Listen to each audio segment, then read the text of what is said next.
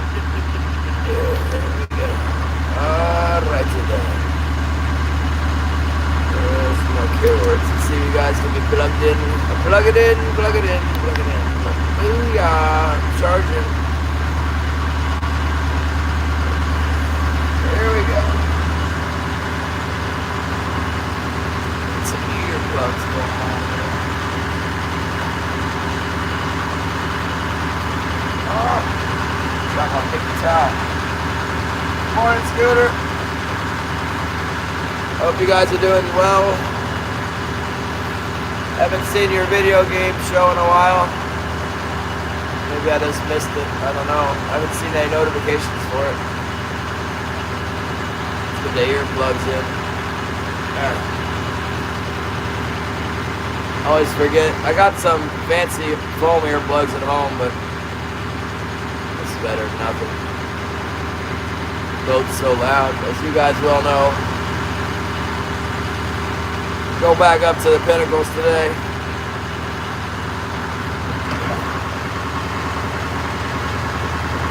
Go back up to the old penny winnies.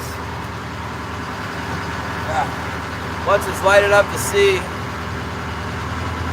I'm gonna rig some herring rigs up. I brought another pack of herring today. I can hear the ocean from the harbor. It's like roaring out there. The waves are just wow, a lot of sounds like the big wave, but there's no wind in the harbor. It's glassy out here. Give me a minute, get everything straightened up, and I'm gonna drop the poles, bring that bait in I was talking about. I got a new pack of bait. That would figure they'd bite the bait, and just got all that daggone Gucci's and stuff from Patrick.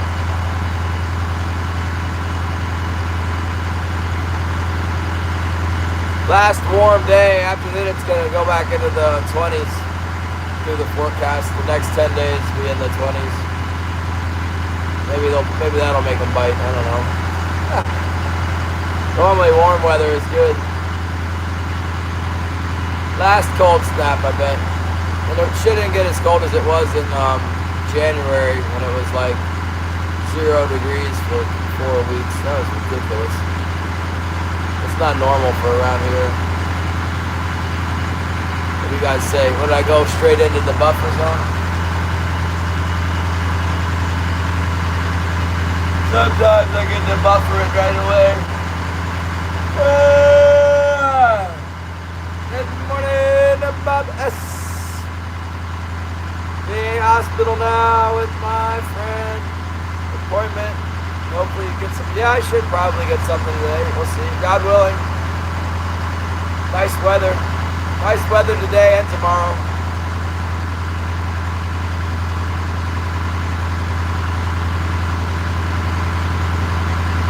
Nah, we fish no matter what here unless it's too windy. It looks like there's reasonable weather. I mean, maybe 1 or 2 days might be too windy, but it's mostly, it's going to be blowing like maybe 30 miles down the beach. It looks like it's blowing out of the dangerous river real hard, but not here. What's up? I can't see. I got this. Good morning. I forgot the Russian name. He told us yesterday. It was, I forget what it was. Thanks for coming in, everyone. Good to have you. Yeah, we're just running right now. We got about an hour run to get out. So if you don't want to sit here and listen to the boat chugging away and me blabbering about nothing in particular, check back in about an hour. Well, we'll see some sights along the way. We'll get to see the shipwreck and see how big the waves are when we come around the corner here. They were pretty big yesterday. My buddy told me Windy said it was going to be 7 foot. So that's substantial but not unfishable. And it should be a goodly period between the waves. It was 7 foot today. It was probably 10 foot yesterday. I don't know. I didn't look. I just went out there. Cloudy days. Roy B. In the house. Let's see, I got her turned the right way. Let me drop my poles down here.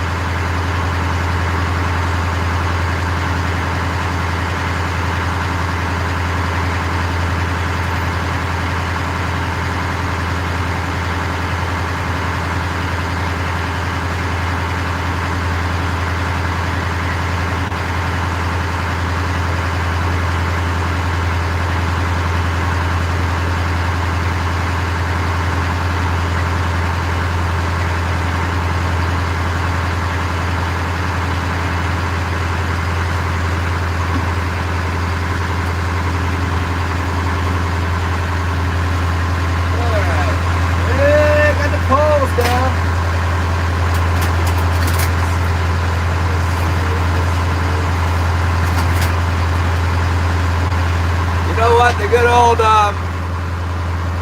Patrick sent us these Mustad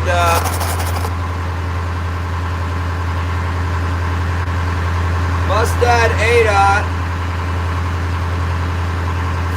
They look like claw points, and these are the ones I like the best. Andrew was offended that I would want to use these instead of the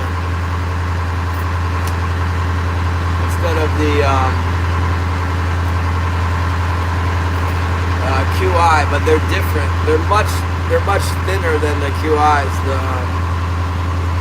The gauge is thinner.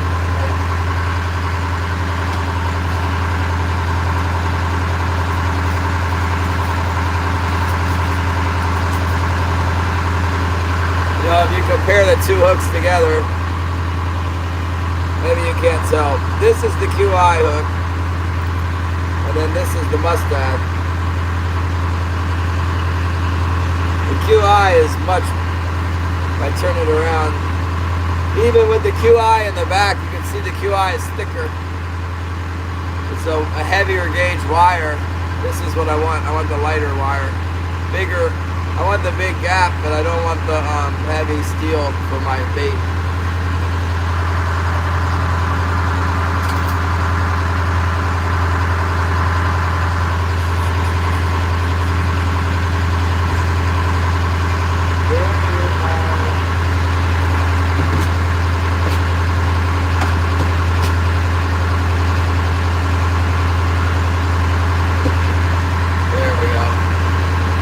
Mrs. Scooter, good to see you. Patrick, good morning.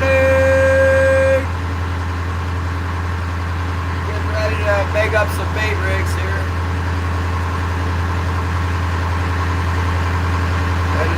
Headed out the front door. Hopefully the waves aren't too bad.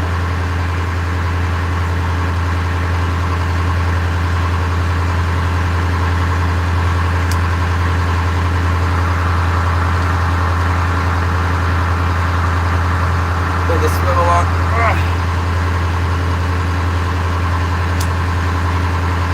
Luke says he wants to fish the harbor all day. Maybe make 2 of these up.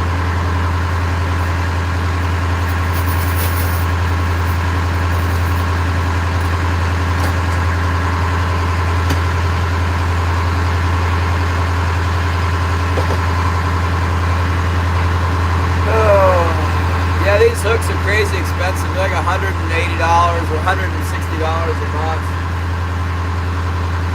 It might be a little less down south, but I doubt it. Put a swivel on it and camera down.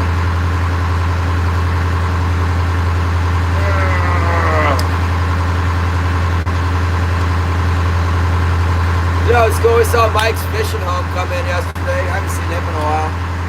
Anna, good morning! Playing with some more stuff that Patrick sent us here.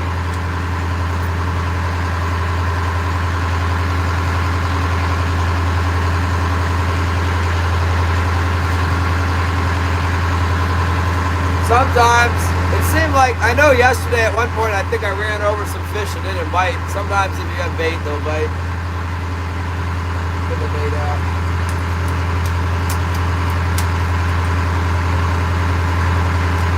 I got a couple boxes, I might as well use them.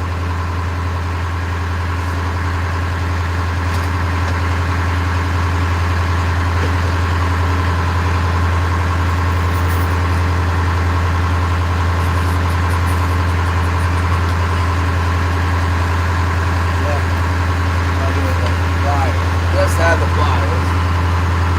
And I put them down.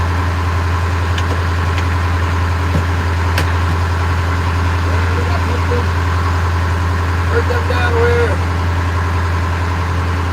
And I think this.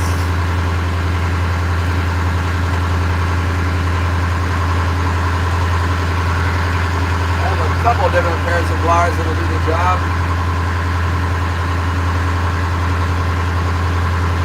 Going the right way.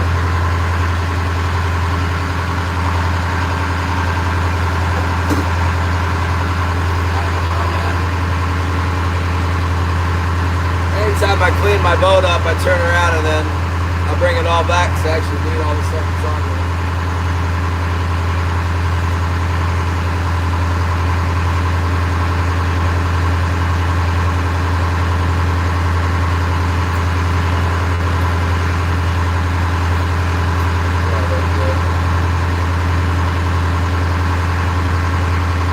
Shall we get 3? I hope so. I'm going to go back where I got more than 3. But last time we fished here, we only got, ow, I got it stuck in my hand. Just the tip though. We only got 1 last time we went up there.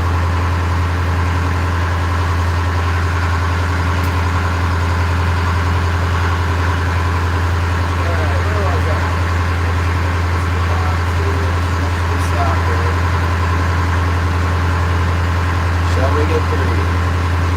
I don't know, I hope so. We got the chartreuse below.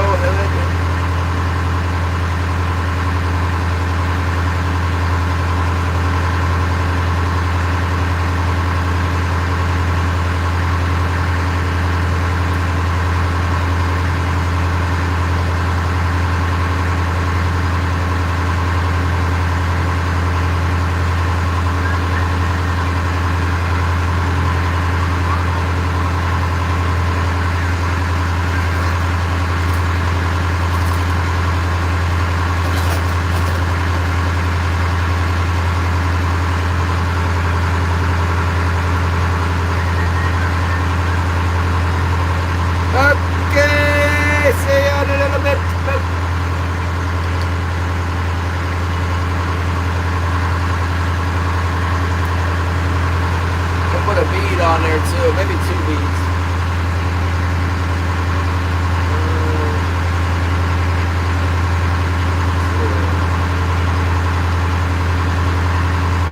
Got big bait today, so Tyler, send up to fish the bait. You guys want bait? I got some. Put it out there.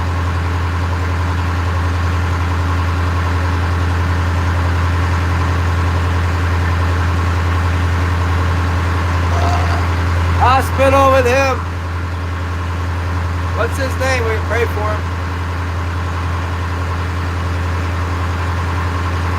John P. Adventures. And what's up?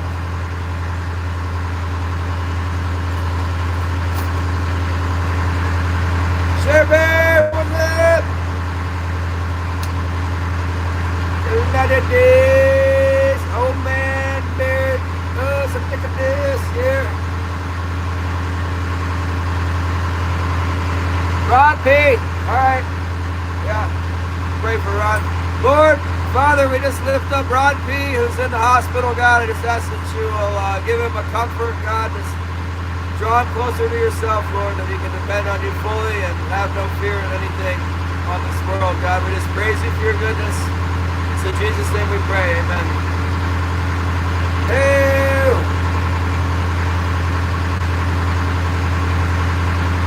There we go.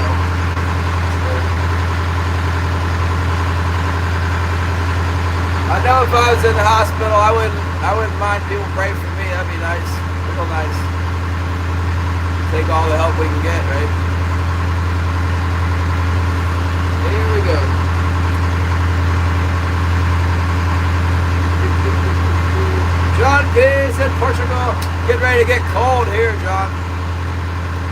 that looks like right there. Put that all together. What that black is on there. Yeah, they're black. We don't want no black ones.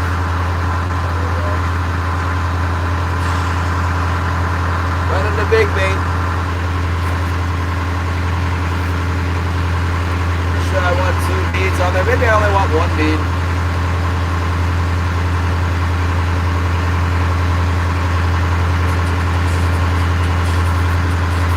Yeah, we'll be here all day. I think it's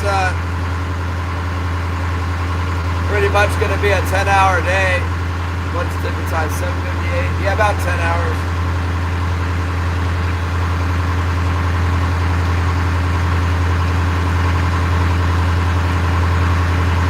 Hopefully I don't run out of fuel.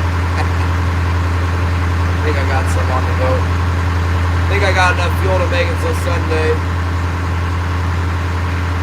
I cheat pretty bad about Sunday. I don't fish, but because I feel like that's the main work, you know, fishing. But I do still do stuff for the boat. One day to rest from fishing, but it won't stop me from getting fuel.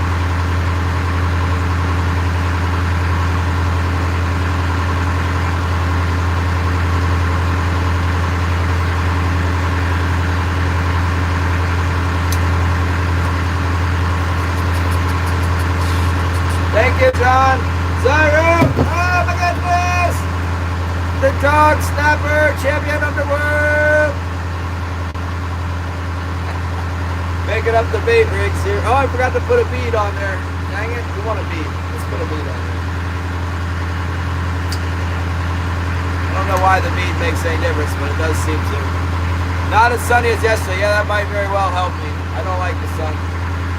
There's a lot of fish around, it doesn't seem to matter, but I wouldn't say there's been a lot of fish around. It was cloudy the 2 days we caught them, it was cloudy, I think. We don't want that bead on there.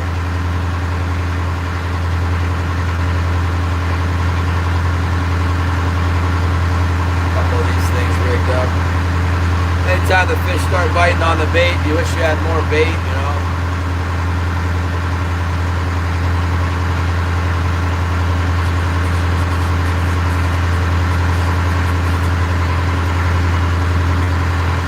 Baby slipper? That's funny, Zyro.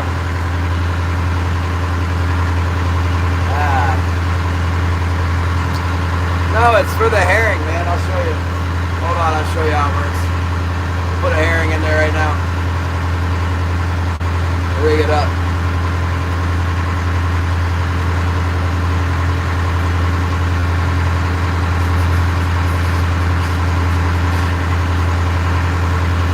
Making the loop bend here.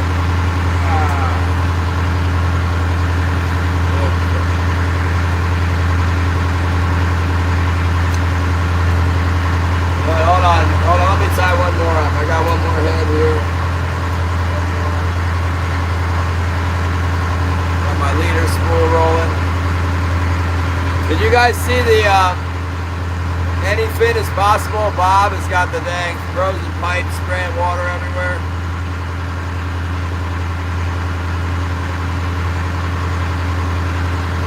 Yeah, put that freezer in. Put the oven in.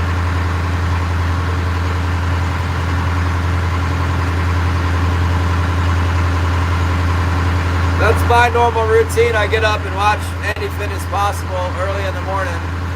Because he's well out and fishing on the East Coast when I'm just waking up, so I can wake up and see what Bob's doing on the ice or wherever he's fishing for. Ice fishing's about done, they said.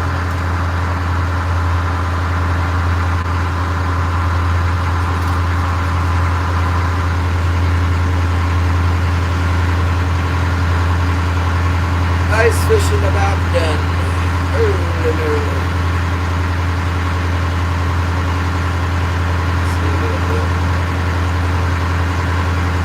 We can get some of these things rigged up. Bison steak. Ooh, that sounds good. I got blacktail deer. You know what? We didn't have it. still in the fridge. I crab instead.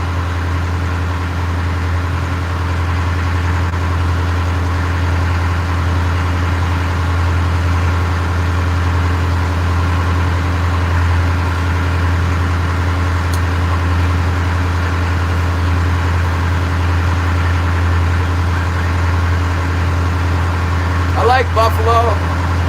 I really like it.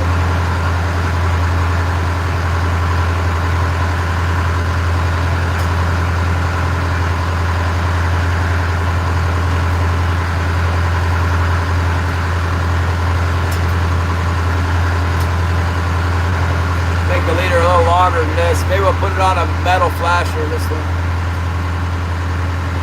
Haven't been running the metal flasher. We got some brand new ones now. Sometimes they do the trick. Kind of seems like it's nice just to have one on the, have one out. It does like something to the spread. When I was a charter fisherman, I would always run the white plastic on one side and the metal on the other side of the boat. And sometimes they would only hit the white, and sometimes they would only hit the metal.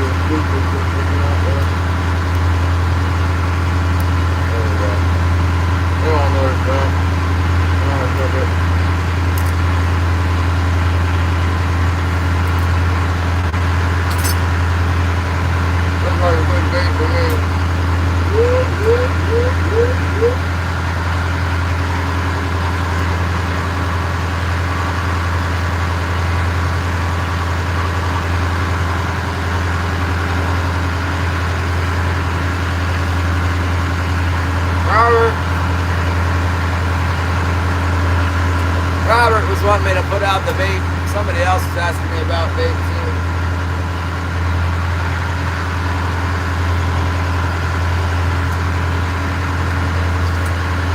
We got that one out there. Yeah, black-tailed deer. That's the one. Do black-tail. We don't have mule deer here.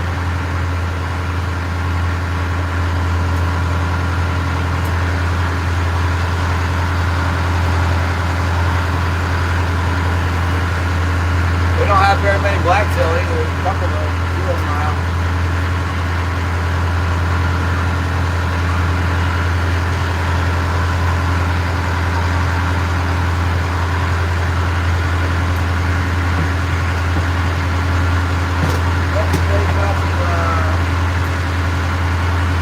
Let's make up some of those purple haze hoochies here. Look at how shipwrecks look at the day. Go over there and look at it.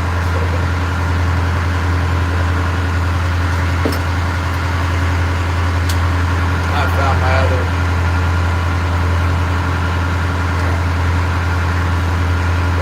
pliers here. Man, these hooks are so chintzy. Yeah, I should have marinated it, but it'll be okay.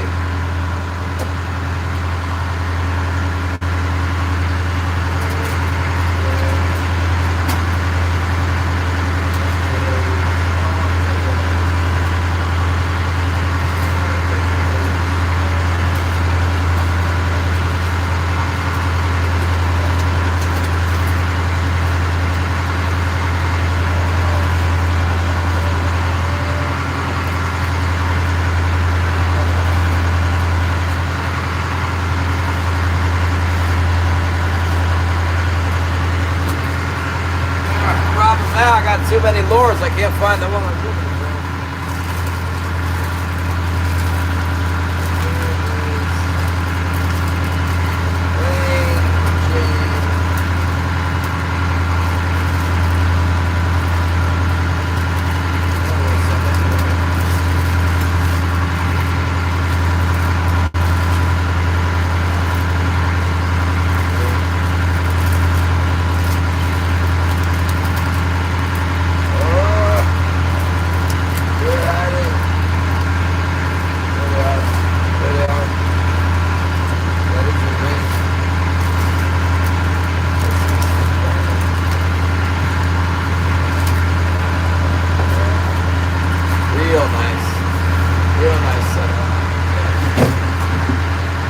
I better throw a stabilizer in. I might survive.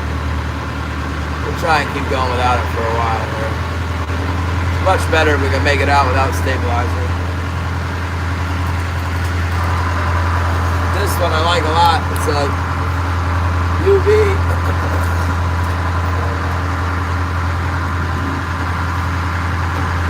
My buddy's texting me here. Hold on. Let me take a picture. I'll be right back. There we go, I'm back. I'm back, people. Hold on to your horses. Yeah. Yeah, hold on. I'm going to throw my stabilizer out. We need one out. It's something about the way the waves are. We need lots of them. They're kind of small. Hold on a minute.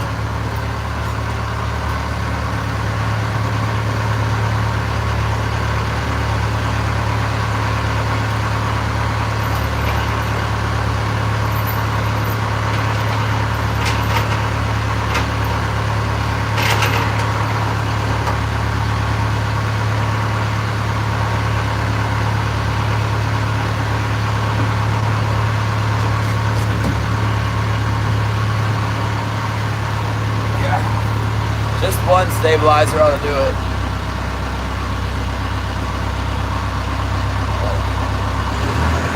There we go. Never had muskox. I'm nowhere near the muskox.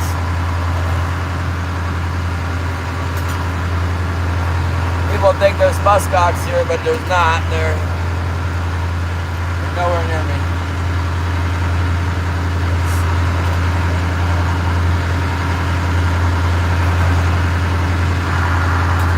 That's really annoying. Les is still texting me. Hold on. Sorry about that. I got my buddy. He's got an old school phone that doesn't connect through the iPhone system or whatever with the internet. So I got a spare device here. It's online. So I get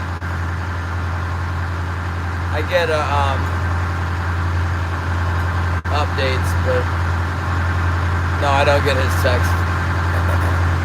Rougher than I thought it was going to be. You know, there's a little westerly breeze offshore. Must be sending these waves in here.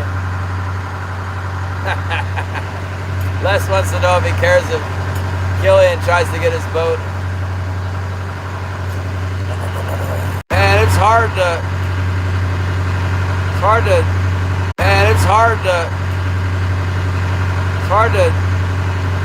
text and stream at the same time, I'll tell you what.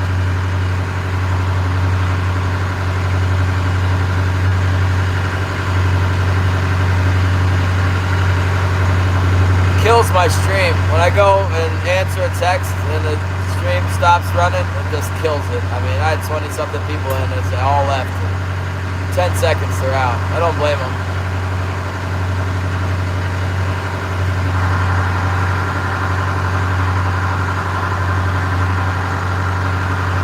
Alright, I'm back. We have to go email back and forth. This guy helps me out like so much. He wants to text. I gotta text him. We're talking about trying to get that boat off the beach anyway. He wants to know if Killian would mind if he pulled it off the beach. I told him it's got some holes in it. That's what they say.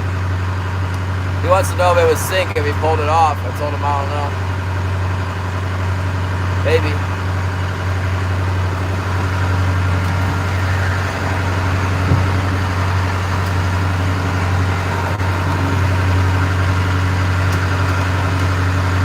The Holcombs have access to big ships. You know, they've got bigger boats than anybody else in town that's willing to help. I don't know. I don't know why. My boat doesn't have much horsepower. They got the Holcombs have 3 boats. All of them have V6 engines in them. They got 4 boats with V6s, but one of them's got a transmission taken apart right now.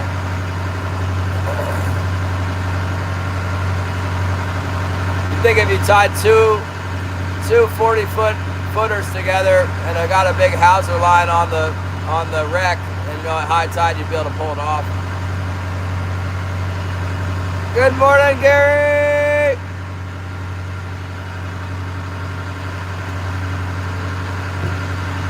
We're headed out.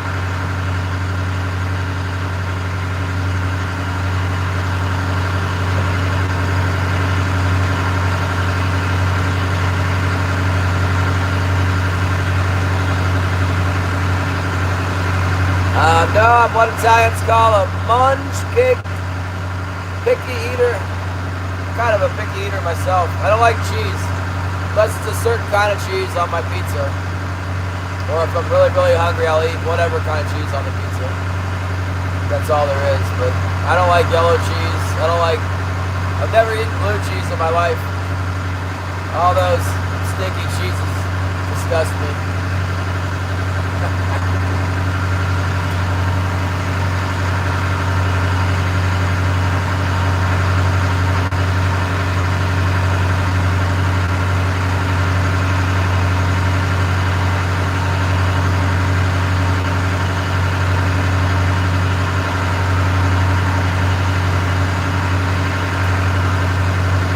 Yeah, they got bigger boats. They're also not trying to make a living at king trolling right now. I am really trying to get enough money to pay my credit card bill, you know.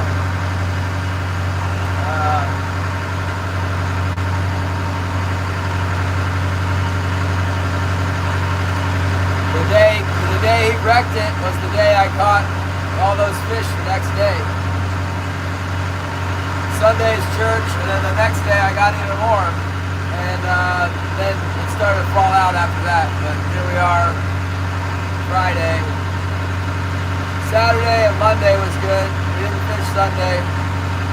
I couldn't get out where I wanted to go on Tuesday. Wednesday was a bust. We only got one. And then yesterday we went somewhere else out on the bar. Had to check on it, and still nothing happened at the bar. So yeah, less is the man. You know it. That's the truth. That's a good statement right there.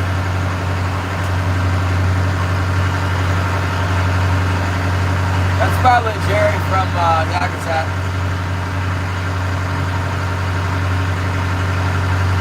Yeah, I don't know. If Les wants to get the boat off the beach, I think it's coming off the beach. You got the whole city works with the fire department, and then Donald Pate and Jeff Fraker. Apparently they couldn't get it off. You'd think they might be able to get it, but they don't have a big boat. So Les has access to 3 big boats. Bigger than what I got. 40 footers. 40 something footers. One problem is it's kind of up on a shelf, you know. Nice weather today. There's kind of a big swell up. It's not big, but it's something. Maybe where that boat's sitting right now, it's probably 4 foot.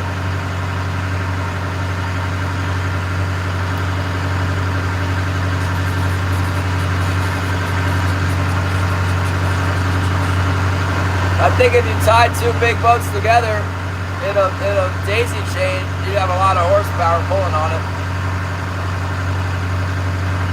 They'd probably be able to get it with just one. That'd be the idea. I don't know how buried it is. I don't know, like, if it's taking on water, right, then it's not gonna come off, or it's just gonna sink. But I haven't seen it.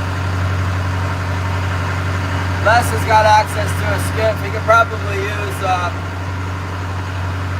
Nate Endicott's skiff and then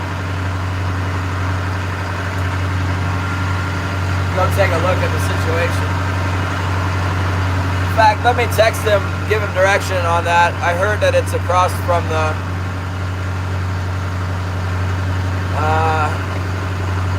yeah, let me just text him real quick. Just let him know that you can go in the in Monty Bay where there's in Monty Bay where there's zero waves, and you get in there with a canoe or whatever. There's no roads, but you can get in there with a skiff and you can access the wreck from across the isthmus. That's a big word right there, isthmus. You guys know what an isthmus is?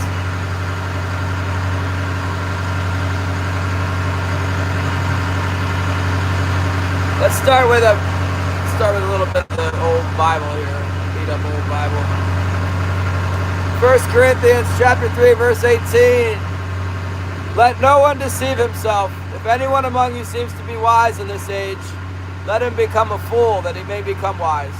For the wisdom of this world is foolishness with God. For it is written, He catches the wise in their own craftiness.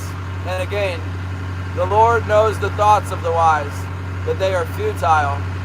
Therefore let no one boast in men, for all things are yours, whether Paul or Apollos or Cephas, or the world or life or death, or things present or things to come, all are yours, and you are Christ's, and Christ is God's. Amen. You found a good one this morning. I like that. You got this. I'm not too smart. I can just depend on Christ, and then that's working out fine. I think that's the point of that. Thanks for thinking yesterday, looking up and having Google try and tell me what happened to King Herod. Instead of, I'm not going to pay attention to Google. I'm just going to trust God's word instead.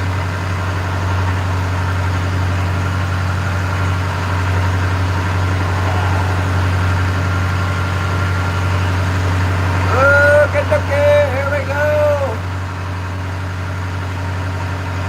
Looks like a black cloud offshore. Today's the last warm day. It's supposed to be like 39 today again, and then it goes downhill from here. Back to the ice age.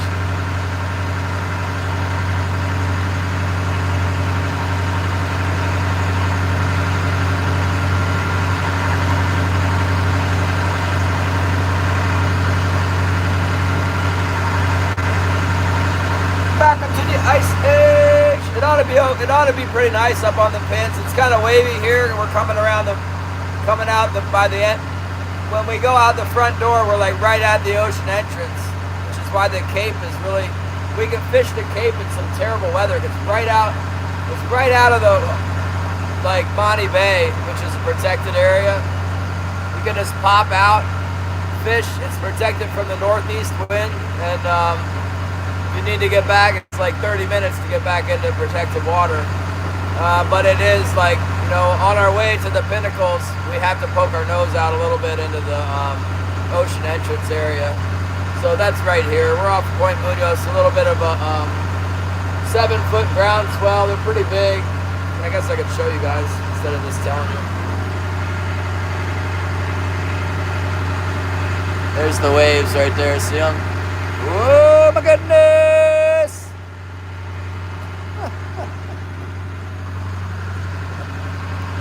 Yeah, but they're nice and spread out, and long period swell. Not too bad. Gen X, thanks for coming back. Good to see all the returning people here. Thank you so much for your support, everyone. 16 people. If anyone's new, do me a favor and subscribe to the channel so I can try and get more subscribers. I'm looking for 9.5 really well with subscribers this last week compared to what I normally get. So all I gotta do is catch a couple fish to get people's attention. Good morning, Dead Bug Files!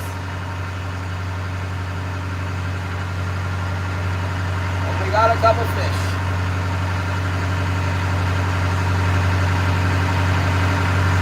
Thank you, Karen. The dag-blasted Demonio Negro dog made me wake up 2 times last night. The dog had me get up once at 1 a.m. and again at 2:45. It actually cried at 2:45. Let it out. So maybe it's learning. You know, don't go potty on the floor inside the house. Or I will kill you. You need to cry and then I'll let you out. But oh my goodness, twice last night. Middle of the night. I guess they got nothing better to do than let the dog out in the middle of the night.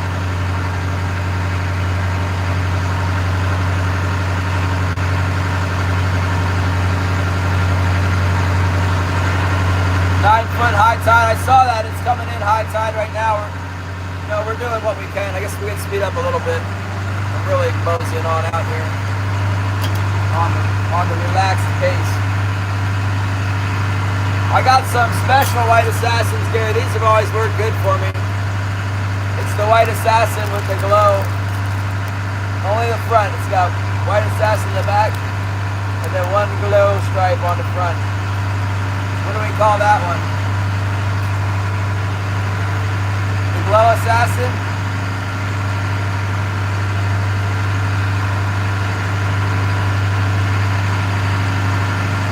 Casper?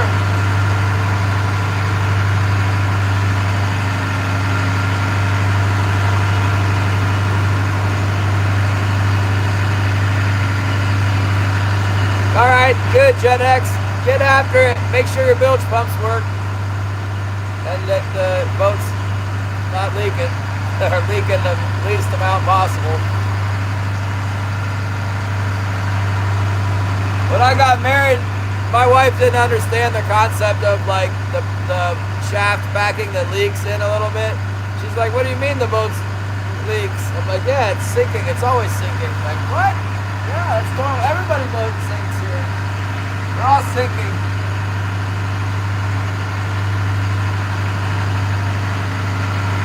Yeah, not Wilson, the little dog, the black dog I got.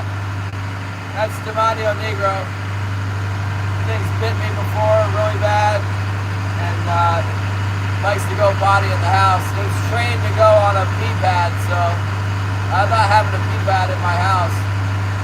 So it's been a struggle to train it not to go in the house. It's like, the dog is also like 18 years old. 16 or 18 years old or something.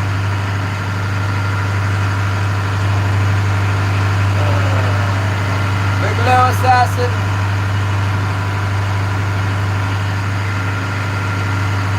No wind, I'm liking that. It looks like with the weather forecast coming up, there's wind around, but not really in Yakutat Bay, like outside the bay, down the coast, like we'll see. Sometimes they're like, yeah, it's not going to be wind, it's going to be 40 knots, 20 miles away, but no wind where you are. Yeah, that doesn't always work out. That forecast is not my favorite.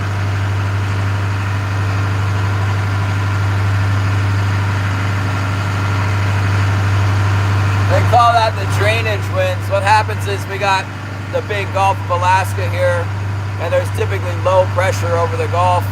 And then when the skies clear up and it's high pressure, it's like high pressure in Canada, which is over this big ridge of mountains that you guys have seen. When there's high pressure there and low pressure out on the Gulf, it sucks the air out. They call it the drainage winds. Oh my goodness. Hold on. Stuff falling all over the place in here. That was a big one. Yeah, the drainage winds. Hold on, I gotta put something back up here.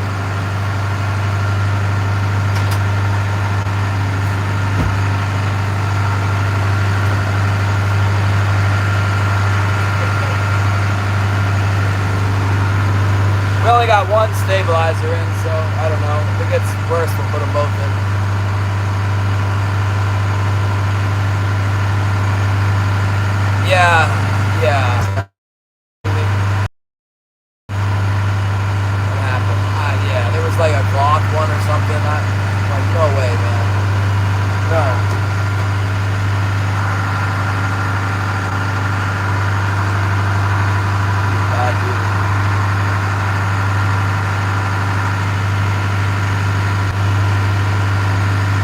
Bottom job. What do you gotta do? Scrape it, paint it? Probably. Not supposed to be working on it right now. Here, let's put that lure together real quick.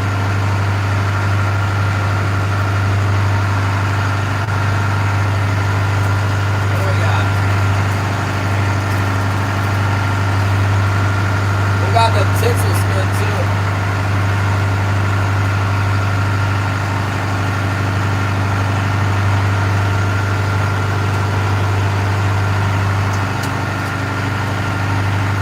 I never buy these things with my own money, they cost too much.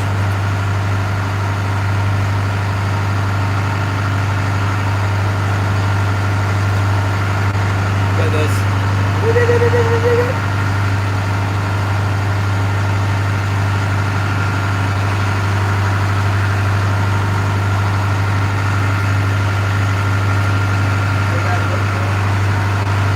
I made up a hook and I don't see it.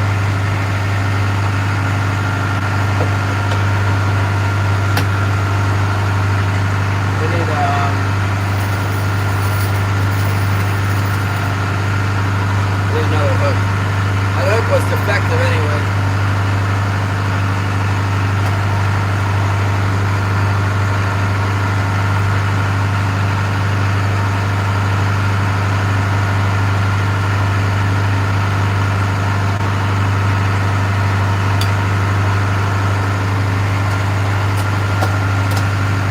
These are really lightweight, 6-aught, lightweight 6-aught hooks.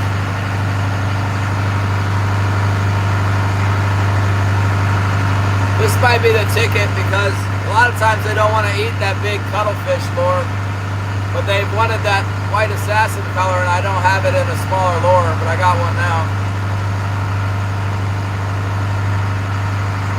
They haven't had any at the hardware store for a long time.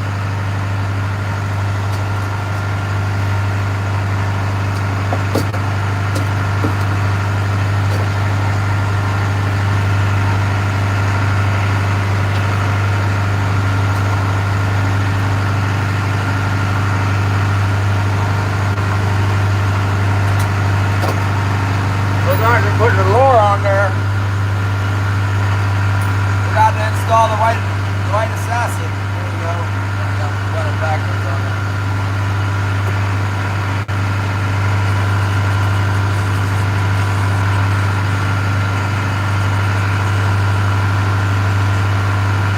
I guess I should have a bigger hook. Hopefully they don't short strike that a lot. Salmon like to grab the needlefish halfway and bite them before they swallow them. Hopefully they swallow this, they won't bite it. We have problems with short strikes, but we rig it. Mr. Hogan, good morning! We are still here. Trying again. I don't give up easy.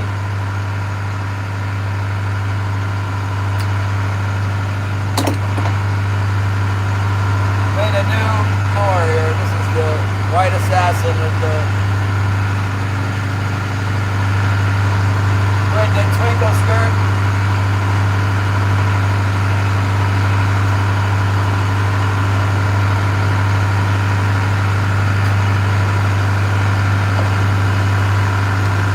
Morning, Bob.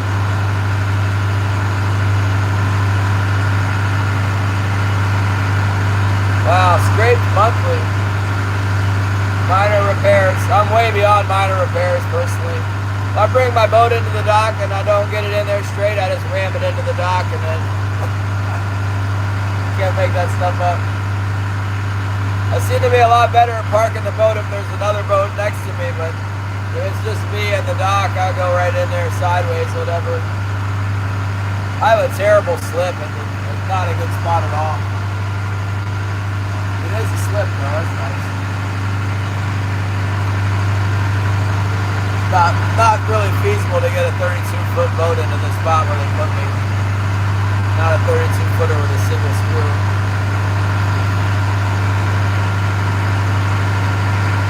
I'll do it anyway. That's what I got. There's your usually room to park somewhere else on the dock if it's like real windy or whatever. And the boat that parks next to me is a guy that I know, and it's like a commercial boat. It doesn't even, it's not a big deal if I bump into it. It's not like Me Too is beyond minor self-loathing. And it's a metal boat. It's a beat up North River that they use for halibut fish with.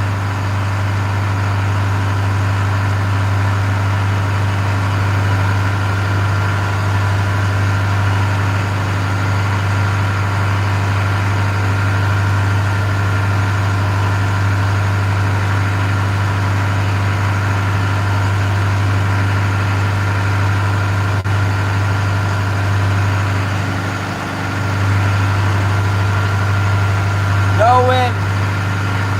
I like that part. Do without the big swell, but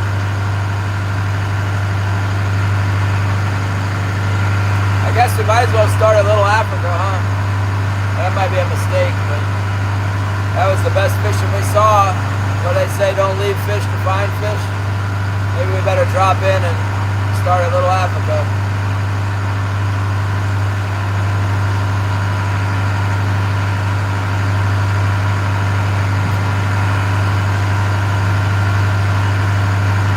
Hog hunting on the weekend? That's awesome. I want to go hog hunting. I just watched the hog hunt this morning where they called one in. They were coyote hunting and a hog came. They switched the electric call to a wild boar fight or whatever. And this thing came in. It was big. It was like 200 pounds, all fluffy. It was almost been a northern one, you know, like in Arkansas or something, or North Texas. I don't know, Oklahoma. Whatever. This thing came in and they shot it in the face while it was running. I don't know, they shot it with a shotgun and coyote shot. Not gonna kill a 200-pound pig. Looked like they hit it in the nose. The thing was shaking its head and it run off. They started blood trailing it and it had like some real watery looking blood. And it went right into a bramble like briar patch. Looked like about 1,000-acre briar patch. They gave up on it. They would have to get on their hands and knees to crawl through that stuff. They weren't about to do that. So the pig got away. I don't think it was mortally wounded. Oh, nice. I got an AR-10 that would probably work good for that. 20-round magazine.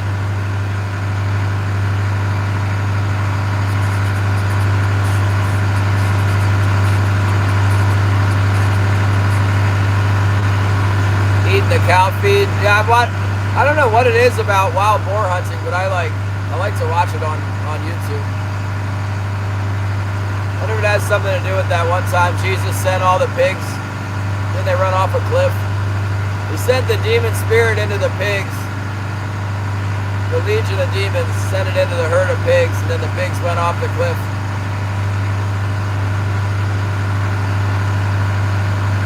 Fascinated by hunting the wild boar.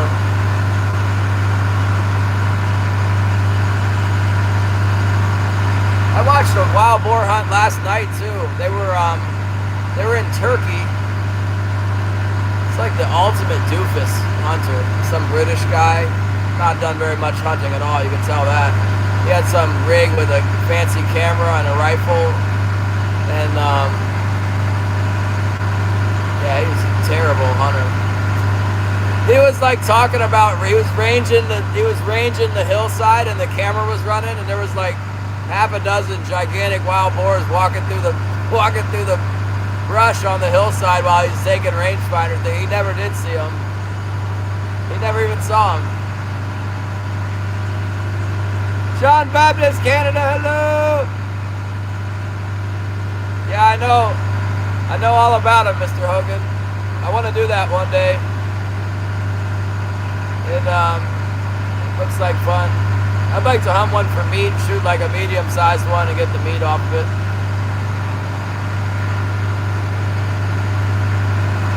Alright, you guys. It's hard to tell. Let's set a course and see how far it is from the structure.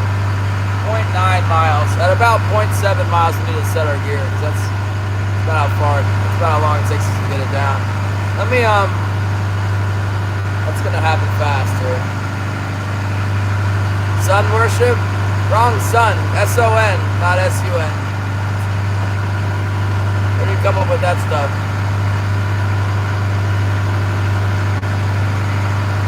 Did I get the right one? See ya. Try again tomorrow if I made a mistake. I think you spelled that wrong. Yeah, that looks like that would be a good... That's what they say. Get the sow. A couple birds out here. What are these birds doing? Flopping around in the water. Let's go ahead and set our gear here. First, let me get my Stavia, and then I'll get you guys... I'll get the camera on here.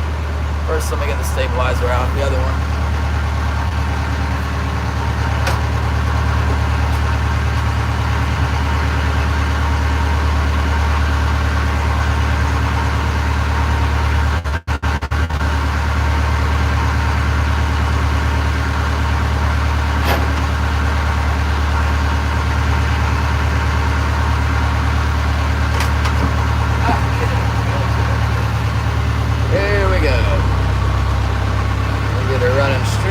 Direction of the Little Africa here. Take this wonderful new lure that we got, the White Assassin 2.0.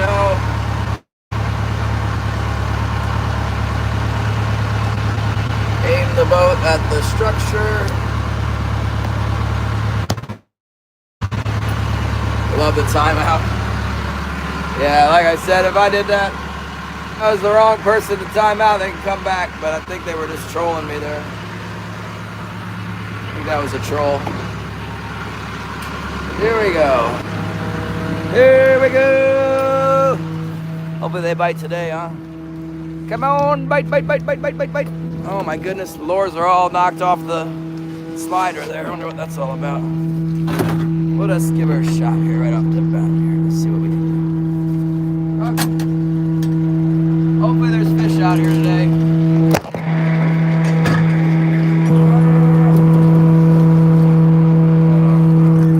I gotta get this stable. I gotta get this tripod just right when the waves are big. Get the phone down a little bit lower center of gravity. That'll be good.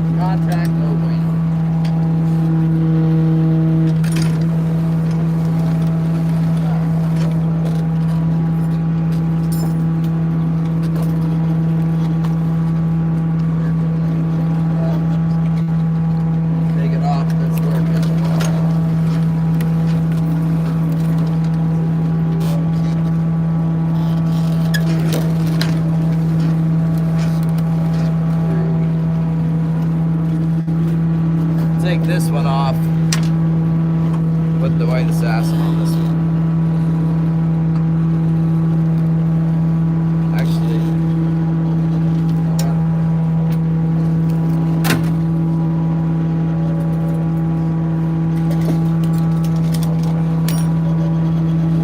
put it on this one.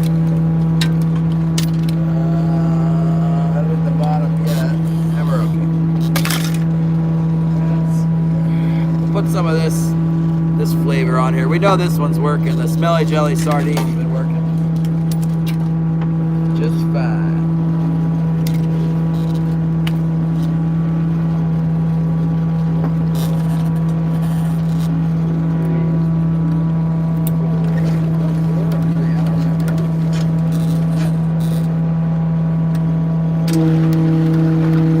Got good action on it.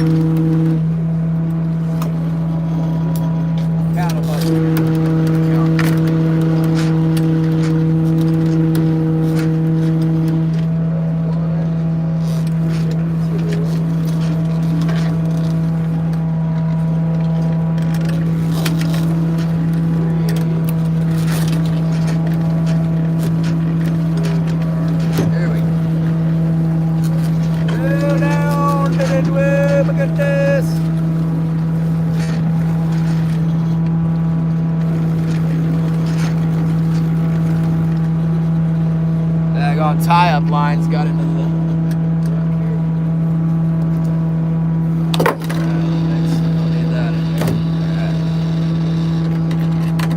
holy mackerel. Okay. Alright. Okay. Yeah. Okay. There we go. David and Nugget.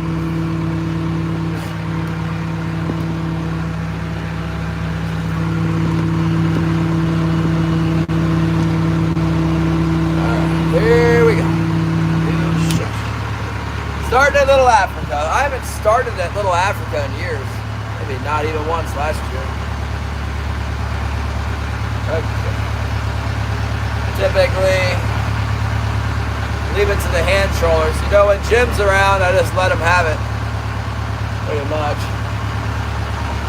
They don't like it when you go on top of it, that's for sure. Hand troller ground. Call it hand troll country, fishing rod country. G-Man, good morning! Underwater camera, yeah, everybody wants it. I don't have one. I wouldn't mind putting one down for photos or like if I really want to. I don't think I'm gonna make it to the hatchery zone this year, but down there where the hatchery fish stack up, I'd like to see. Like there's some marks and stuff. I wonder if it's all hatchery salmon that I can't make them bite or if it's rockfish and stuff. I think it's probably rockfish most of the time.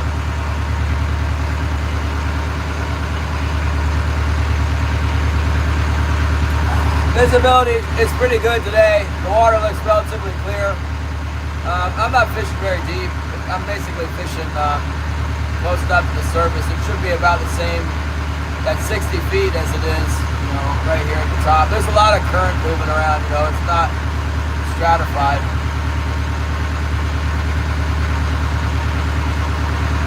Beautiful, glassy, calm. There's like glass out here. There's a swell, but it's super glassy. I like it. Bone crusher! Yeah, we just put the gear in.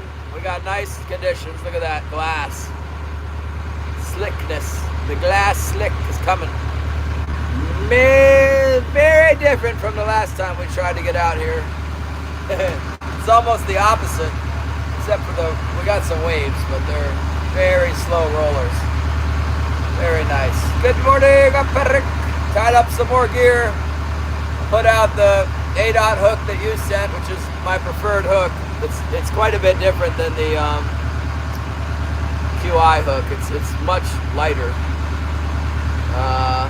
We got one herring out on that Betchelt and Sun Flasher that's been catching.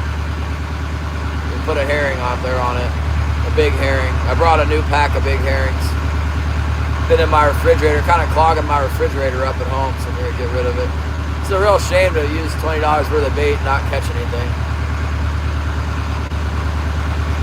Coming up onto the thing, and I tied up that UV one with the glow stripe and put a glow twinkle skirt in it.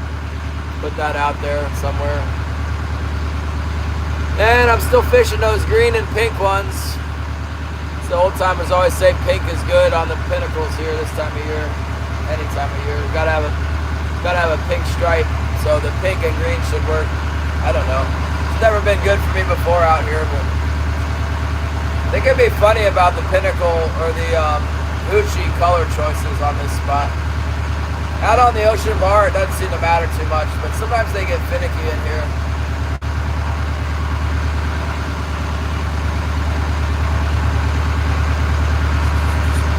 Yeah, that moonshine one's down there for sure. Eugene Gerke, hello. It is nice. It's Saturday? It's Friday, right, you guys? It's not Saturday yet. I hope it's Friday, because that gives me one more day to fish. Not really keeping track, though.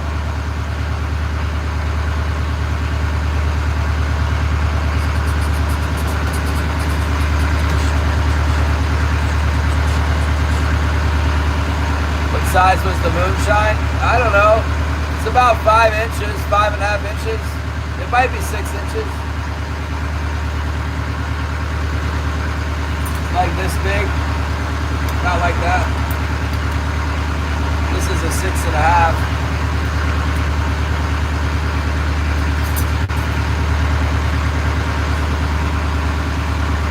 Let's see, here we are. We have reached the edge of the Little Africa, 80 feet.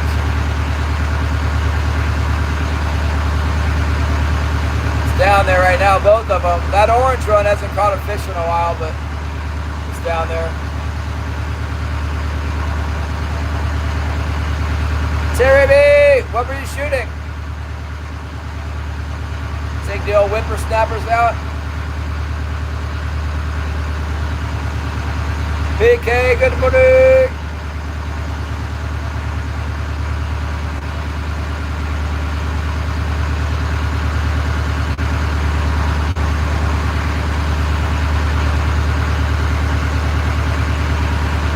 All in the 10 ring.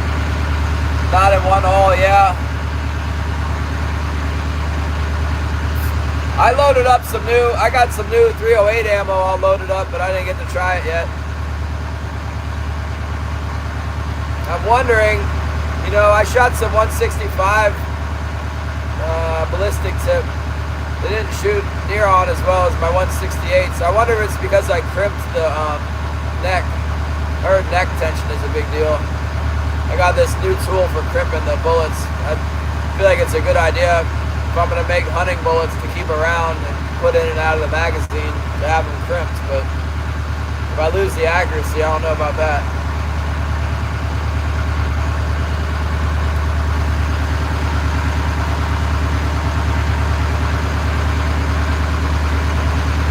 Yeah, 150s. That's what I load for the 308 for the, I got some for like standard. But I've had really good accuracy with the 200 grain and the 180 grains. I know 200 is like extreme. I can't mimic. I know. I have done good here though at dark when they're not around in the past.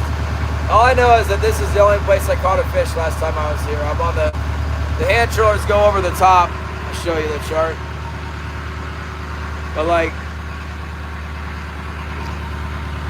where it gets orange there, that's too shallow for me with you know, I got like 45 feet out. It's not 45 feet, so it's a problem. When it's calm, flat calm, and there's a high tide, I can go over it. And I've done really well doing that before, but yeah. Sometimes you catch them on the edge like this. Caught something like this on whatever day it was. We were here Wednesday, I guess. Yep, gears down. Patrolling the edge of Little Africa. Normally I just drive by this spot, but so decided to give her a shot today. Where we got a bite last time. We had several bites here. And it's high tide, so it's a good spot at high tide.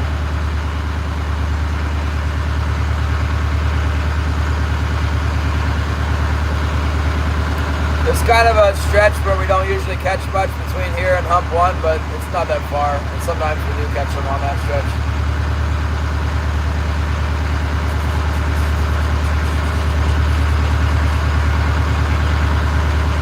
It's dark on as it is.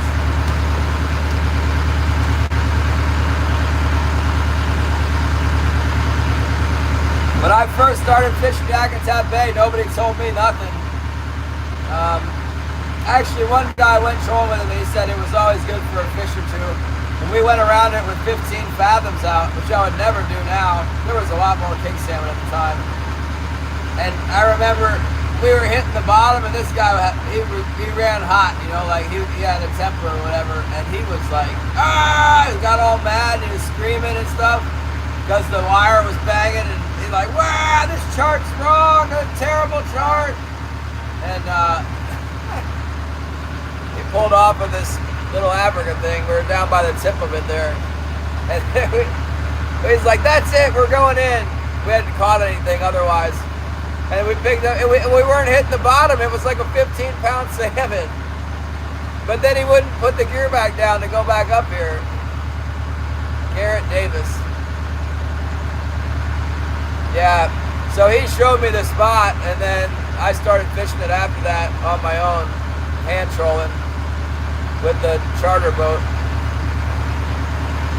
And I would just troll this northern edge and do okay.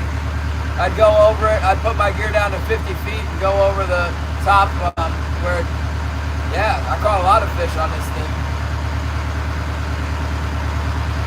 Never caught fish on it like that. Well, I don't know. I have caught fish on it since then, but I still remember that.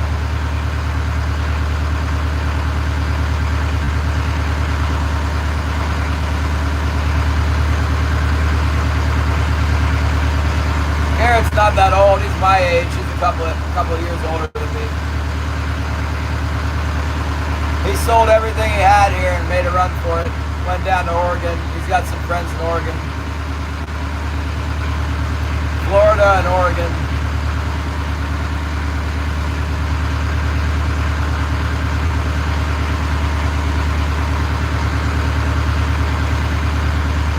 Well, we're going through the area where we got the bait before and they're not biting. What do you know? Some little pieces of kelp I'd rather not run over. But do inevitable.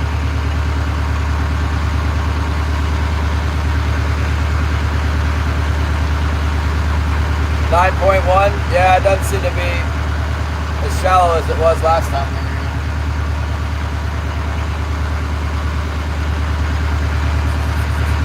We're kind of in the hot zone for where we've been catching them.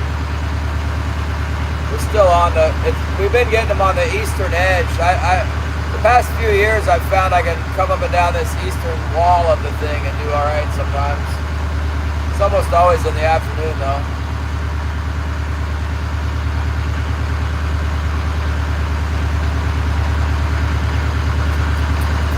I'd kind of like to check the pinnacles to the west, go over to the west side today. If we don't get hit on, you know, if we're not catching anything, we can just keep going to the northwest. Check those pinnacles up there. Yeah, I have a 100-pound on. I got this, sometimes we run 80 to the hook, and we'll run at least 100 to the flasher, unless we want to lose our flashers. Because you want a strong line on the, oh, there's a fish maybe, I'm marking one. Little one. This is what I'm using here. Kind of a green, light green. Big roll, it's 1,000 yards. Mark the fish there, I think. I don't know why he won't bite. Story of my reckon it's a fish. Why wouldn't it be a fish? It's right where they live at.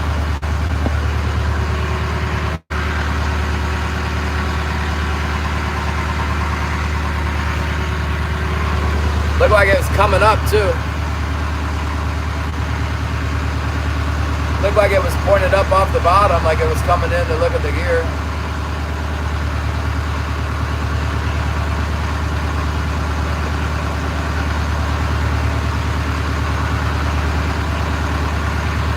I don't see a bite yet though. It might not have been a fish, I don't know, maybe not.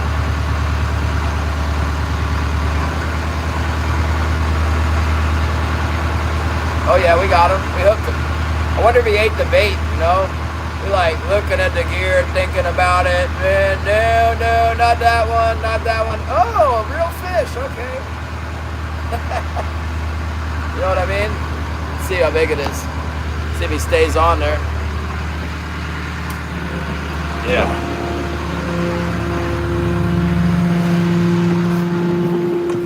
I don't have my tub today, but my ice is nothing pretty. Throw them in the ice bin and then gotta get new ice and clean that out tonight anyway.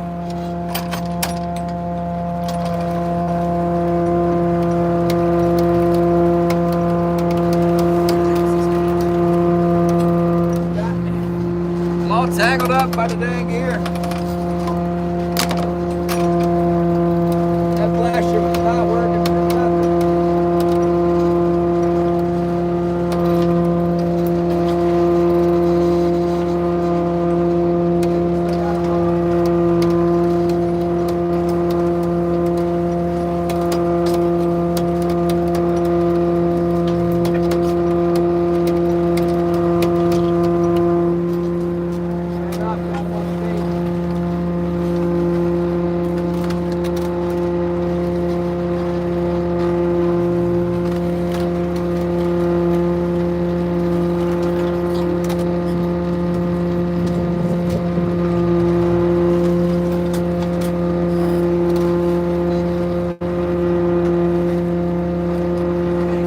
He must be big.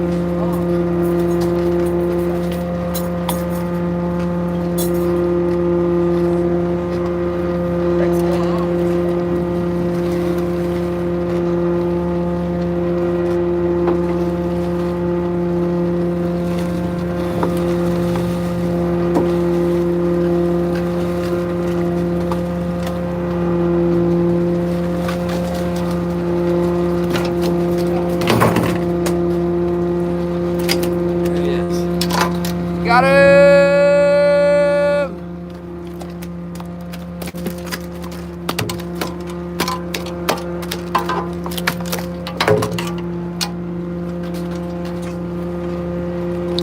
Gotta go get some more bait. Nice fish.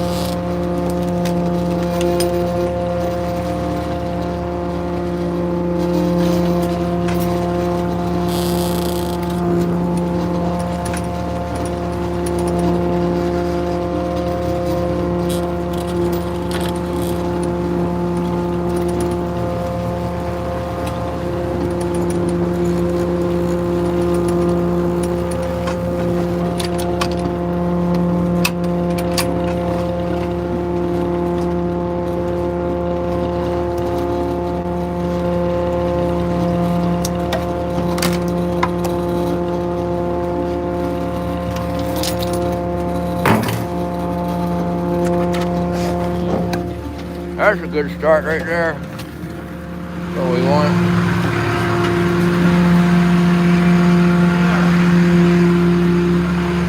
Make another pass here.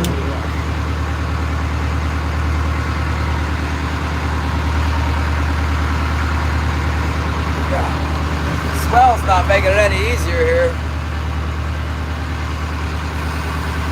Get my new shirt all dirty. There was one fish just right on that deal there. Pinky sucker, huh? He came up, thought about it for a long time, and then ate that herring. Real hard to get it in. Oh my goodness. Just fighting like crazy. A lot of current. Yeah, I wouldn't count on it, Darren. Just, you know, first thing in the morning on that spot. A lot of times, something like that, just one fish, go back. We didn't get any more while we were fighting it, as far as I know.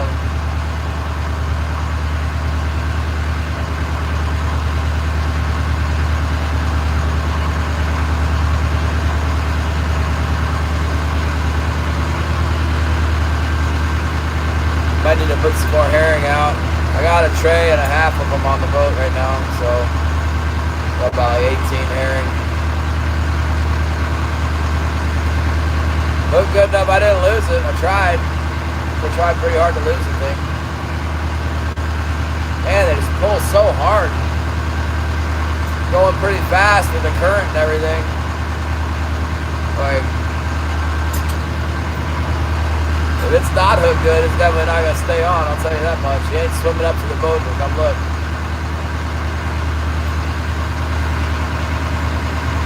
Got that hook in its mouth pretty well. Hope it stays in the boat too. I put it pointed in towards the middle of the boat in that trough. I don't have my box to put them in.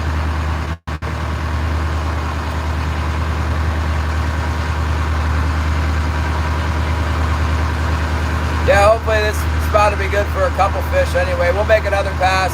You know, we'll go back down and then back up, so cover it another 2 times. Then we'll head on over to the other pins. 1 or 2 fish is about all I would hope for off this spot.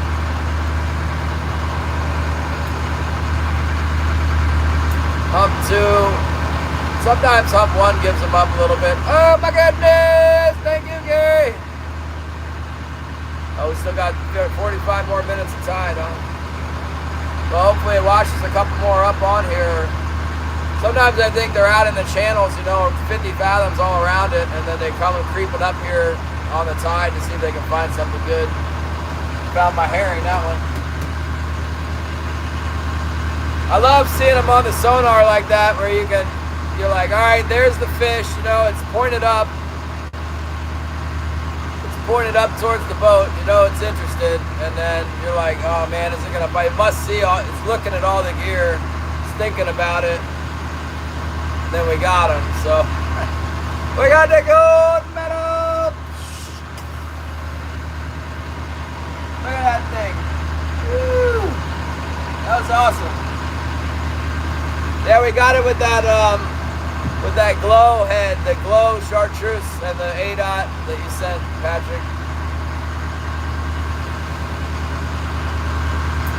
Got him on the old Betchel and Son Flasher and Lure Company #1 corporate fishing tackle sponsor of the Glacier Shark.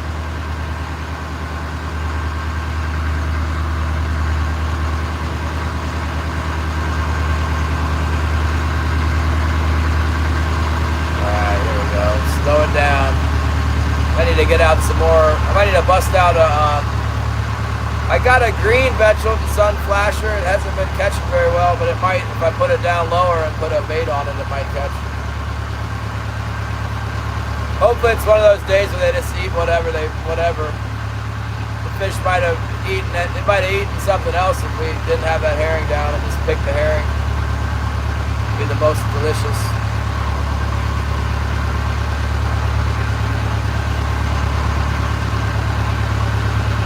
Going to be a sleigh off.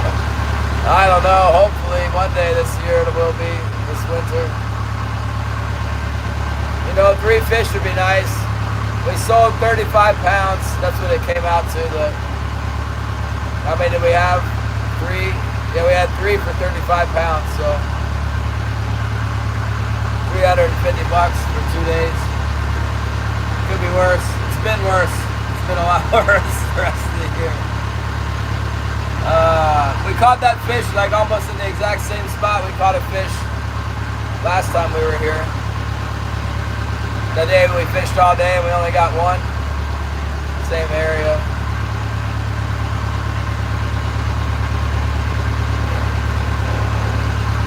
That's why I came back here again.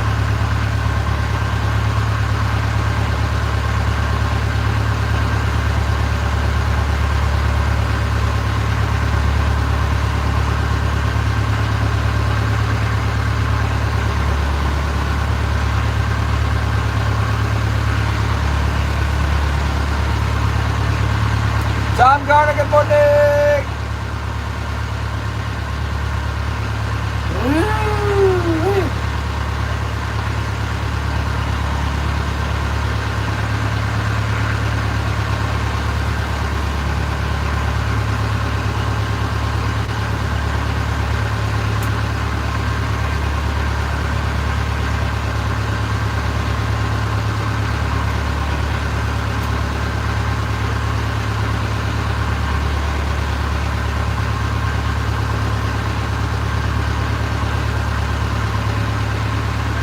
Stack them like cordwood. Well, we got one back there waiting to get clean. That's a good start.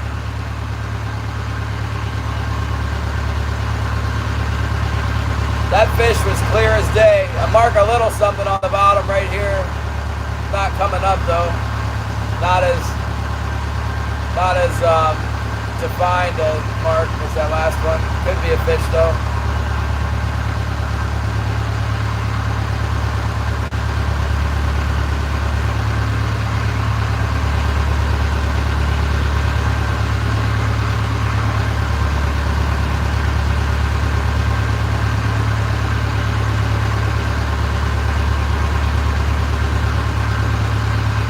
Wonder how Luke's doing. Luke's gonna try and get out to the north end in there around that kelp and stuff. All herring and moonshine. So I only got 2 moonshines. I got 2 moonshines and a herring on the line that's been catching the fish the most. On my port heavy, I got the moonshine green jeans on the bottom and the herring above that on the Betchel flasher, and then I got an emerald spoon on a long leader, and then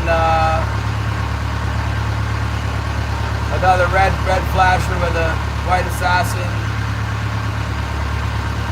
on the top, something like that.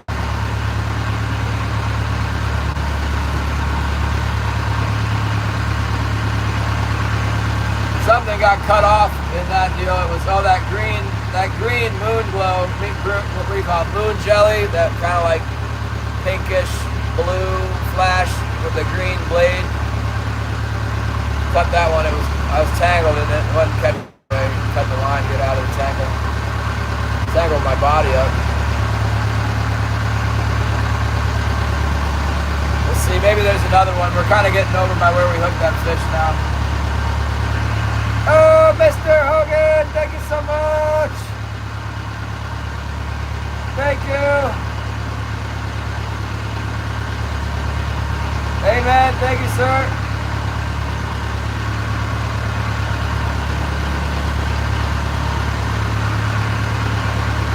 God's good.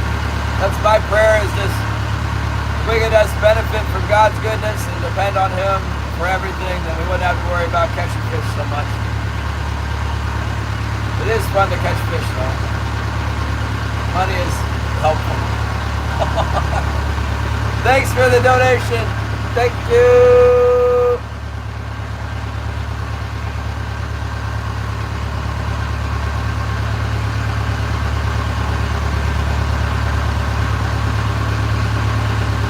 Off to a good start here.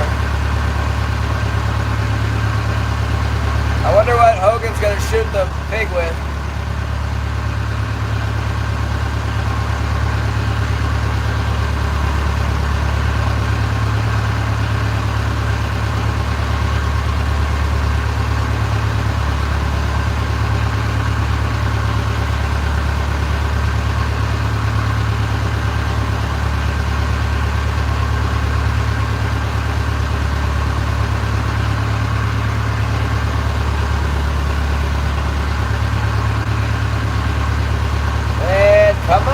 I think the boat is fishing well.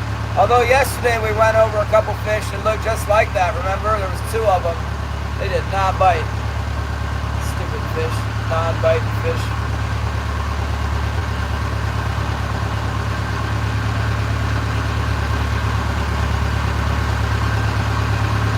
Yeah, maybe they'll be back in here on the pins today, on the other ones. It's pretty good on Saturday. Do that again.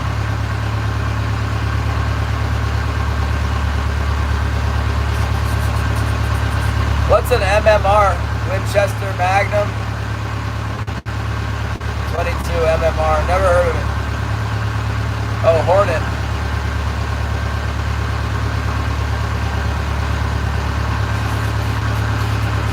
That's cool.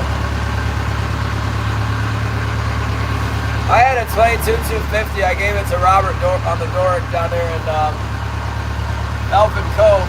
Robert had a 410, single shot 410. He said he was going to go deer hunting, and I gave him my 22-250. Told him, you better have this. You're not going to get anything with that 410. I shot one with it that day.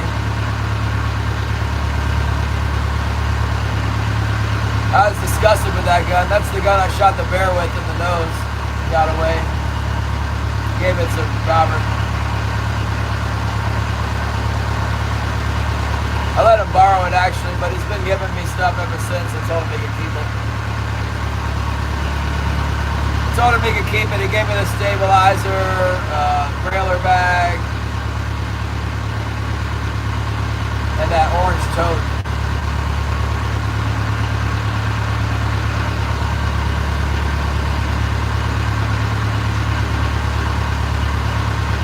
Yeah, that 22-250 is fast too.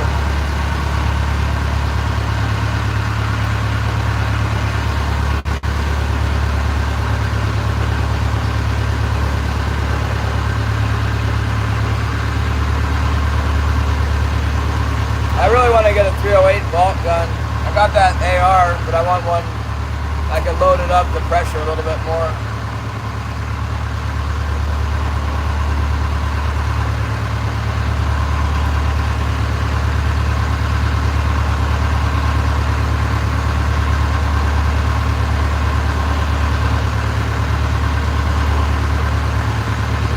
I might have only ever shot a 17 once or twice, maybe never.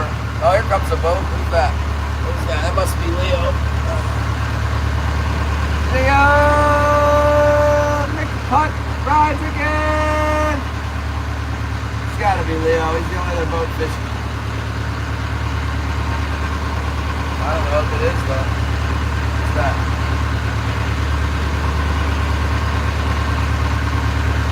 Nick Putt is coming!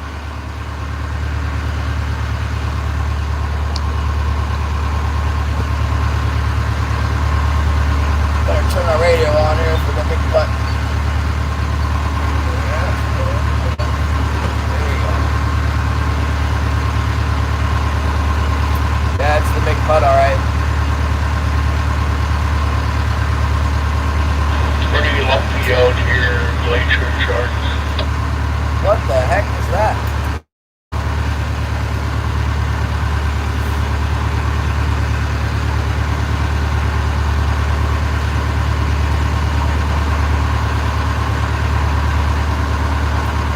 Kind of sounded like Leo, but it said something about Bluetooth chargers. What the heck did they say?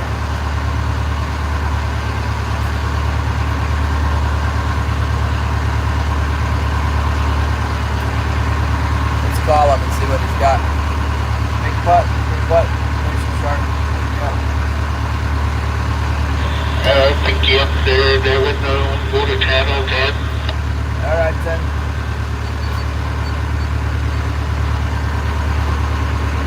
Are you out there, glacier sharks? Yeah, I'm right here on Little Africa. I just, last time I came out here, I got a fish out here, so I started off with one here on herring. Just making another pass before I start going on the chain to the west. Yeah. I was going to go to the camp here with it. Find out when to pick it a swell up. It's been 11, 12 foot there, so I turned around. I'm going behind Cantock toward the north end now. Yeah, I see up here ahead of me about a mile and a half. I'm on Little Africa. I'm gonna go down another few hundred yards and turn around and go back up the north side of it here. I caught one on my first pass on bait. Yeah, I only got 2 on the Cape yesterday. You're not missing out. Yeah, well, it's like this and that swell's big out there. It's, that current's really smoking. When the swell gets up to 10 foot, the current's pretty strong. The fish don't like hanging around the net stuff. But that Little Africa, that was good for me that one week there. I stuck it out there, swelled around, and caught quite a few. Yeah, cool. I don't know. I'm not on top of it. I'm just 11 fathoms off the side. Yeah. I'm gonna go up to the beach, I think what I usually do. Gotta get out of the swell. Yeah, right on. You'll see me come through there in a little bit. But, yeah, I'll go up to the north there after I pass by. I caught some. Saturday was pretty good, and Monday was pretty good, and then Wednesday was not good. Yeah. Probably when the big swells go down, I might go back out front and try to do all my insurance stuff and like that. Yesterday I had to get everything paid off again. Well, I'll talk to you later there, Devin. Thanks for the comeback. Yep. I'll be on 16. Roger that, I'm cleared. Hey, Leo wants hump 2. That's what he wants. That's what he said. I'm just going to head on up there where I normally go. In other words, stay away from hump 2.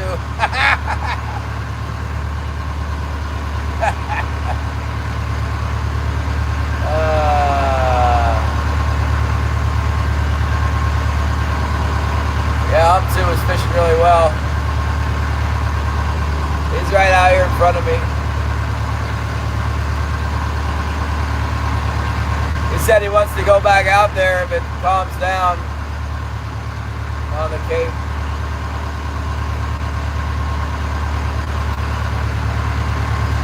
Talk about the current, the waves making too much current for the fish. There we go, we're turning around for another pass.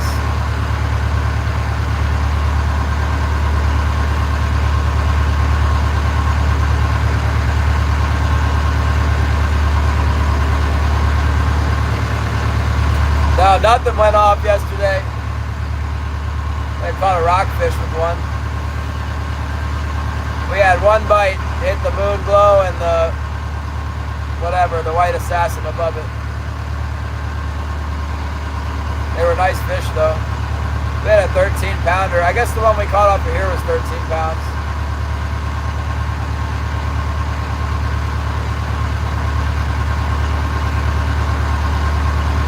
I think that was the bigger one.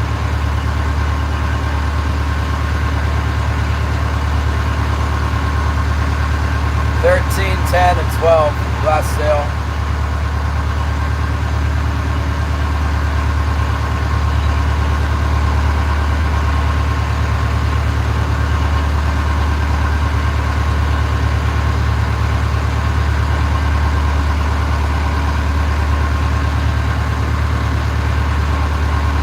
Yeah, you know what's interesting is I wanted to buy another rifle with a cold hammer forged barrel.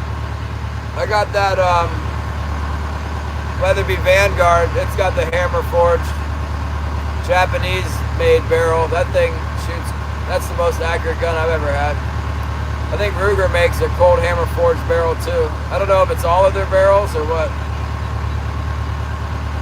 was thinking I might like to get a Ruger next. I don't know.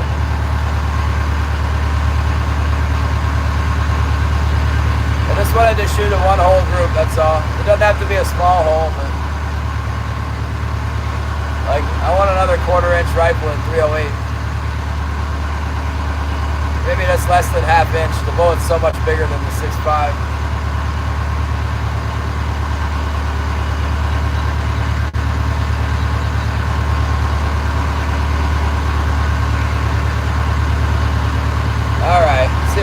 another one up on the northbound path.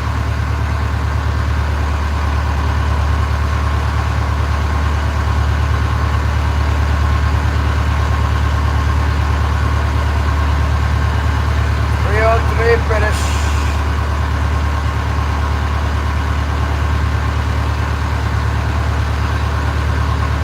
4 reloads, huh? When I first got into reloading, I bought $130 worth of brass from Lapua for my 6.5. I wish I know what happened to all those brass casings. I don't have that many left, and then now I really can't afford to buy more. Just gotta use what I got. But when I got the super accuracy out of that 6.5, I was using the Lapua brass and trickling powder for each round.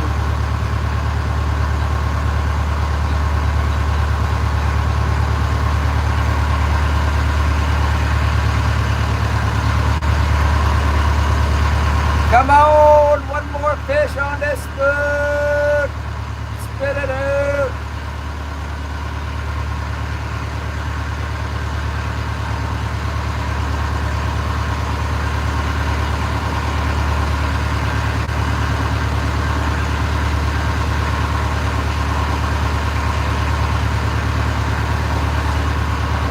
There could be another one in here, but we ain't got him yet.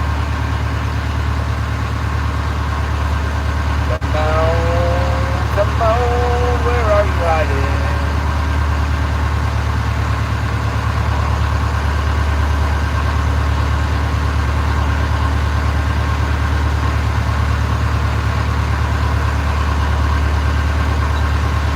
I think it's funny, all the people call me and like, Killian, he'll be like 300 yards away asking me where I am. Look out your window.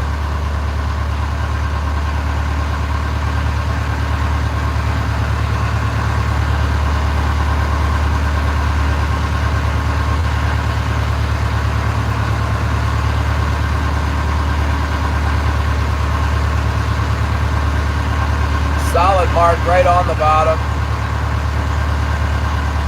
Could be a fish, but it's not moving.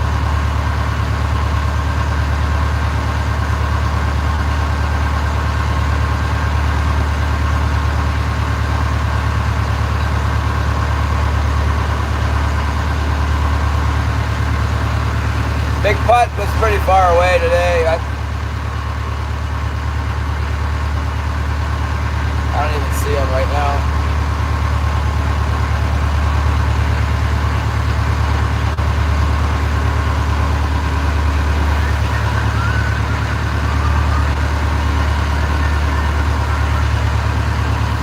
Put my wallet up on the counter here where I don't lose it.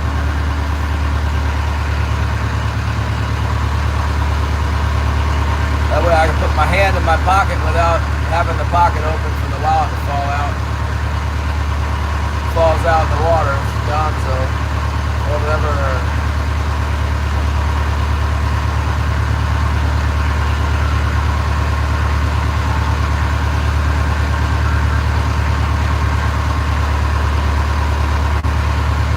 Yep, kind of figures.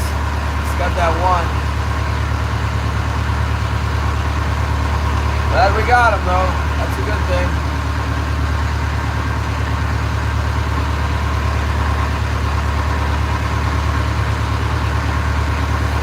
Let's go a little further out on this drag to the right here. I love that bathymetric track. It shows me where the reef is not where it says it is on the chart, right? Not all of it.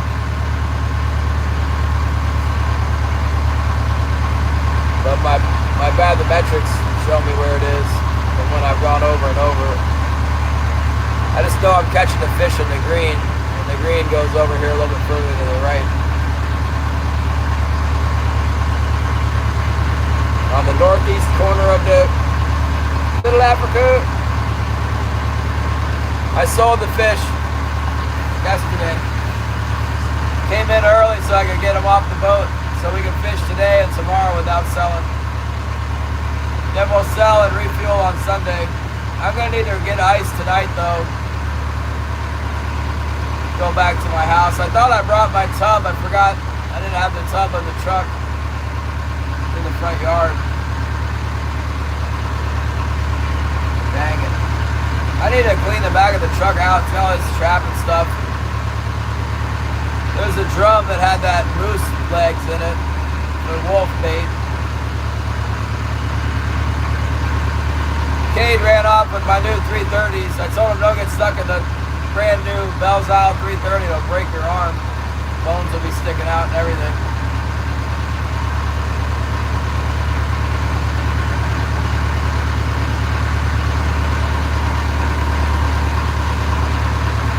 Those traps are scary.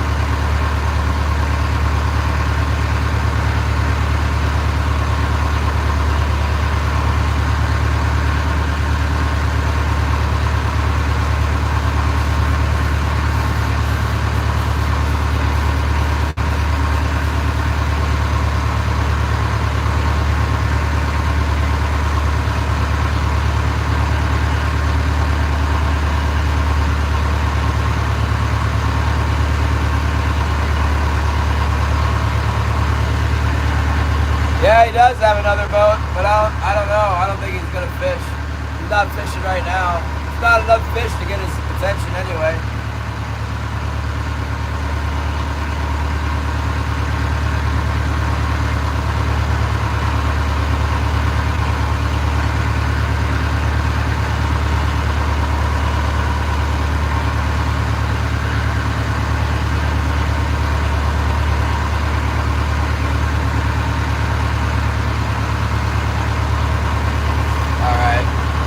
Covered our bases out here. See what Leo will probably just run straight to hump 2 and then get up on there.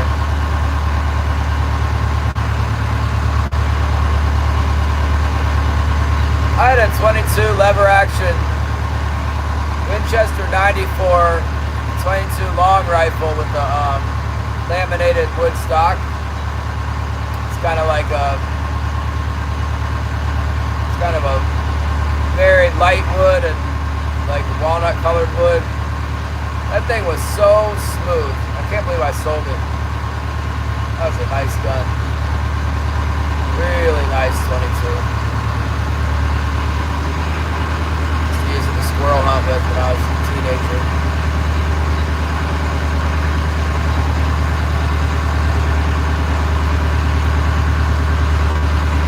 If I had all the guns I'd sold, I'd probably fill up my old cabinet.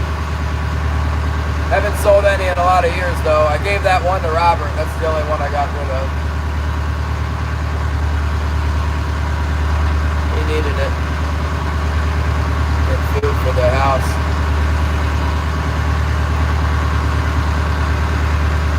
Lost track of Leo. He's got to be around here somewhere. Big swell. He said he tried to get on the Cape and it was like 12 foot. Believe it. He must already be over there. I don't know what he did. He hates fishing around other boats. He might have even aborted the whole mission and gone up against the back of the island or something. Kind of looked like he was turning sideways when I was calling him on the radio. He painted his boat gray, so I think he always thought people were coming over to take his spot, so he made his boat gray, and now you cannot tell where that thing is, unless it's like right on.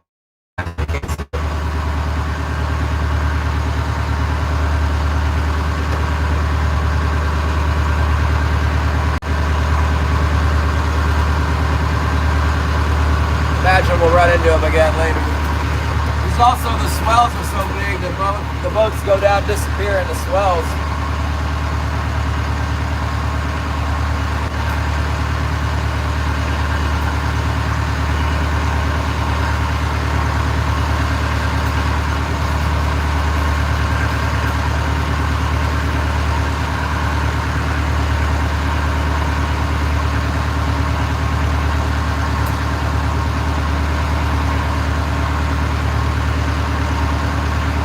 That's cool.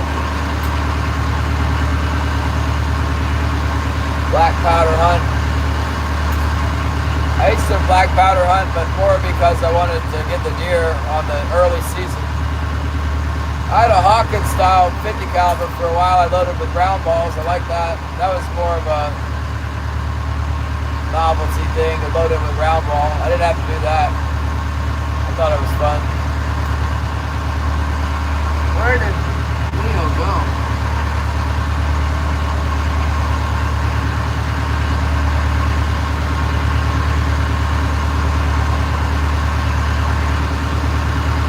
Glenn the McCover! What the heck, Glenn? How did you get what's Glenn? There you go.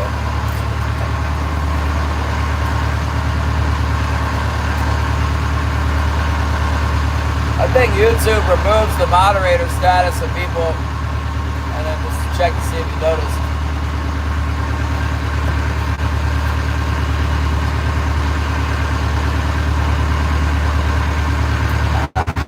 Around for a while. I don't do it.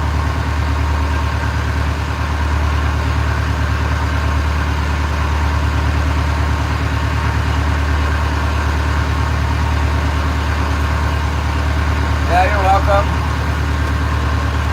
I thought you've been here before, like a lot of times, for a long time. I don't know why you weren't blue before. I feel like you were.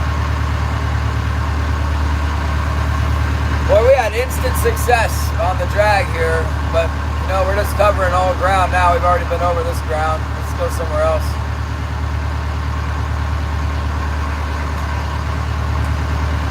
I'm wondering if Big Putt bailed on the whole area because I'm here. Good possibility that's what happened.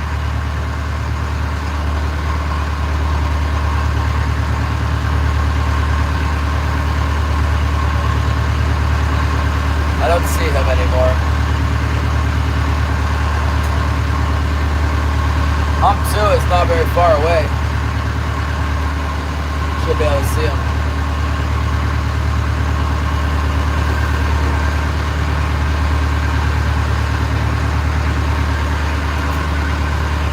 When there's more boats fishing, it's normal to have like 5 or 6 boats out here. Get a couple boats on each one of these high spots. A couple boats going in between.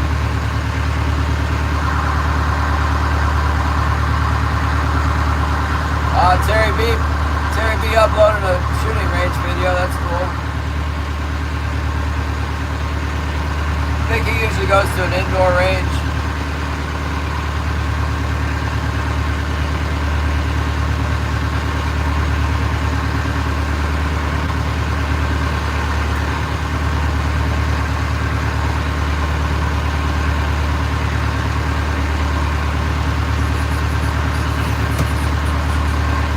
Come on, little Africa, spit out another fish.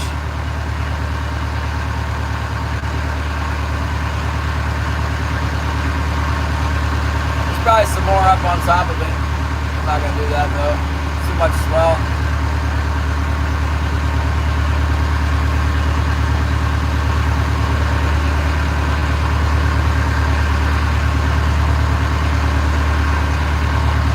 I feel like Leo's sneaking up on us.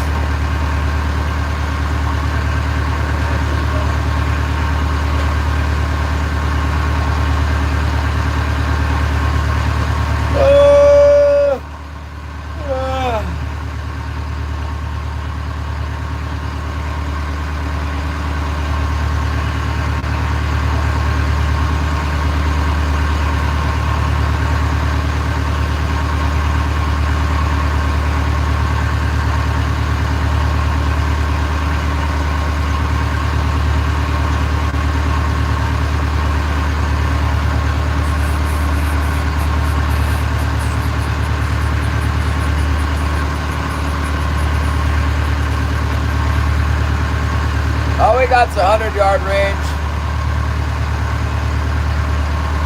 I put some targets a little further out in this one spot when I was shooting those Hornady VMAX bullets out of my 308. I think it must have been more like 150 yards. It still shot around an inch. I was like, what the heck? A little better than an inch, but I thought, I don't have a rangefinder. I thought I set it further than 100. I'm like, man. I was thinking I'd be lucky to get 2 inches since it was further away. Super happy with that rifle.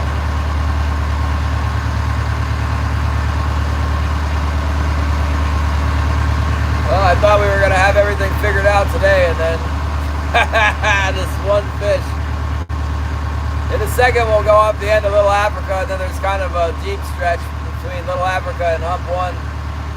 We'll clean that fish in the stretch there.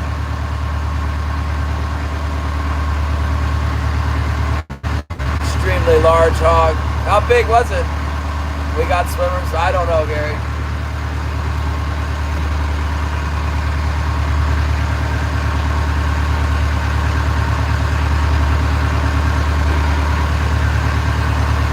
The big hog. They got some cool looking hogs in Turkey. I was watching that hunt video from Turkey. The hunters were like absolute doofuses, but the pigs were pretty cool. And they weren't allowed to eat any of the meat because it was a total Muslim operation, and they wouldn't let anybody have the pig meat. They just feed it to their dogs. They just out there shooting them to get the numbers down.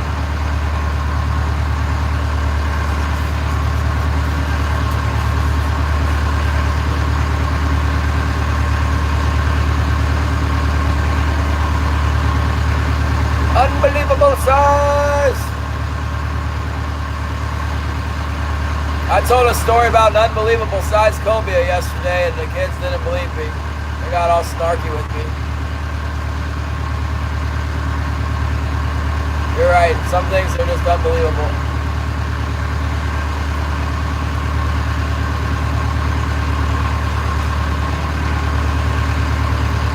One thing's for sure, if you lose a fish, it can be however big you say it is. It got away.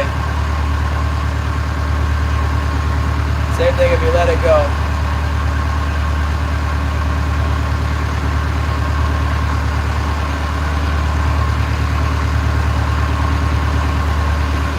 Yeah, it's alright. You can email me anytime. icybaylodge2020@gmail.com. I can actually check my email with my other phone.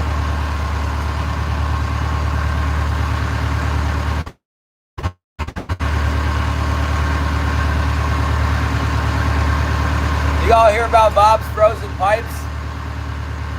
They didn't look too happy about that.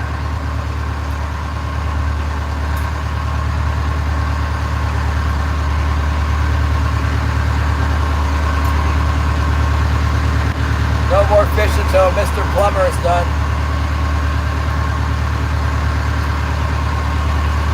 Good morning, FedEx. M9R. What's up? Whoa, Mongolia? Where's Mongolia? North Carolina?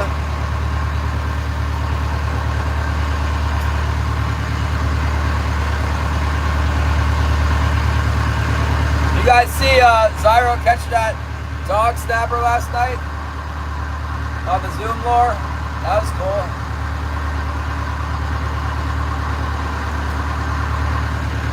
Must be a lot of snappers around that bridge. Alright, all we gotta do is get ourselves pointed in the right direction. We'll go clean that fish real quick. Rinse out my fish hole, set them in there.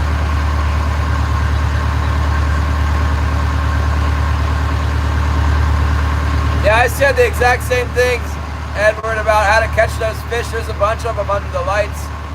I have fished the bridge a lot in Ocean City, Maryland, and I've seen the big stripers. I've seen a bunch of stripers that'll lay in there and they won't bite. They'll be like eating on those peanut bunker and stuff. It doesn't matter, you get peanut bunker, they won't eat it if it's on your hook. But the ones you can't see that are like down on the bottom when the tide changes, or just in general down deep, on the ones you can't see are the ones that bite. But there surely is, I mean, the snook are there, and I don't know about snook. I just know the striped bass. Like you can see them down in there. Just because you see them, try all kinds of things, they won't bite. Yakking with them dogs. We put you up on corporate prayer at church. Got a small group there. Bunch of innocent kids, and well, as innocent as they could be, I guess. We put the prayer on the table for you. Hope that it's God's will to heal her up just perfect.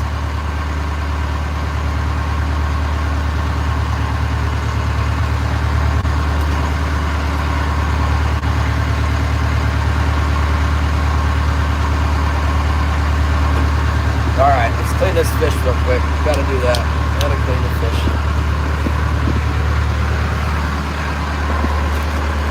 Yeah, I heard somebody said that you get the kids praying for you. That's good.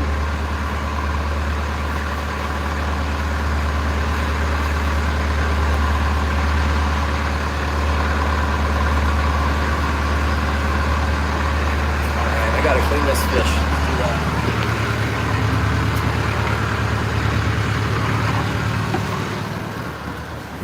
I'm excited to see if there's any fish on these other pinnacles out here.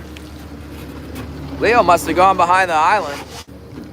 Yep, the fish jumped right out of the trough. Glad to see him down here.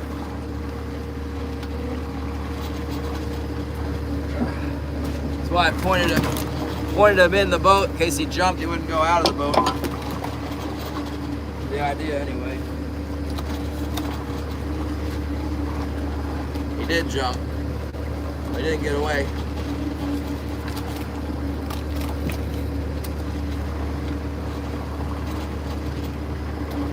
Look at a gap in the gill there. That's up the gill.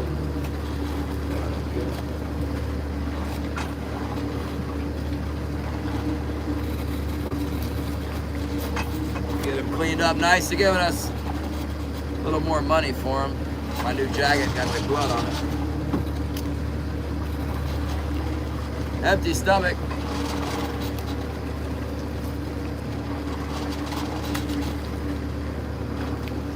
Healthy looking fish though.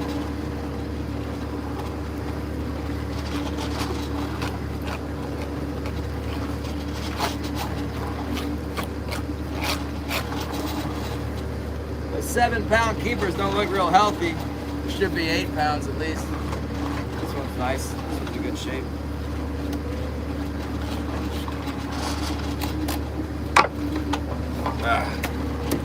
Busted up the arm, all busted up on us.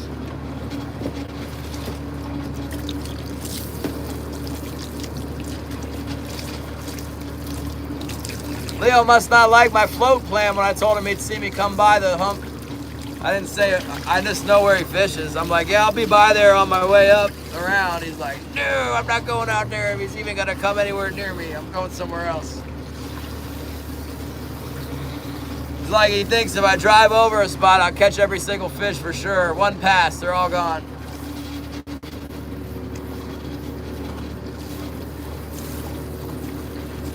They got some stuff salvaged off a power troller. I'd like to see him get his boat set up for power.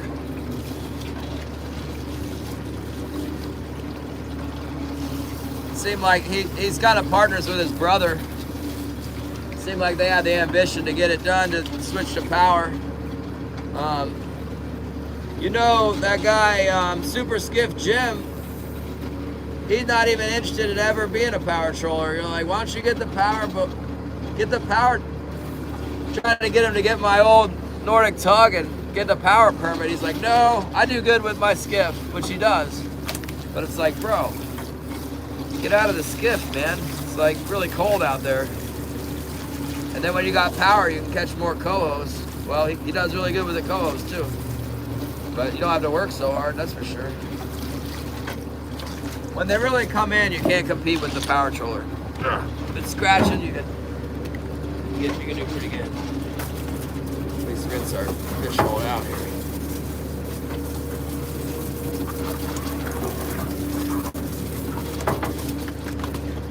Put them in there, yeah. Nice and cool down there, if nothing else. I'm not gonna pack them into that old ice, but I'll put them down there with it. Yeah. Here we go, yeah. He'll hold for a day, just like that. Go get him some fresh snow tonight. Well, we're not paying for fuel, that's good.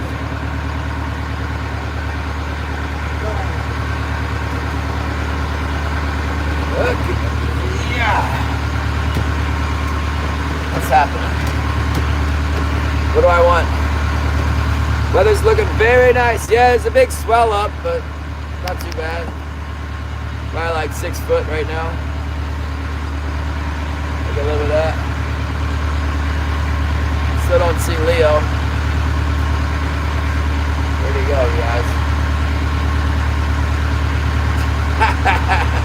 What is going on with the Veggie MR? M9R! Give me a smile. Oh my goodness. Somebody's hitting the heart button plenty. I like that. Thanks for all the hearts.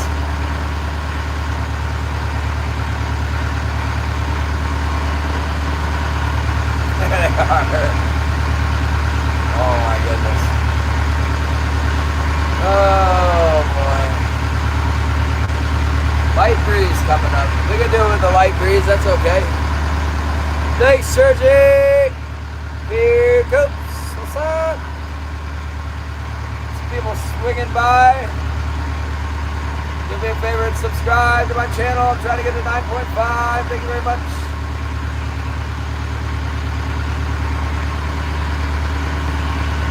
Out here giving it a shot.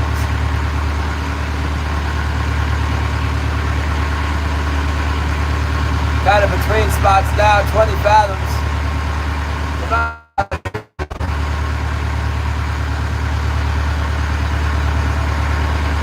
Going on down the line, I don't see Leo.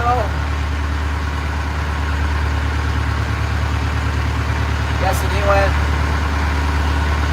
around the side there. We'll go up by Jack Ellis or whatever, 6 scan reef. Maybe he went back out to the bar, I don't know. He's thinking he could come in here and fish by himself and see me and then went back out to the 12-footers. I doubt that though. I highly doubt that. Oh, Netherlands, hello!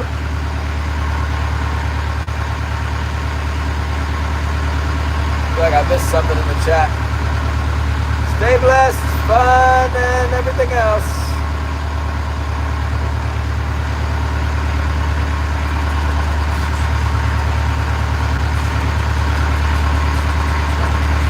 I think it's going to be, oh, he did say he might go up the bay.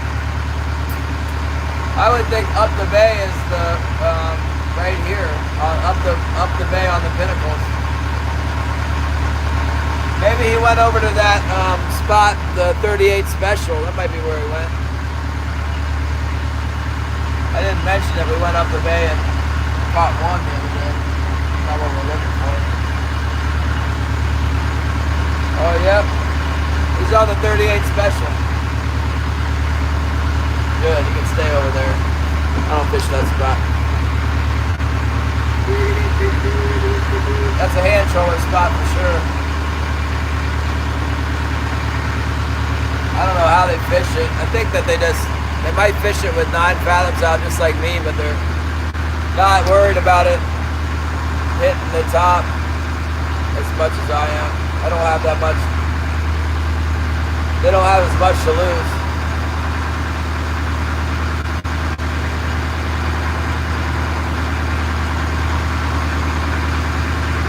Okay. Well, we got the one fish out of the way early today. Last time we came out here, it was all day for one. We got one already, so.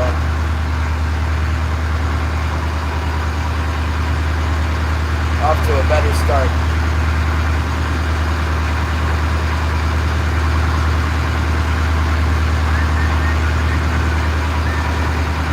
Nobody's messing with us there. There's just one more boat out here. They're like way off to the side. I was trying to keep from messing with them. If they're not going to fish out here where I am, then I don't have to worry about that.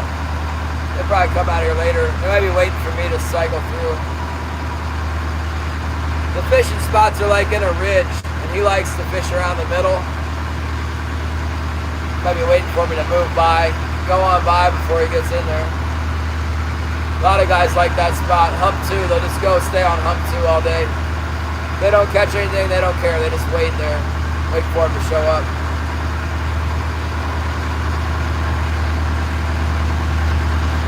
Yeah, now if we can just get a double, right? And we would have more than we got yesterday.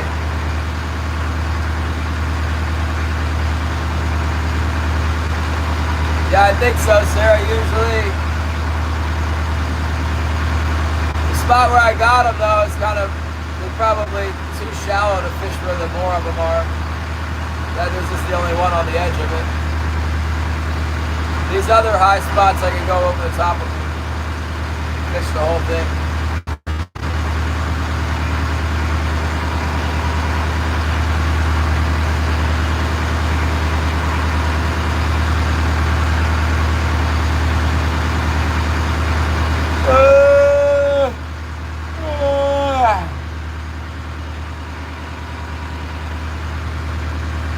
Hose is on.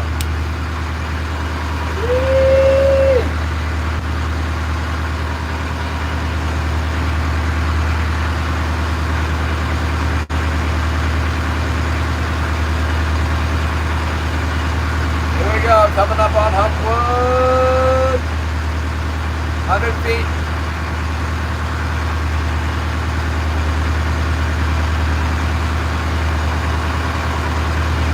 Haven't seen any feed in here yet today. No bait fish yet.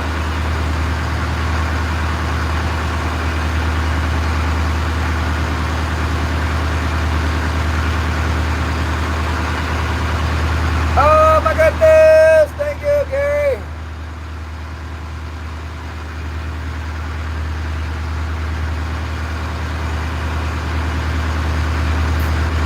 Lining it up. Double whammy fun. That was nice yesterday. And like, can't believe there's no fish on the bar. And then bam, I got one. And then not at one, it was two. I was not expecting there to be two.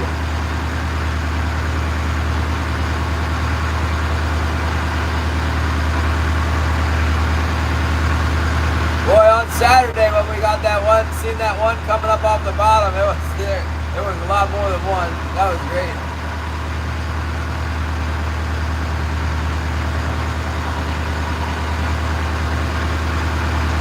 Only one they did. There was only one line they didn't hit. I think I need to make my cannonball straps a little bit longer. The one I noticed that the port float and the starboard heavy have shorter straps. There's the hog from Hogan. Let's take a look. 300 Windbag. That's what I got. Jeez. Unbelievable size. Oh my goodness. Look at that. They got it in the they got it in the bucket, and they put the cinder blocks under it. It looks like the bucket, the rim of the bucket is bending. It's so heavy. It's taking a nap. It's taking a little nap. That's cool.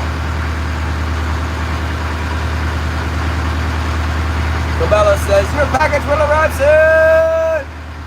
There, this one, that's what I want. Private Friday. That's what I got. I need that thing to cut down my 308 cases. And arriving Saturday, steelhead stuff.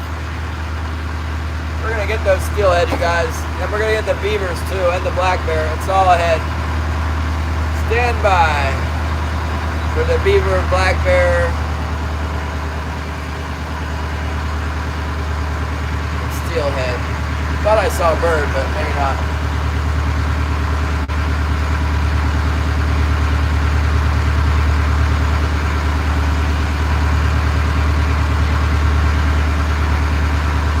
That's cool that Leo's coming out to fish.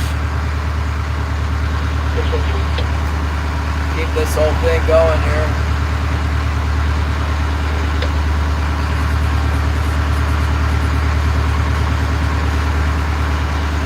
still big out here, but they're nice and gentle today. Let's go right over the top of hump one. We can pull one more off of here.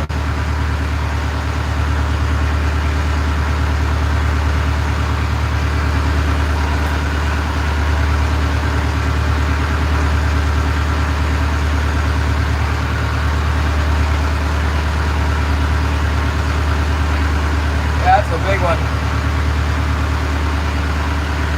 Big's real big. Get the head of that mounted, and you better have a big room to put it in. Like the boar's head. Major boar's head.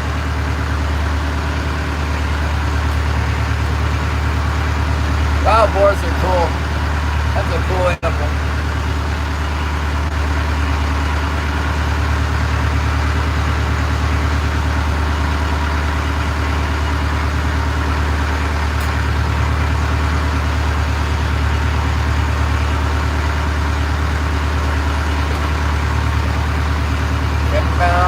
Come on.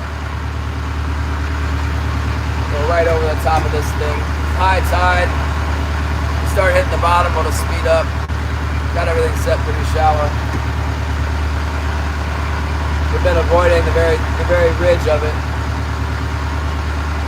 Going for it today. High tide, 9 foot. Should be able to get over it.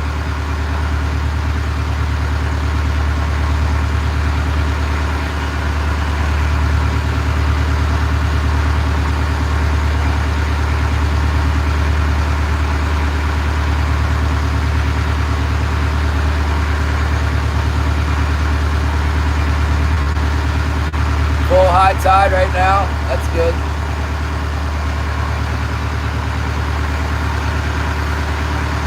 Go right over top of this puppy.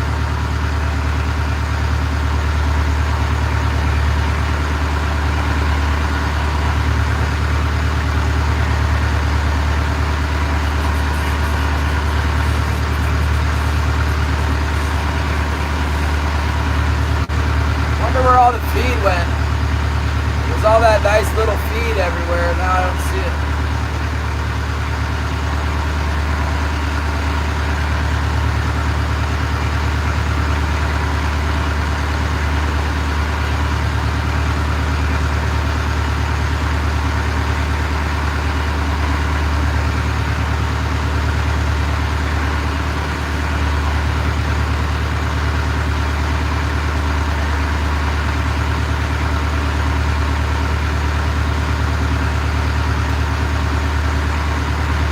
I'm glad we caught one with the bait. That pays for the bait anyway.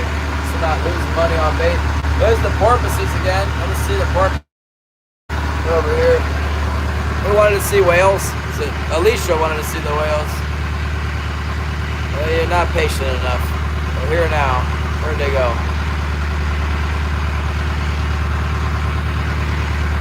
It's a bird too. There's a mark on the bottom. Where'd it go?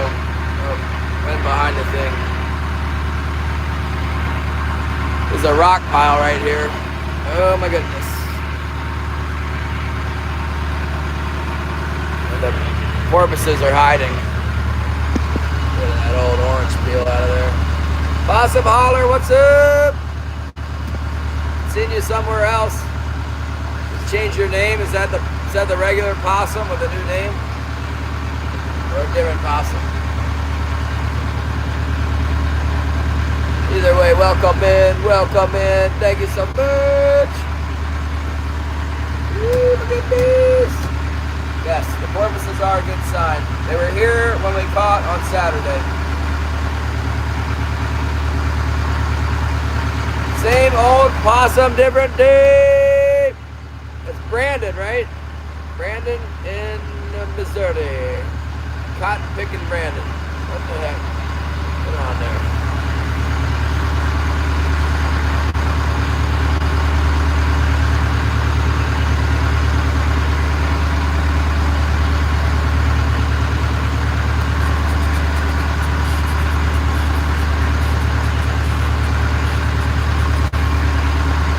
Come on, you stupid fish.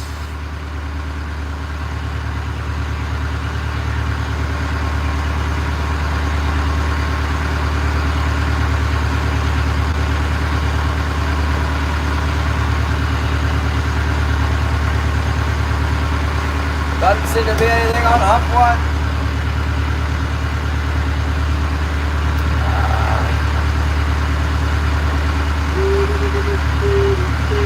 Made it all the way over to hump one without catching anything.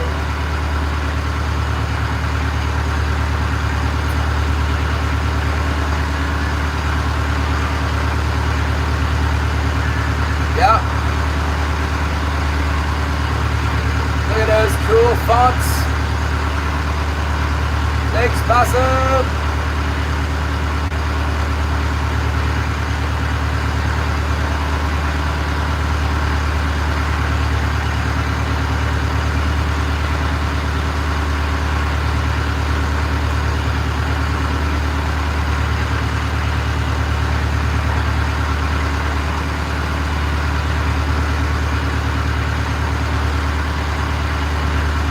High hopes for hump 2. That's our next stop. Hump 2. And then the King Magnet. And then the Clown Shoe. And then we're going to go to the west side. Haven't been over there. It's a different system of pinnacles. Further out. A little bit deeper.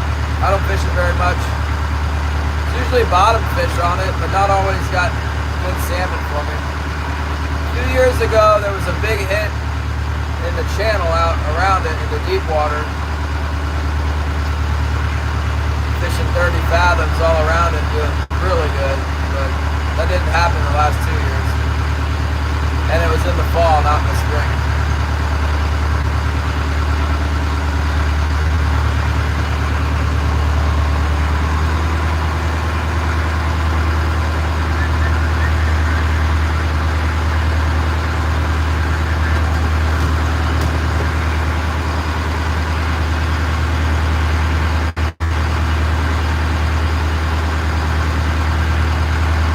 We need to find that feed, you know, that little bit of feed. I guess maybe it'll show up, but I haven't seen the little bait fish yet.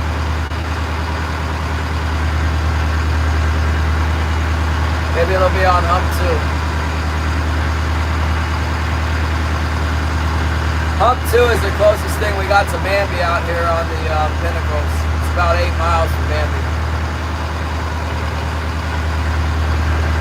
Manby's the best spot.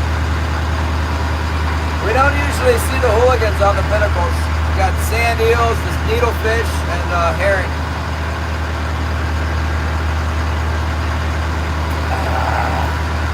Haven't seen any needlefish up here for a while.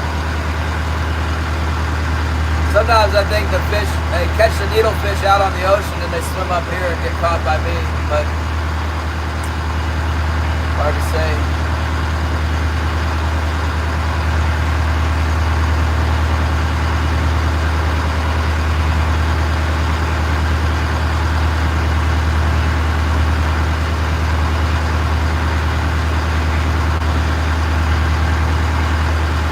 Yeah, so like over at Manby, 8 miles away, well, really more like 8 miles is the closest. So like probably 14 miles or 12 miles from here is a river. There's all the rivers on the other side of the bay get hooligan.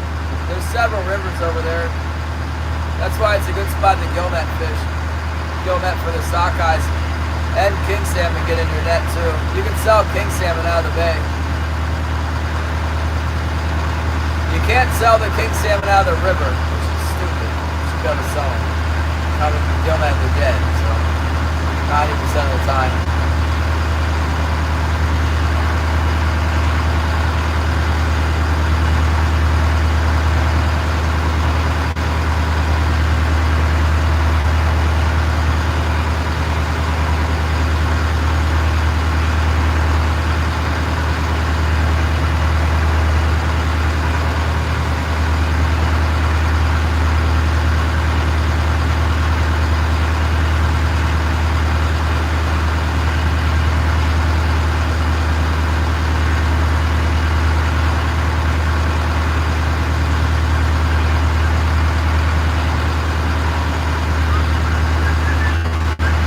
Between spots now, 20 fathoms here.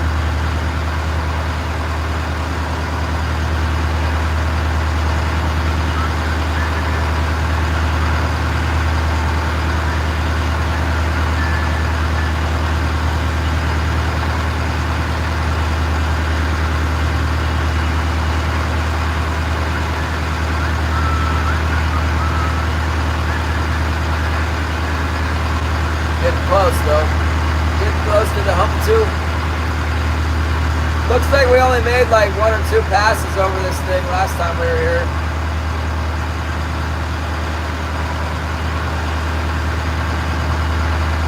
Well, normally we wouldn't be picking up cruising fish all winter. It's just been, man, really so slow.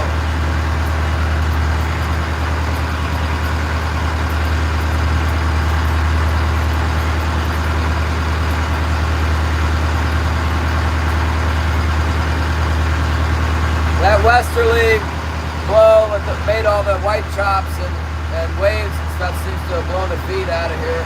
Maybe I come back today. There's one gull sitting on the water here.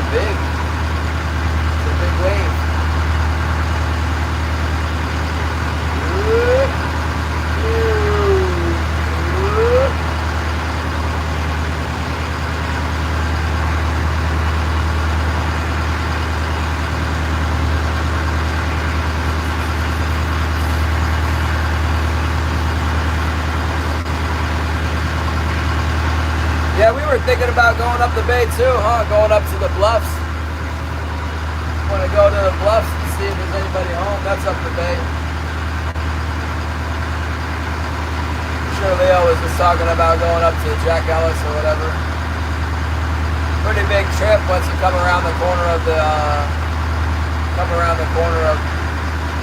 Munoz, going the wrong way. I guess we've seen where he was on 38 special, huh?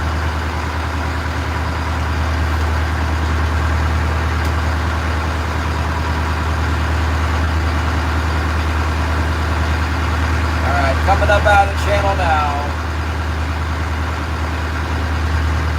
100 feet. Yeah, it'll be amazing though. Sometimes I'll be cruising out here. It's like nothing on this one, nothing on this one. Then all of a sudden it's like, boom, they're right here. Got them now. They'll be on one or the other. Sometimes they're on all of them. Sometimes they're on none of them. Every day is different.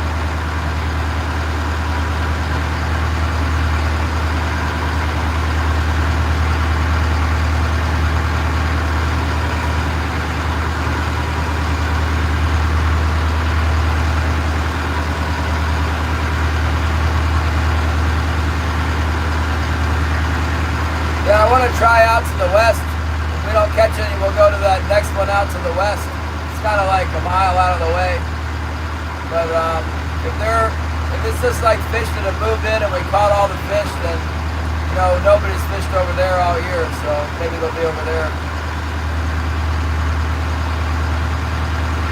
Trying to hide from me.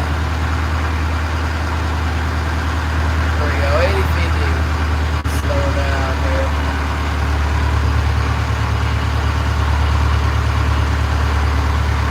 Zone.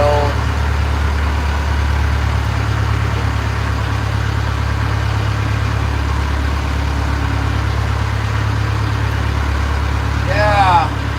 While I'm over there, I might like to drop down to 30 fathoms just to check. We did really good there a few years ago with the fishing in the deep. Man, that was so good. That was great. It was in late November and then through December. A bunch of herring. There was a lot of herring up there.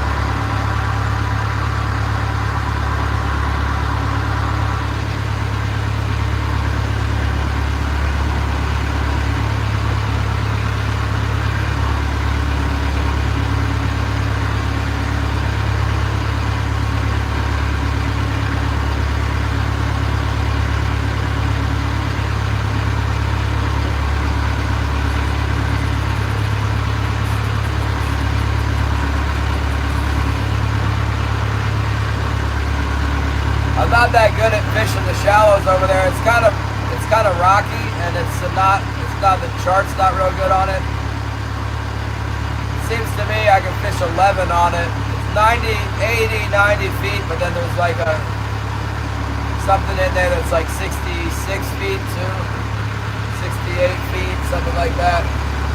Anytime I try and fish it with, like 14, I end up hitting the bottom and it's sticky. There's a bunch of rockfish and lingcod over there. I think we call it the bat wing.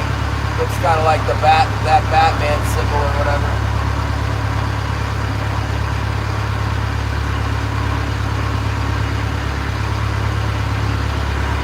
It's getting over by the mouth of the fjord.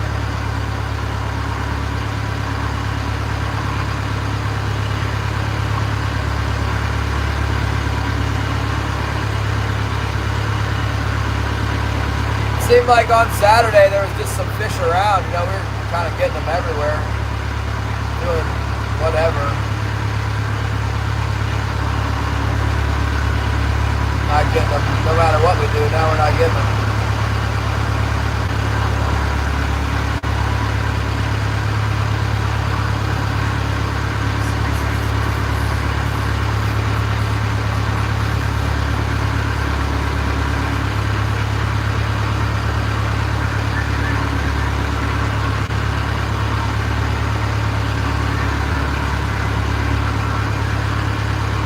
Yeah, it does. We might try camping out there this spring, get the halibut, maybe get a black bear. See the black bear. I know guys like to go up there and brown bear hunt. Little something on the bottom. Look kind of like that fish we caught. Maybe not as red, about the same size though. Hard on the bottom.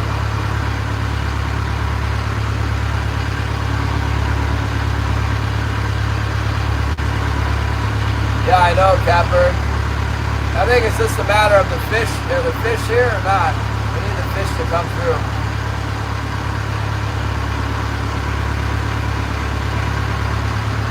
We need to go find some. That's why I was saying we'll go try that other spot. If we don't get them, instead of driving back and forth and not getting them more, we'll go try that other spot. We got a ways to go before we're done searching around here though.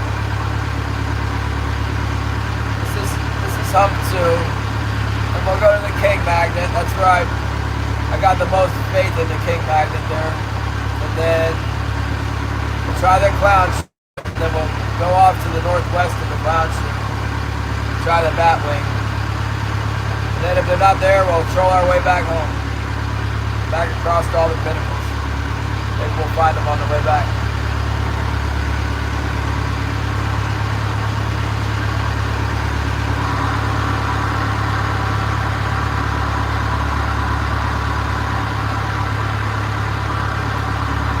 There's a little bit of life on the bottom. There's just some tiny little bits of red and yellow down there. Nothing really substantial, but it's also not completely dead. On hump 2. Looks similar to Saturday and Monday, just haven't got a bite yet.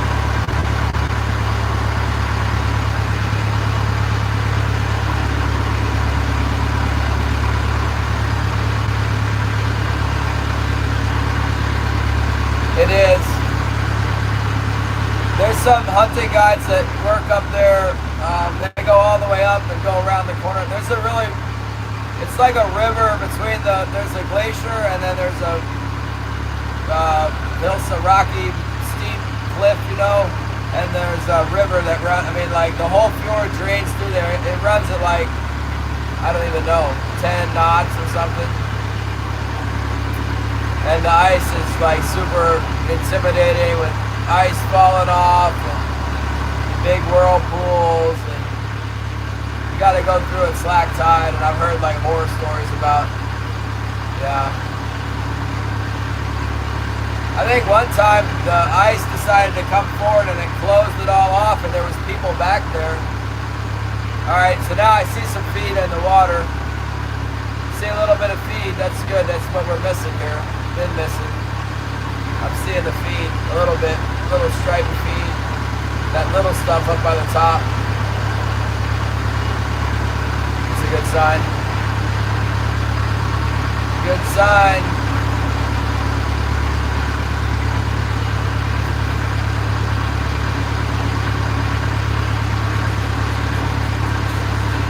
Yeah, I don't like it.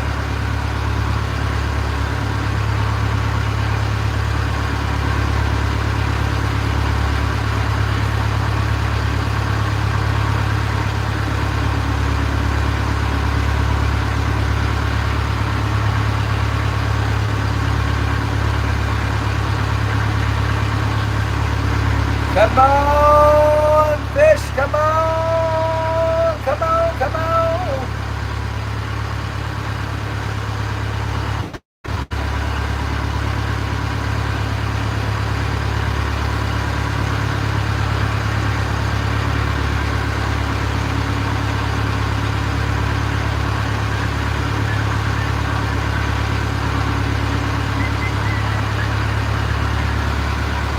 I don't know if there was no feed out here on Wednesday or if we were just getting tossed around so much it was impossible to tell. All those white caps and stuff make my sonar malfunction a little bit.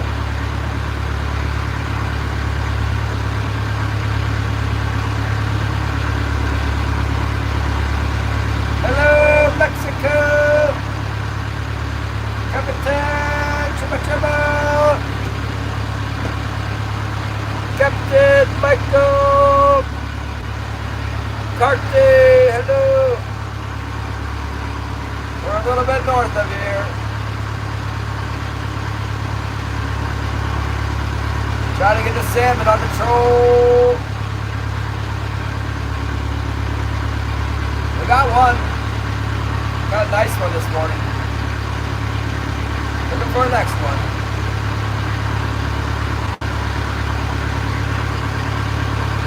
Made it all the way up the blue part of up to no bites. Oh, there's a fish. Marking a little streaker, maybe. It's really weak. Really weak return, but there's something coming up.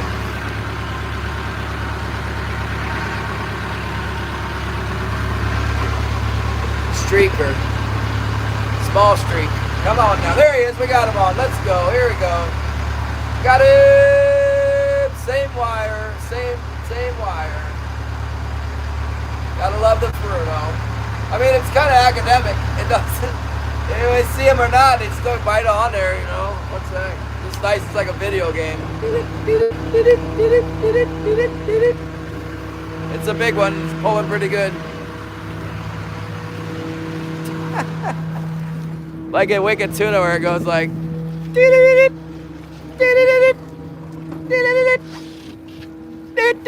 Oh, it's pulling like it's significant. How much you want to bet he's on the herring? We'll find out. Gotta keep my butt from showing. I hope we can find out.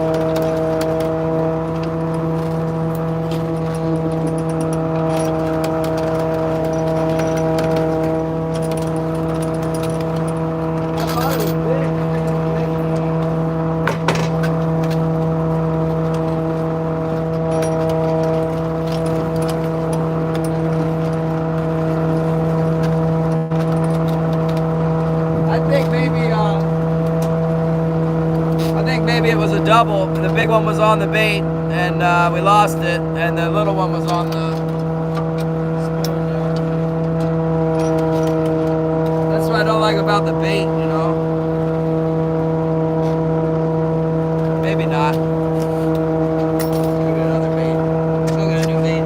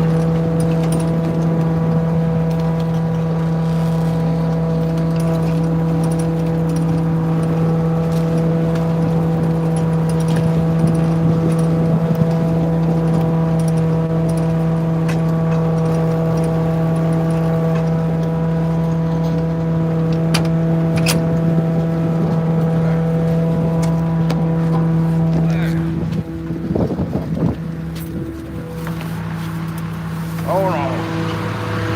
Yeah.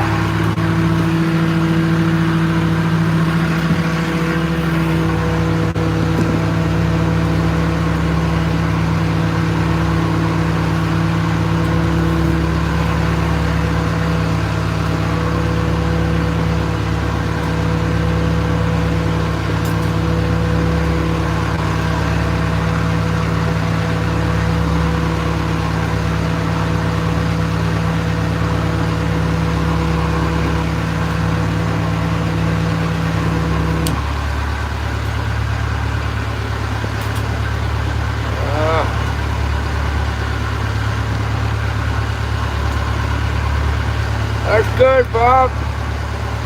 Glad to hear the doctor's appointment went well.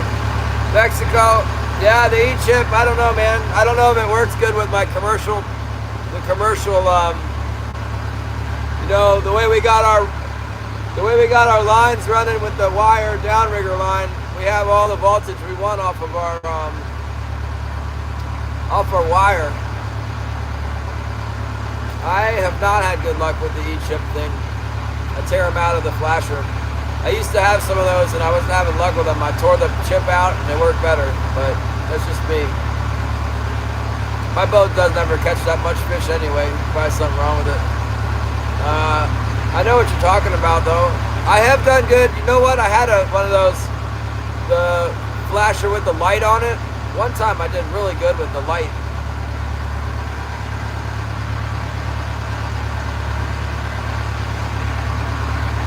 And but then it like ran out of batteries or whatever. I need to screw this shark plotter down. Got old orange peels and stuff around here. Yeah. Shark plotter's loose on the thing and rocking back and forth. It bothers me.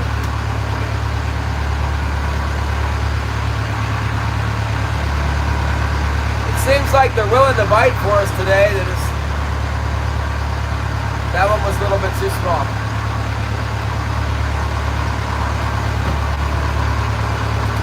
I mean, that sucker was coming up like a rocket ship, you know.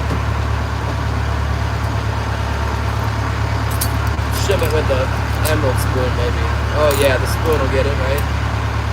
No? Needs more than a spoon? Get in there. Man. Hopefully Leo's getting them over there on the old 38 special.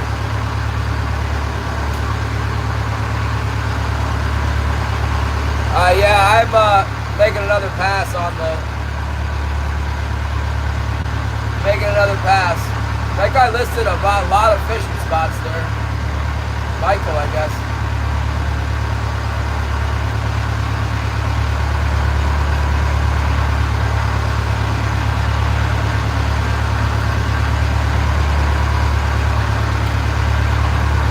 I was fully expecting there to be a big king salmon on the herring, and then it was like a little one on the spoon up high. Which makes sense, because that fish was way up on the sounder, you know? It was up high. It's really amazing to me that I see them on the sonar, right? I see them like coming up, and then why didn't they hit already? And they're thinking about it. They come up, and then they're like looking at all the, they're like, for a while before they attack.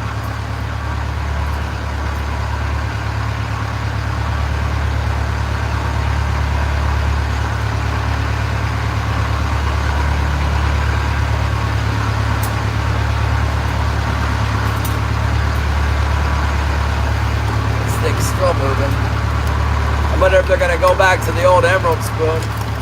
Not biting the glow thing today. Alright, I think I got her pinned down now. Quit shaking around so much. Shaking around less now. It's a lot more comfortable with the waves behind me, but they're not bad today.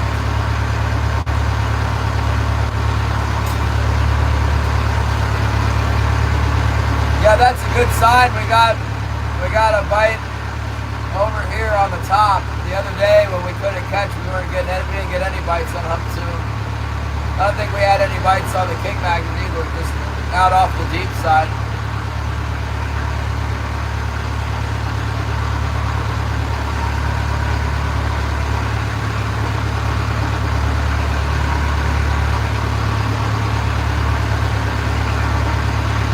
Place can be really good where like you just drive over the high spot all day long, and every once in a while another fish comes up and bangs it. It's crazy.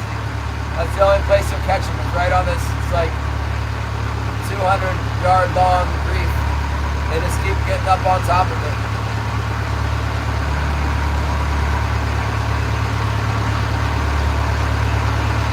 One or two passes without a fish doesn't really mean anything. If they're around, you gotta go over and over and over and over and over, and then all of a sudden you'll start getting them, and then you won't get them for a while, and then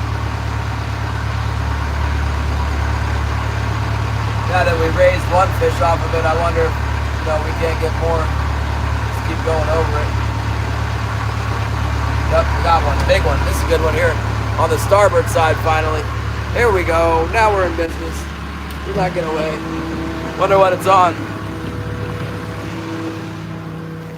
I gotta think that I had a keeper on that last pass. Man, that thing was pulling great, and then up comes this little tiny fish. I mean, what the heck is that? What this is? Look at him. This has gotta be a big fish.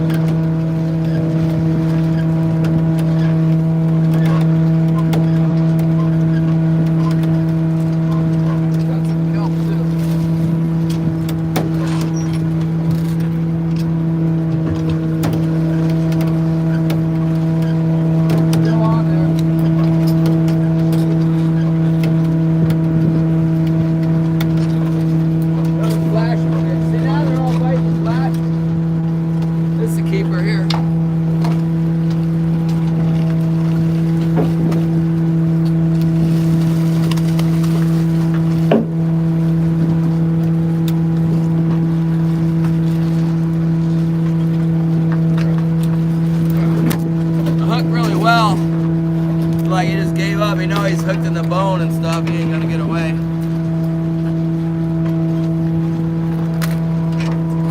Don't even try. Got him on the old white assassin. Oh my goodness!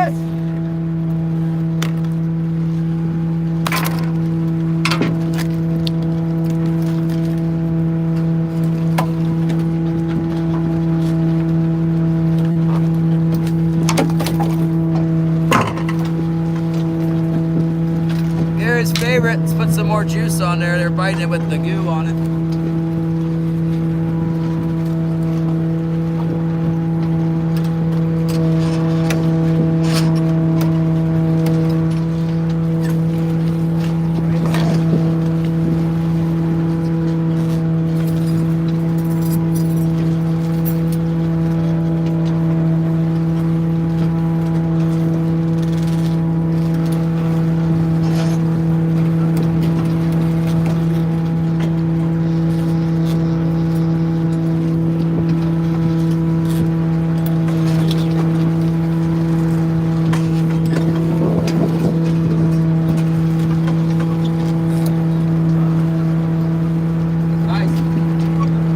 Nice one, you guys.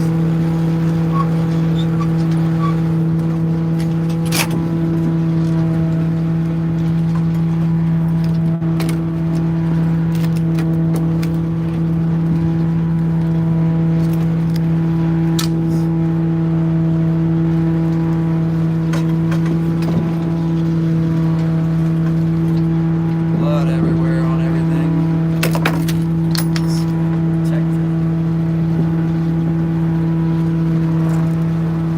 White assassin and a herring today so far.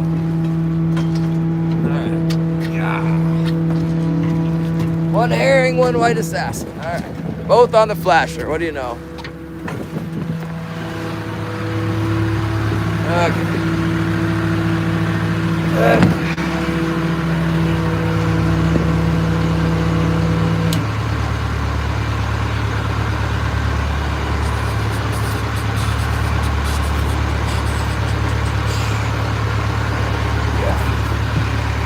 That's more like it. Did not see anything on the sonar, just attacked. Finally got one on the starboard side. Biting the flasher now.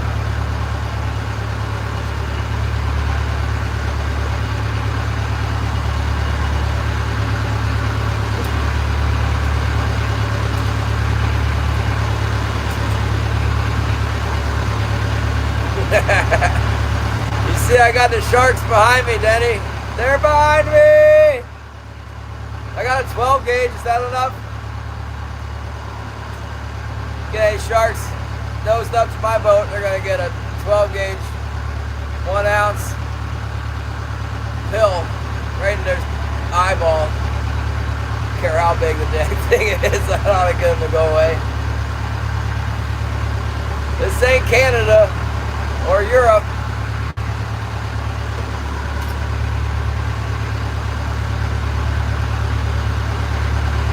Bigfoot God.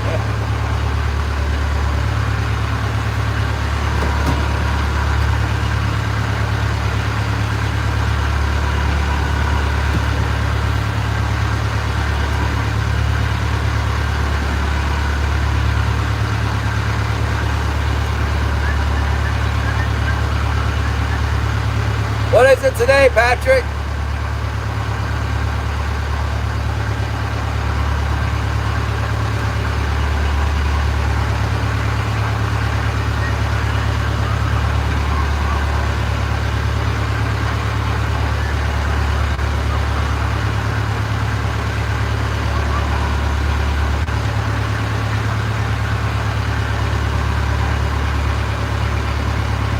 Saw that. Just let it go down to like 30 or 20. I'll put the next paycheck in there and see what happens. But I definitely don't want it to come up to 80 and then I put more money in it and it goes back to 20. Let's go ahead and go to 20 and then I get the paycheck, pay in, and then it can go back up.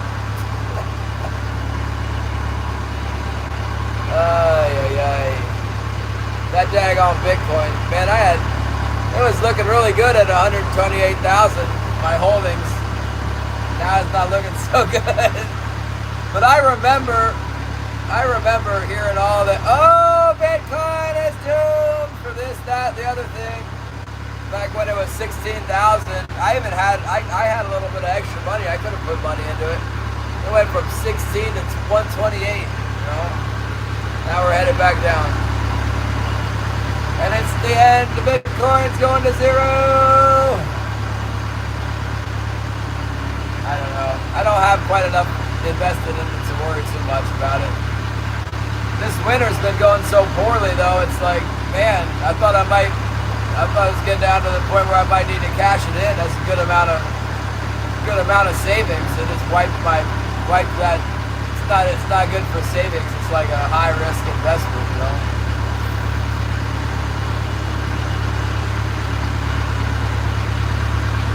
I got one. Yep. 60,000 same. Oh, 69. See, it's like 69, 88. I got some at 88 like a month or 2 months ago. It was at 88. I thought that was a good buy. But like 69, 88, that's pretty much the same. But like 60 feels low, but it was just at 120. 60, even 68 is pretty low.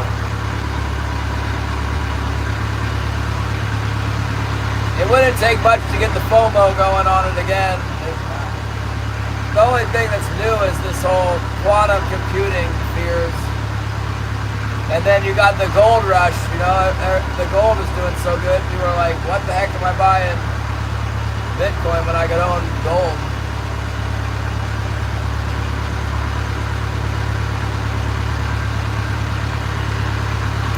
Oh man, Wilfred! See if we can get another one off this high spot.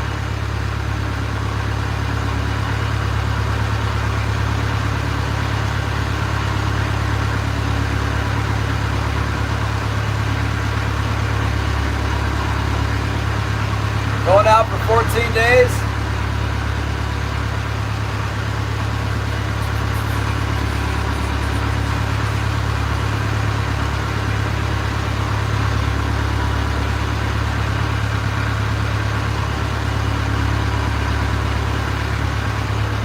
Up to delivers the fishy wishy.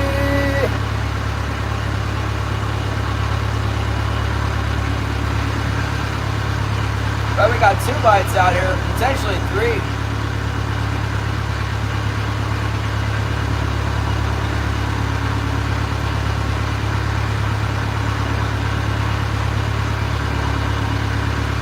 Lost Chris, good to see you. Oh, I'm glad you're getting good grades.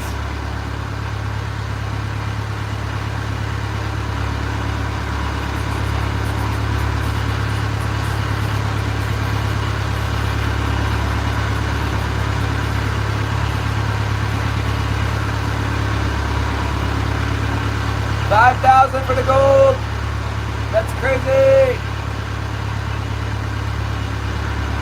The dollar is really taking a beating.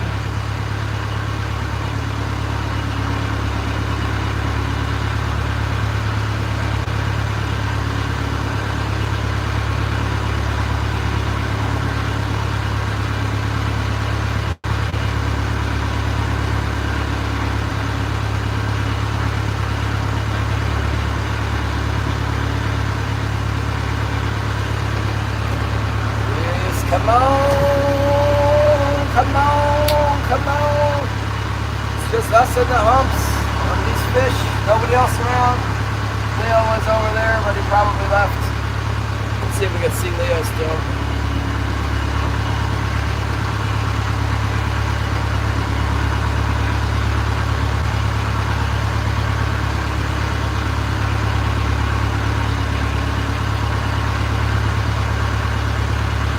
Don't see him.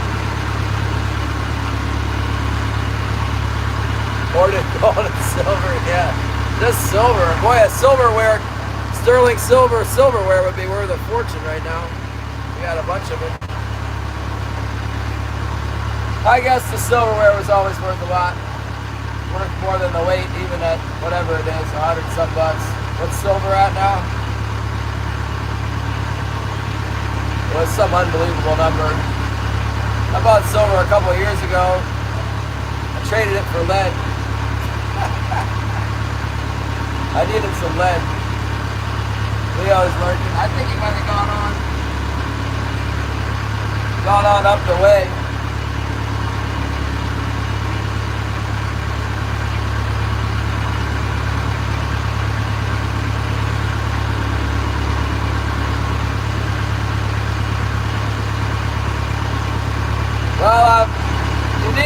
position to go gold mining here. I just need to get myself a claim.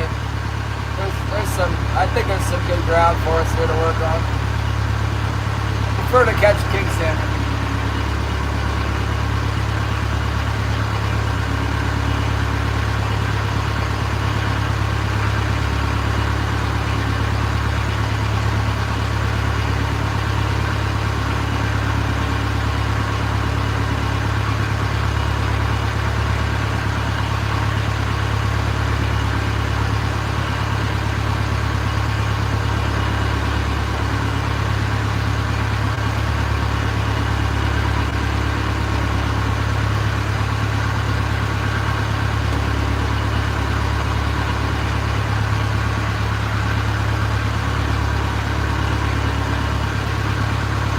Crazy that they're not on the bar, that they're up here.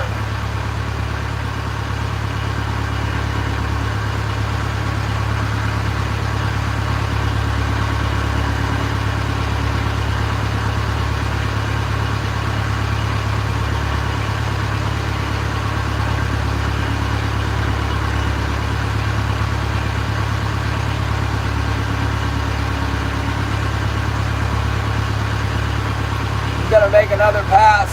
We're headed to the north now. It's like how we caught that little one. We got the big one when we turned around and went to the south. We're gonna make another pass back and forth on this, and then we're gonna go to the king magnet.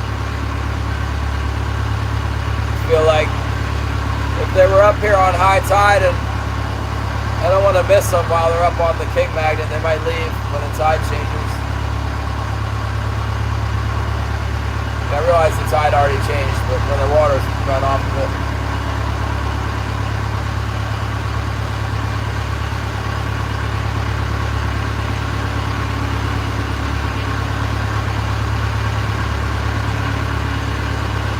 My speed is 3.1 knots.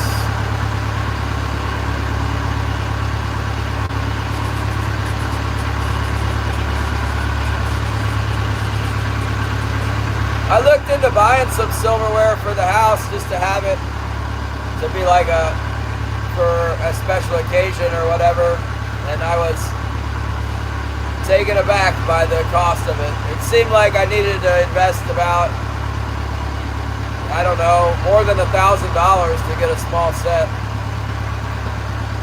I went with stainless steel after that. I was like, all right, I wasn't trying to put $1,000 to $2,000.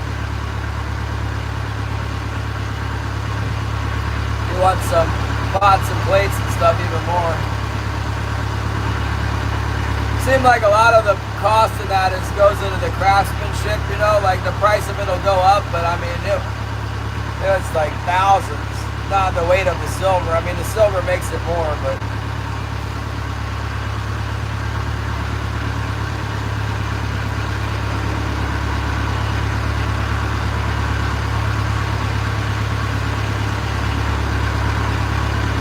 no, I haven't checked my floats at all today. They're not moving, as far as I can tell.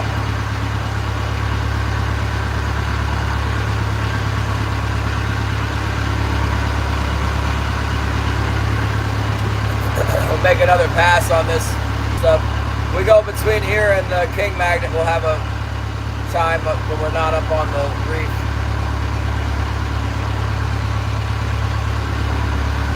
Marking a little scratch coming down out of 15 feet of water. Looks really small though. It's pointed the wrong way. That's at 20 feet.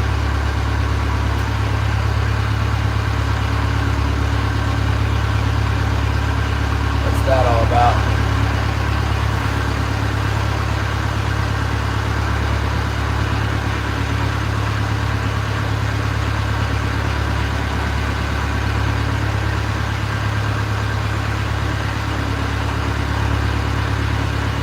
That's cool. Wind chimes out of silver.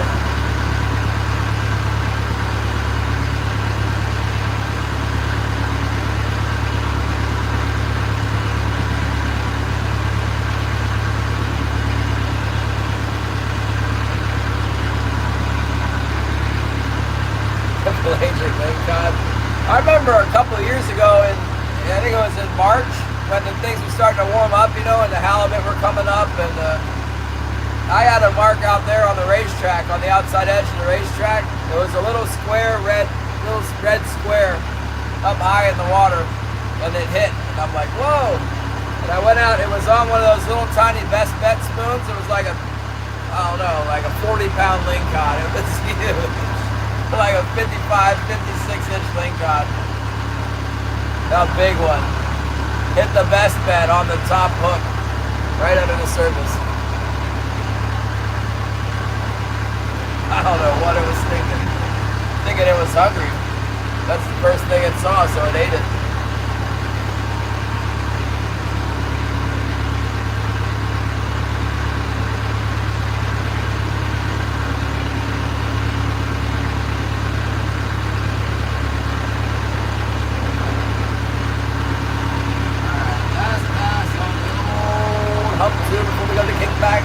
Then we can always come back to hump 2.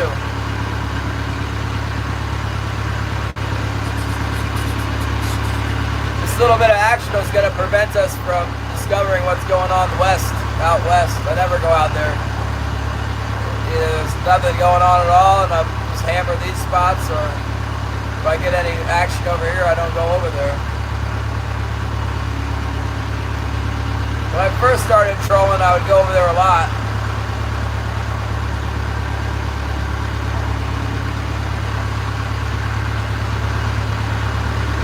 I never really caught very much over there. Started to see a pattern of not really catching very much, so stopped doing it.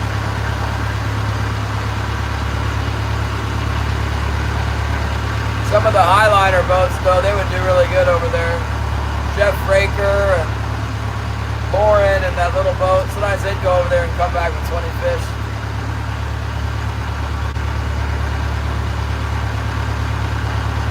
Never really got to see how they did it. I know that one year, though, there was a lot of feed out in the deep, and we put a whooping on them out in the deep.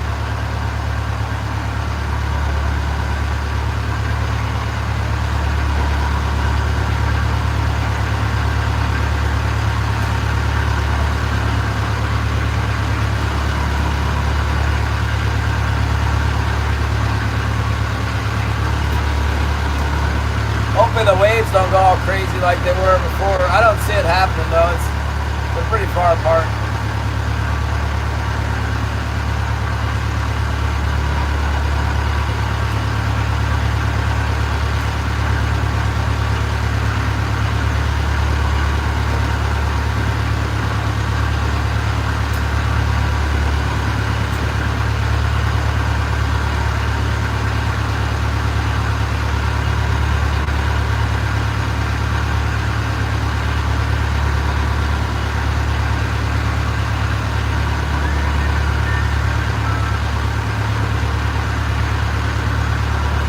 I think Luke should come out here in that sea dory.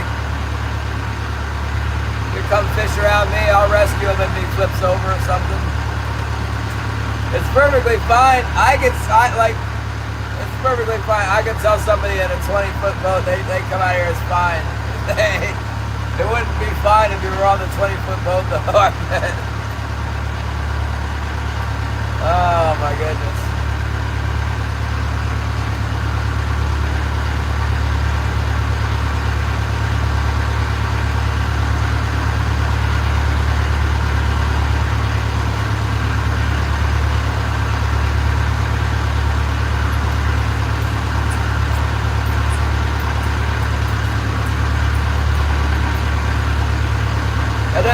Porpoises are on here again. Porpoises are shooting through at like high speed, man. They must be hunting some kind of a bait fish that I can't see on my sonar. Little flock of gulls and the porpoises is shooting through.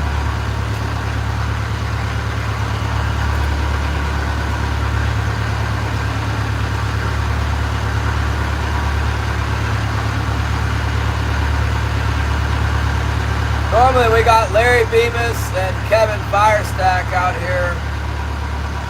They goaltend this high spot in particular. They'll be like really aggressive about trying to keep you from getting on top of it.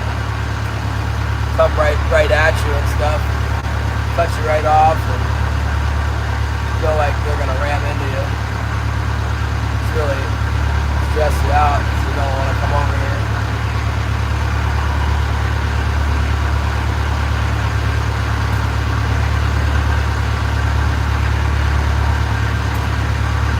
Yeah, they're going full speed.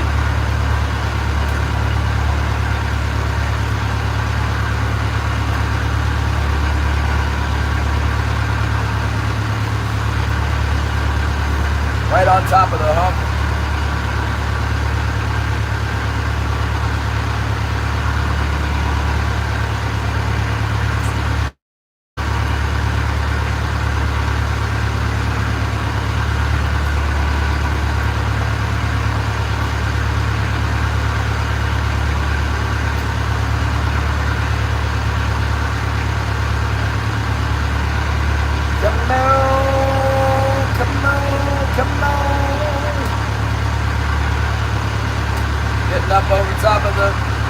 Getting up on top of it again.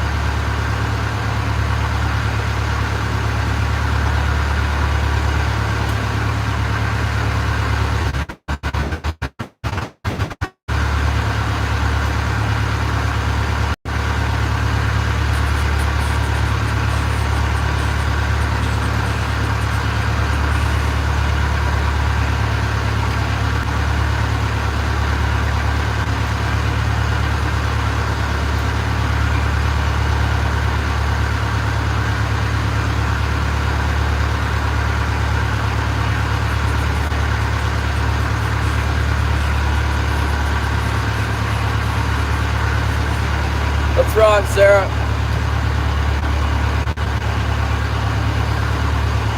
The hump. We call these things humps. They're sea mounts. They're humps on the bottom of the bay where the bottom of the ground humps up. Hump 1, hump 2. That's what they call them. We're jumping from one to the next.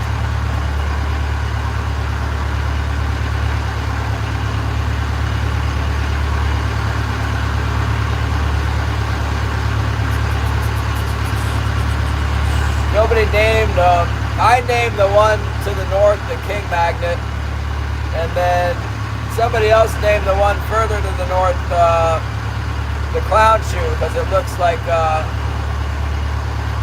oh yeah, competition, yeah. No, for sure. It's all about money. They want it, they consider it to be theirs.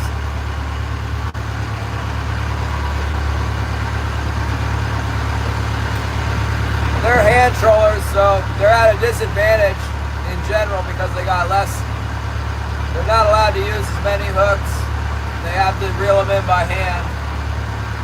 So they feel like we should be able to catch fish wherever, but the way it is no, the fish are just certain small spots.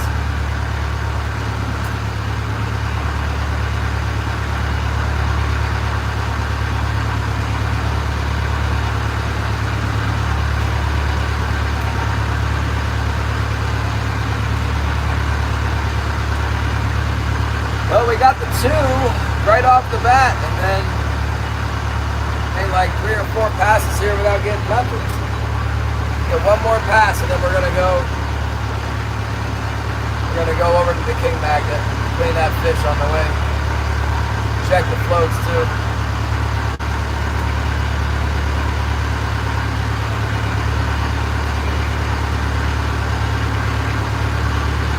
Should probably put some more. Put some more red flashes out with the white assassin type lures. I think I just saw the porpoise again out of the corner of my eye.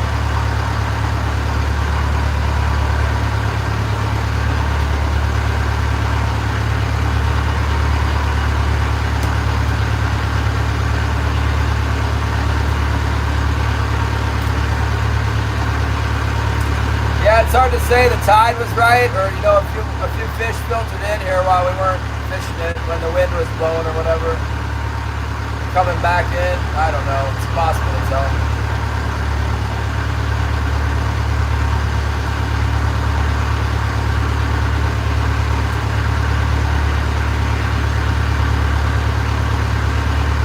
I really another bite like we had on Saturday where it attacked all the lines. That was nice.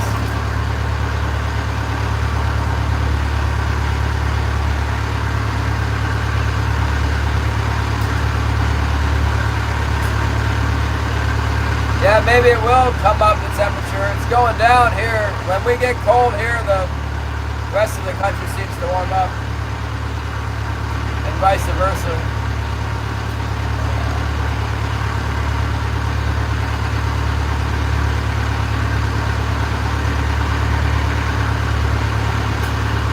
Yeah. 4 is like a big number. If we could get over the 4, because we had that long stretch where we couldn't get 4. So it does feel like if we could get 4, it's a big win. It's not really a lot of fish, but it's definitely in the money.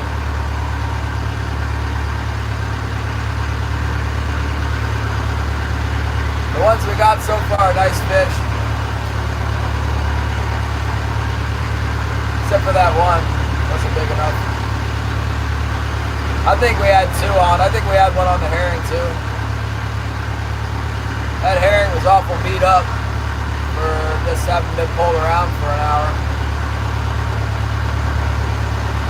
Had a big old tear on its side and the throat latch was broken on it.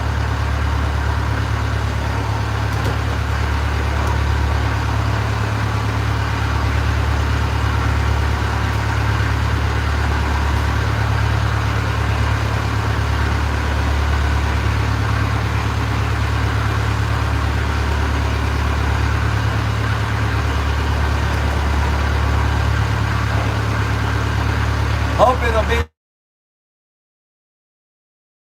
take a couple up there and then come back down here and get a couple more down here. Maybe get one on the Little Africa on our way in. Call it a day. Call it a good day. Or if they keep biting, we'll just stay out here until dark. It's been so slow. It's a lot shorter run if I work my way back to Little Africa before the end of the day.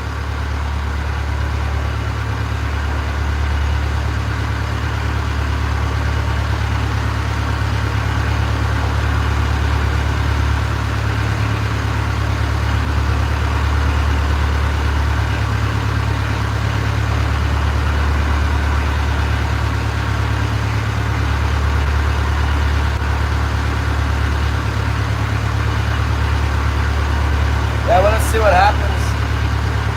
I should probably not go anywhere. There's a good chance I can just keep catching them if I just keep driving over the top of this high spot over and over again. It's a safe bet. It's not the first time we got fish off of here. We got them off of here the other day too. Probably some more will work our way over here as the tide's running out. But the thing is, if we go up to the King Magnet, you would think there'd probably be some laying in there too. Been there the whole time. Fight for us when we go over that.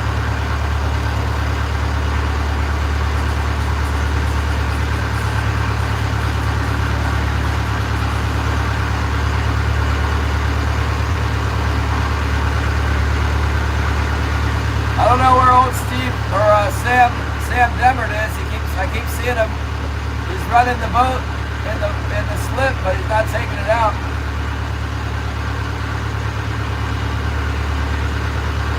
He likes to fish here. Everyone likes to fish here. This is a good spot.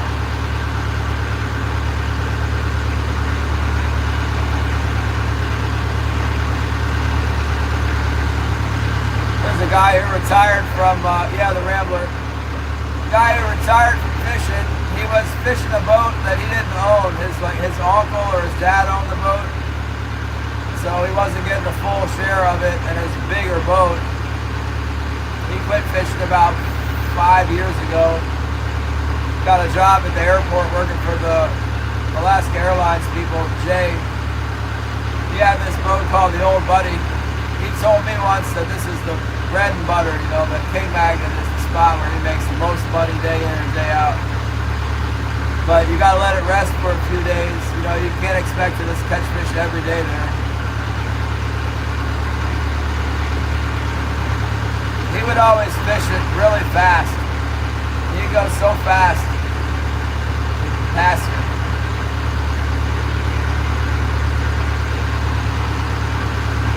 Old buddies up in the parking lot caught on fire one day in the harbor. The stove went on overrun and he came running down the dock. Fire, fire, fire! I looked up, there's black smoke rolling out of the cabin. I gave him my fire extinguisher. We went running over there and he couldn't figure out how to work it. I'm like, you gotta pull the pin. The boat's like all on fire. Finally, he got the pin pulled out. It put that fire out so fast, like within 10 seconds the fire was out. Without the fire extinguisher, that boat would have gone up in flames. It kind of burned the wall that the stove was on a little bit, but that's it. Then the exhaust fell off the thing. The exhaust like came apart, and that was it. They pulled it out of the water and hadn't gone back in since. He doesn't fish anymore. He probably sold his permit.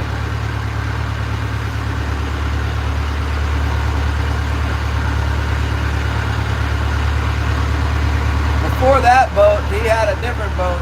He had the Clinket Rebel before that, I think. He would lease the Clinket Rebel for $5 grand from Gary Klushcan. Gary Klushcan owned the Clinket Rebel. It was a wood boat. And then one day the Clinket Rebel was trying to sink at the dock. Jeff Fraker had the Clinket Rebel. And then Jeff was done with it, or Gary took it away from him. And see the porpoises again, they're still here. And then it was trying to sink one day at the dock, so the city pulled it out of the water. Then it sat in the parking lot for like 4 years and nobody paying any money on it, and the city ended up crushing it, taking the parts to the dump. Yeah, my old Nordic tug's sitting there because the guy didn't buy it until like late August. He's friends with the Candy who runs the DMV in town, and so he's got a place to stay in town. He's trying to find a trailer. He was asking me if I knew where a trailer was so he could put it on the ferry or the barge or whatever.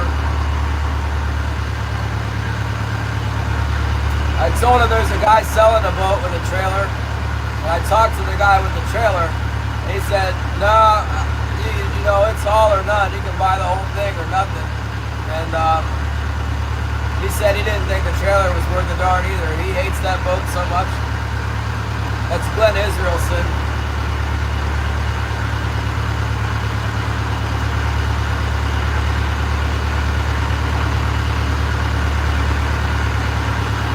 Glenn parked it up in the harbor parking lot, put a sign for 10 grand on it, and then he got an outboard boat with a little cabin on it, like a little 20-footer, 18, maybe 18 foot, I don't know. The porpoises are just working this hump. They're in front of me again. Maybe I can get a picture of them for you guys one of these times. They keep going down. They pop up and then they go right back down. Where'd they go?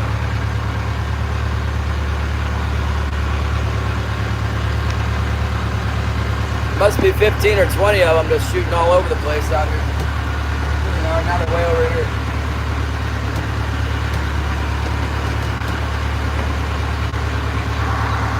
I've done really good here with the, Holly wants me to sell someone a fish. Sorry.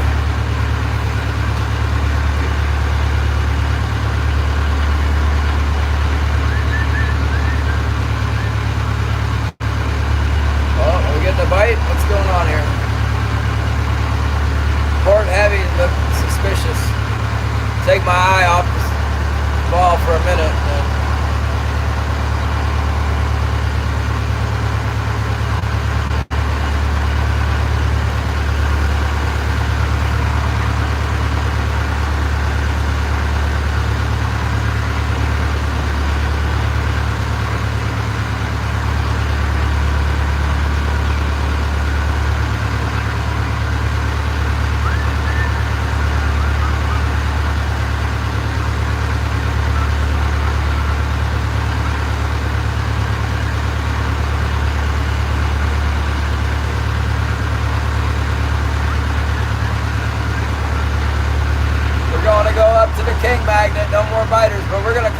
down here. If we don't get a bite at the king magnet after a couple passes, we're coming back over here.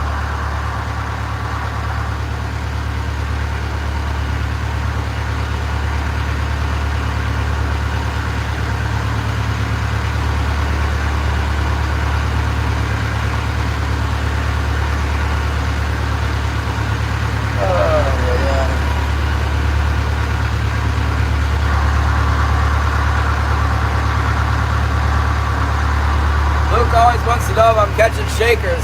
I told him I got two. He's asking me shakers. Yeah, gotta be bait around. I don't see it, man. I don't know what is going on. Maybe a little bit. I don't know. Yeah, there's got to be some bait around the hump, or they wouldn't be going back and forth. They're like going this way and that across the top of this high spot. It's not like they're just swimming north or south, or no, they're like back and forth. Darting around on it. Yeah, it might be a mistake, but the best bite we had was on the king magnet. It's only like 15 minutes away. Sometimes they bite in between too. It's like 20 fathoms in between, 25 fathoms. Go out there and clean that fish. Check the gear. Luke's got 3 shakers.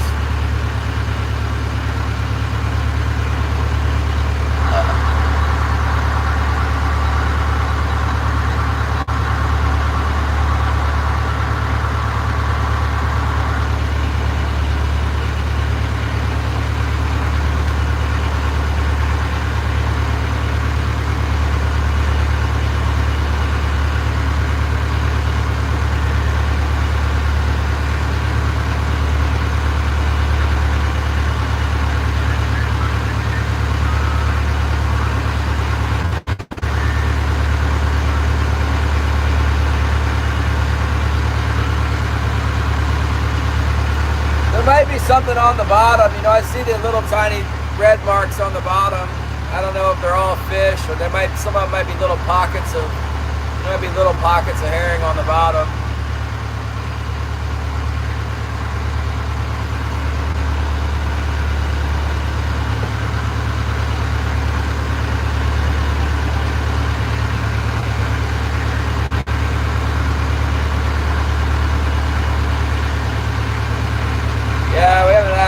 I don't think we've had any bites on anything else. I thought the starboard float, it jerked like a couple times on the turn, but then nothing happened after that.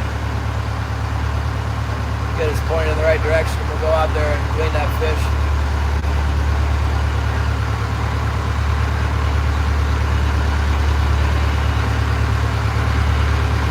Then I thought I saw the port wire, the port float do a little wiggle, but it wasn't very significant. Alright, I'm putting on my apron now.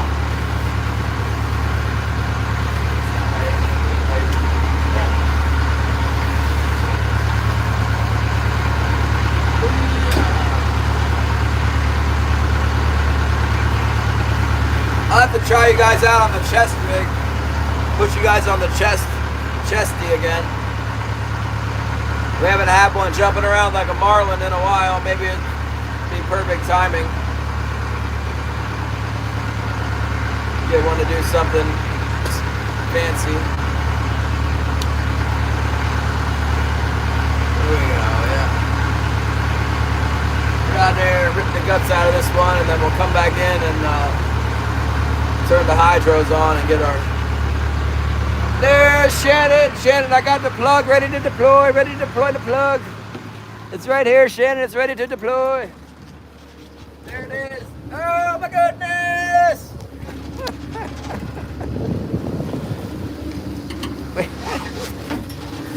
Look, Shannon. Look, it ain't the plug. It's got the plug. Oh my goodness. Ah!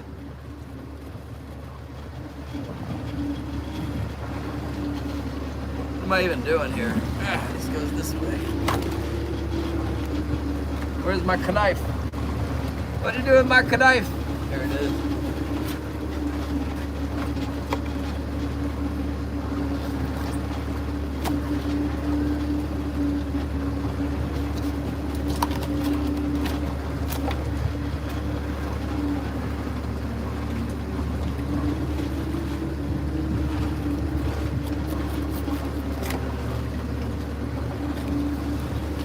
Empty belly.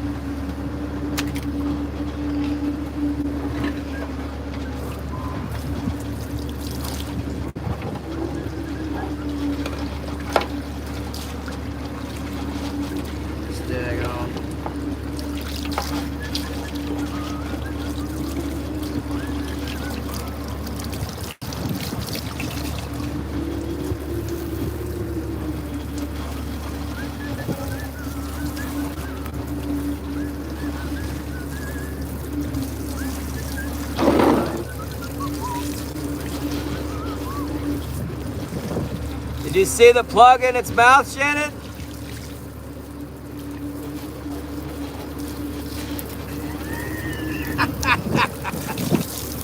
That's how you get them on the plug right there.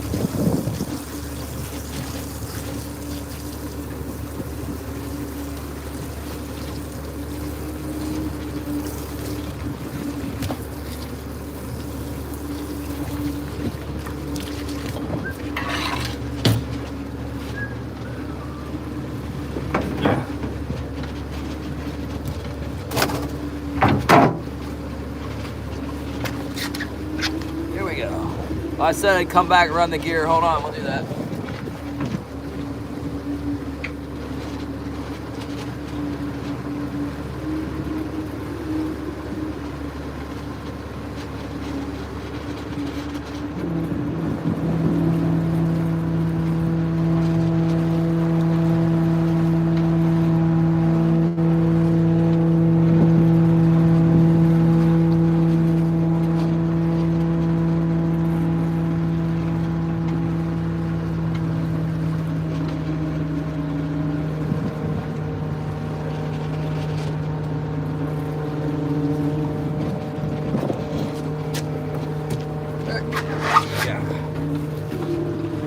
See if we got anything else on here.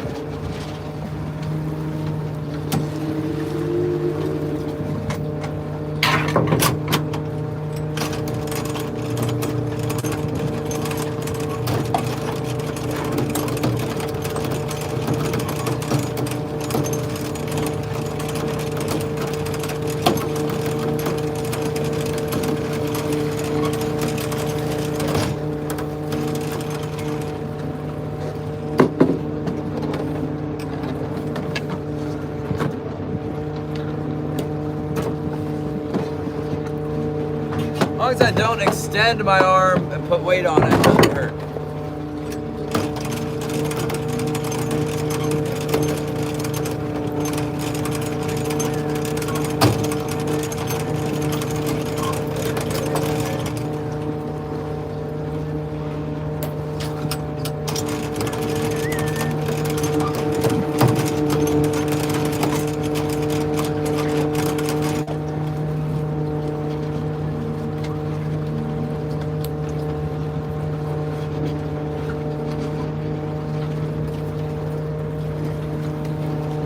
trick around here is to put a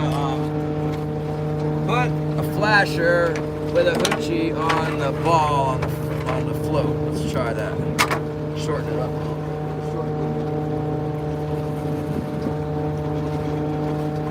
About that short right there. They don't seem to be biting on the glow spoon today.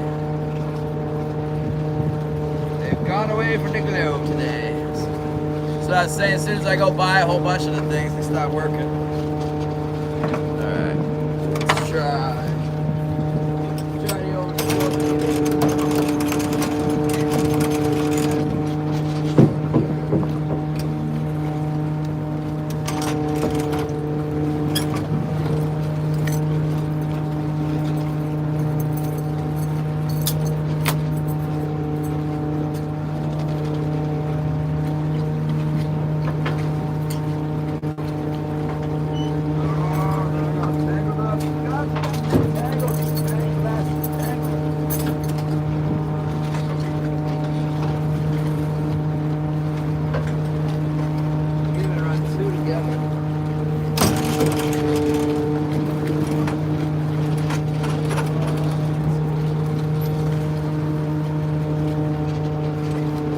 assassin on that one. Quite this yet. Thank you, Gary Hunterman. Let's try this. This is closer to a white assassin than that green one. This one. I'll bite this one.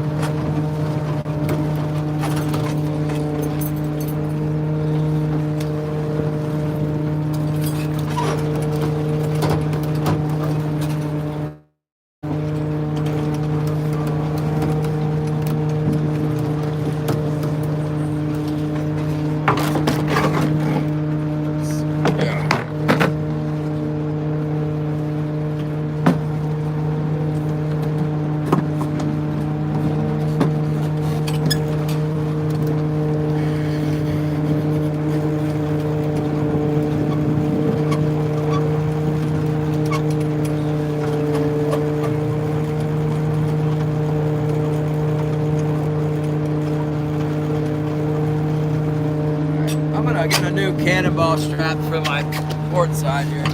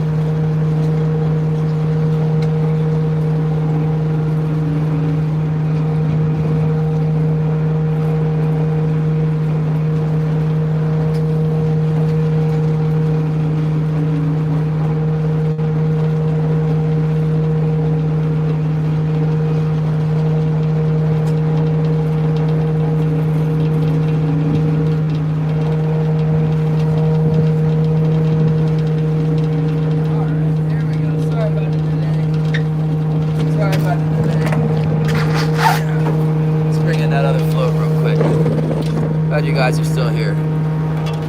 I don't like it when these screws appear. Like, where did that come from? Where is that? What?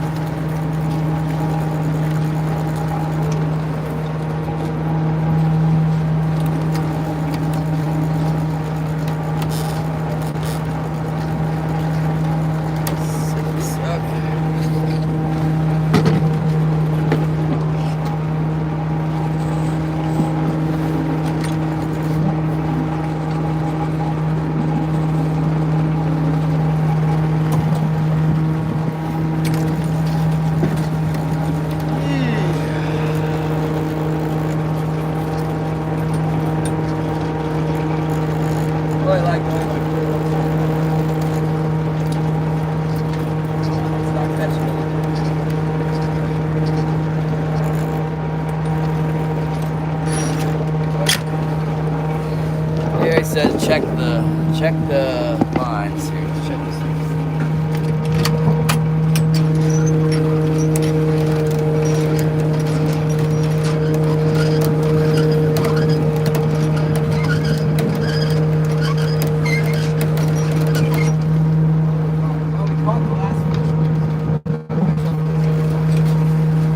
Got the last fish on. Let's check that side.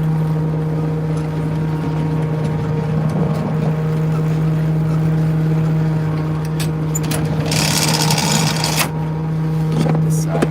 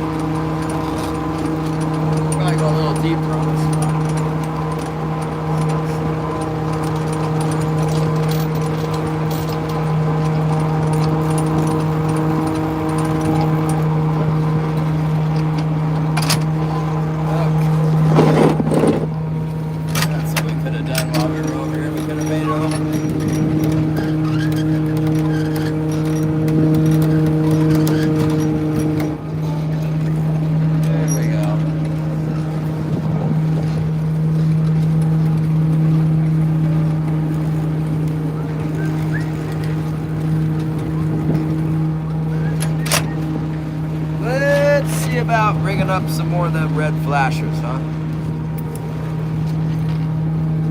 I know that Shannon would like that idea.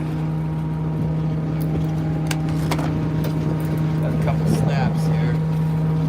Let's see if we can make my port side float look a little better. I might shorten it up too on the next pull. Shorten the line up a little bit.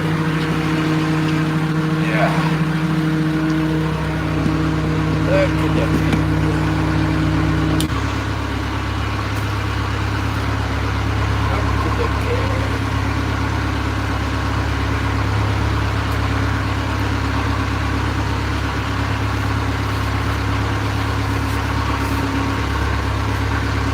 What do we do there? Change up stuff. Let's see.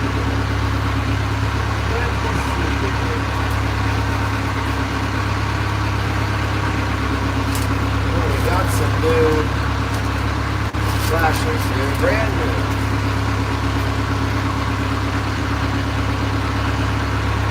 Let's get rid of this stupid thing. I hate these. These are no good.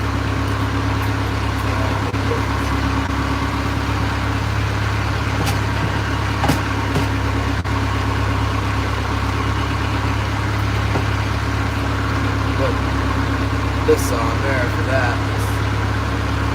Those little things. So I don't like the looks of that swivel either. I don't feel like that's a smaller swivel than it used to be.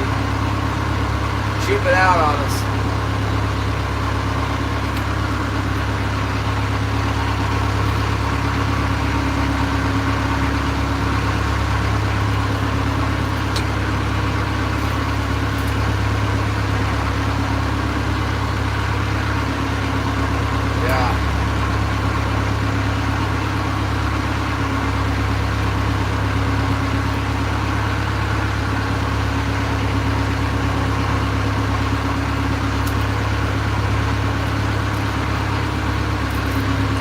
I think there's a new company making the hotspot. They must have made an executive decision to downsize the swivel here.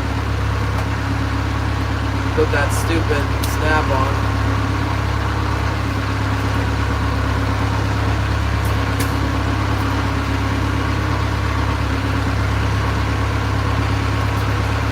Fathom and a half.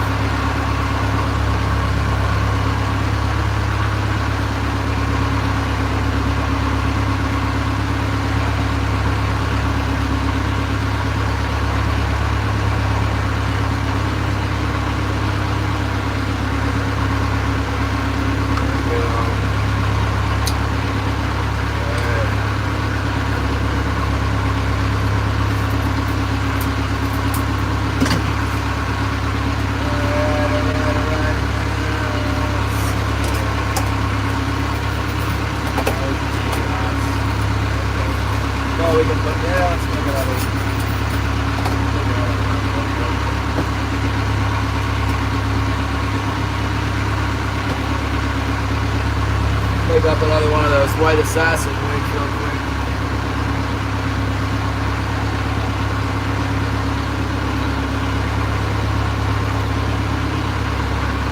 We're on the spot now.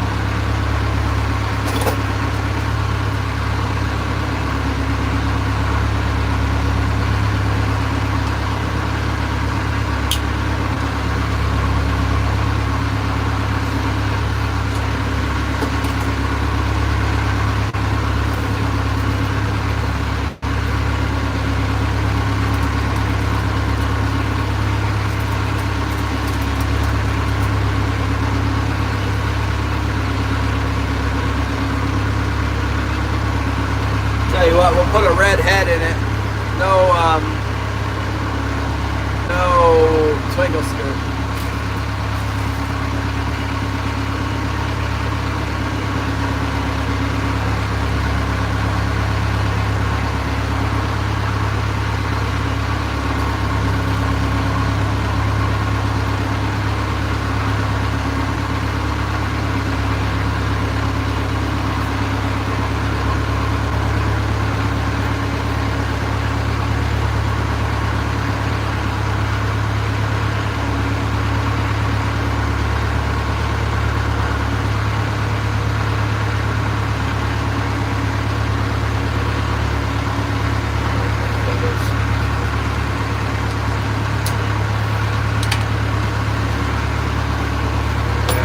Gary will like this.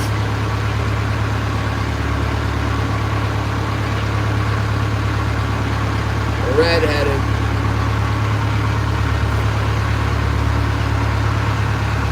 There we go. We got a bite on that float where I put that white assassin on the ball. I think it just hit. I think I just got a bite on it. Something happened on the starboard float. I think it was a hit. Maybe not. Stopped.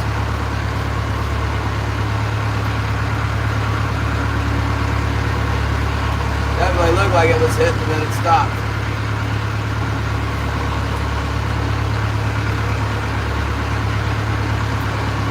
Why did it stop? Let's stop. Don't stop on the neck. Don't stop.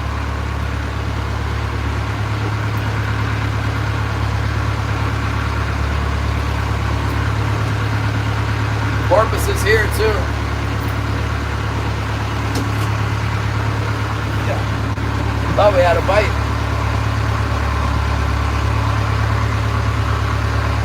Thought we were getting a bite and then it stopped. What the heck?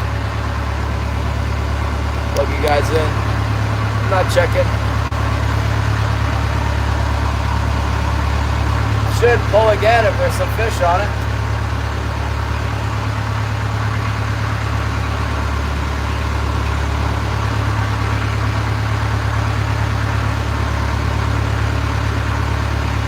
Might have been a miss, a swing and a miss, or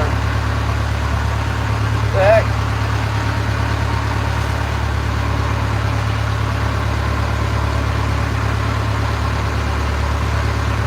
Drag him, yeah. Shannon! Cargo! I think we need to put a plug out for Shannon.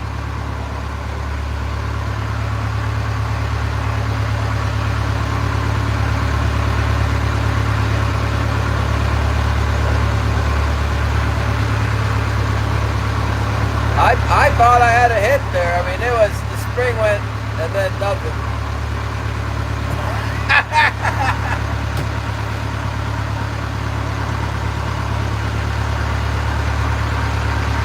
It's back there, ready to go out. My port float won't catch it, needs a plug. I put it on a 20 fathom leader for Shannon. It'll still be on the hump too when we're out here on the King Magnet a quarter mile away.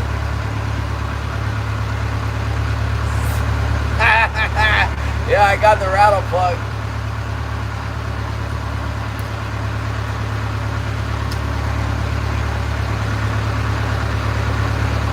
Well, that seemed like a bite, but then nothing.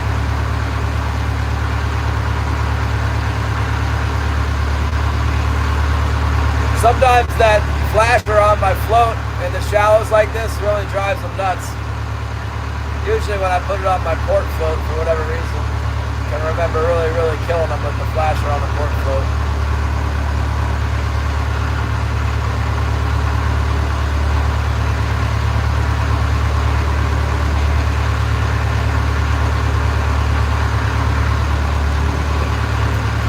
Oh well, here we go for another pass. Heading back to the south. Maybe I just hit the bottom with it. What's up, Chunks?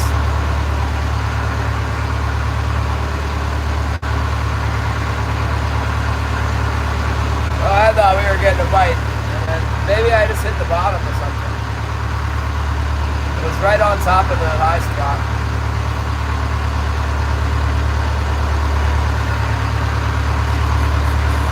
The king magnet is really small. It's like 20 yards across. And then there's a big, like, 12 fathom flat after it with a couple little lumps on it. It's amazing how they get right around these little high spots.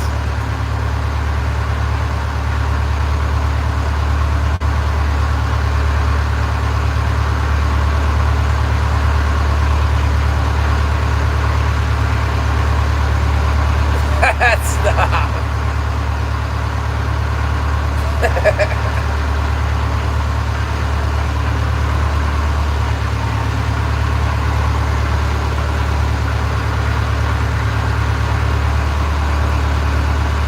Oh, swell is so swelly.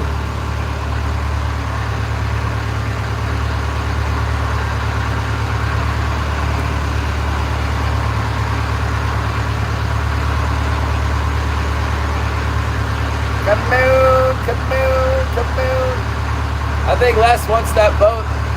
What he's angling at is if Killian's not going to get the boat, he's going to get it. He likes it. Everybody likes the boat.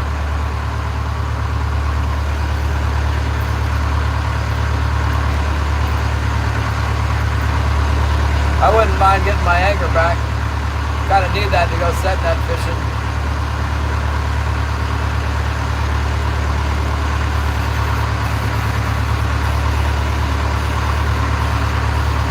Alright, I'm marking a little blue thing on the bottom that looks fishy. See if it'll bite for us.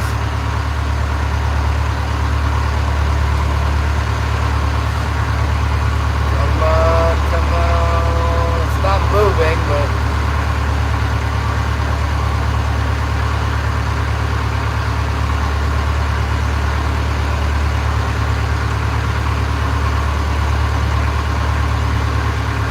we have to go back to hump 2.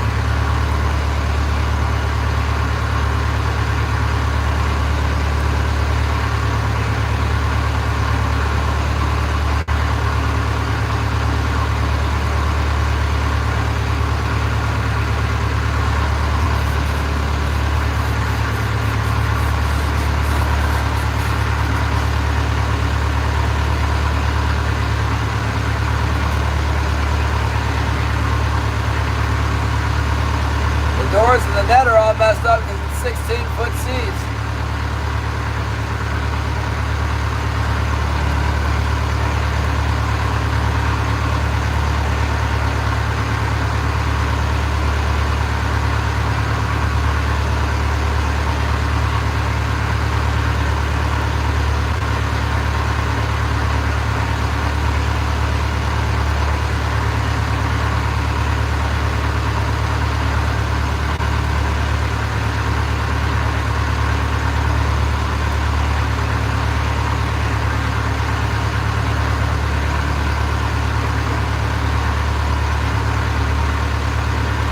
Come on, fish, what in the world? There's so many bites and then...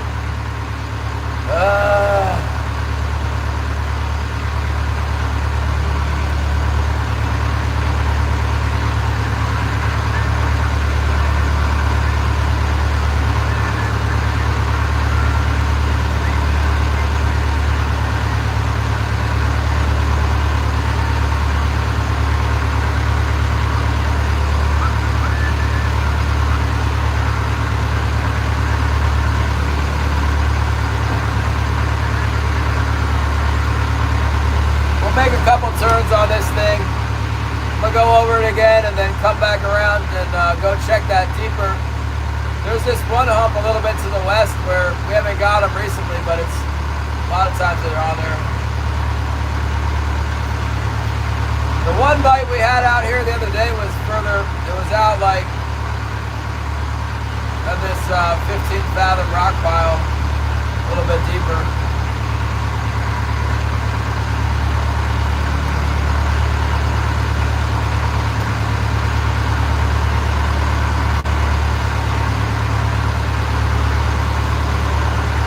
My bay net, my gill net, it's like, I think they weigh about 300 pounds.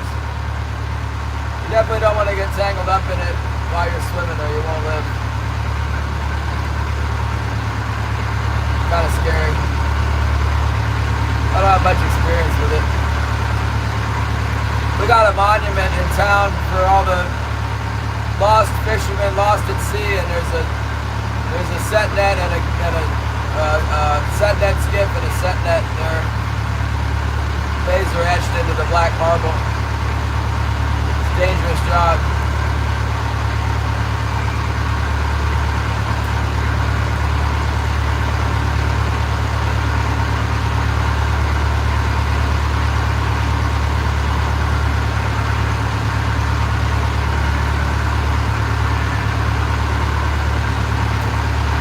Southeast Alaska!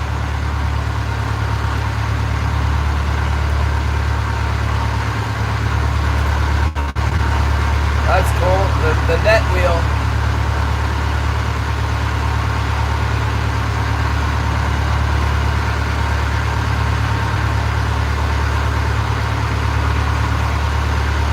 And where's that big biter? Come on, come on. Big bite, big bite.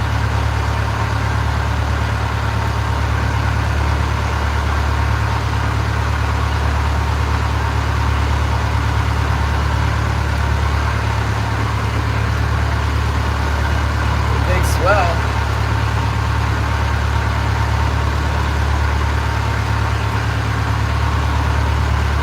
yeah, you want to see the shark? Yeah, I'll show you. Hold on. The shark that I'm talking about, there it is. See it? More like that.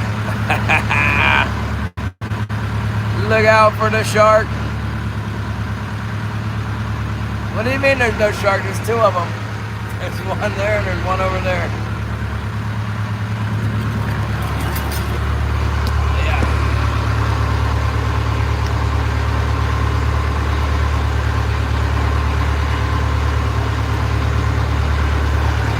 Fishing far back? Nah. No. I haven't been able to catch anything on them. Sometimes I move them close to my boat and try and get them to bite.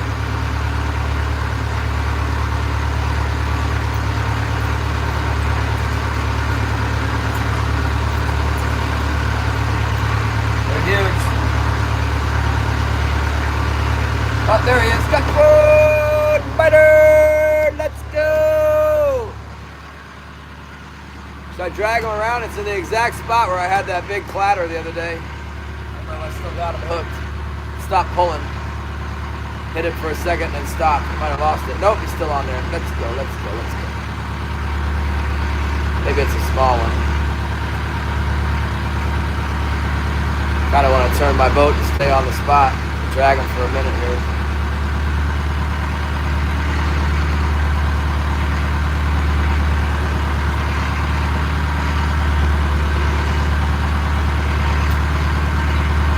Turn the boat a little bit. Won't take long to bring this one in on the heavy there. See what we got. Hopefully it don't fall off. Didn't act like a great big one. Yeah.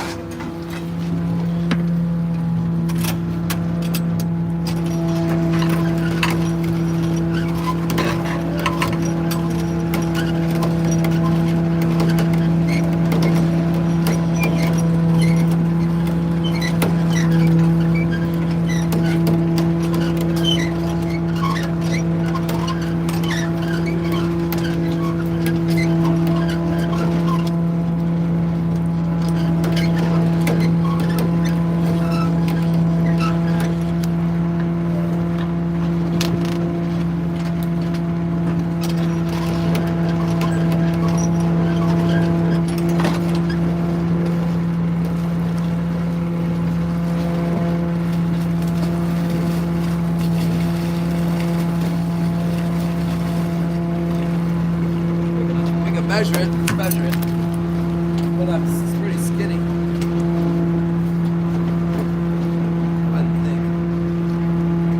Wouldn't think he'd be big enough. He's so skinny though. It's an Ethiopian salmon. Oh, he is right on the mark. Like exactly 28 inches long.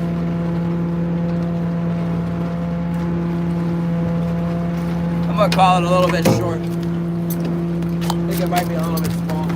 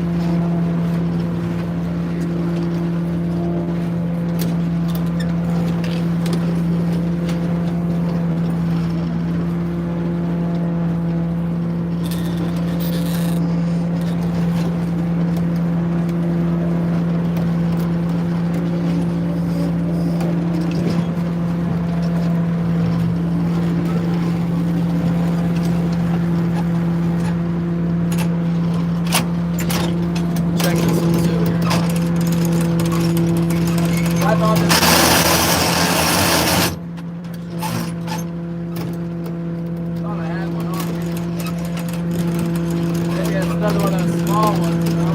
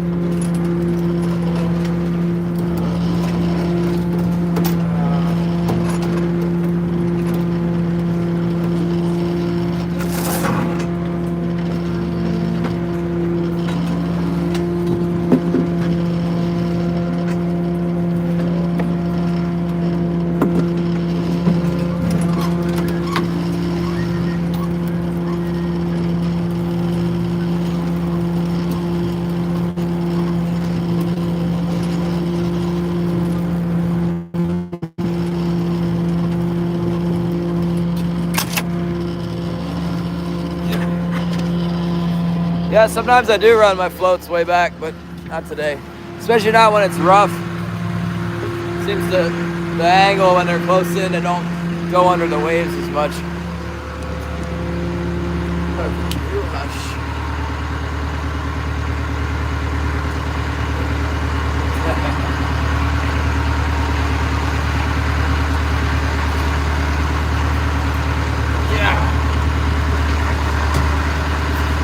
Darn it, I was hopeful that we'd have one on there. That one was like right there at 28. I mean, it was really, it was right there. Just wasn't looking like it was over it at all. It was so daggone scrawny.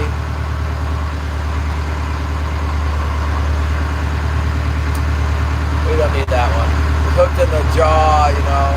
Didn't seem to do that great when I let it go, but look a little small.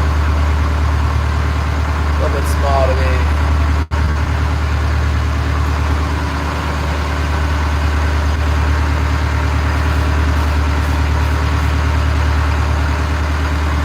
Well, the new jackets made it like 4 days without getting ripped open. They're doing good.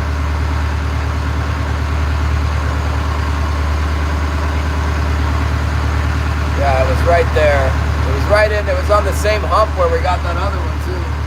I mean, where we got the clatter.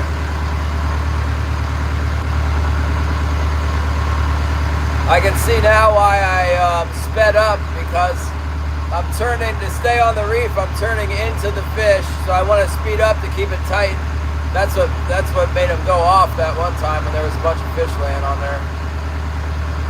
I was turning into the fish, so I was speeding up, and man, they just hammered my gear.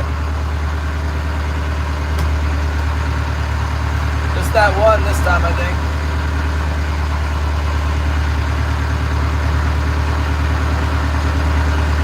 I reckon it was pretty hungry. It had that thing well into its mouth. It was way into its mouth.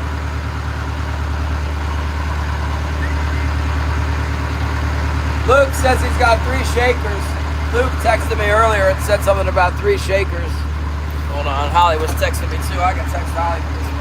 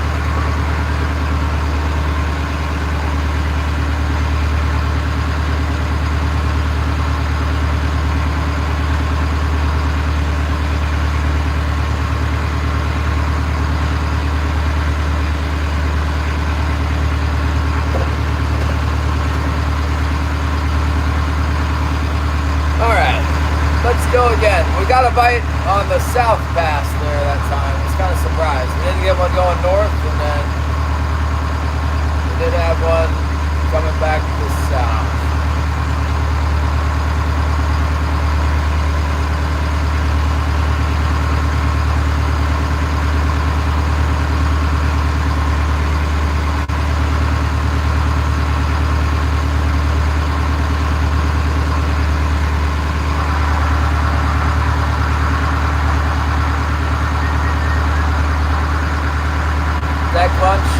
Or the frying pan. Who cares if it's on YouTube? My biggest fans probably waiting for that very thing.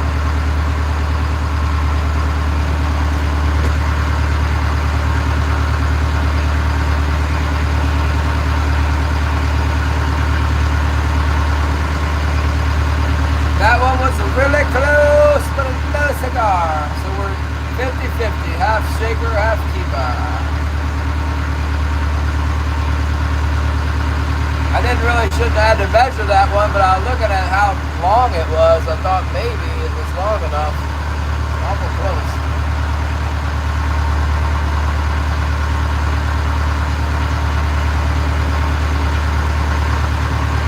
We're due to get one on the float here. We've been hitting them on both heavies, but not the float.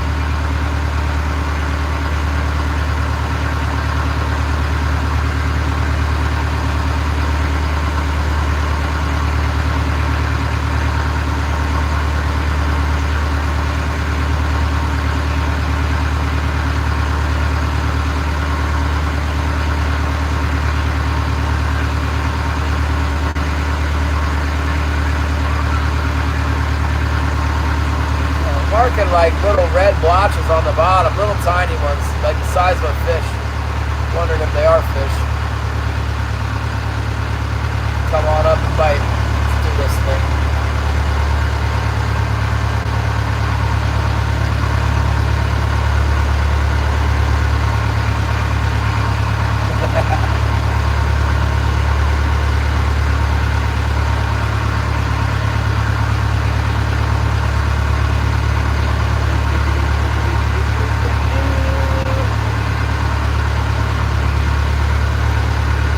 That day we had on Saturday, that's much more like a normal, regular old good day out here. I mean, that was much more like what we should be seeing.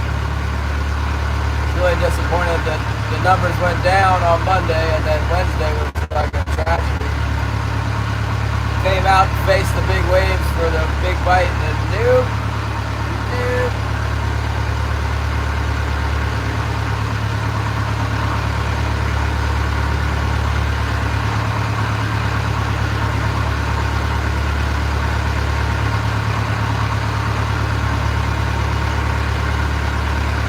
Tater tot casserole.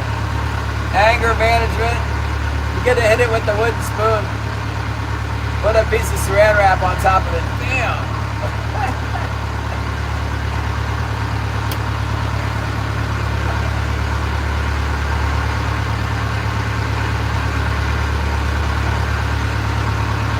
Wonder where Scotty is today. Scotty! Oh, there's Cake Chaser. What's up? The moon glow spoon. No fish on the moon glow today. Not yet. 1 year, Patrick. We love you. Thanks for staying with us. Glad you're doing well.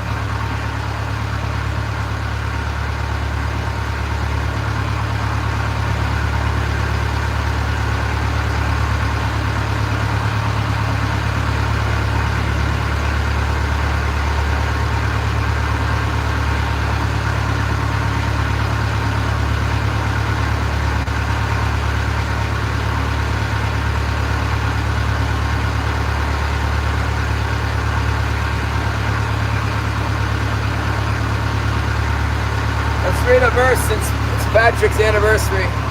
Where are we in the book? Where's the bookmark?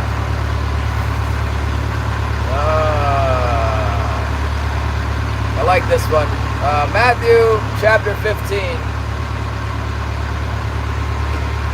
Then the scribes and the Pharisees who were from Jerusalem came to Jesus, saying, "Why do your disciples transgress the tradition of the elders? For they do not wash their hands when they eat bread." He answered and said to them, "Why do you also transgress the commandment of God because of your tradition? For God commanded, saying, 'Honor your father and mother,' and he who curses father or mother, let him be put to death. But you say, whoever says to his father or mother, 'Whatever profit you might have received from me is a gift to God,' then he need not honor his father or mother. Thus you have made the commandment of God of no effect by your tradition. Hypocrites! Well did Isaiah prophesy about you, saying, 'These people draw near to me with their mouth, and honor me with their lips, but their heart is far from me. And in vain they worship me, teaching as doctrines the commandments of men.'" When he had called the multitude to himself, he said to them, "Hear and understand. Not what goes into the mouth defiles a man, but what comes out of the mouth, this defiles a man." Amen.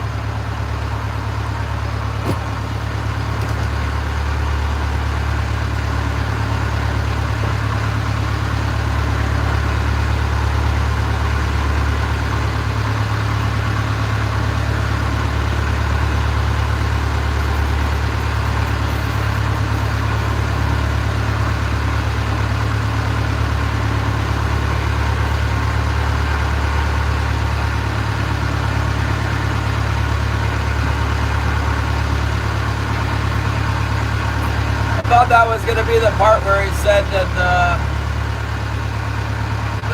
cup on the outside was clean, but inside it was filthy. Maybe that's later on in that same chapter, or maybe a different time. He definitely Jesus had some strong words for the Pharisees.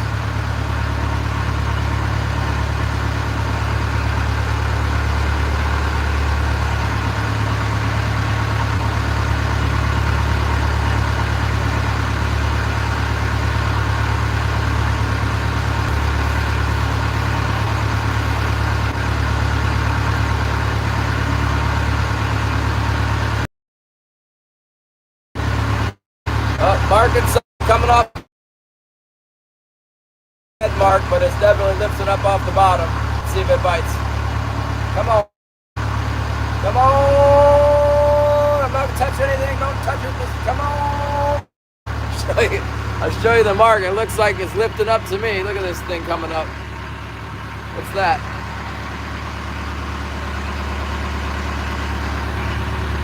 Looks an awful lot like something coming up off the bottom to look at my boat here. Come on. Yep, got him. Oh, let's go! There it is. Hit that thing. Oh my goodness! You guys want to go for a ride in the chest thing? Let him chew on it for a minute. Put this guy on. Maybe we'll pick up another one. Sitting right on this one little hump. I think it might be two. It's pulling awful hard. Sitting on this one hump here. Same spot where we got her on Saturday and where we just hooked that short one. Let's see there. Get in there, you guys. Lock it down, lock it down. I locked it down, all right. I locked it right off the YouTube. There we go. Here we go. Alright. Hydro's on, says Gary. Maybe it got off. It's not shaking anymore. No, he's shaking it. See the spring going. What do we got here? Reet, reet, reet, reet, reet, reet.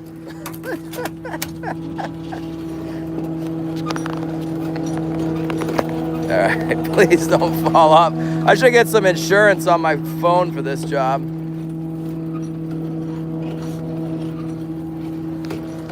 Really should. It seems to be in there okay.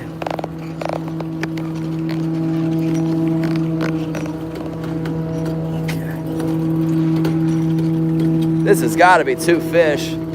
Or like a foul hooked fish or...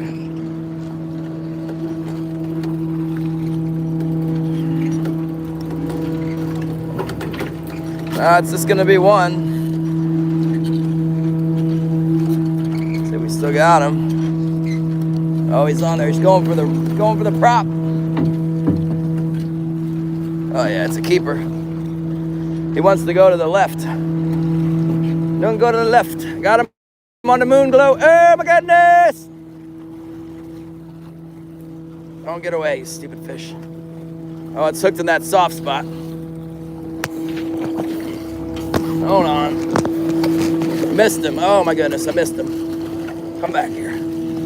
Come back here. Come back here. Oh my goodness, don't fall off. I got him. Oh, got him right in the tail. Holy mackerel. Oh my goodness, that's a nice big one. What the hell was that? He threw something off the boat. My scissors, that's what it was.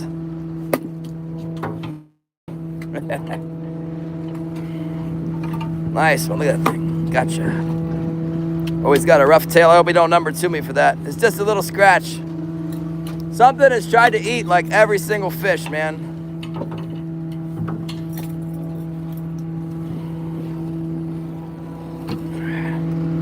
Nice one.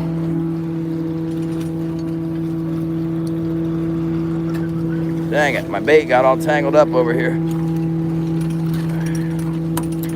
Oh, don't you do that? Come here before you get all busted up and stuff. Forget what I did. Do that.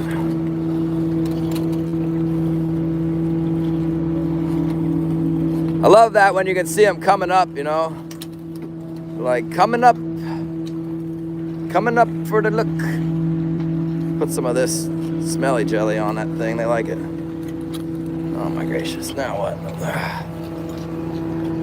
Now what? What do we gotta do? This over. Over. No, other way. Over. Yeah, this way. Ha. All right. There we go. There we go.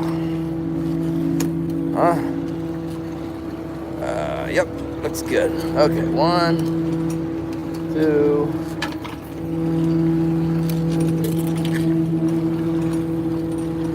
3.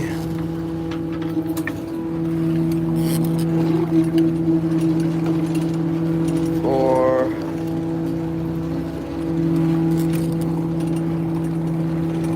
5. 6. Here we go.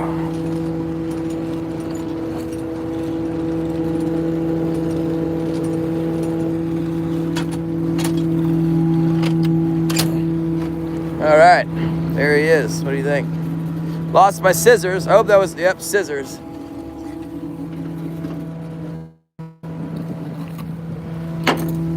Okay, yeah, he doesn't fall out. He's trying to fall out. He doesn't fit in the, oh my goodness! Stay in there. I can put his tail, aha, now, let's see, get out of there now.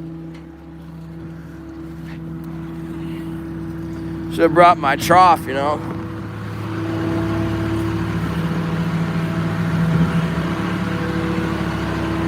Holy cow, that was chaotic, man.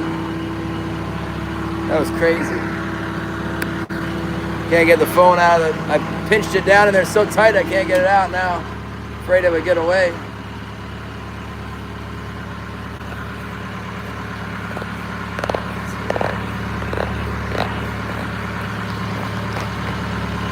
Okay, got the top one loose. Get you out of there like that. Get out of there.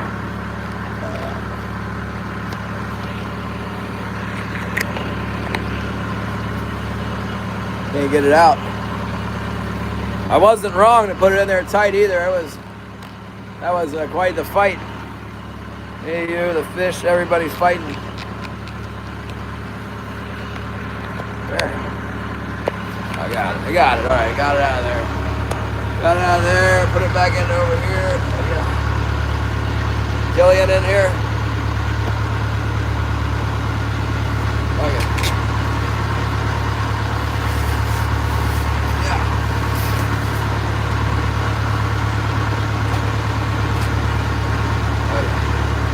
Well, you can see that sucker clear as day on the screen, huh? Hold on a second.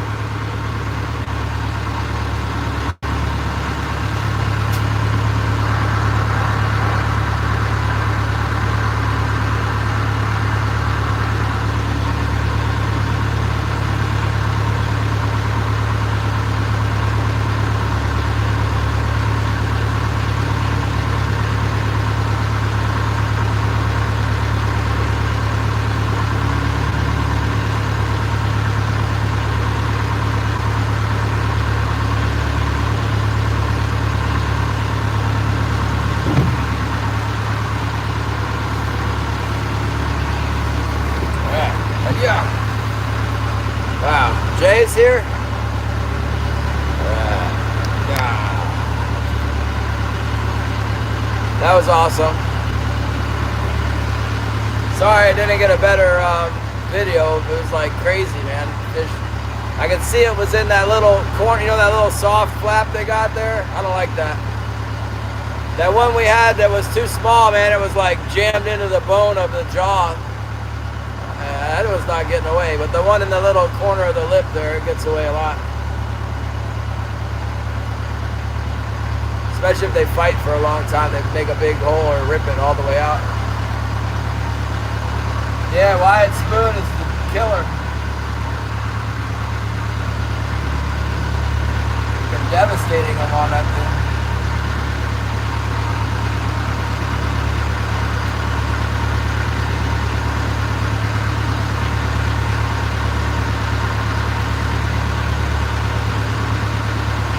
Go back over that high spot again, huh?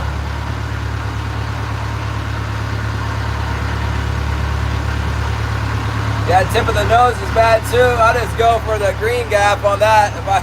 If I got them coming in with the tip of the nose and I can get them close enough, I'll try to just hook them in the boat green. I was learning by watching Judah on his video, because he would bring them in and wait till they turn sideways and get them up under the chin, and then from there you can lift them right in.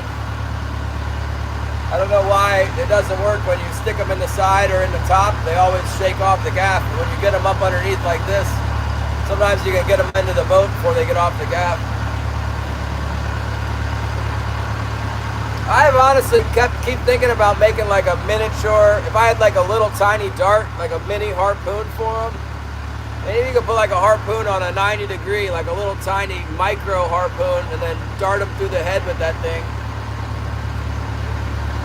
That would make sense to me. These are $100 fish, you know. It's really, really hard to get them. I can't get them in a landing net by myself.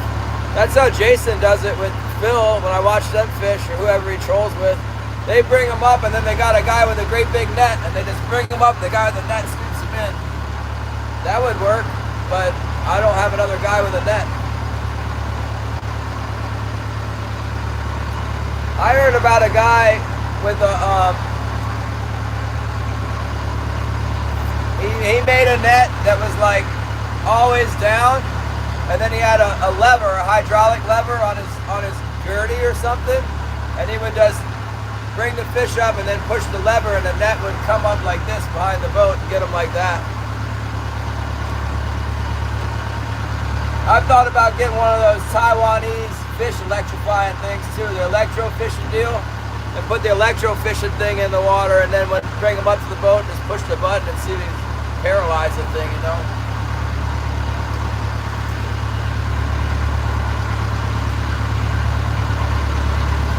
Yeah, usually when I get a mark like that, that's like obviously coming off the bottom at an angle like that, that's got to be a king salmon, you know. That thing was coming up at a 45, lifting up off the bottom, coming in for the attack.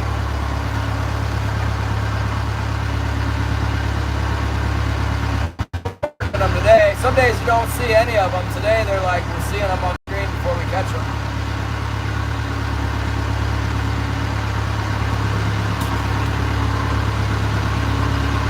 Thanks, Jay Erickson.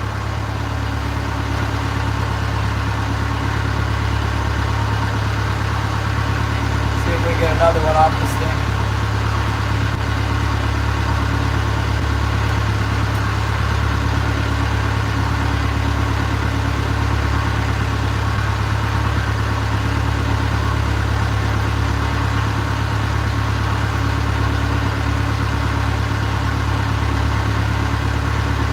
Yeah, I'd really like to be catching 10 or 20 out on the bar right now, but I'll take 3 or 4 on the pinnacles if that's all. Pay my bills anyway, or try to. Get a lot closer than I have been.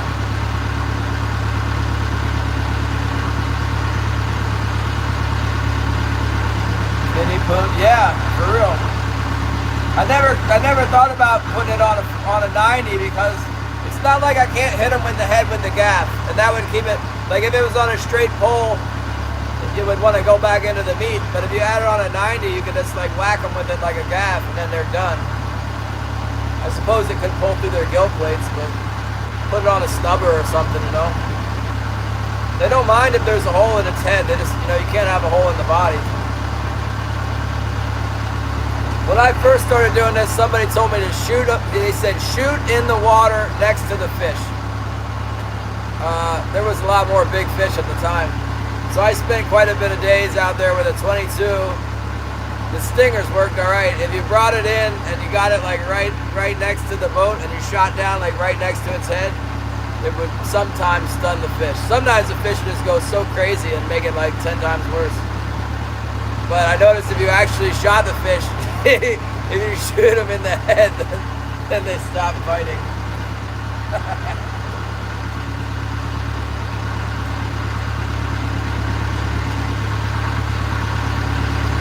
Oh, we got 3. We just got 3. We're gonna exceed your estimate if we can get one more. It's 12:28, so I think we might get more than 3. God willing.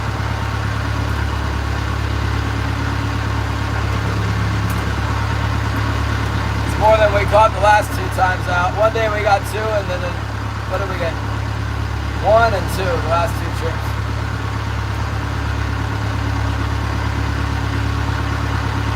Yeah, I don't want to count above 5. That's where I lose count.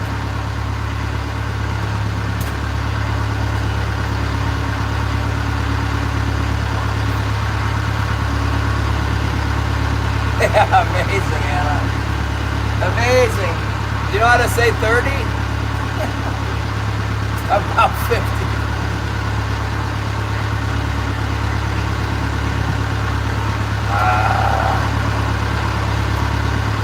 Oh, praise God for giving us what we got.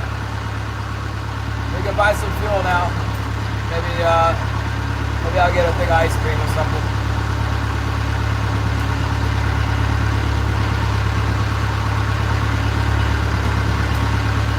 I hope they don't number 2 that last fish. Maybe I'll clean it. Maybe I like. We need some fish white out, like some silver out. You know, just put the silver on the red part of the bite mark on his tail there.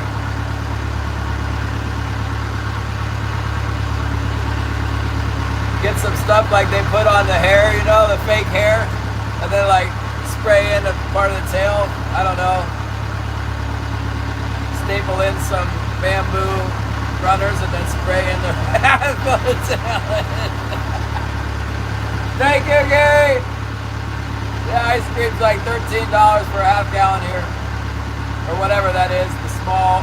Remember when we used to get gallons of ice cream or half gallons? Now they got it in this little thing. Cost a fortune. Milk came down to, they brought the milk down to, what's the milk price now? It was like $8.67 instead of $9.36 for a half gallon. I'm like, I'm still not buying that.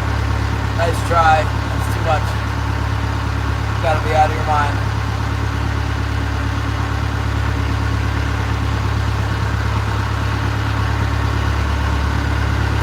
I don't see Leo over on the old 38 special. Must have gone around the 6-can reef or something.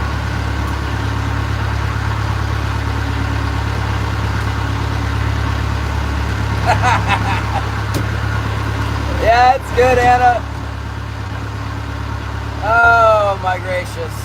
Yeah. This time of year it should be getting really good. Can't really expect it to be such a bad winter that, like, instead of being really, really good, it's just getting to where we can catch a few fish. Better than not. That's alright. If I wasn't catching any fish, I'd still be out there, running more traps and stuff. Cade brought me 2 otters over last night. He said he wants to retire after he's fleshed that one otter out. He brought a couple otters over and said he wanted to retire because he didn't like fleshing them out. I froze them. We froze the skins, you know, with the flesh on them. Put them in the freezer. Flesh them out later. I got time.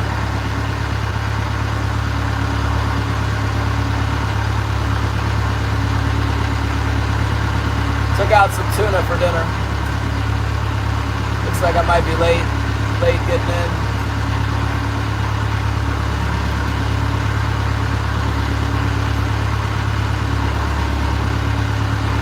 There he is, got another one on here. He's biting it. Stay on there, you dumb fishy wishy! Oh my goodness! Got him on the port. I got him on the starboard heavy here. Still on there? Oh yeah. We can keep them on.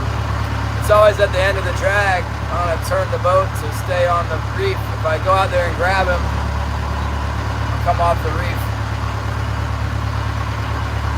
It's not hitting like a real big one. It's amazing that they're not hitting the floats at all.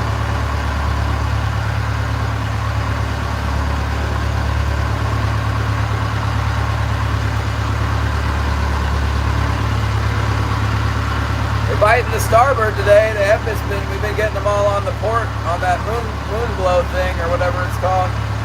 Today we're getting them on the starboard as well. Biting that white assassin down there. Biting up on the assassin. I don't know, this one might be too small. He pulled on it a few times, then it stopped. Not doing anything now.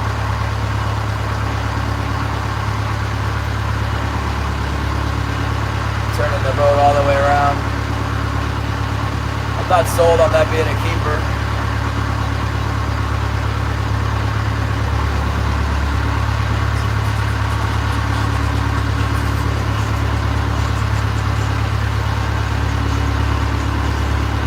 I'm sure I still got him.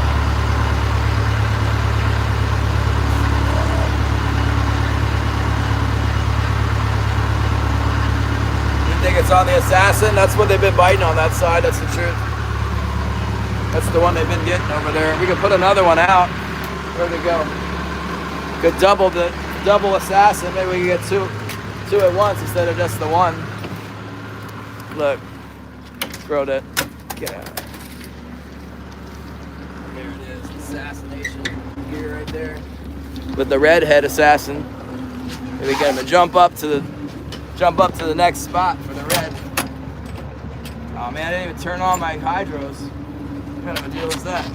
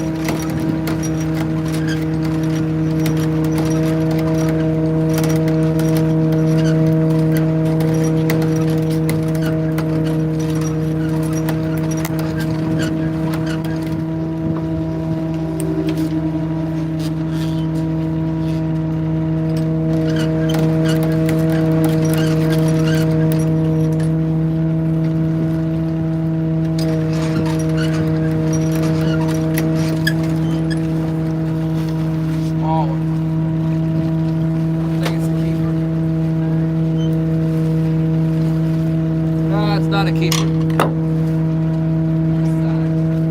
Got him on the old.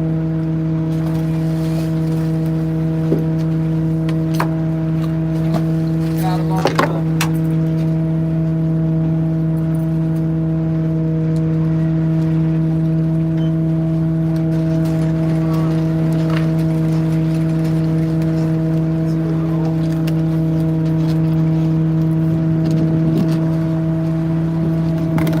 Had the smelly jelly on it, but it's wearing off there. Some more on.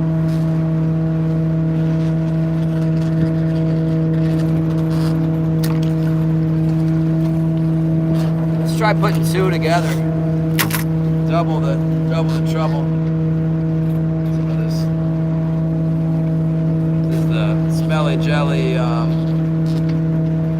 Which one? Smelly jelly. Pro. Triple X strength. Put some on the flasher too, huh?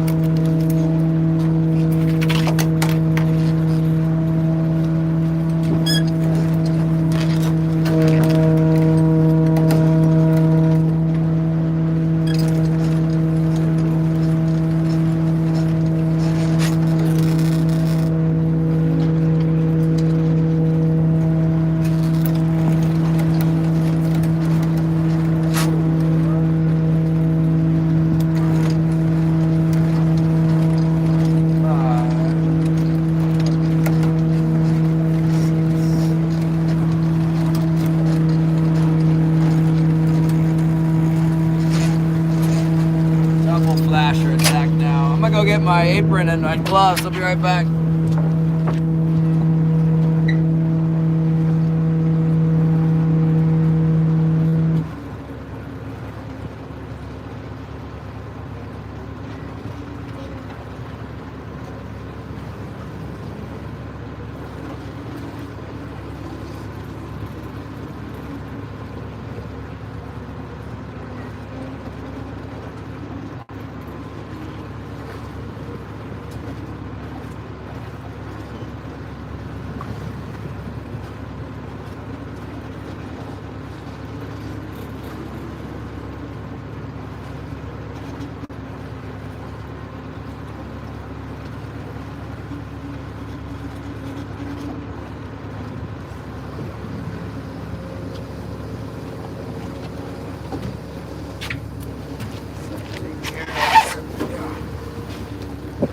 Cleaned up. Clean.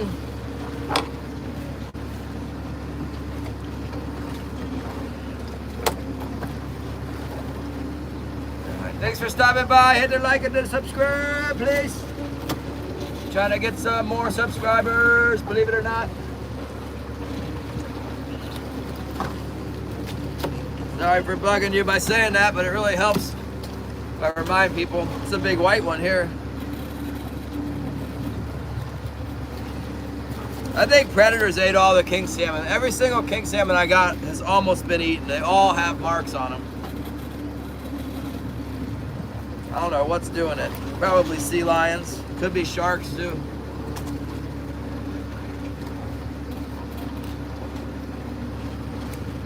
White king, big one.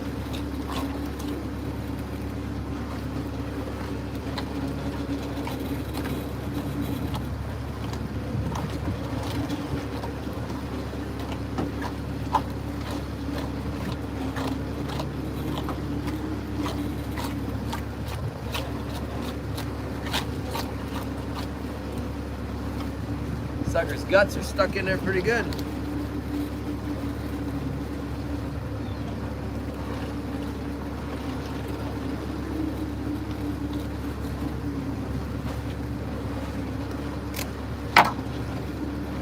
That part done.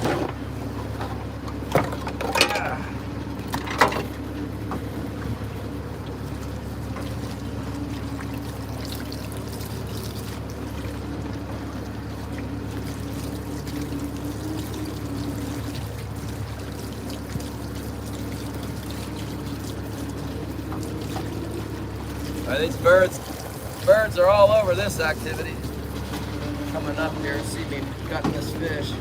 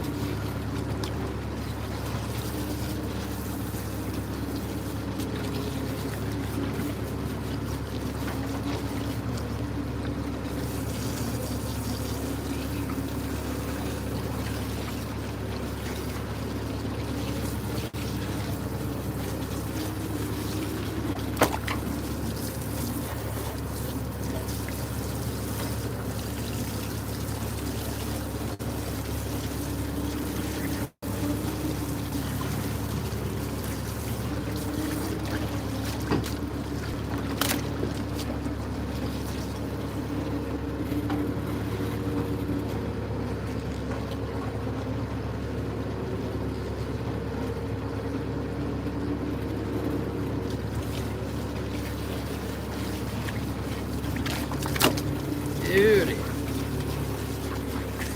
Real nice one. Nice fishing. Ooh, really nice. That's a big one. Yeah. Guess that will go maybe 14 pounds.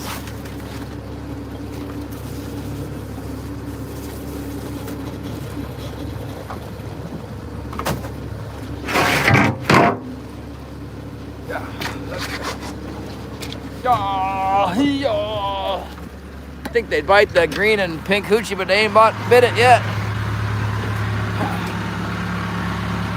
Yeah.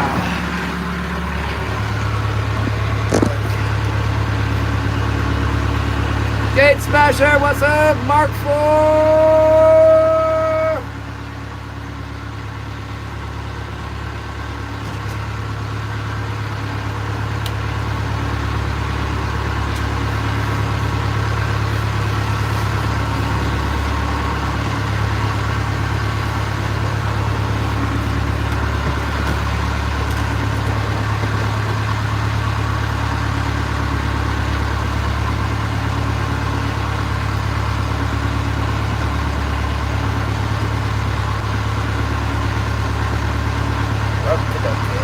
Kush, what's up? Thank you very much. You got the one, big white king. Nice size anyway. Thank you, kids. We got the gift membership. Thank you. Hopefully I didn't get that thing wet. Christy Drake, thank you. It's amazing all the wonderful people that stop through that don't chat. Thank you for 100 likes. I've never seen Christy Drake ever chat anything, but they got a membership now, so we know they were here.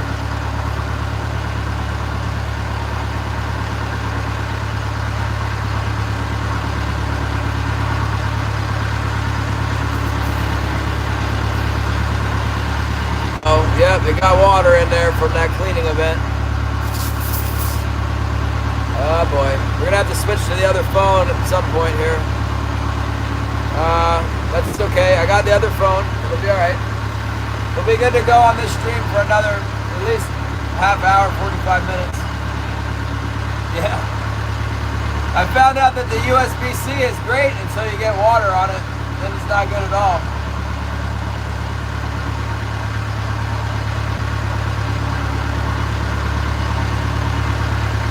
I'd like to check this little hump to the west, but I think that we better make another pass over the one that's holding fish. Let's make another pass over the one spot with the fish. The fish.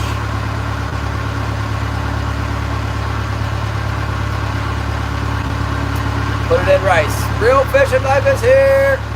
Yeah, that's what I had to do. The first time it happened was the first day I took the phone out on the boat. I had to put it in rice.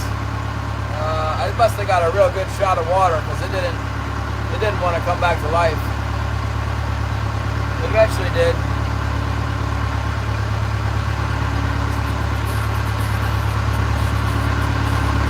I know I don't have the rubbing alcohol. I need to get one of those air in the can.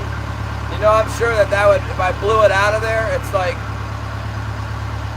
I think that would do it.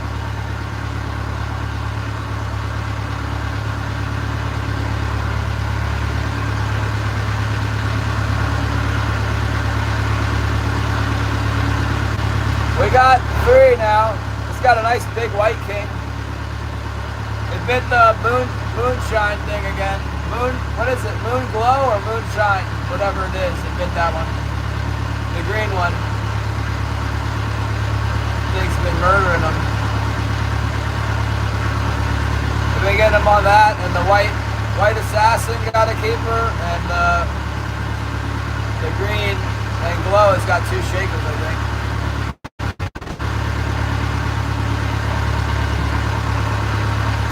I don't know. Moonshine, yeah. Howie, love you too. Gotta go fishing this weekend. Go get the sculpin and the rockfish, Kelly. I guess rockfish is closed in California. Sculpin and the whitefish. Then you go trout fishing. Get the trout. Okay, yeah, okay. Hold on, I can look it up right here. I sent it to Luke. It's in my file, Luke's message. Way in there somewhere. Must have disappeared. It shouldn't be that far in there.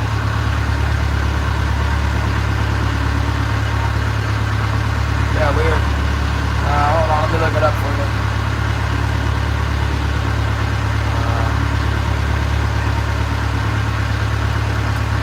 What was it? Moonshine or moon glow? Forget. Moonshine? No, moon glow, that's the one.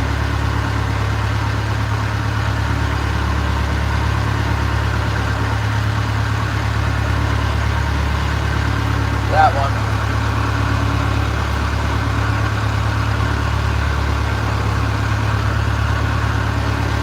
Price may vary, huh? $9.50 at Fish USA, $13 at Cabela's, $13.50 the other one.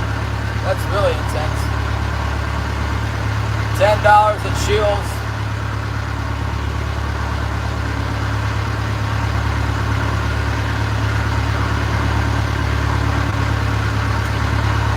$12.99 at Bass Pro. USA's got a good deal on them, but Bass Pro's got free shipping over 50 bucks. I know, ask me how I know.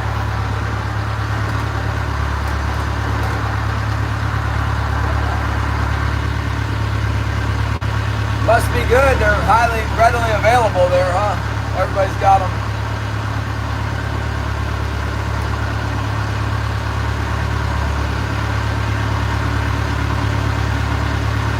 I think I need some heavy duty run it. Tactical angler clip. Whoa, look at this! Yeah, I'm wearing the free shipping. No, that was, this order is for the one with the marlin teaser. Oh, wait till we get the marlin teaser. Alright, I'm not sure Patrick didn't send it already. Ollie's getting that scarf done.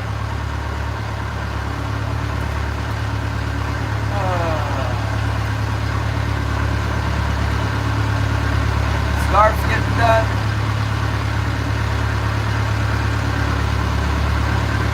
Yeah, the reloading thing. My case trimmer blade, I wore it out doing all that 308 ammo. I got some federal. Les gave me a whole trash bag full of federal 308 brass, and I just doing a whole bunch. It's really thick, and it dulled my blade or something. Maybe I got the wrong blade for it, or I don't know. I reckon this new one ought to fix it right up. I read in Google that people say they do when they wear out.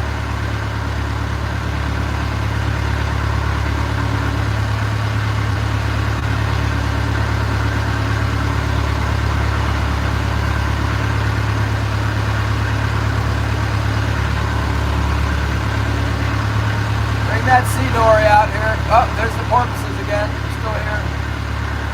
Poor boys, I see you. Quit hiding from the YouTube. There he is. Where is he? See him? Oh, there he is. Oh, the poor boys. Where'd he go?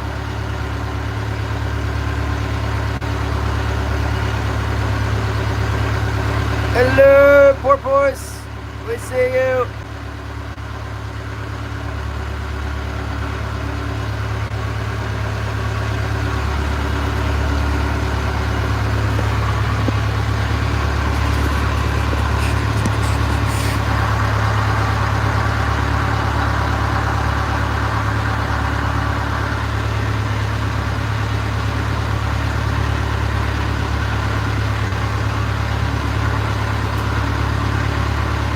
Calicus likes the porpoise. I'll let you in, Cali. You can be a moderator with everybody else because you're so nice.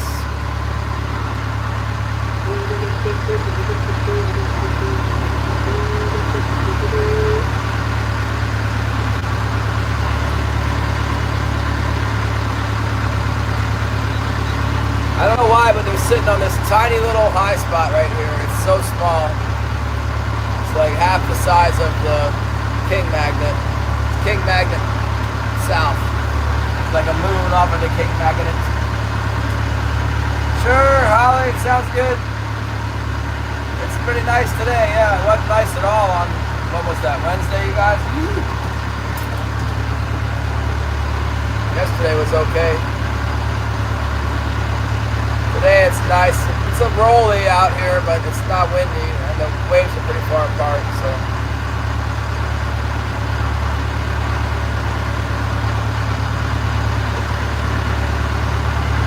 Come on, where's that big mark on the screen? Let's see it.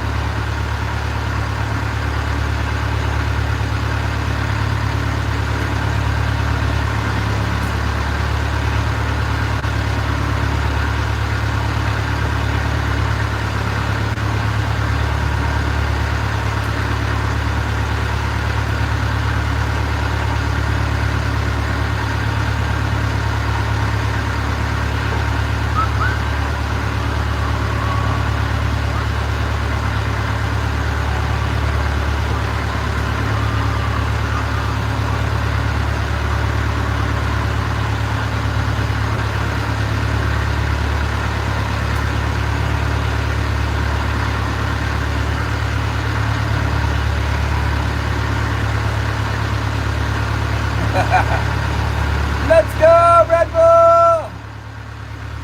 Yeah, we're getting some today. I don't know if they're going to stop or what, but we've been getting a bite pretty steady. Getting a bite every hour or so, every half hour, I don't know.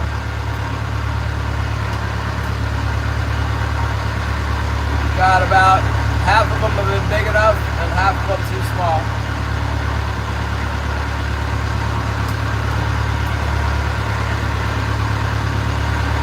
Catching them on a variety of lures. We got one on the white squid, one on the spoon, and one on the bait.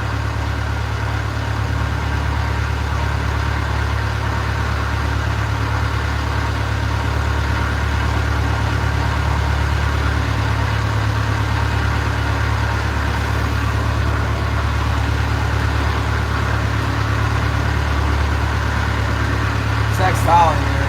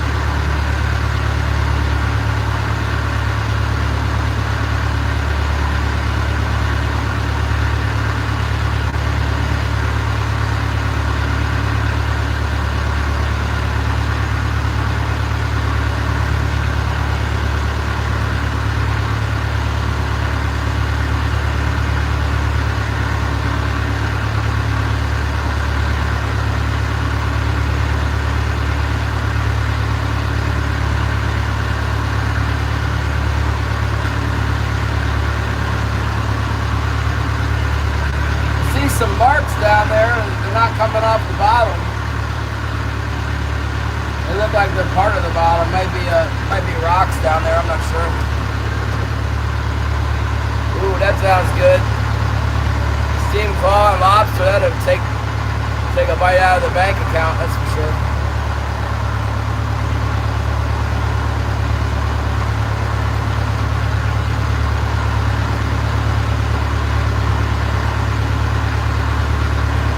All right, Holly.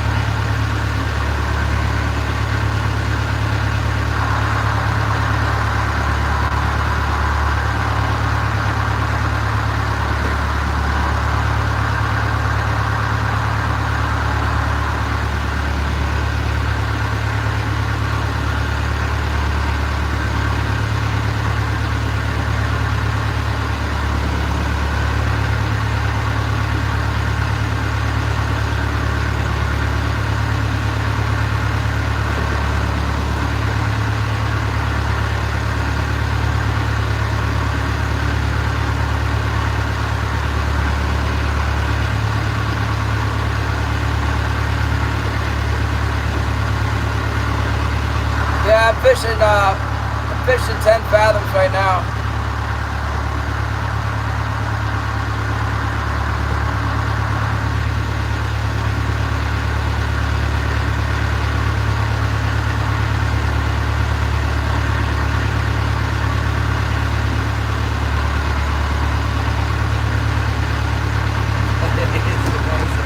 south.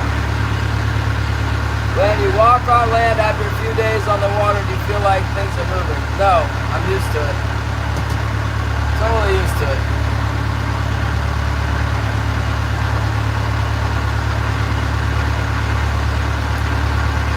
One more pass. If we don't get a bite on this pass, we'll go check that.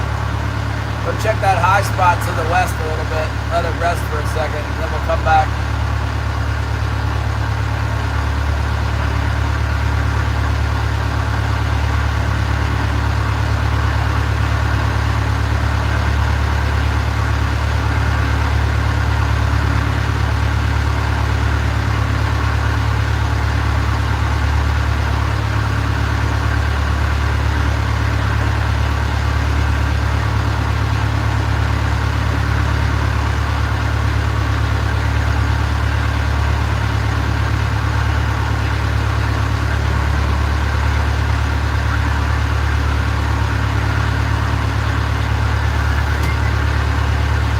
Sometimes there's a lot of fish come up on here.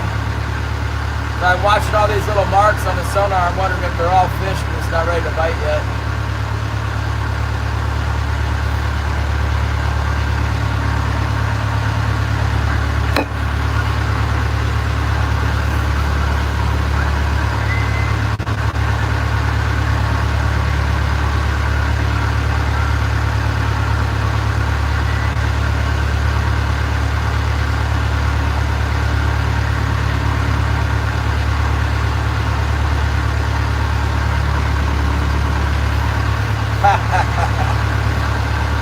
Sea legs on land. Oh, what was that?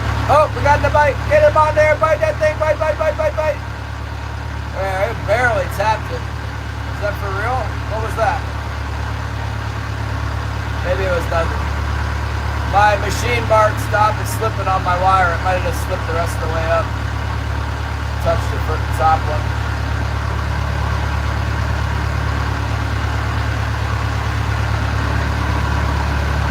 Probably what that was.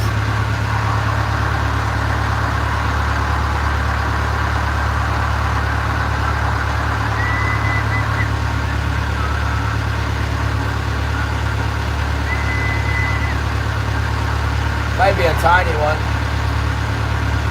Get the microfish. We haven't had any microfish in a while. Any microfish?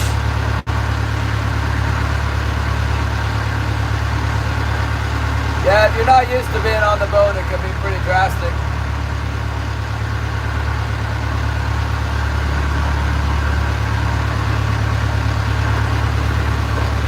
Check my line. Thought I had a bite there, but then it stopped.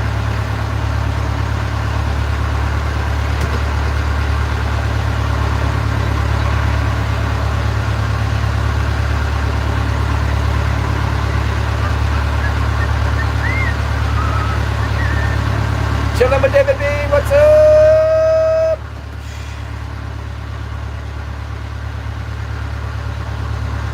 Yeah, it's kind of rolly out here today. You guys want to see?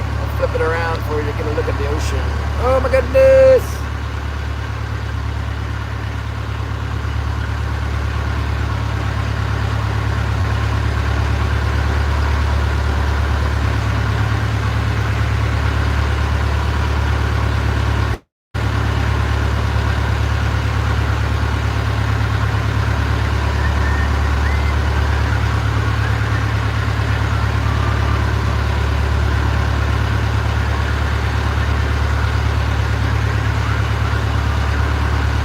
Bit of wave action, not too bad.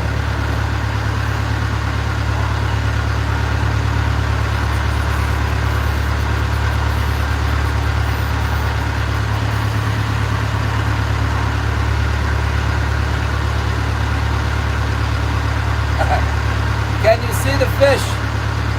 Yeah, hang out for a while. Next time I go out there, I'm watching my springs right now. I'm in the zone. We're in the zone. Oh my goodness, we could get a bite in a second. That white king, that big white king, I saw it on the sonar. It was cool. Everybody got to see it. I was questioning it. I'm like, look at that big mark coming off the bottom. It was like raising up on the screen like this. About 30 seconds later, it jumped on the spoon.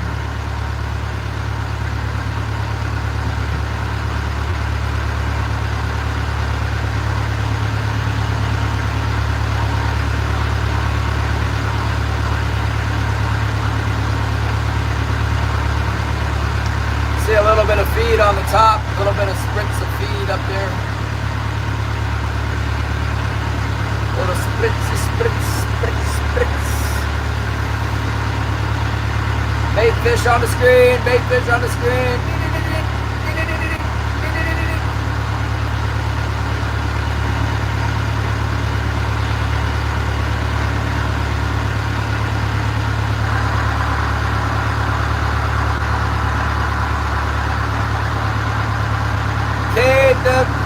Cade the wild trapper says no animals today in the traps. Oh my goodness!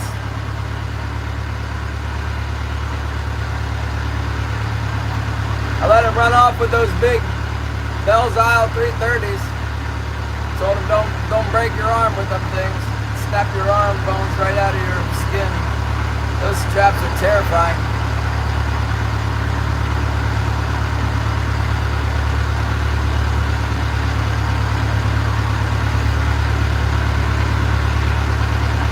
That's going to be seeing anything on the trap line.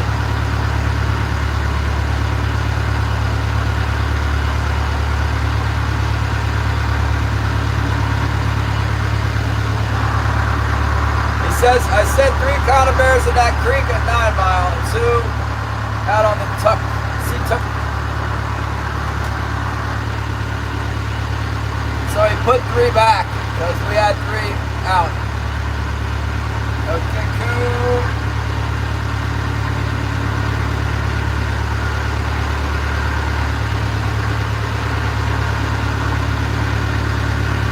So I'm set more at the sea tuck.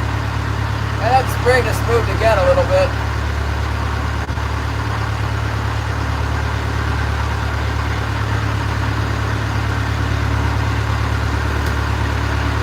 It's not stretched out at all.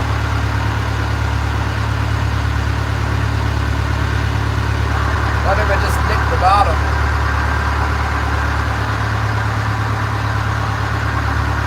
Yes, we check on Sunday.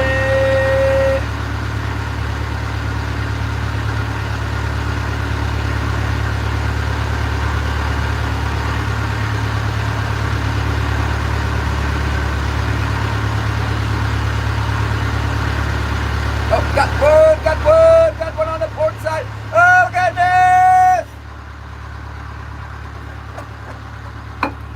Yeah, that's more like it. It kind of seems like a small one. Go get him. Let's go get that sucker. They're all around this one little side hill out here. They're not on the main king magnet. They're on the mini magnet.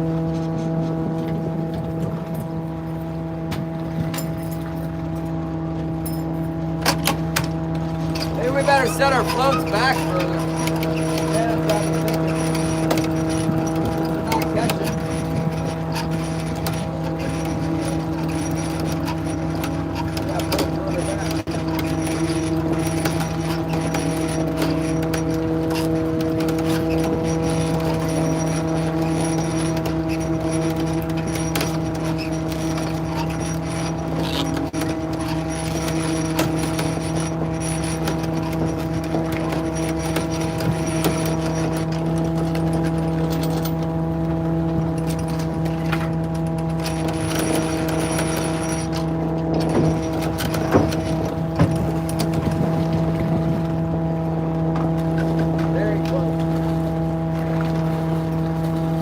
Too small. We got away.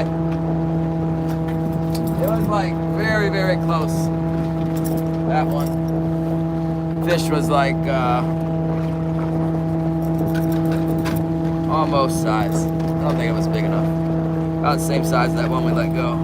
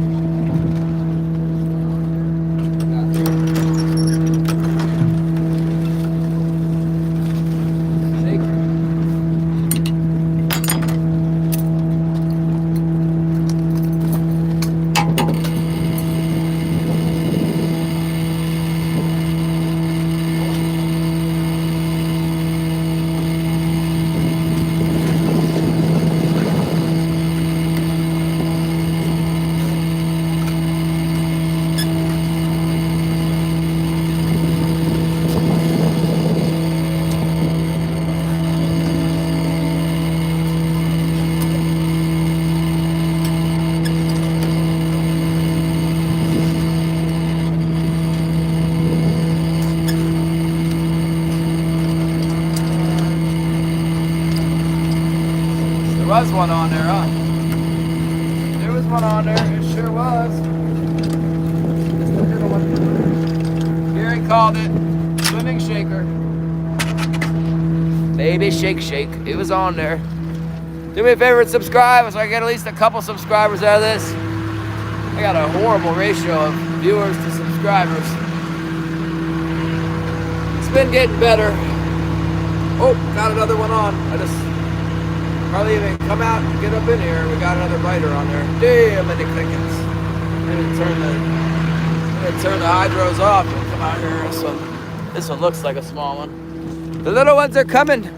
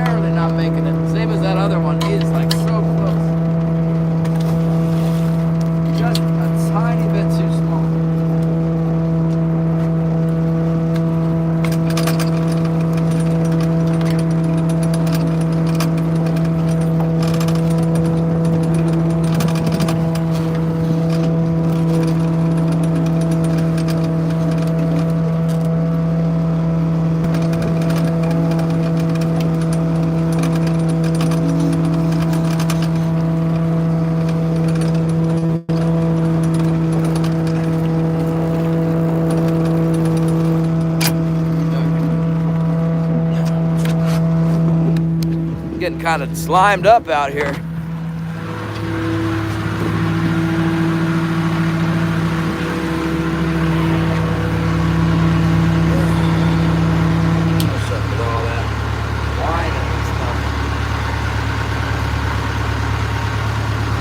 Yeah, they're definitely biting. What they like what we got out there. That it's kind of small, huh?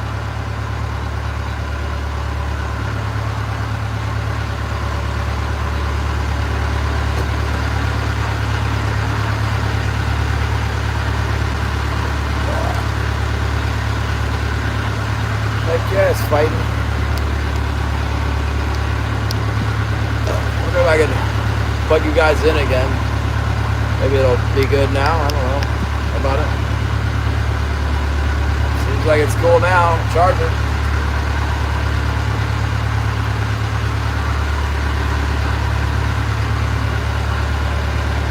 Little guys. Attacking the shakers. They're coming after us now, little ones. Next pass might be all big ones. You'd think we'd have some on the floats right now, but they don't love the floats. They only want the heavies. I think it's because the boats attracting them in. There's not that many that they run over it, and the only ones that are around come right to the heavies. By the time we're over it, we vacuum them all up. None to fill in behind us and get the floats. Not like Shannon's fishing grounds where there's just tons of fish biting on everything. Oh, got another one. Let's go. Same hook right there. Out in 15 fathoms to hit that thing. I don't know if I still got him. Definitely hit it though. Hit it on the inside on the turn. Oh, it started off like a solid bite and then it just stopped. Might not have got the hook. Keep turning. Ruben Flores jigs is live. Ruben Flores Jig Company pouring lures. That one might have missed the hook, guys. Or it's swimming with us.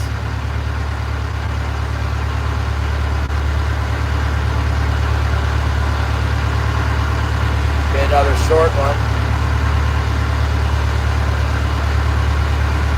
The voltage on the wire. I got the stuff, yeah, and then my buddy gave me an old one that he had. It's so jacked up, it just wasn't working properly.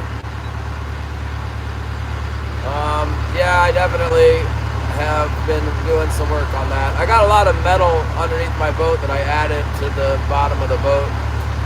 Malcolm had me put copper and aluminum plates overlapping each other down there, and I got some plate steel, like a whale tail I added down there. Actually, you guys didn't know this, but Killian gave me another part to the system for the black box. He, right before he wrecked the boat, he gave me this other part. I'll tell you what, I have a right mind to send it all back to Malcolm. Killian said that it works, but I have my doubts. I know Killian also said that Malcolm told him to send it back and he would repair it.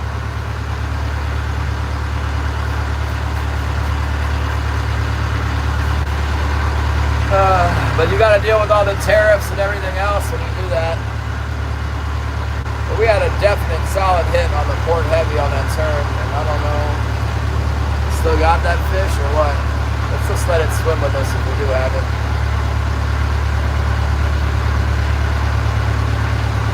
Until I see that thing bounce, I'm just going to keep trolling around here. I wonder how it's doing over there at the hump 2 right now. Or out on the cloud chute for that matter. We just got to hit 15 fathoms.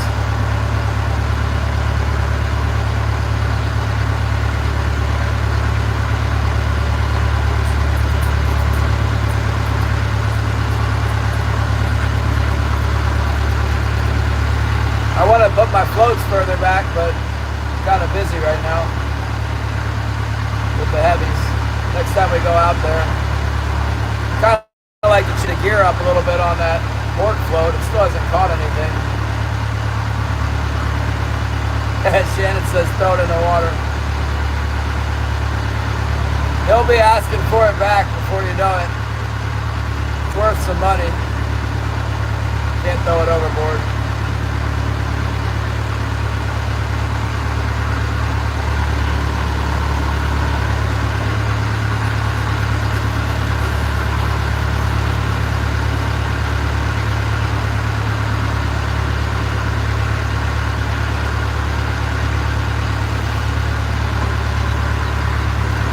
Yeah, he got a new one for his other boat, for the boat that's on the beach.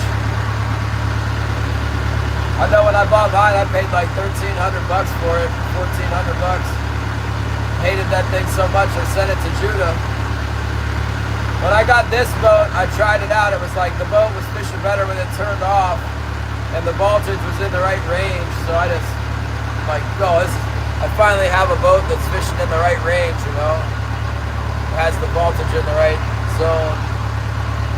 That Sherry Lynn boat would always be way too high. At one point, I couldn't get the voltage to come up, and then it was too high all the time. It's always something. This boat doesn't seem to be too hard to get this boat into the range. It's never really fished that great, but that's why I put all that metal underneath of it and the copper and the aluminum. Yeah, I still got that fish on the port side. Either that or I just picked up another one. It's really starting to go now. It's got to be a different fish, right? Acts like another small one. How about they just hit all 4 wires right now? What do you guys think about that? Then out of all 4, maybe one of them will be big enough. Let's go see about this sleepy fish on the port heavy. Pretty sure we picked him up out in the 15 fathom zone.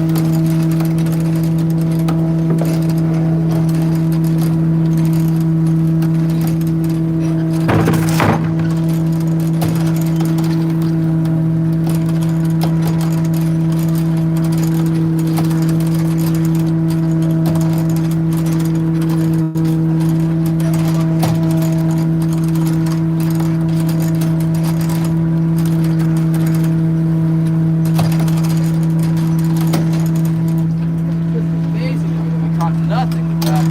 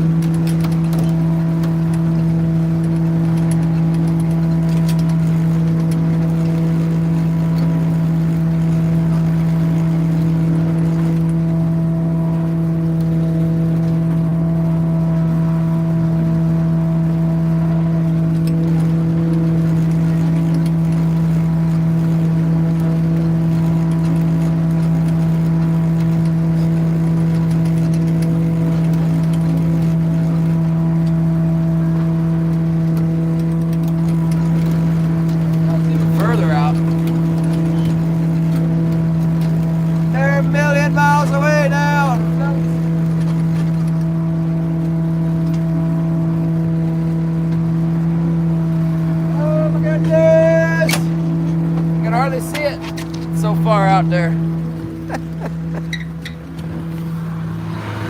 Gonna spread the gear out some more. Not working to get more by putting it closer. We'll set it out further.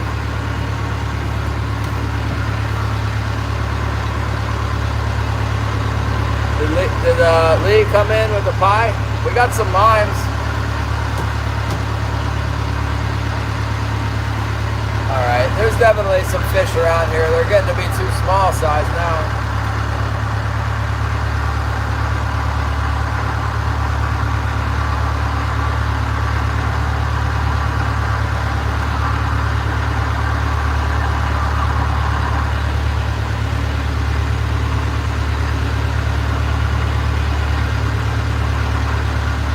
Key lime jelly.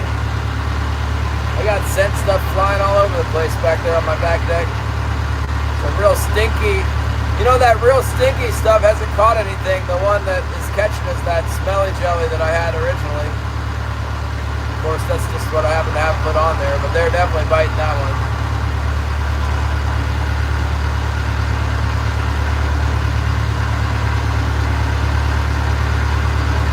Let's see if the long float, I mean, we've caught, I don't know how many fish we caught on our heavies. We haven't got like a single one on the float today, I don't think. Caught like 10 or 12 salmon, all on the heavies, nothing on the floats. Moment ideas. Shannon said put it further back. He didn't even say put it further back. He just said, oh, the floats sure are close.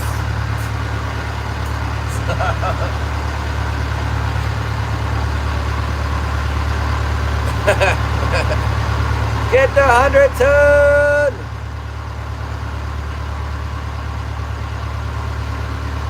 Yeah, we're up here in the northernmost stretches of this, reaches of the spot, but we got this mountainous area over here.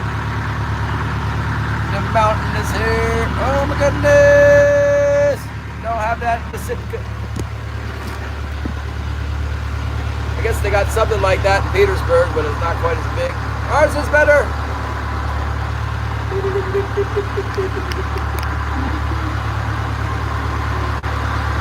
Holly's texting me. Thanks, Alan. Thanks for the comment. Thank you for the like. Thank you for the subscription. Get out of here. My phone's going crazy. Holly's texting me. The wife's texting. Something tells me we should be able to get another bite over here. I don't know about any keepers, but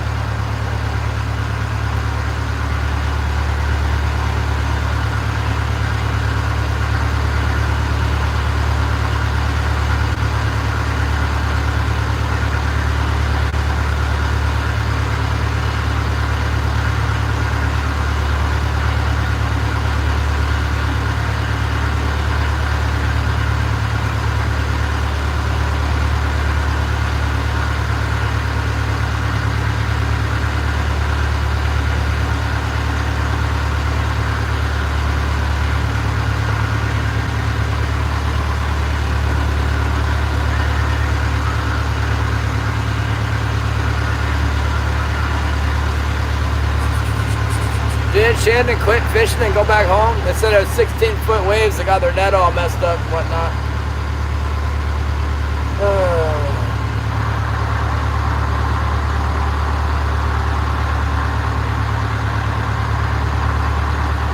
Let's read 2 Corinthians chapter 5, verse 12.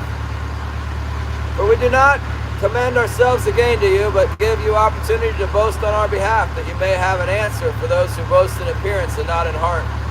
For if we are besides ourselves, it is for God.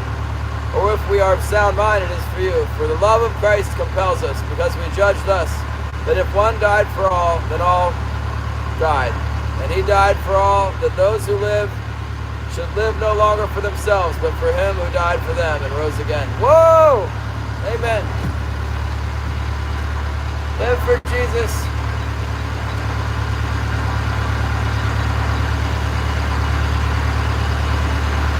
Kind of tripping over those words, but I got it at the end. Tangled doors, then the net is all twisted. Oh my goodness.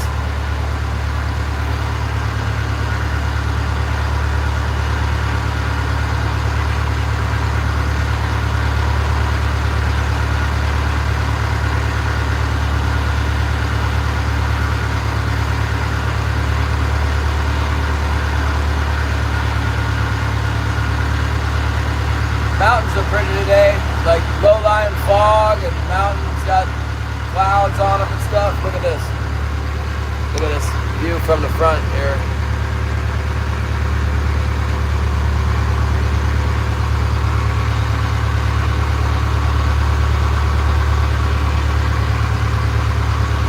Over here too.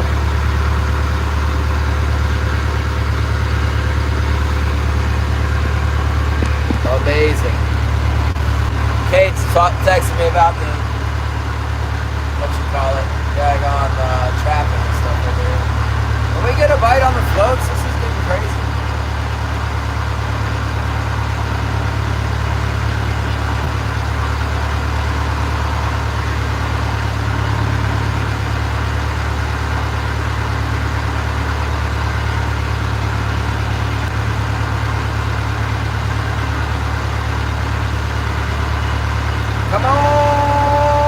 50, get on there.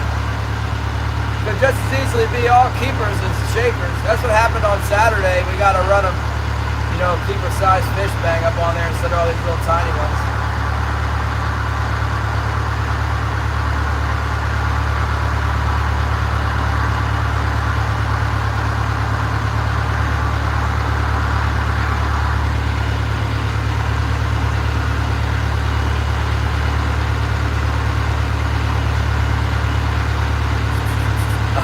Son couch, that's what's up. That's like Judah, he's the same way. He's on the 100-ton license. So, that one fish we caught looks so much like a little chunk of feed down there, except for the part where it was raising up off the bottom, you know, it was coming up. Now I see all these red blotches on the bottom. I wonder if they're all fish, you know. Just hanging down there, waiting until they get ready to attack us. Quite a few blotches on the bottom.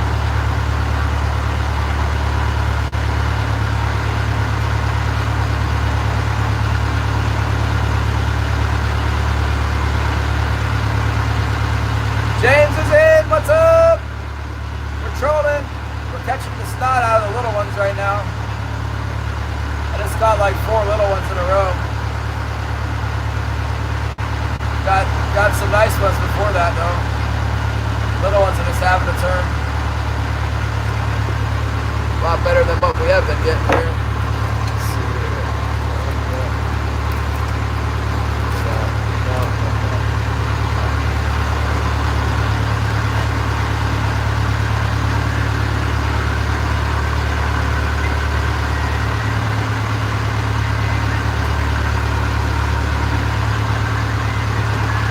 Maybe I should go slower. Oh my goodness, you won't even believe it. I got a bite on the float right away from letting it out further. Shannon! I got a bite on the float! It looked like one of the little ones though. Better be a bite, reel that daggone thing all the way in and have it be a fake one. Nah, it's a fish. It's still pulling on there. Little ding ding ding ding ding ding ding ding ding ding ding ding. Barely anything, but something. Let's have a look at him. Let's have a look at him on the starboard float. Busy now, huh? We got something going on around here. Little bite here, little bite there. It's time for the plug, Shannon. We need to get that plug out there while they're biting. If I put the plug on a long leader on the long float, then it'll be like way far away from my boat.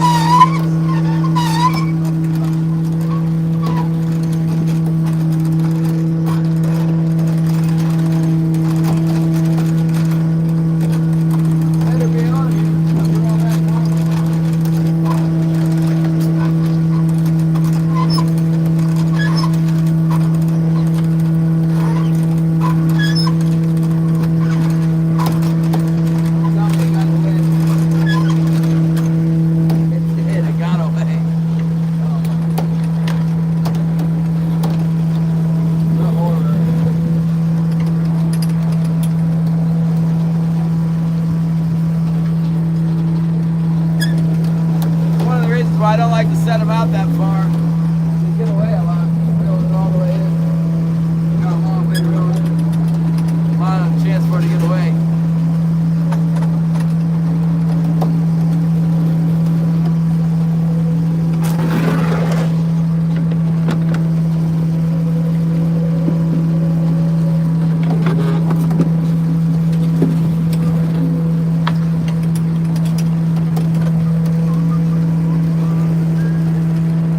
Seemed like a real wimpy bite anyway.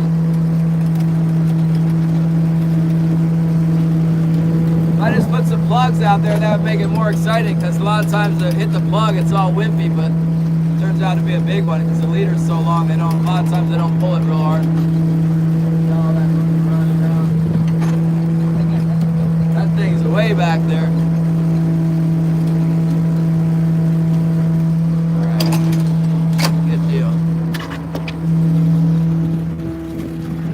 Stupid little fish. Yeah. All right. Well, we didn't get a bite on that pass, so maybe the little ones, the big ones are coming in, scaring all the little ones off. Yeah.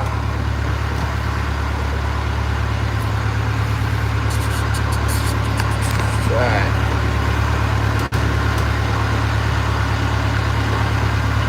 What's next? Boy, it's been active though. Heck of a lot better than sitting around here whining all day long like it's been all winter. Way better.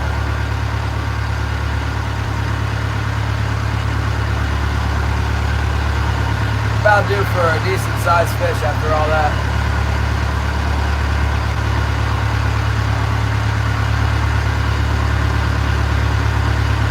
Well, apparently they don't want the green and pink lure, so I should probably tie up some more something else. Something else. What else did we tie up? Got some on herring. We can put more herring out. We've already got herring rigs made up. Let's do that on the next pull. Whatever's not a white assassin already, we'll put some herring on.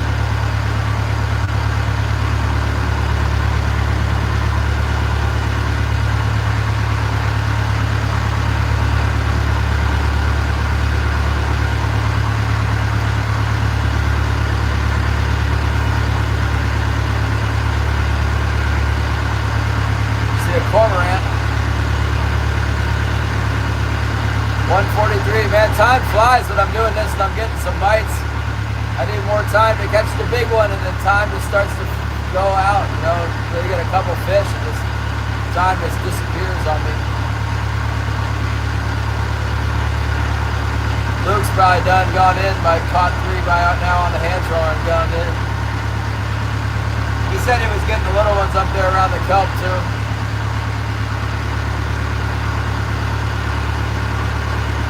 Alright, we're getting up on top of this thing. I might hit the bottom. I got my heavy set a little bit deep for the getting over it at low tide. But the plus side of that is we'll be right on the bottom.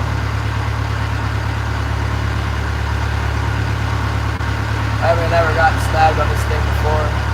There was a guy in town that they make rollers for the cannonballs. They're on like a harness, and he would just like purposely roll his gear over these humps.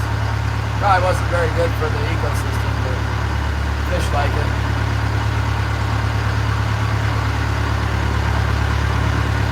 I went fishing with him one day when it was 14 foot. He got a bigger boat, that boat, the Duramator. We came out, and I had the marlin teaser. I brought the marlin teaser, and we got one. And guess what it bit on? We only got one fish all day. It was on hump 1, and it bit the marlin teaser.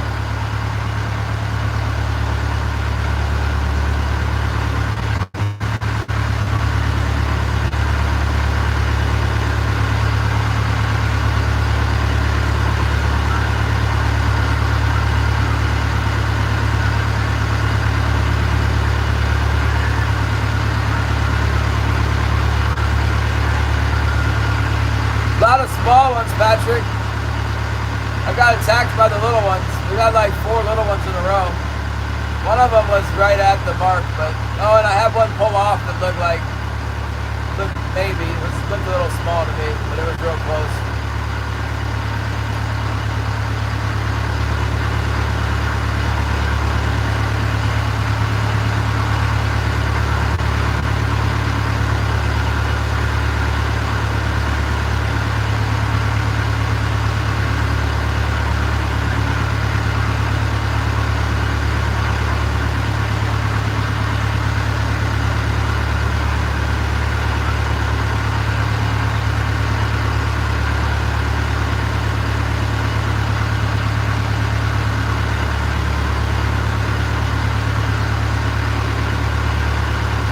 It'll be interesting to see if they bite that green and pink one on the port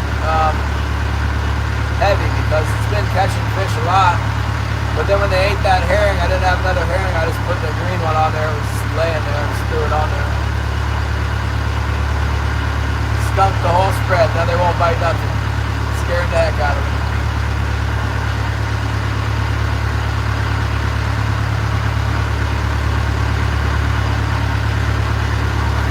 Now they moved. They went on about their business. Let's try this hump over to the west. Sometimes that's good. Sometimes that's good for a couple big ones. It's not far at all. It's like 10 minutes out of the way here.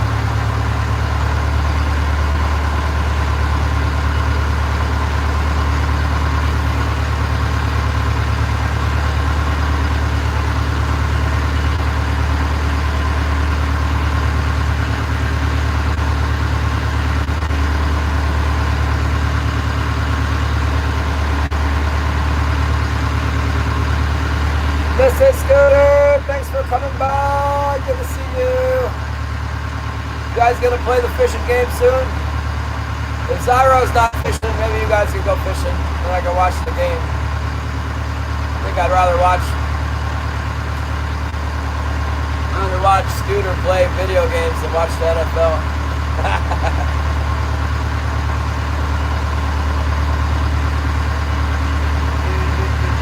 I think the float, it's got the wires real twisted up. It just did a crazy twisting and stuff. That must have been what happened with the, it didn't get a bite. It was the tag line, the wire twisted around the tag line and straightened back out. I saw it happen this time. Yay, Bonchimeli 8466, thanks for coming. Good afternoon. Thank you very much, everyone, for visiting. I'm getting a little, I just got a little nibble on the port heavy. Tiny little nibble.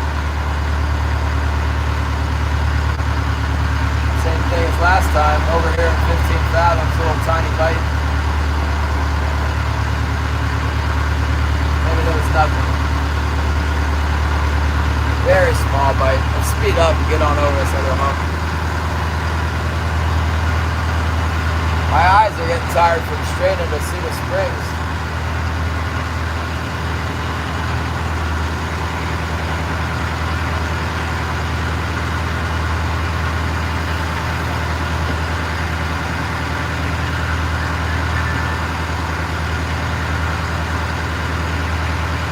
Can we get 4? Come on, number 4, let's go.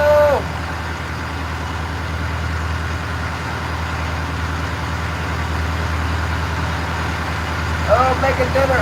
What's for dinner? Hello. I know. We've been catching them, Mrs. Scooter. Just not right now. We're taking a break. Starting to get closer to the good evening prime time, evening bite time. 150. We still got at least, we got like 2.5 hours left or something. Oh, spaghetti, nice. Yeah, I've been making my own sauce too because we're out of the store, the brand, whatever. But we got some diced tomatoes. I've just been using that. I made some last week. It was pretty good. Texas toast with the spaghetti. Oh yeah. That'll work.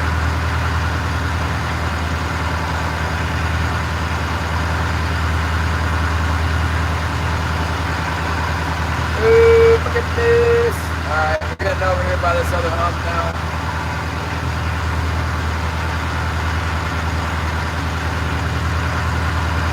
I haven't caught any fish on it in a while. Maybe today's the day.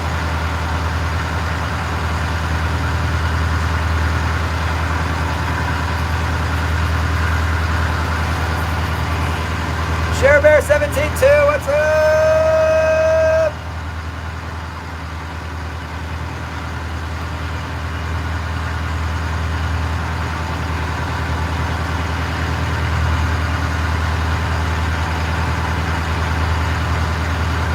We're all waiting for the next bite.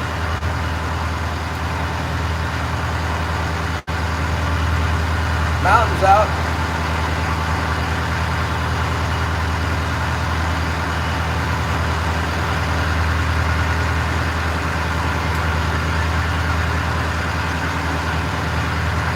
Beating up on them pretty good in here for a minute there. Thought we were going to start slaying them, and then it just turned to little ones and then nothing.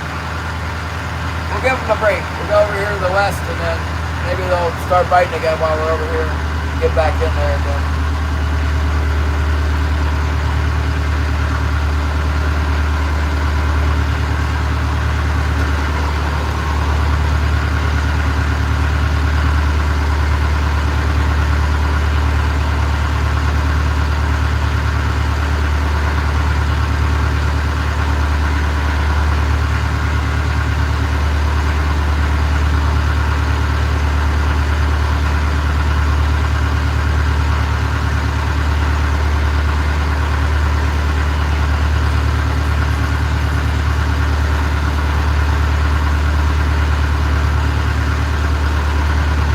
I wonder if there's any out on the cloud shoe.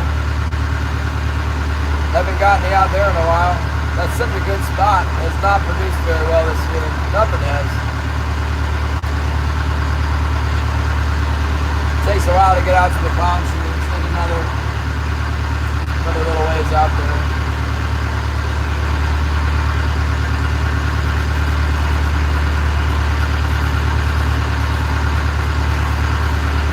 There's Zyro.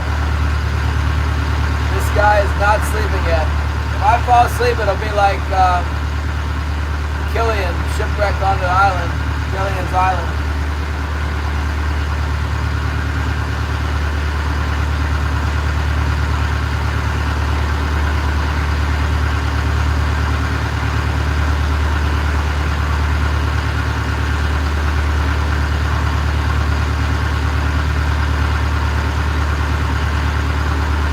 You gonna go fishing tonight, Zyro, or are you tired from yesterday? You stayed out late yesterday. That was the clutch. At the last minute, you got the dog snapper.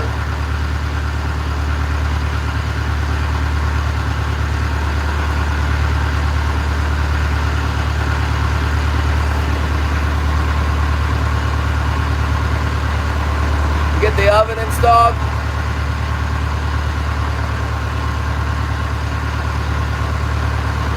Want to see the mountain? This is the big one right here.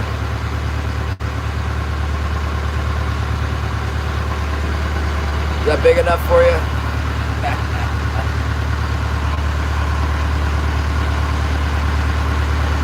The big wood. Somebody was asking me about Mount Logan yesterday, but it wasn't out. I think that this, that's Mount St. Elias. I think that's Mount Logan right there. And what in the heck? Mount Logan's actually bigger. St. Elias is 18,008. I think Mount Logan is like 19,000 something. But it's in Canada.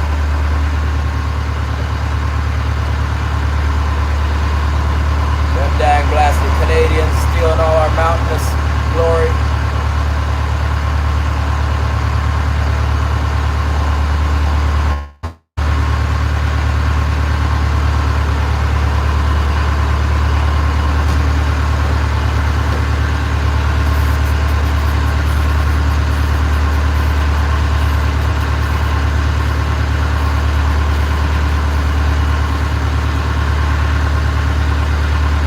Turn slow now, I got floats out.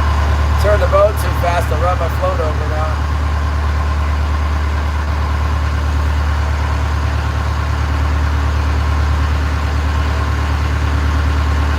Come on out there, come on and hit, you stupid fish.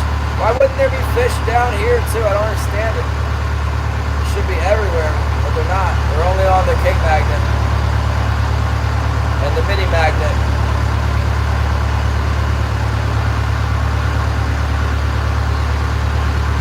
I had to come out here and check. Sometimes this western hill produces some nice fish. It's a good spot to like kind of come over here and let the king magnet rest for a minute too. Fill back in over in the king magnet.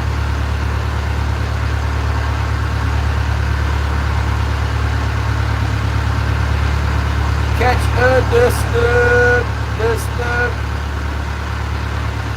Did you get the golf blowers yet?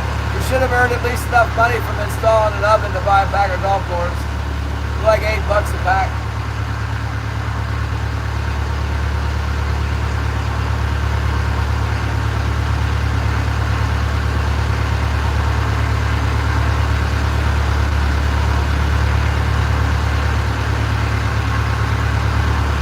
They got them at Walmart.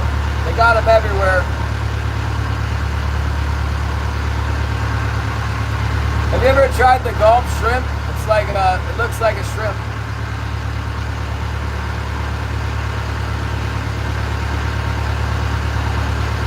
A lot of guys use that.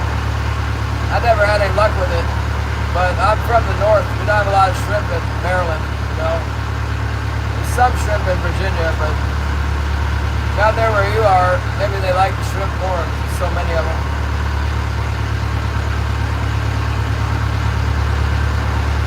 The mullet is what we always used for the flounder.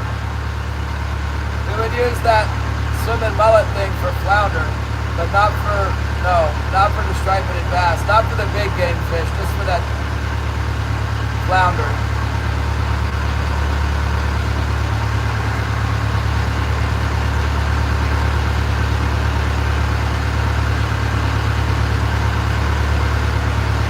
Yeah, the golf blower is different. It's like quasi bait. It's pretty much like the bait.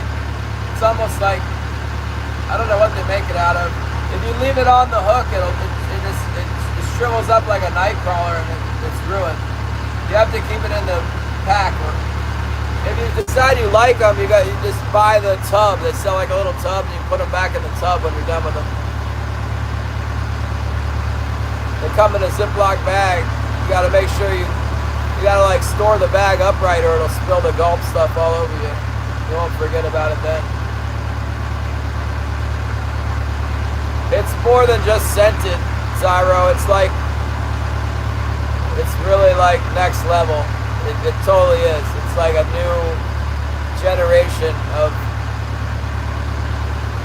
it's almost just as good as bait. It really is amazing. You know how to work the, fluke, and you got the gulp. Oh man. Yeah, it's good. If they're biting anyway, if you got the spot where they're feeding actively, you may not need it, but it definitely, it seems to help. The only problem with it is it costs a fortune. If you're getting the fish, they don't last very long. The fish will rip it off, and then there goes the dollar. So if you're catching them, once you figure out how to get them, you probably don't need the golf, but it will give you an edge, I think.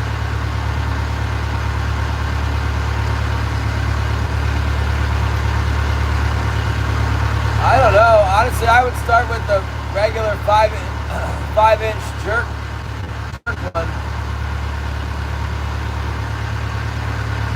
Those are the ones I like. The shrimp one might work better. Since you're in Florida, the shrimp, the pearl shrimp, like a 6-inch shrimp, man.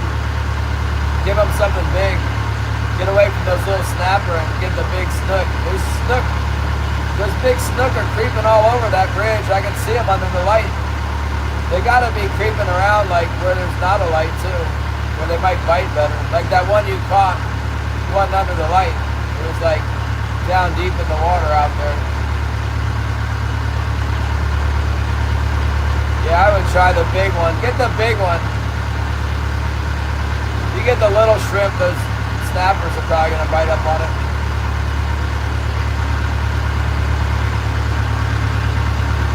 They make a sizable gulp shrimp. It's like 6 inches long or something. You said that fish like the big shrimp. Get the big gulp shrimp. The big one might cost a little bit more. It might be more like $9 or $10. Heck, I don't know. I haven't bought that stuff in a while. With inflation, they might be like $13 now. They're good baits, though. Like I said, just make sure you seal the bag back up. Don't take it out of the bag and then put it in your pocket upside down. You'll get gulp all over you, and then your lures will dry out on top of it.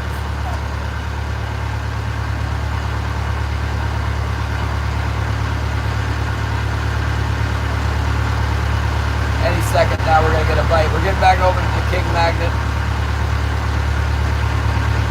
Dude, magnet. Yeah, that's why I think the big shrimp should work.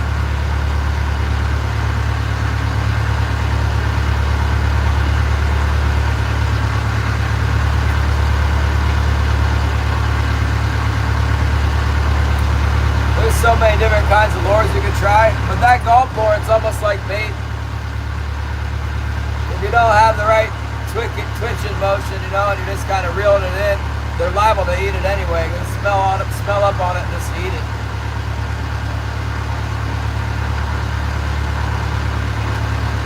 I used gulp worms for trout fishing, and they eat it just like it's a real worm.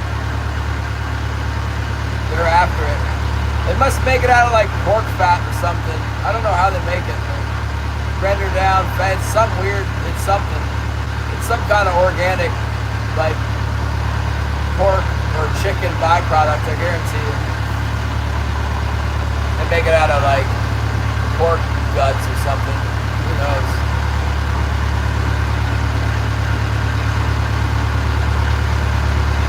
There was a competitor that made something like it. The next closest thing is probably Berkeley, the power bait grubs, they're pretty stinky, but the gulp is on another level.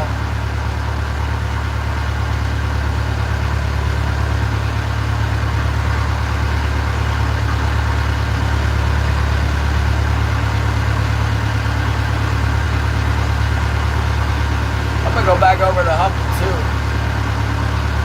Are you gonna go fishing? When are you gonna fish? Tonight, tomorrow?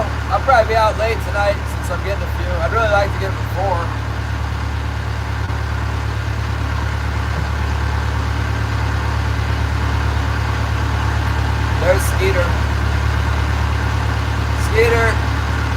catching fish.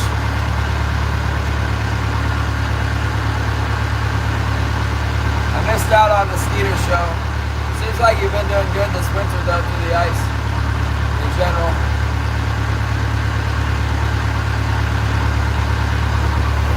Alright, good.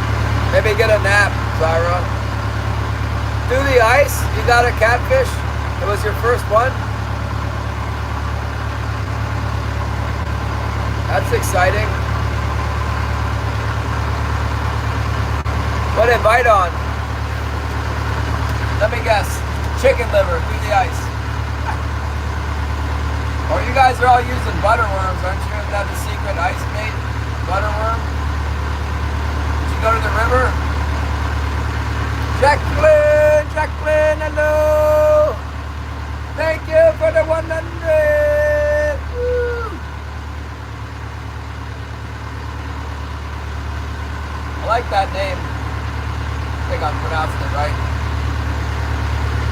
Anybody know how to pronounce that name? Zyra's not going to pronounce it right, that's for sure.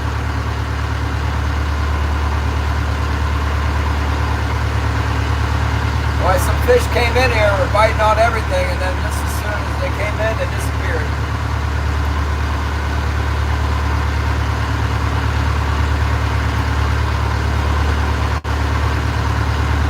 On worms?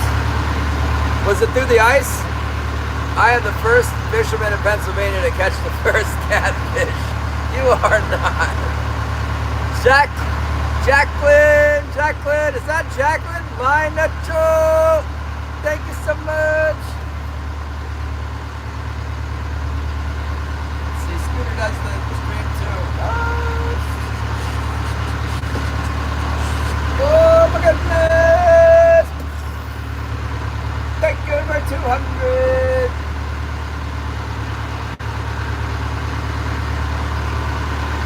Come on, bite. See a pretty good mark on the bottom. Not coming off the bottom. I think the biggest fish I ever caught was like a 500-pound blue shark. It was a huge blue shark. I caught some big bluefin tuna too. I don't like to brag about them though. Big ones.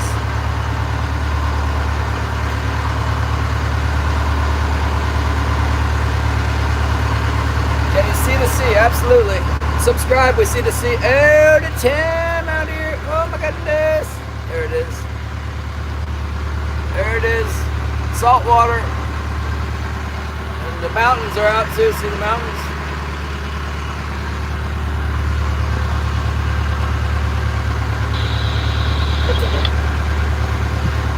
There you go.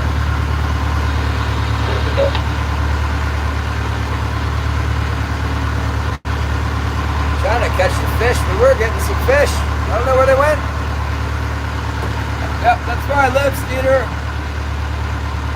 I live in Alaska. It's a rainforest. It rains so much, and the clouds and everything, you can hardly ever see them. You don't see what's around you. But on rare occasion, the clouds break and we can see the mountains. And that day is today. You want me to put the phone in the water? I don't think that would be good for my cell phone. Did you catch the catfish through the ice or did you go to some river? Is it ice out on the river? How'd you get it? What, you got any news about Bob? What about Bob's plumbing? Out of the pond, okay.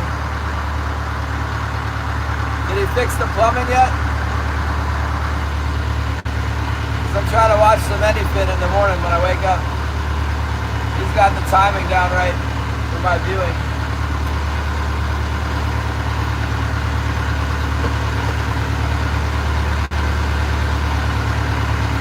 Oh, that's not a good sign. Heading to the motel.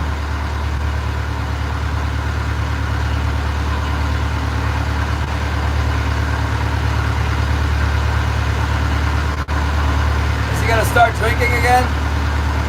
That's enough to drive you to drink when the pipes break and the house is flooding and the wife and kids went out. That's bad. Tom Garner! Man, we were getting a fish like every 10 minutes and then they just quit completely. I'm gonna go back to hump 2 if we don't get a bite on this bass.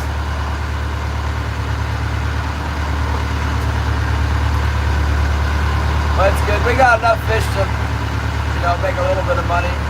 Another couple fish would be like icing on the cake here. Anna put the hex on us. She predicted 3 fish. I caught 3 fish and I'm like,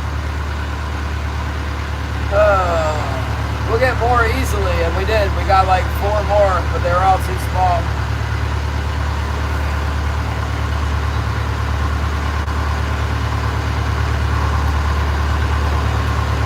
We're right in the spot where we've been catching the most, right here. This is the spot. Maybe we'll get another one now.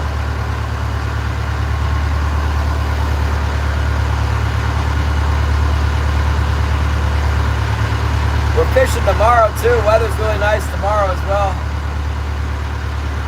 I feel like we wiped them all out here. We just cleaned them up, cleaned off the top of this thing, and there's none left. Let's go back over to hump 2. Maybe there's some left over there.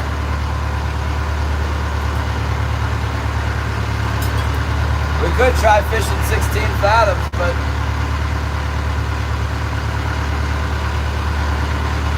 haven't been doing anything at 16 recently. Everything's been on top.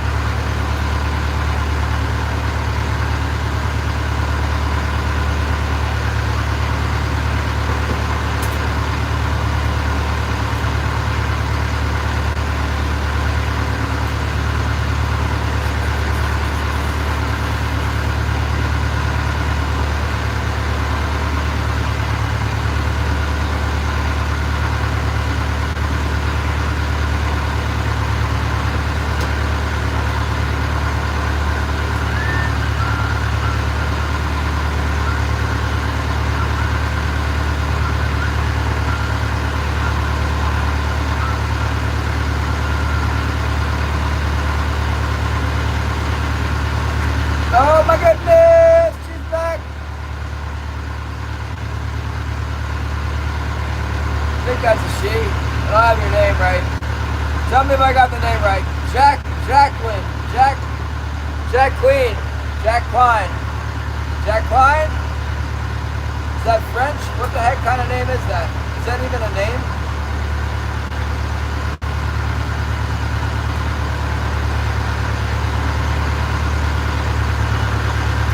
Oh, we got 100. Thank you so much.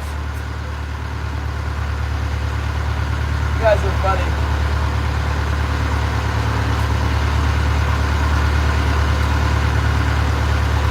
Somebody's got some jewels saved up for the 100. Thank you very much.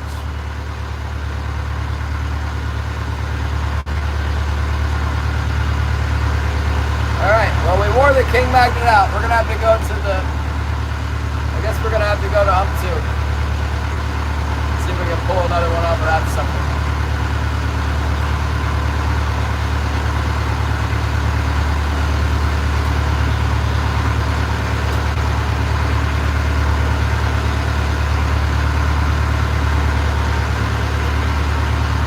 Richard Mosier, Atlantic Canada in the house. Well, we got 3 today so far, and then they just quit on us. It was like they were hitting like we were gonna catch 10, and then all of a sudden it went to small ones, and then it went to nothing.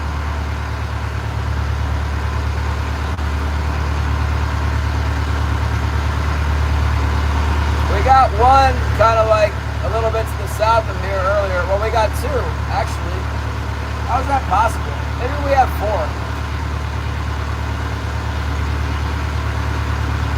I think we got 1 on Little Africa. We got 1 on hump 2. We only got 1 keeper up here. I think we only got 1 keeper here. We got like a bunch of small ones. I think we only have 3.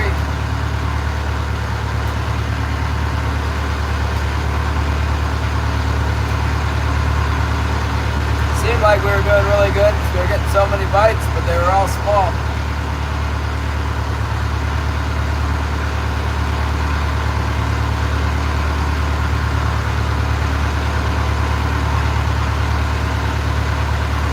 go back to hump 2. It's the only thing for it.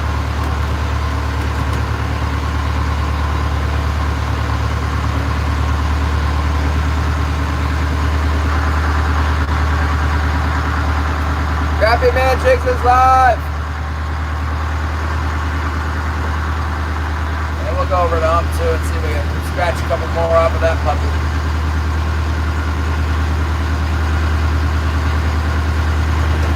Actually, I got a bite on my pork heavy. I got a bite a little while ago. We'll go check that on the while we're headed over to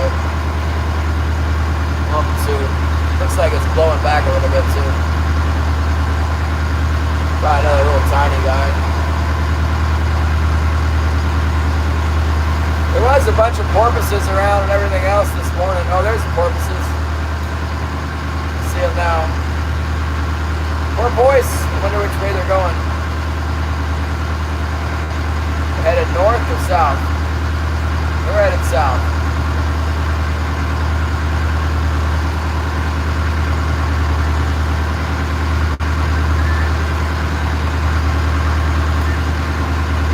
More herring? Yeah, alright. Yeah, I know it was really good action and then it just quit. We had some action on hump 2 as well. We kind of put a whipping on the fish up here at the King Magnet. If there's nothing down here, we can double back and come back over here.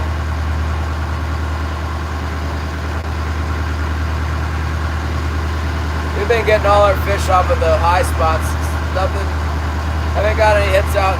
We got a shaker out in the deep, but we haven't had any big ones out in the deep today. Put more herring out. Yeah, I made some herring rigs up. All I gotta do is put the herring in them and send them out.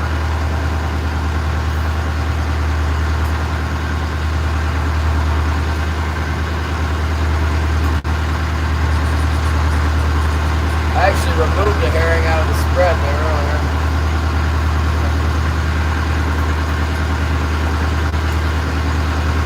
Yeah, I got some herring right here. Herring rigs.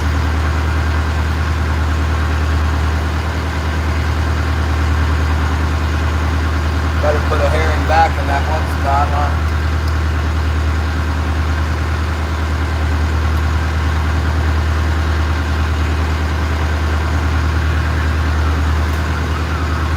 Yeah, that's the way it goes. Some days it's all big ones, and other days not so much. It can go either way.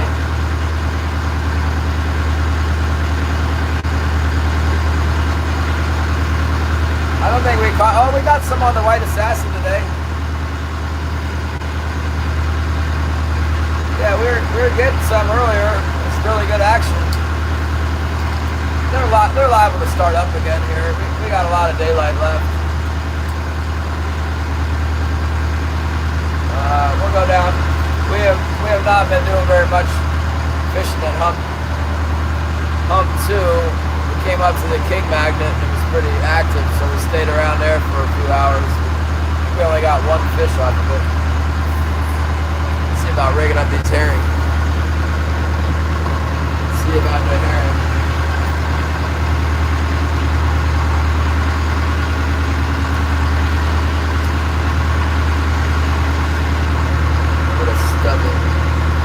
Stuff them in there. Stuff them in there good.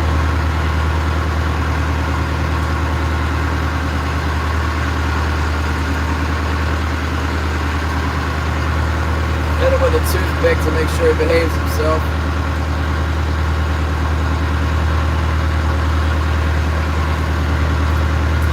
In the past, I've always pushed a toothpick in with my fingernail, but then it messes up my fingernail. It makes it really sore.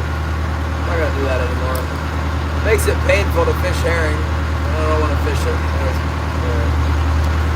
Tail's a little bent. Might work alright.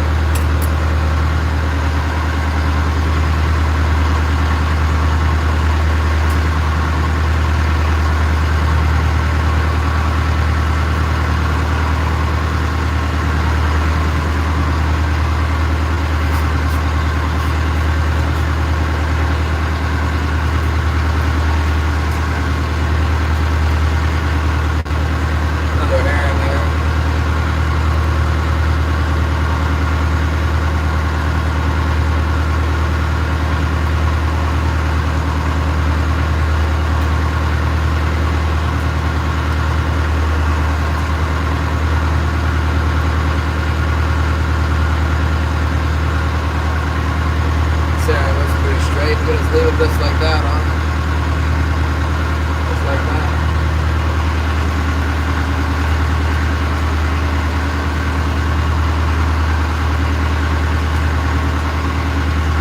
Alright, let's go check the gear. Put these herring out like Edward said, maybe that'll help. Break the tail? Okay. How do I break it? I use my kung fu karate chop on it. It's like, hiya!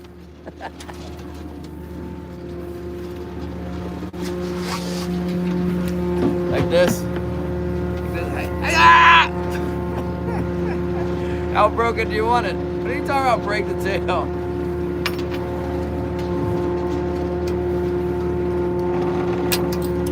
Huh? What do you mean?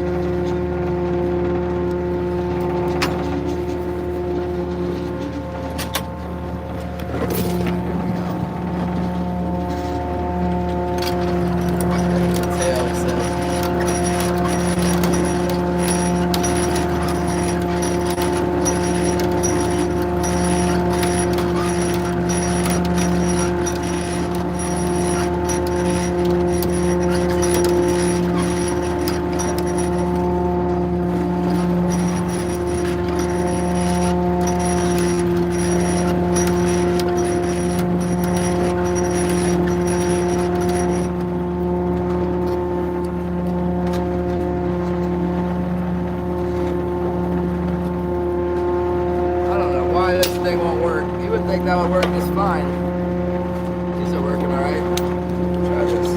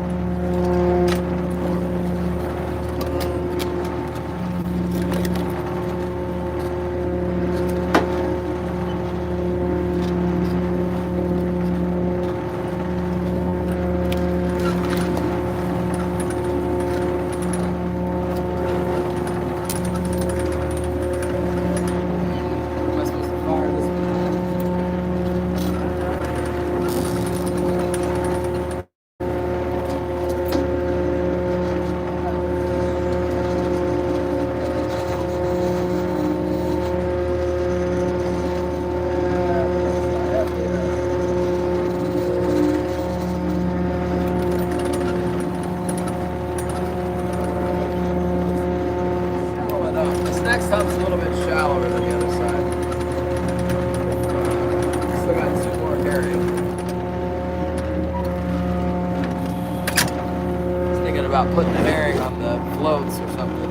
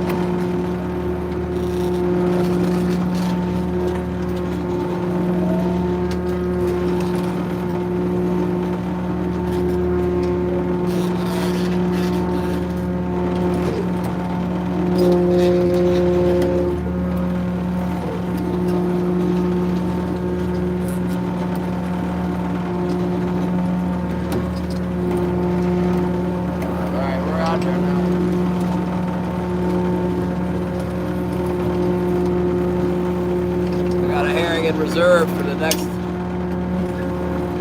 next time I pull my floats. I'll try a herring on the float. If I can't get them to bite, maybe they'll bite it with a herring on. We got a herring in the money spot on both sides. Edward said, fire it out. All right, Edward, we got it out there. Fire it out, he said. Fire away. Oh, Shannon don't care as long as you don't put the plug out there.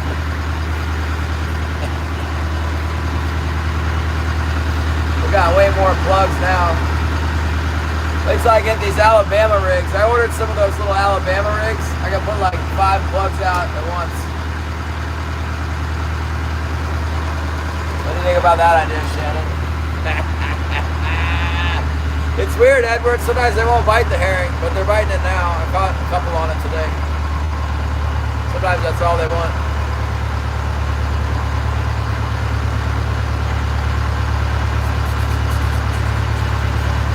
Alright, here we go. Hump 2 with fresh herring. Afternoon, low tide. Come on.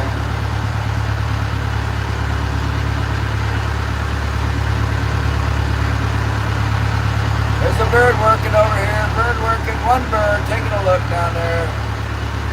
Did the osprey move? It went down. Just one though. Not getting back up either. The herring gone.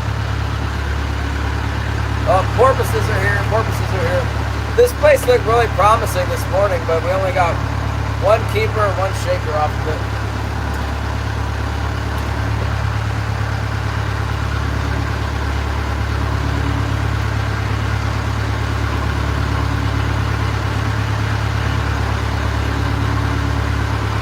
Yeah, we got 3 fish, I think. A lot of small ones. We were getting keepers. We got two really nice ones. One medium one, and then like 4 or 5 undersized fish.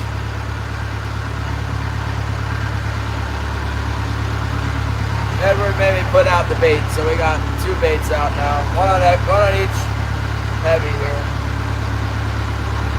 Even though we caught fish with the Gucci on there. We haven't caught anything in a while. The porpoises are in here thick. Birds are working. The porpoises must be, yeah, the porpoises are pushing bait. There must be some bait like right on the surface. You can't see it on my sonar, but porpoises are busting through here at speed.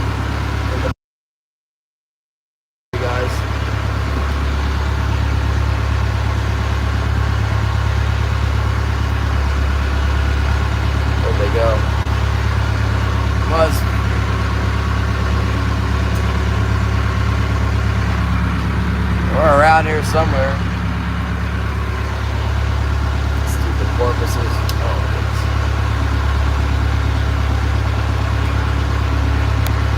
Take the boat over by where they were. Yeah, you would think so. We've been getting some. We've been getting some fish.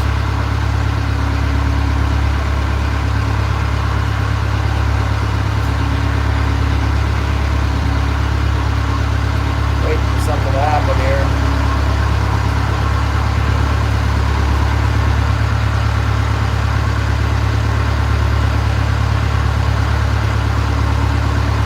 I got 3 in the box. We had like 4 or 5 undersized fish. I'm not sure how many undersized. We got into the little ones for a minute there, and then after that we haven't caught anything for a while. Coming down to this other high spot. We were up a little bit to the north of here for the last 3 or 4 hours. Caught on the first pass, I think, a nice big one. And then we got a bunch of small ones. Some of them are really close, but there's only 3 in the box. We got one first thing in the morning, first pass on the first pinnacle. And then nothing on the hump 1, and then we went over hump 2, and we got one on the second pass on hump 2. And then we got one on the second or third pass on the king magnet, and then a bunch of little ones after that, and then nothing.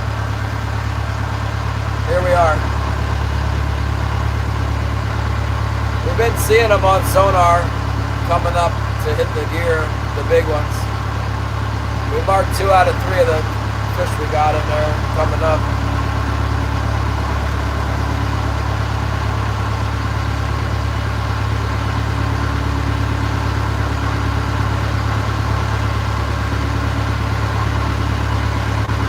Yeah, that's good, Shannon. Get those needlefish out. I don't have a single needlefish out.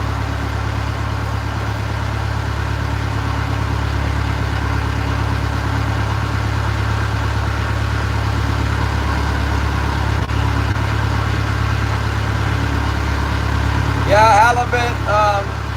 halibut season opens on the 28th. I've got a little bit of license for halibut. You're only allowed to catch as many as you have license for here in Alaska.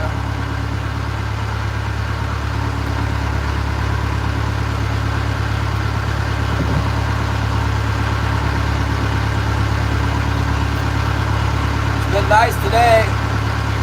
Getting a few fish. I mean, we're getting pretty busy with the little ones, but we haven't had anything for a while. Looks awful promising here, though.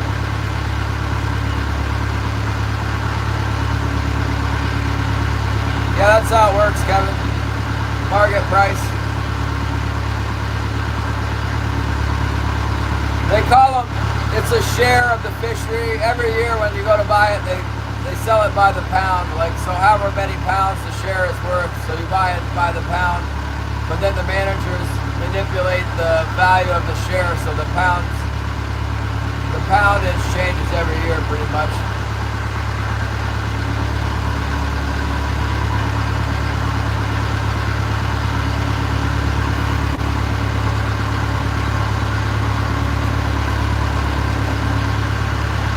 Yeah. Kind of expensive. Depends on what area you're in. My area is kind of on sale right now. It's $20 a share, so 23 about. Depends which. I don't know. It gets kind of complicated, but that's basically it.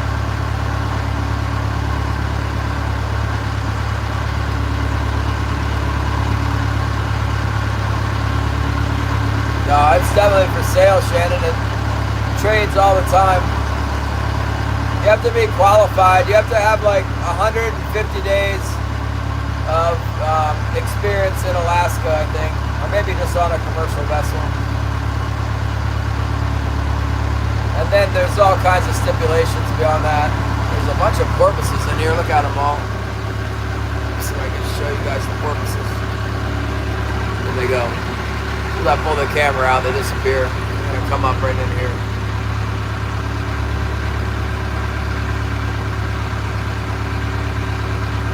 Where'd they go? There they are. See them?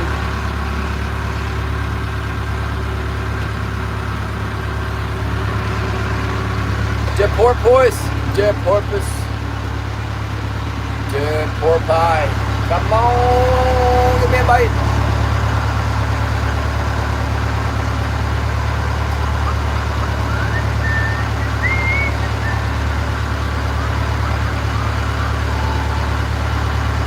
Right in front of me now. Here they come. Here they come. Oh, here they are.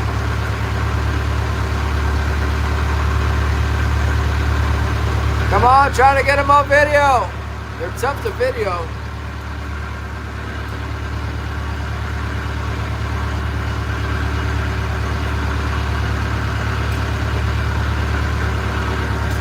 They don't want to come up right next to my boat. They're camera shy today.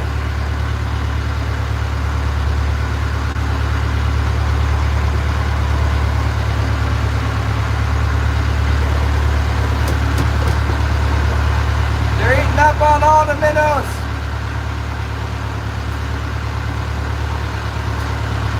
I have a video on my channel. I might have made it private, but it's me calling in the porpoises down in Chatham Strait. There's big groups of them in Chatham Strait.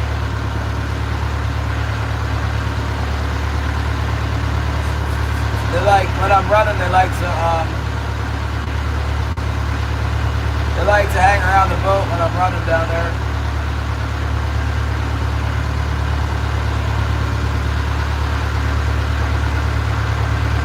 And they're on this, right next to the boat. video him. He's not gonna come back with me video on him. Alright, here we go. You would think there'd be some fish. They might just not like this tide period. There's definitely some fish around now, or there was some. I doubt I caught them all.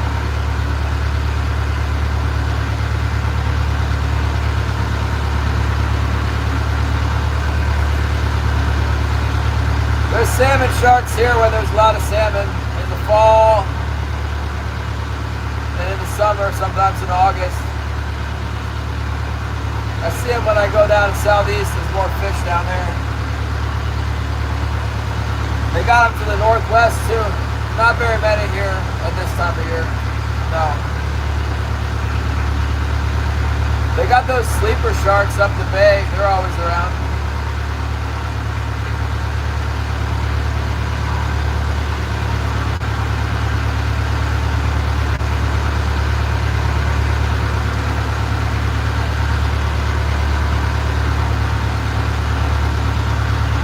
I didn't know anybody used hand lines anymore. There's a tuna fisherman from New Hampshire. He's probably in the chat right now.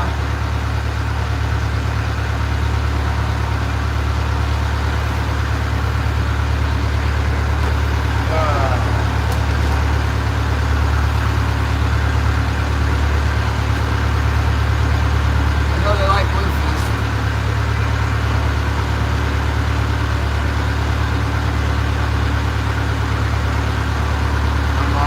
Everybody's got to go faster or something. Not really marking them. So what's happening now?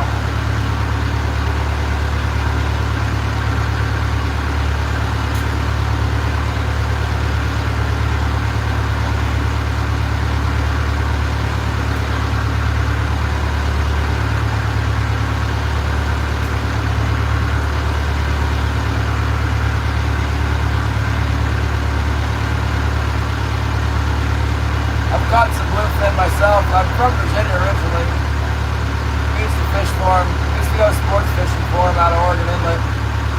Caught a few of them out of Chincoteague too in Virginia.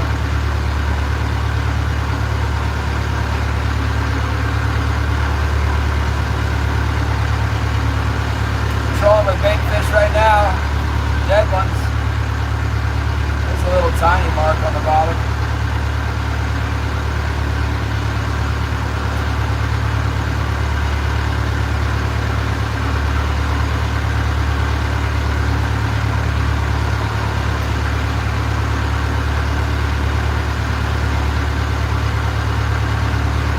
Never been to Massachusetts.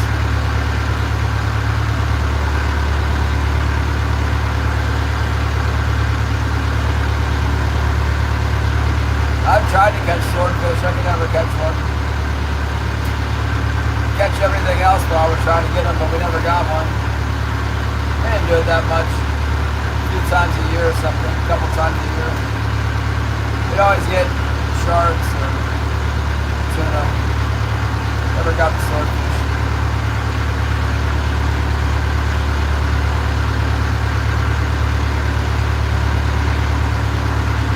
I'm using herring right now.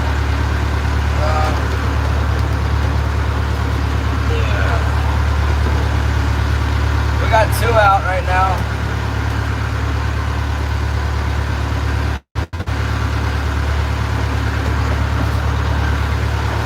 We got one real nice fish this morning on herring. We got one that was like, oh, so close, but a little bit too small on herring. Oh, we went all the way over that thing, porpoising and everything else, but no bites. Let's try and pass back to the north, going a little faster next time. I was going slow to let them get a smell on my bait, eat the bait, and then hit it.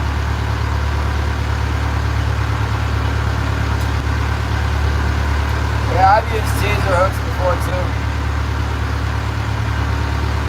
That sun is brutal.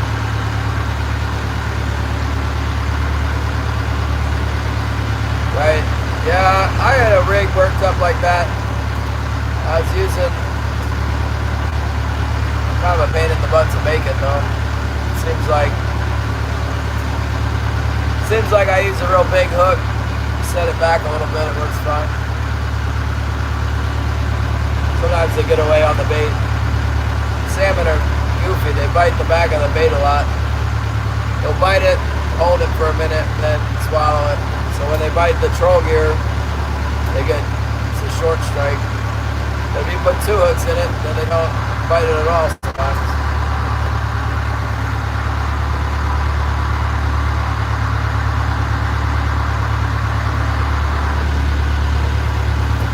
Alright, let's try another pass on this puppy.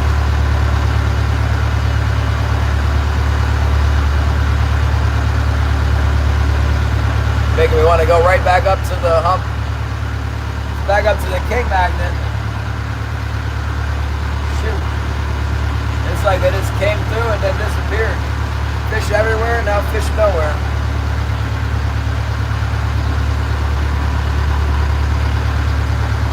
Hope our next run are keepers and not those little ones.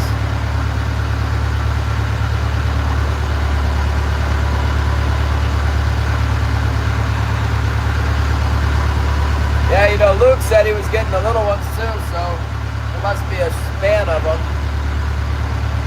stretching out from here. Luke's like 5 miles away, 3.5 miles, 5 miles, somewhere in there. Let's try going a little faster this time.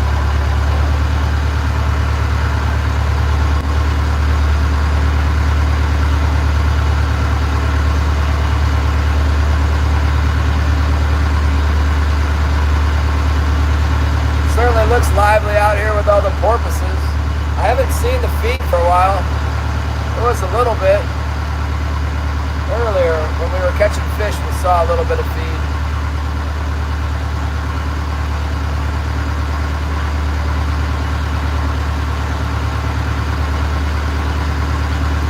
Seems like the tide's running pretty strong.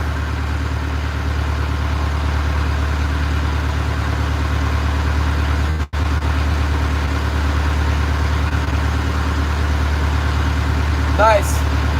You know, we got 3 otters yesterday, or whatever it was, day before yesterday. They went down that creek where I had 7. It's a tiny little stretch of creek, like 50 yards. I had 7 conibears at 50 yards, and we got 3 otters in it. These porpoises are going crazy.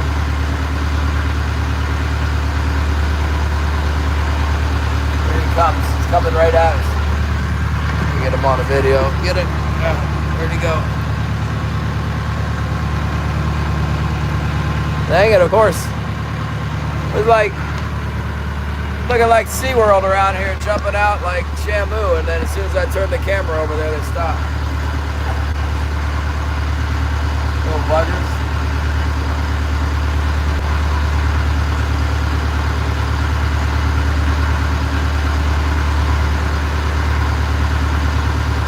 Yeah, we'll try burn it over the top of this thing.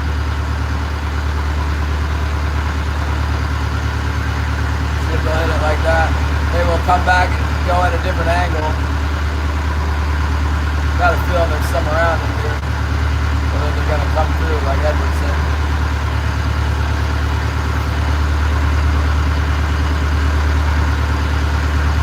You know, I'm fishing tomorrow. It's nice weather tomorrow.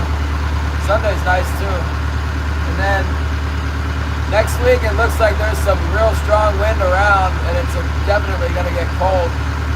They're saying that it's going to be nice in here. We can fish this area in some pretty rough weather. We did on Wednesday.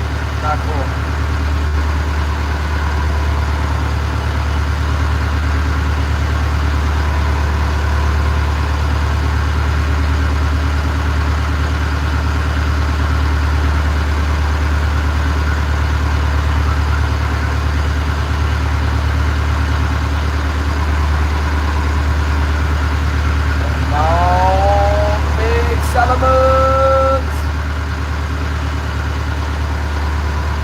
both, Darren. We got both out.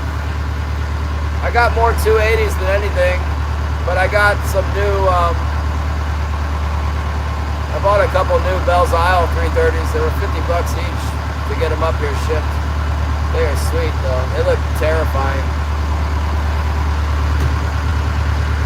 But I got a bunch of, I actually have a bunch of Bell's Isle. I like the Bell Isle 280. Next year I might get some 220s that'll fit in a bucket. I hear they work good. Because you can get them in a bucket. I caught a Wolverine this year in a 280. That gave me a lot of confidence in the 280.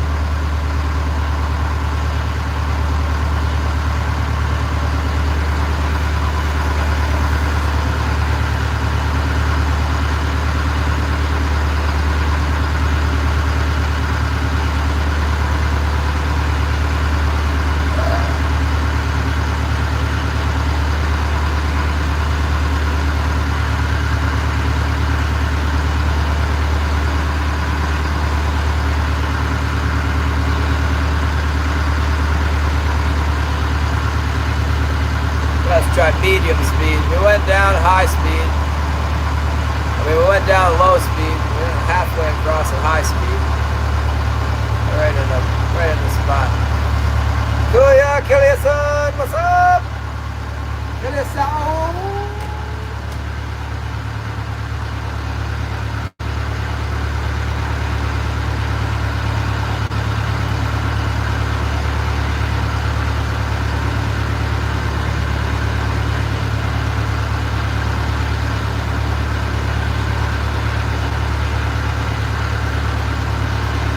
I used to think the porpoises would eat my fish, but they don't. They never have eaten the king salmon off my hook. Seems like the big kings like to run with them.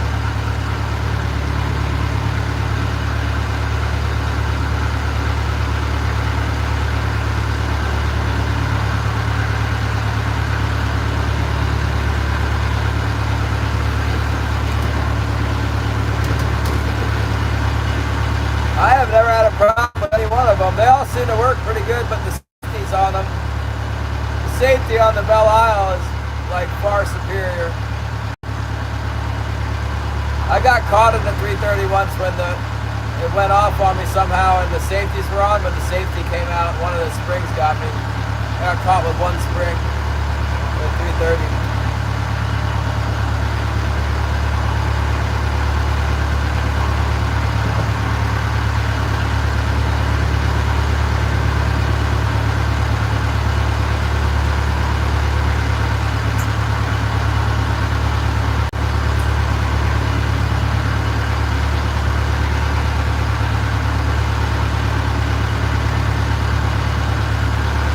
Yeah, the Bell Isle seems to be worth it to get the one with the safeties that don't come off. I've seen them pop off the Bell Isle too, but usually they don't. Relatively safe. Lots of porpoises. If we were shooting for porpoise, we'd be doing good.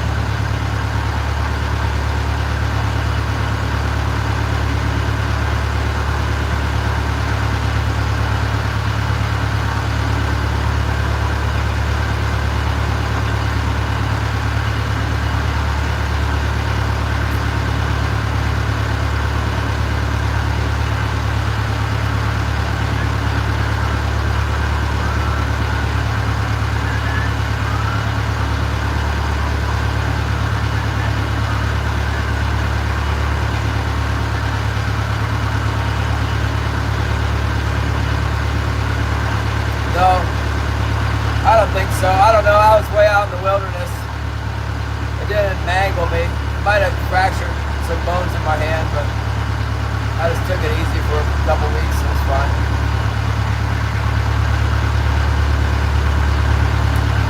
The first year I went trapping, I thought I ignored the warnings about waxing the traps, and I waxed a bunch of, I think they were 220s. It might have been 280s, I don't know. It was a Sleepy Creek brand. This was a really long time ago. I put wax on them. They got caught on the same hand across the exact same spot with a brand new trap twice in the same day. That hurts so bad. That must have fractured the bone. I mean, it was like, oh my goodness. That kind of kept me from wanting to trap that much after that.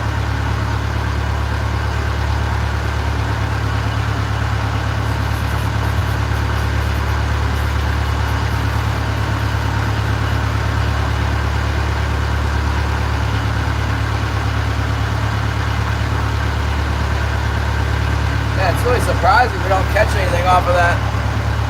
So many signs there with the porpoises. They're just going crazy. No bites though.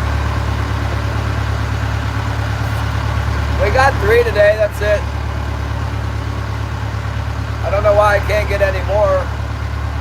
We got 3 and then we caught a whole bunch of little ones and then they just stopped. There's still porpoises around.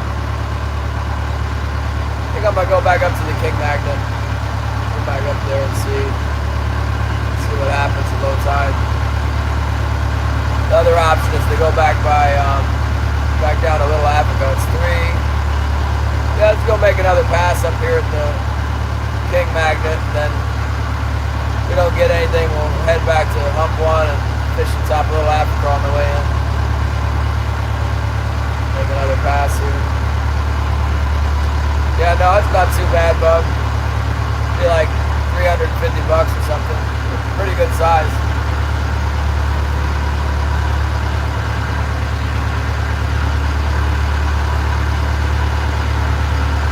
As long as you don't number 2 that one with the scratch on its tail.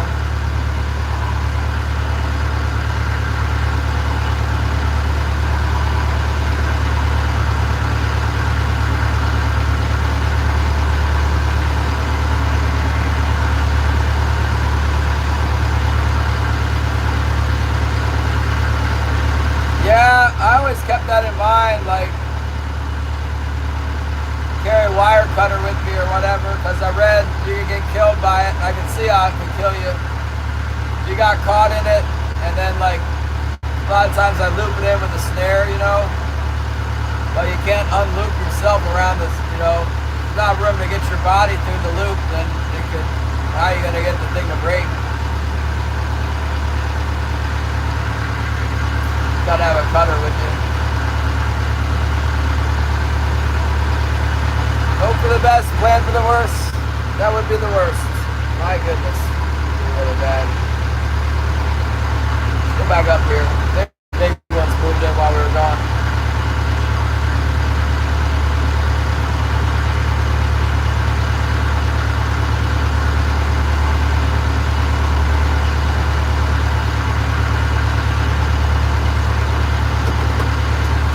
I'm sure Luke had the good sense to go in by now. Not me. I'm still out here. My eyes are starting to glaze over.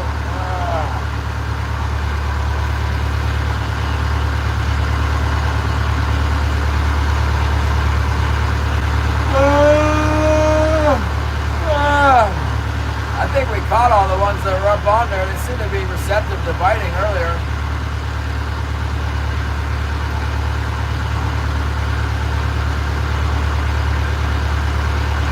More to come in.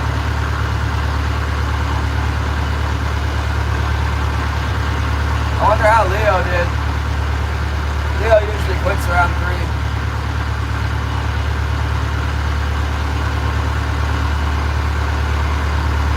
String.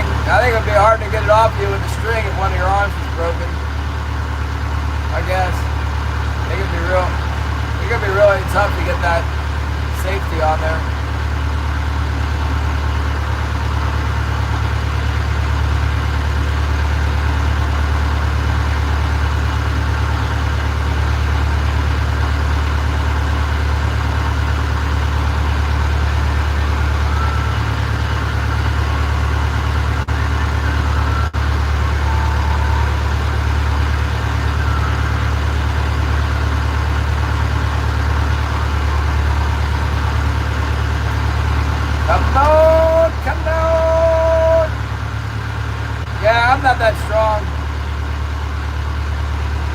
drag on.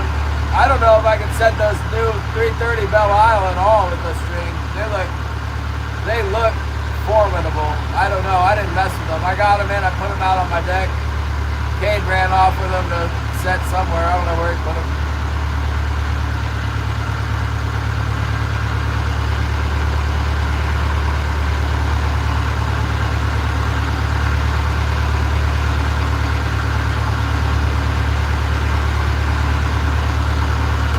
Yeah, use your foot on the loop end.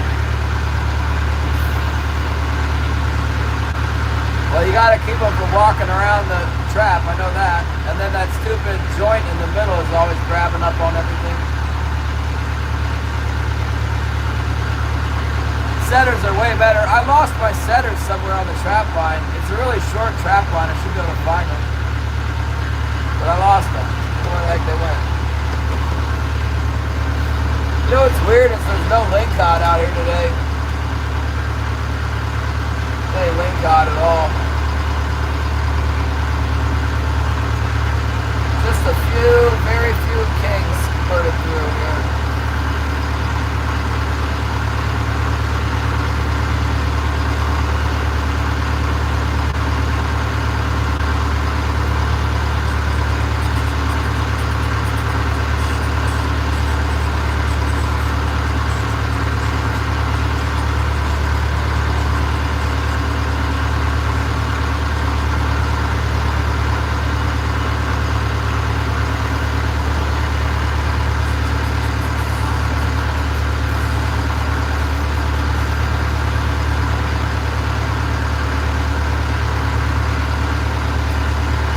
Said I should use the fish scent for the otter.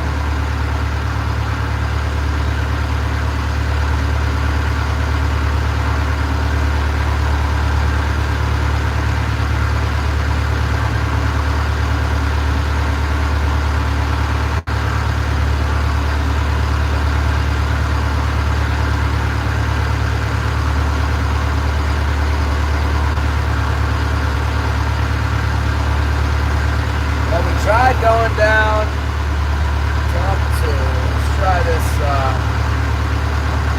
big magnet again, see what happens.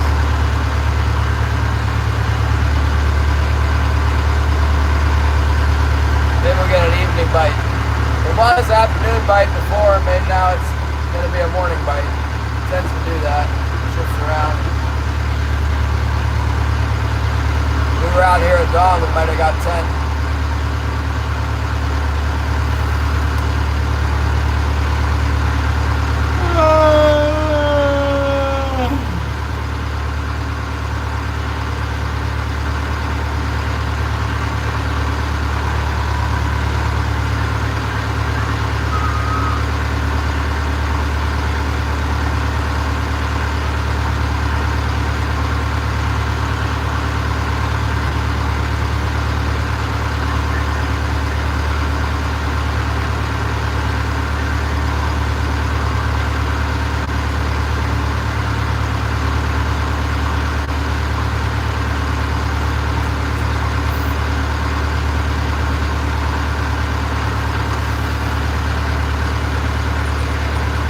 Going over this, there's a high spot, but it's kind of deep, 98 feet or something. It's $1.20 on the edge of it. A lot of times there's ling cod on this thing. Every once in a while you get a king salmon off of it. There we go, $1.14, 13, 112, 110. I'm not marking any life on it. 109, 100.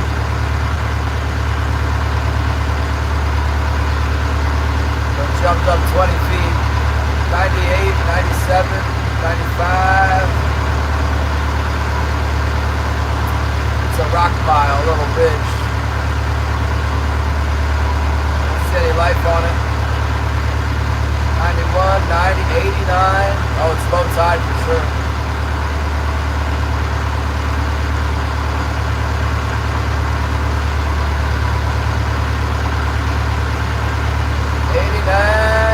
Coming off the other side, 92, 94.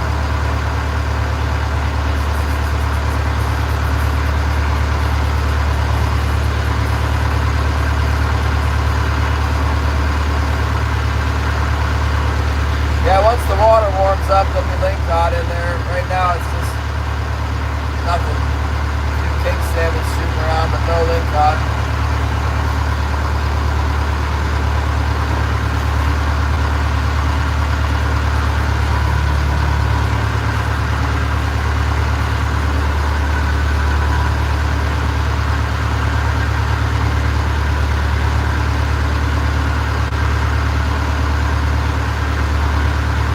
Gary's still here. Gary, we're almost back up on the spot where we got the most fish. Although I think we only got one keeper at the King Magnet. We got like lots of little ones, lots of bites, but only one keeper. We got one on Little Africa when we first started. We got one on hump 2. We had one shaker on hump 2. And we came up here and we got a big one like right away. Saw it on sonar, caught it. Then we got a bunch of these, like, there was one that was almost, and then a bunch of little ones. And then they just quit. Nothing. Ever since we moved the float back, we never got anything. So we went all the way back to hump 2. There was lots of porpoises there, but I didn't see any feed, no bites. So I'm coming back up here to the King Magnet. I'm gonna make a pass over the King Magnet shallow, then I'm going to try out 15 fathoms, then I guess we're going to start trolling home. Tomorrow is infinitely fishable, again, really nice. We should probably go over to Mamby.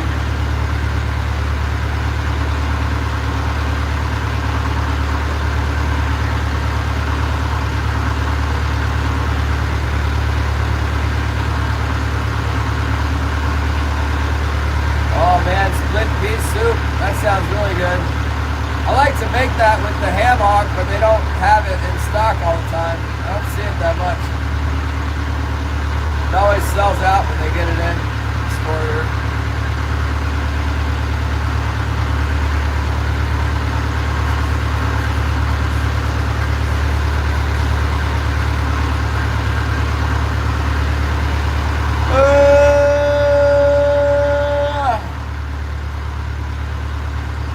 That's one thing I don't like fishing the herring. I don't usually drive super fast with the herring or it just wastes the bait, it rips the bait up. If I don't have herring out, I can put the hammer down, go really fast. Alright, let's try this. Story of my life, going back and forth on the King Magnet, trying to wait for another bite.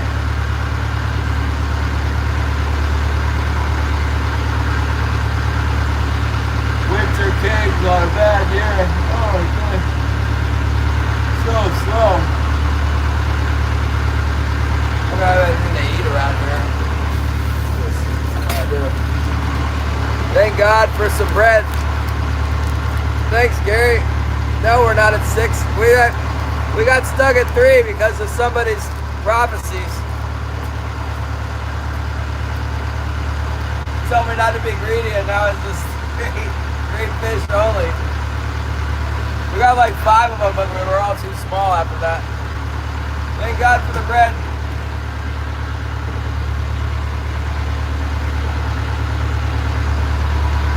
You know, infused it with new energy.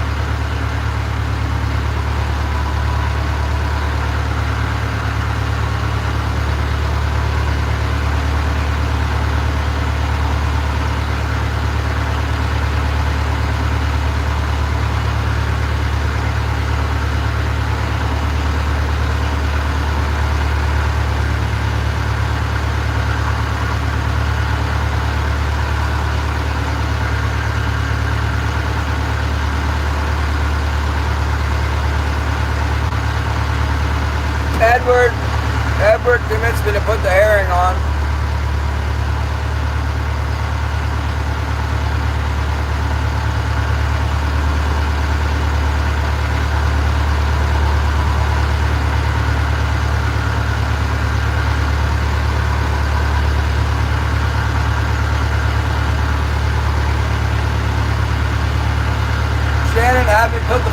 back to infinity.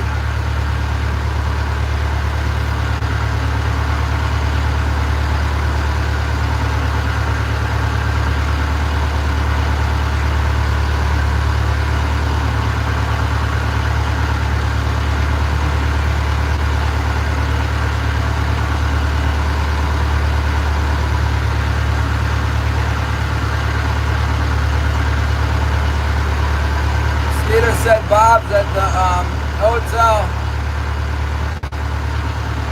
Did the county come in and condemn the house? They put the yellow tape and then do not enter. This property has been condemned due to extreme flooding.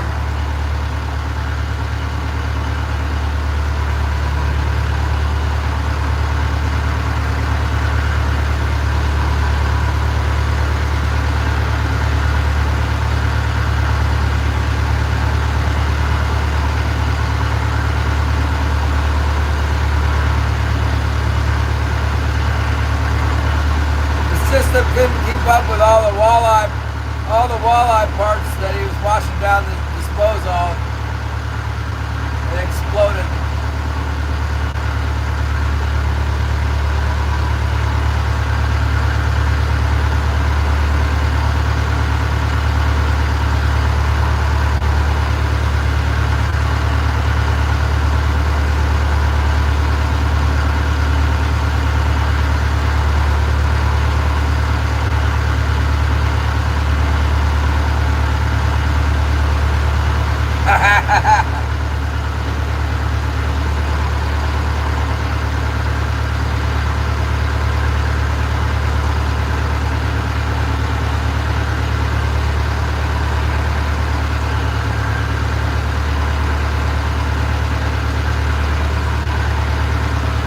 I actually caught some nice king salmon earlier, but you wouldn't know it now. I'm just like, I can't buy a bite now. I'm like so dead now. Earlier we were like king salmon right and left. I couldn't even sit down.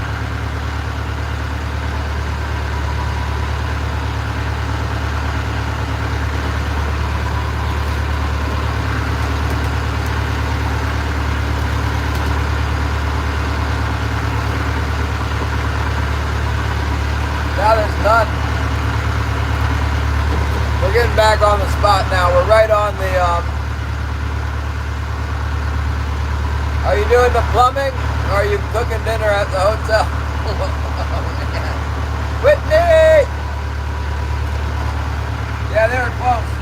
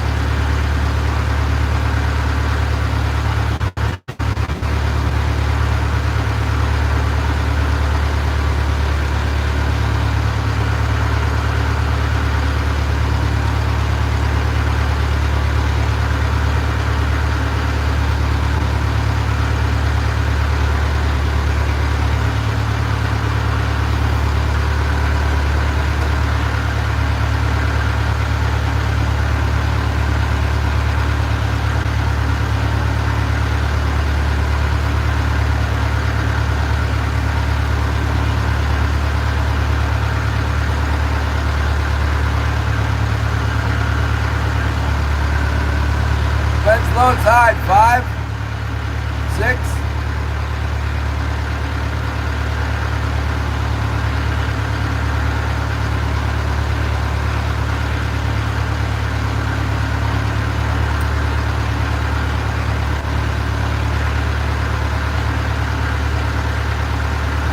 You would think. Any second now.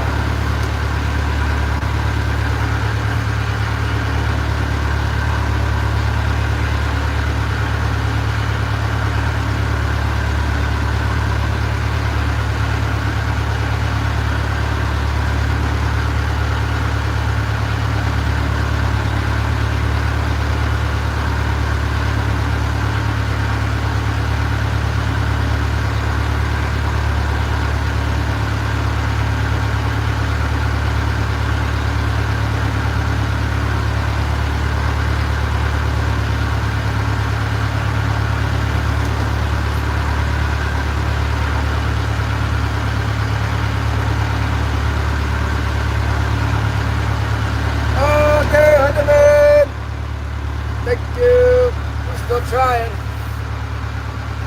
It's the eye opener. The minty fresh eye opener. One more. It is. You know what? When I stay out here for this long, and then I'm like, it starts to get personal. I'm like, you got to give me one more fish. It's been half a day out here. We can't get one more. And that benchmark, if we could get 4, that's a really good number. All right, I marked one. Marked a very suspicious mark there. It's right in the strike zone, and it just looks a little bit like a fish. Just a little bit. See him there? Right there. What's that?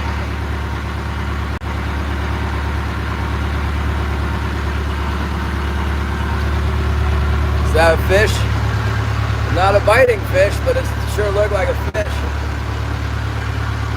Not as big as that one, man. That white king, it was a big fat mark coming up. We want the streaker. That one's the sleeper.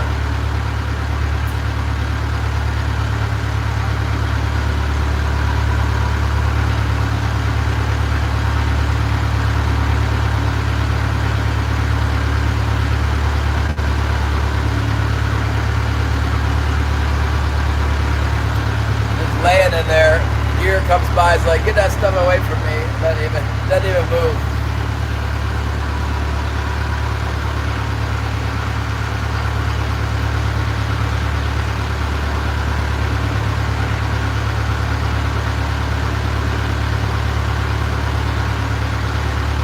We'll try and pass on this deep structure here on the way. We'll keep going to this north. We did get a bite off the edge when we were trolling with 11 fathoms out. We got a bite off the edge. Maybe they're out there today. We haven't set our lines down deep today.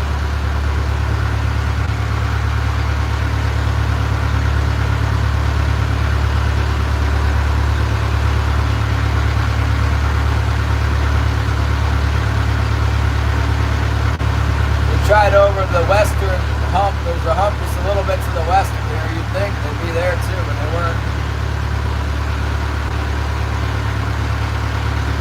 Gatorling. They don't hang out right here for some reason.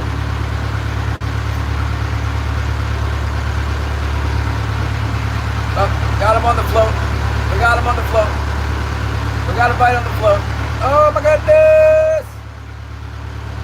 Don't get off of there. Stay on there. Alright, and I didn't make any turns. It can't be the... Last time I think it was just the springs. Just the spring. I bet it was that one fish that we marked that didn't move. It's probably another shaker. Oh, I see one now. I see one on the sonar. 50 feet. Maybe moving up a little bit, slightly. Looks small. Let's see if that one will bite too. One on the float right now. The potential. Doesn't look real big, but doesn't look real small either. The bite is kind of a baby fish.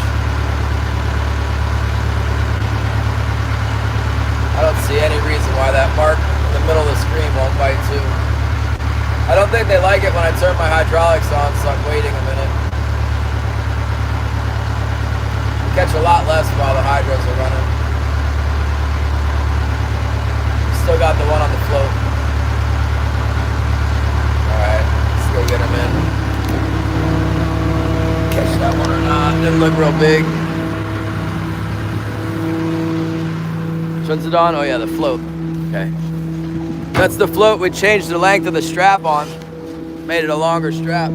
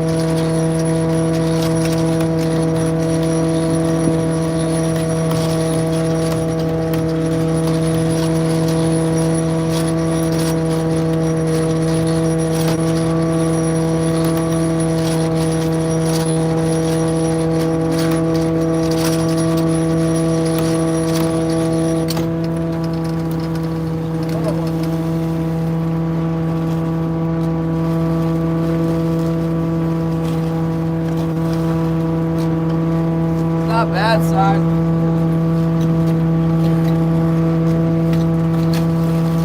Got him on that hideous lure right there. Oh man, I crushed my herring with a float. That figures. Crushed a bait.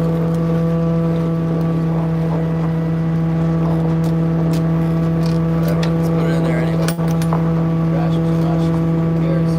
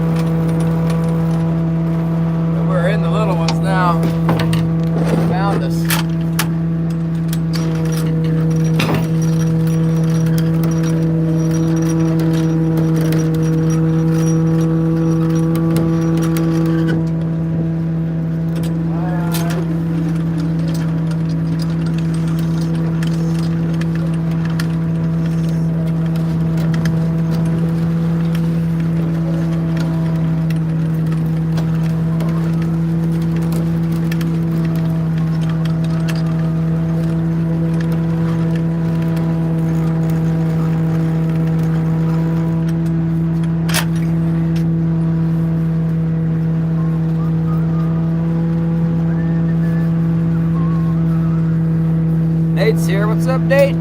Can't catch a dang thing with those. We pretty much caught a fish on every single thing except for that. It's not the first time that's happened to me. It's almost like those guys were making that up.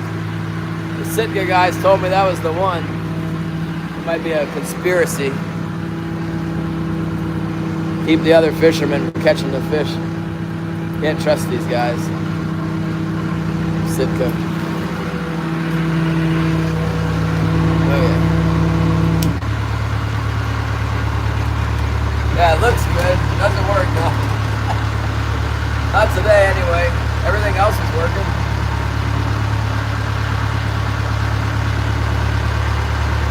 Everything but that worked great. Alright, let's try this. There's a reef a little bit north of here. I'm almost on it. It's a 16 fathom spot. 10. It's more like 14 fathoms right now because it's low tide. That's where I'm set, 14. We came down here the other day, we got a pretty good bite. We lost it at the boat to feed, but we didn't get any bites.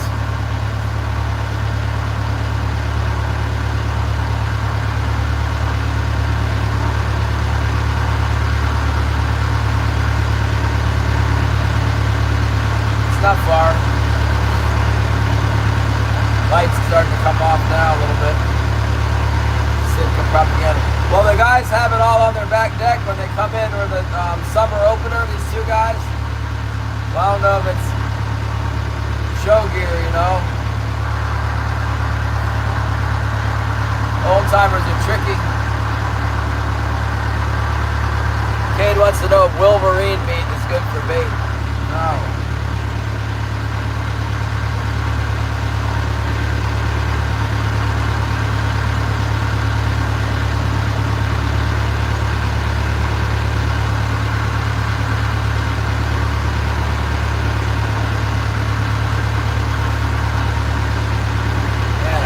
I can't get one more fish here.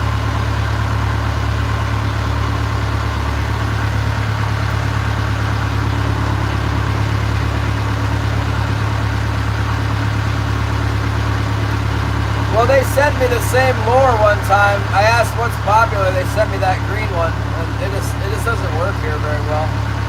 Maybe I just don't run it at the right time.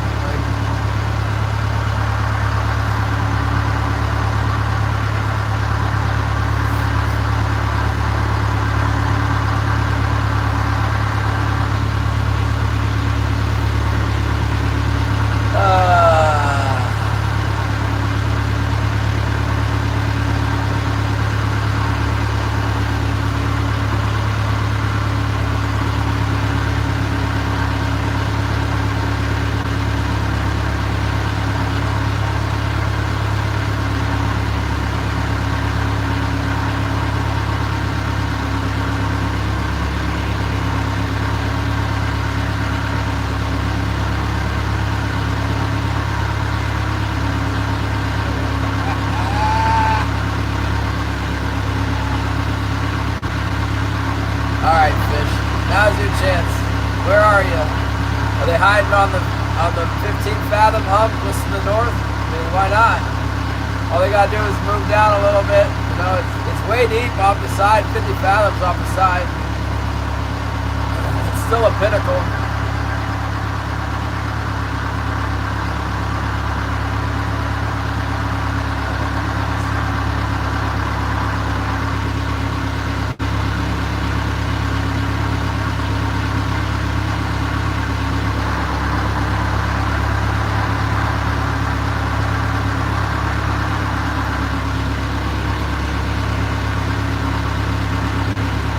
One guy showed me his logbook.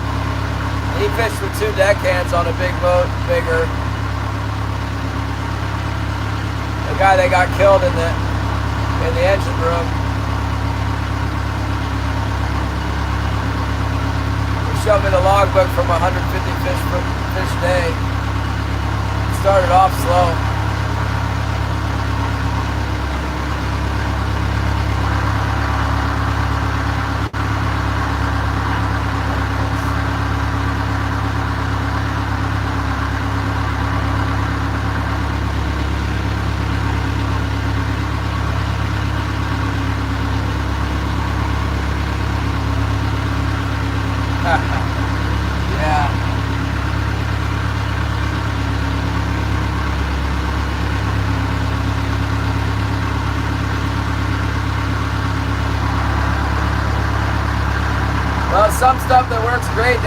That doesn't seem to work very good up here.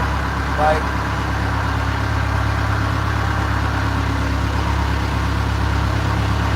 purple, any kind of purple, dark purple or black, it'll just kill them down there. And you bring it up here, you hardly catch anything on it. It's crazy.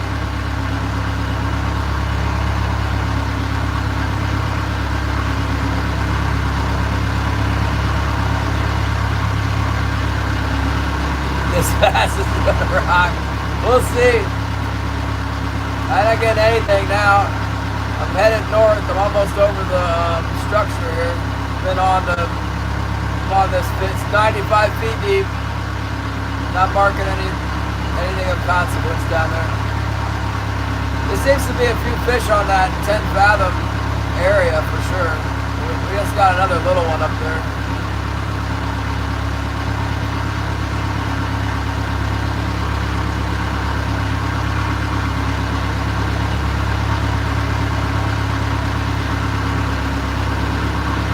Spot when you're scratching them like this, you know, if you can catch one spot here, get one in another spot there, put together a good day. This is just another spot we're checking out here.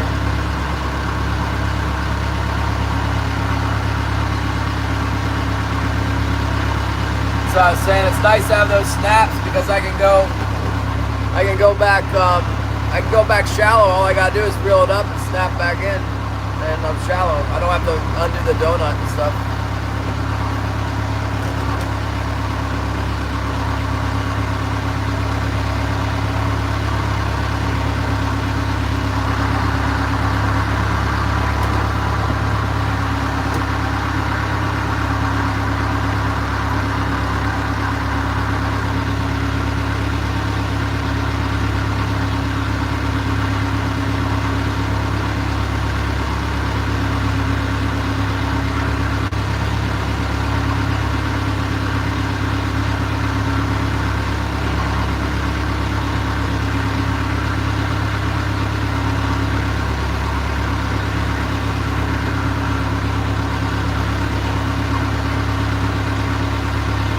Wants to go sight in with those full metal jackets. I loaded him some full metal jackets up so he can hunt for the beaver, and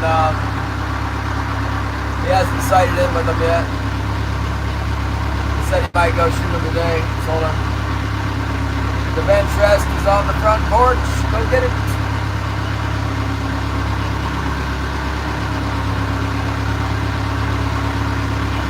Don't see anything. No bite on that bass there. Didn't see anything good either. But that one day there was a lot of feed off the end here. Let's see it today.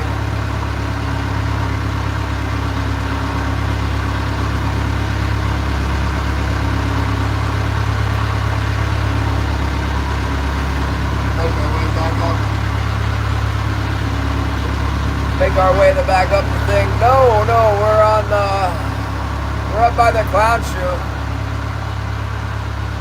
Come out here in 16 fathoms. It's like going out to the bar. You gotta check it. Marking a tiny little sliver on the bottom, 108 feet. Something small.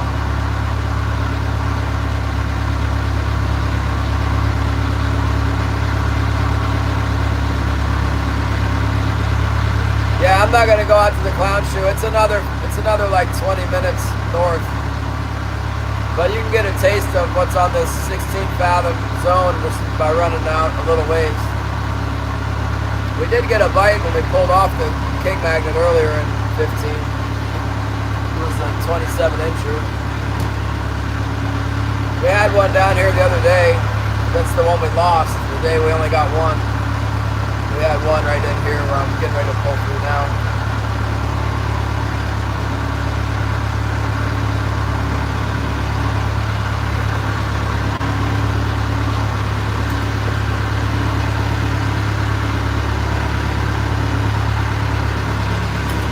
The clown shoe actually looks like a big goofy foot, like a clown shoe on the Noah chart.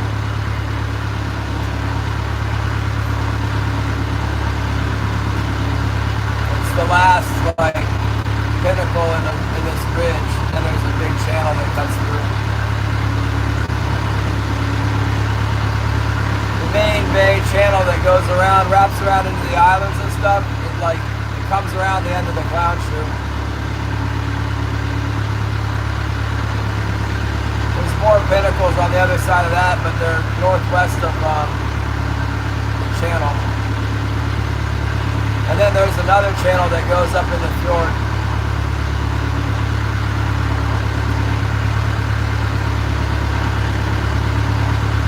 The water is oftentimes dirty in that other channel coming out of the glacier up there. PK, what's up?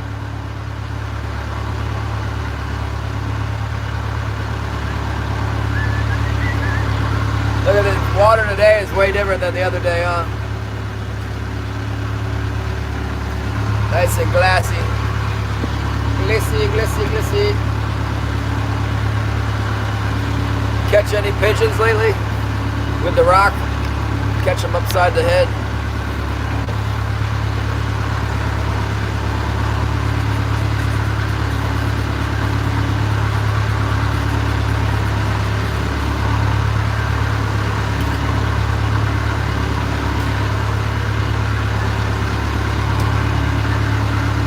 You got a dove, nice.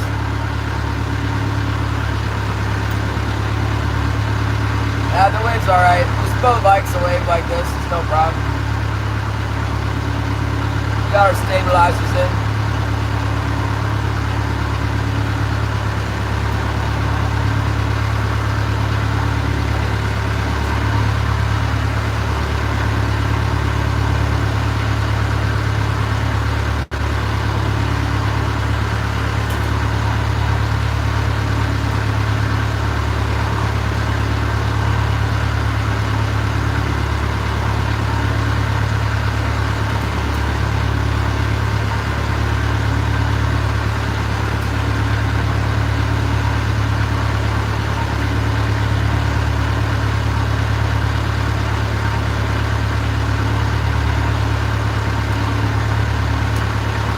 Got a crappie, that's nice. Channel cat and a crappie.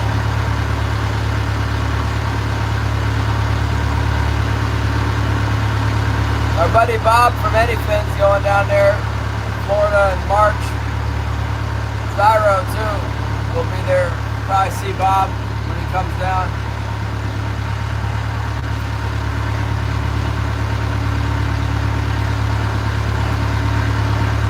That's funny.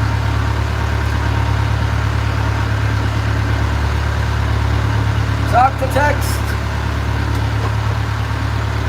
Oh, here we go. Catching the Planet is live.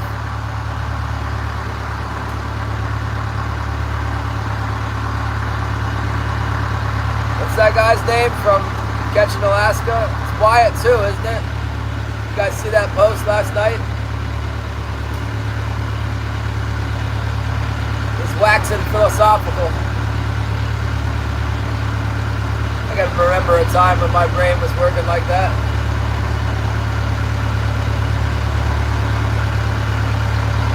That was before YouTube.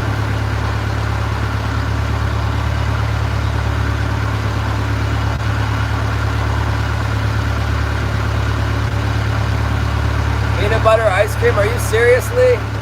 Never even heard of that. Is that a real thing? I don't know about that, man. Don't eat it, Lee.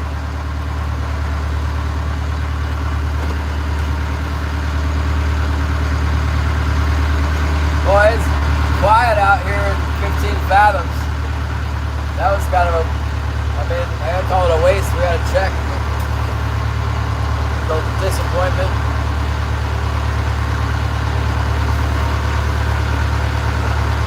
That's alright. We'll be back up to the We'll be back to the King Magnet in 10 minutes.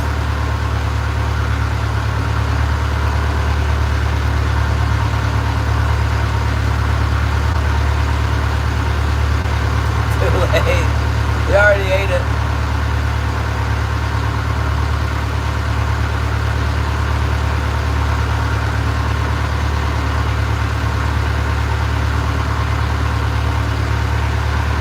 Getting close to low tide.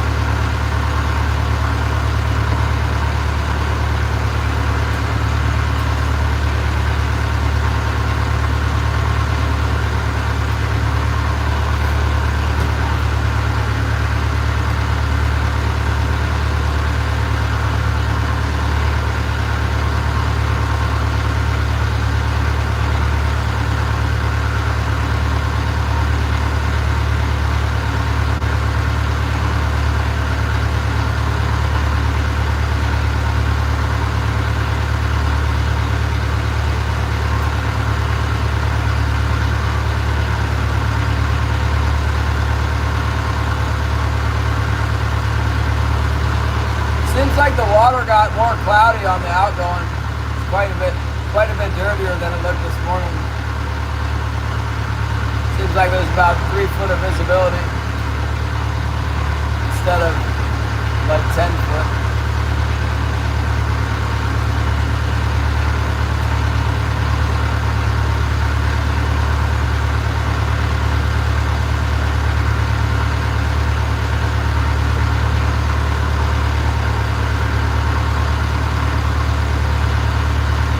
Yeah, we got 3.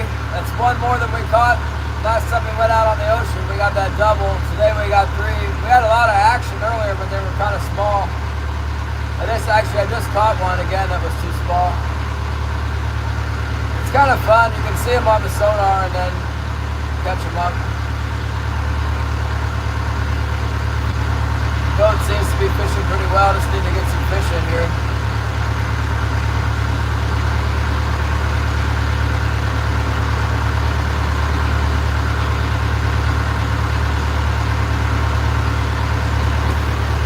Like every single other person is blue. I don't know why you can't be blue too. Been in here a bunch of times.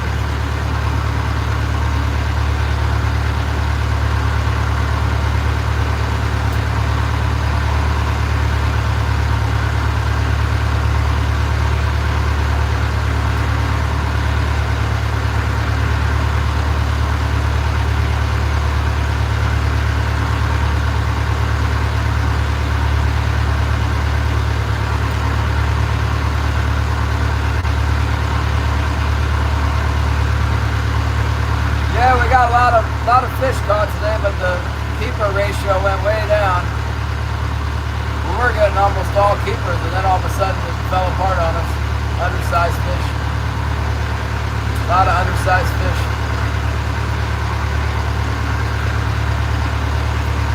Let me just jump out there real quick and raise them up. Be right back.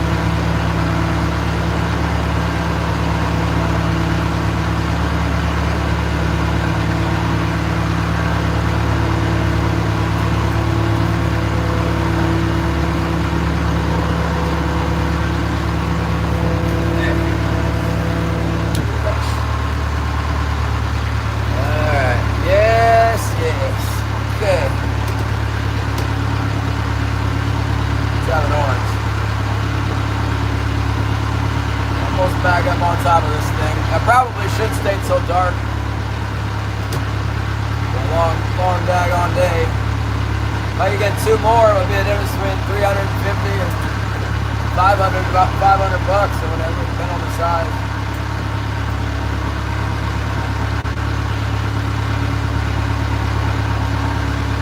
We might be able to get at least 1 more off Little Africa on the way back. That was kind of my plan, was just to troll straight over this. If we don't get one, there's like kind of a shortcut. You got to go across the open non-fish catching channel, so you can get straight across to hump 1 instead of going. You kind of got to go west a little bit to get to hump 2. Dirty snow. We got dirty snow here too. Snow's almost completely gone here. It's supposed to snow more. Snow in the forecast.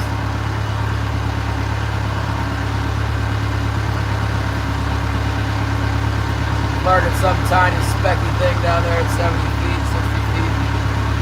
Tiny, tiny little mark.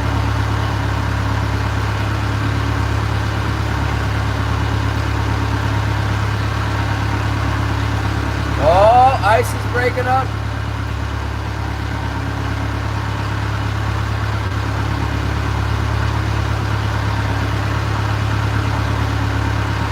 Yeah, it's really the worst of it, and I remember from Virginia, February is the worst. By the end of February, though, it's like spring starting. Yeah, me too. Thank God for oranges. Got a new orange. Great.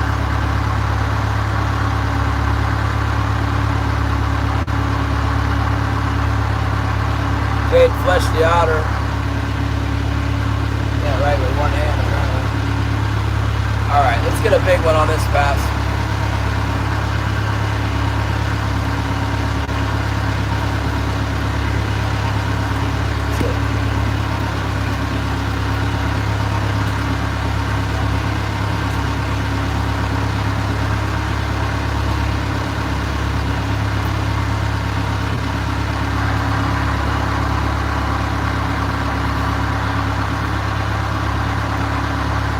Orange is about half spoiled.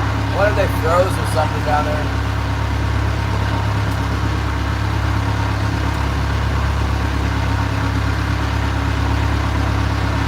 All I got's 3.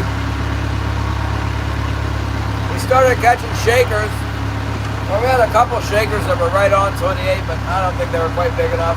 And then I lost one. Could have gone either way. It was small, but it could have been big enough. Pulled off the hook. What's the record? Yellow perch, heck yeah. You should be biting in February, right?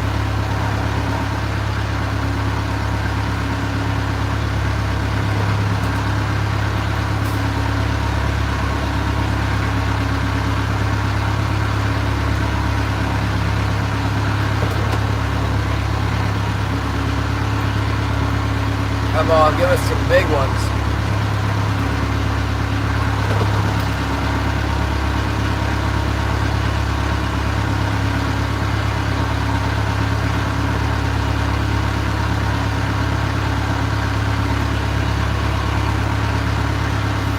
Southeast Alaska, Mr. Martin.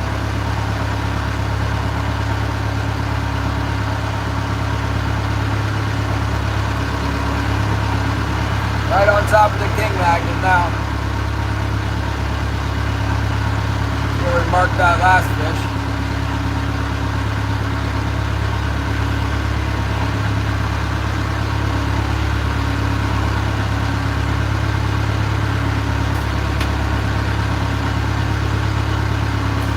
It's gone. I guess we caught it.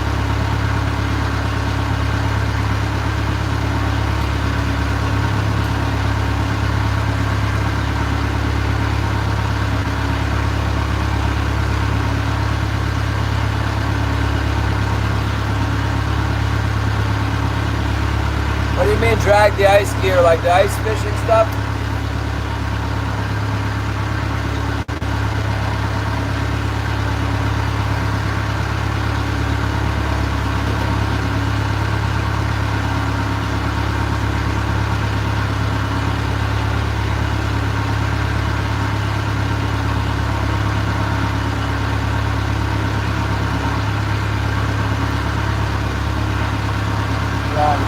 The orange got so much pith.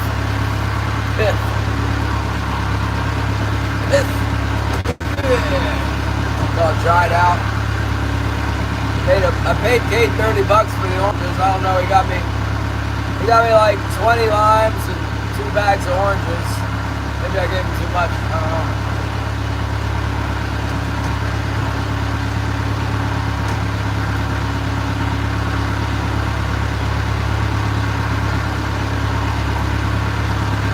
Yakut's had $30 to buy you about 10 oranges, so.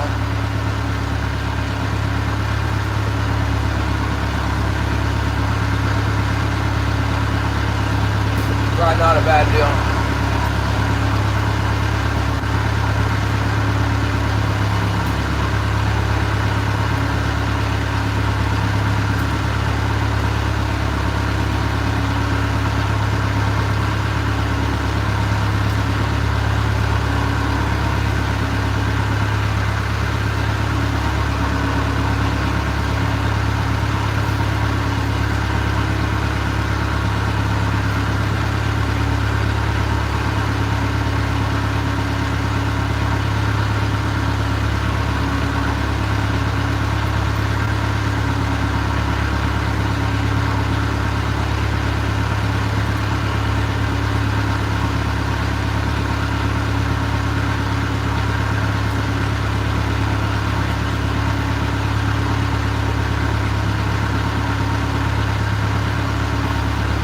record yellow perch.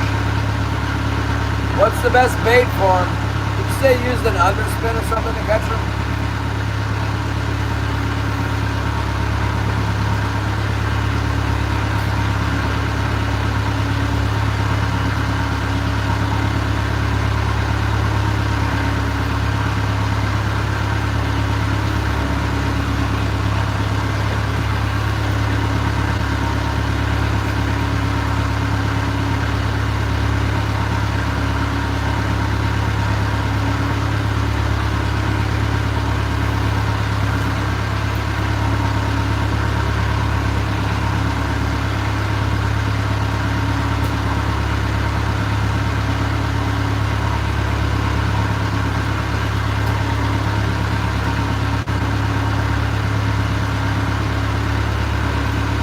Sounds like a ingenious way to waste tax money to me, Lee. I mean, just push it off into the bay or something.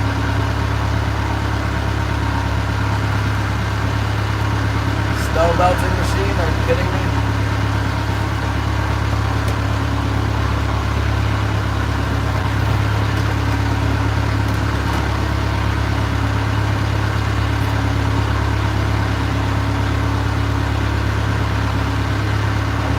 Come on, come on, here we are, let's do this thing.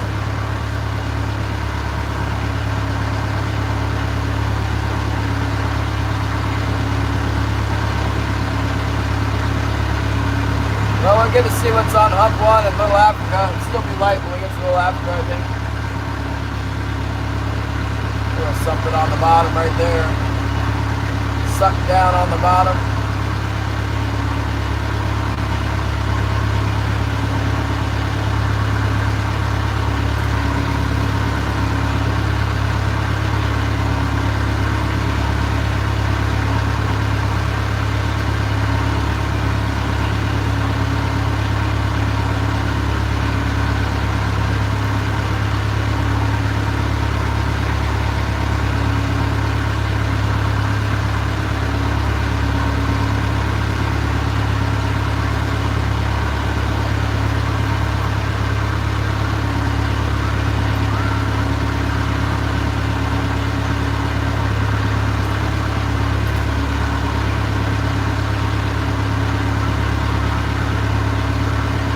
Waiting.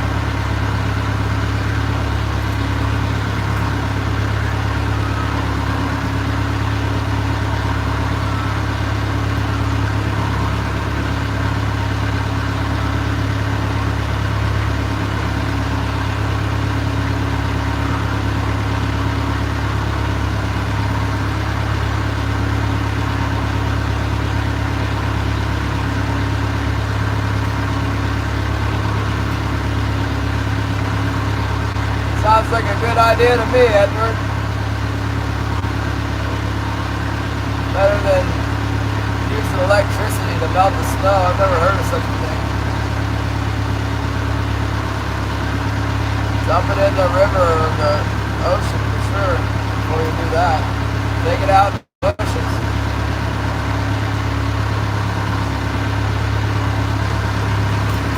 Pile it up out there at Martha's Vineyard. Like on the bridge.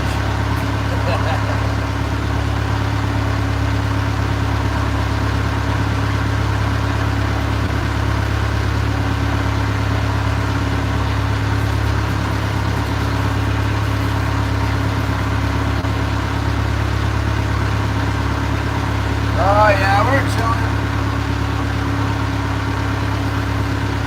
Saw so many great fish on the sonar today coming up. Jonesing for another one, looking at it, thinking right here is where we got them. Come on, come on.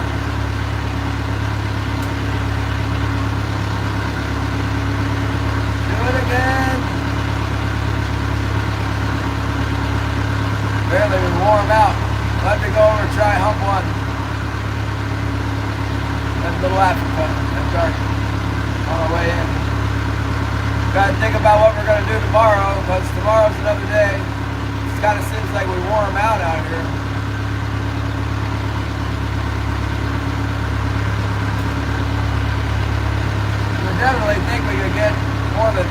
My goodness. Yes, we did. They were just too small.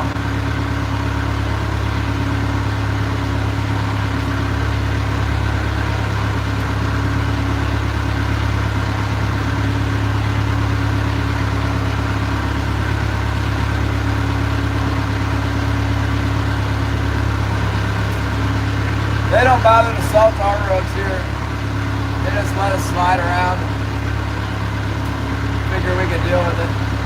No salt in Yakutat. They use it on the airport, by the way. Not on the roads.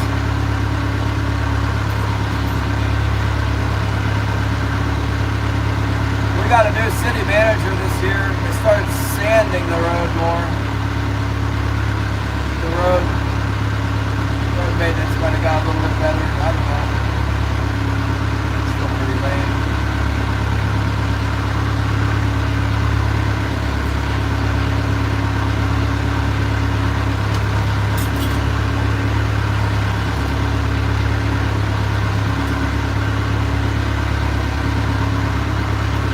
Yeah, maybe some new fighters moved in on Little Africa.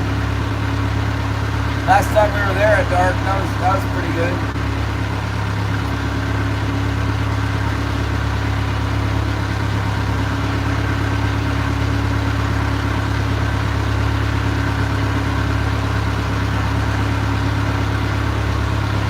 Killed the trout. They just stock trout anyway. Stock more trout.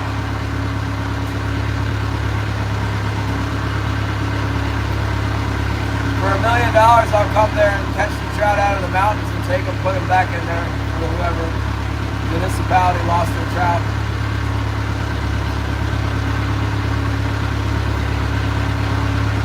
Oh, he's going 100, yeah.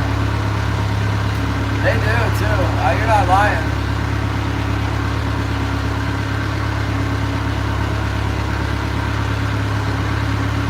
Not so bad in Yakutat. Too many potholes to drive 100 here.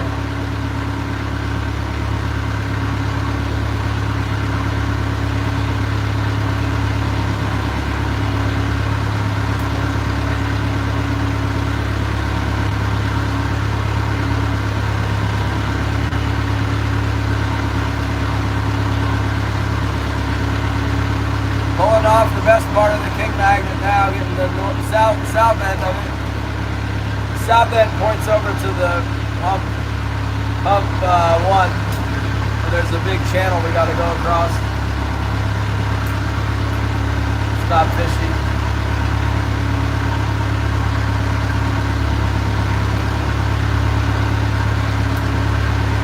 It is fishy all the way to the end until you pop off of it.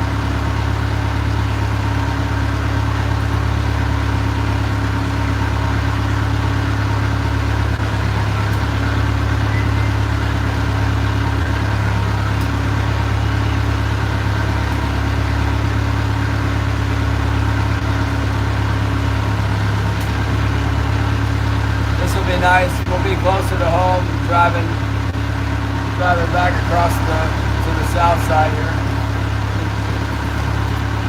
I wonder if we look and the swell's not going to be too big and we should go back out to the ocean. It kind of seems like we beat these suckers to death today.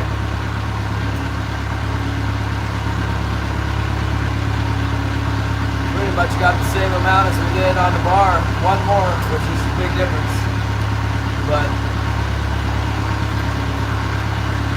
I don't know.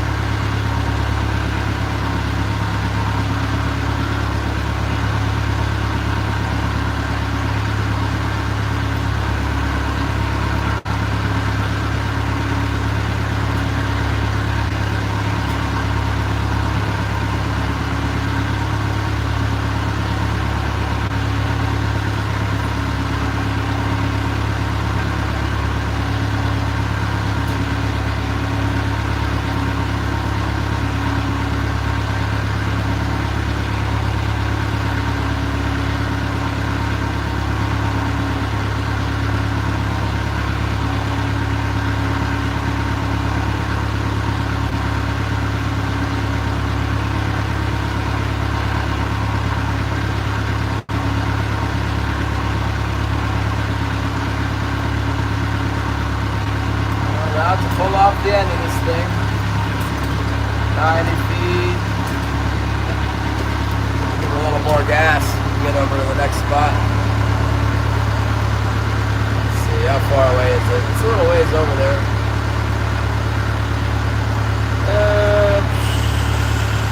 0.8 miles. It's only 0.6 miles till we get back to 100 feet. We gotta cross over some like 40 fathom water real quick. But it saves us from going over to hump 2. We won't have time to be, we would miss, show you what we're doing. See, there's hump 1, hump 2, King Magnet. And the harbor's that way, and Little Africa's that way, so we're just gonna cut across here. Cut across the channel so we can fish hump 1 and Little Africa before dark and be headed home the whole time.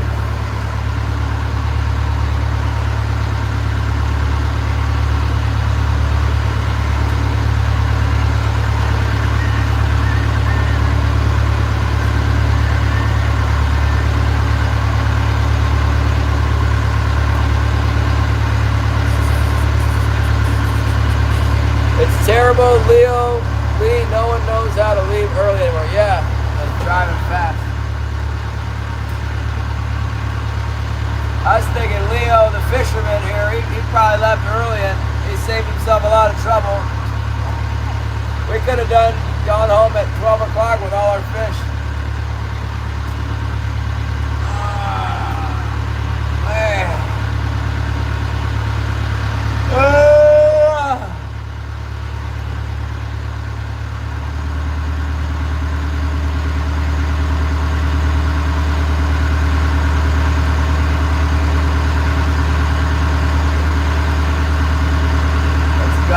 I don't see that feed that was up in here. I don't know where it went. I guess we saw a tiny bit of feed at high tide.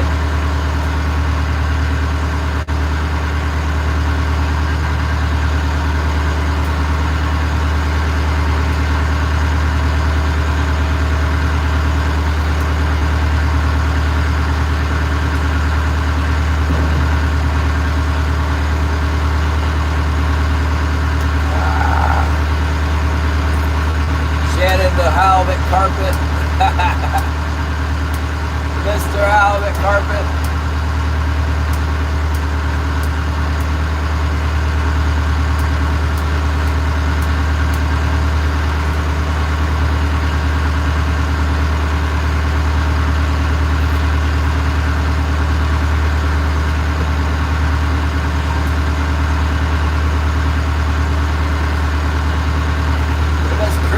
Across to the channel here. We got time for some Bible verse here. What do we got? Plenty of time. Plenty of time. Let's read John 12:27. Jesus predicts his death on the cross, it says. Now my soul is troubled. What shall I say? Father, save me from this hour. But for this purpose I came to this hour. Father, glorify your name. Then a voice came from heaven saying, I have both glorified it, will glorify it again. Therefore people who stood by and heard it said that it had thundered. Others said an angel had spoken to him. Jesus answered and said, this voice did not come because of me, but for your sake. Now is the judgment of this world. Now the ruler of this world will be cast out. And if I am lifted up from the earth, will draw all peoples to myself. This he said, signifying by what death he would die. The people answered him, we have heard from the law that the Christ remains forever. And how can you say the Son of Man must be lifted up? Who is this Son of Man? Then Jesus said to them, a little while longer the light is with you. Walk while you have the light, lest darkness overtake you. He who walks in darkness does not know where he is going. While you have the light, believe in the light, that you may become sons of the light. These things Jesus spoke, and departed and was hidden from them.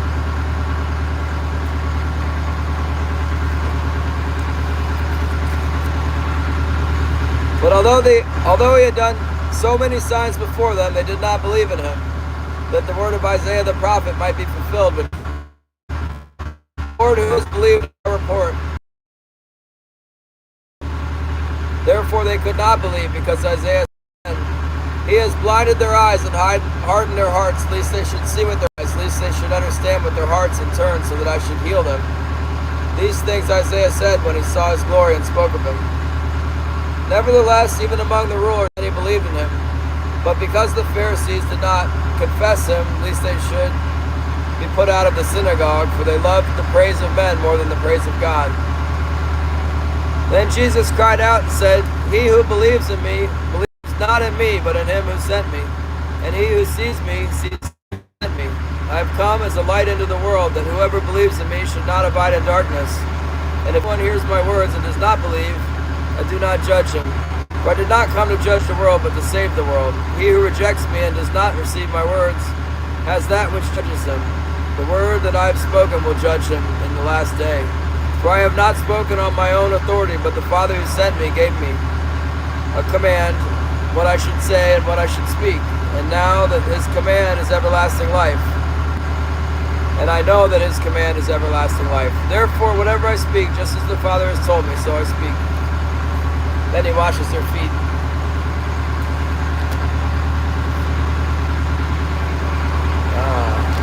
There we go.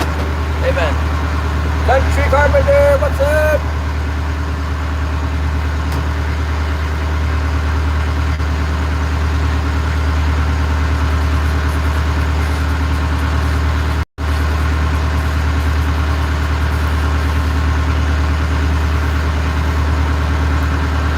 Crossing the sea, waiting for the bite. Another night, another day.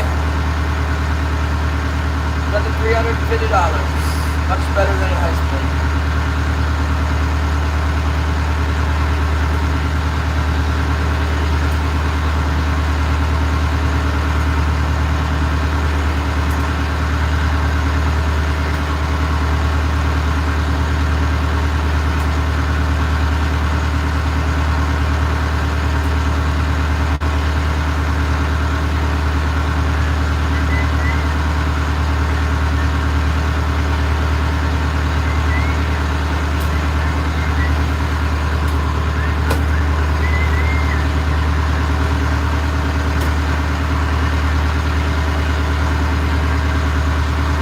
$199 feet deep right here. It's going to be hard to get them in 199 feet.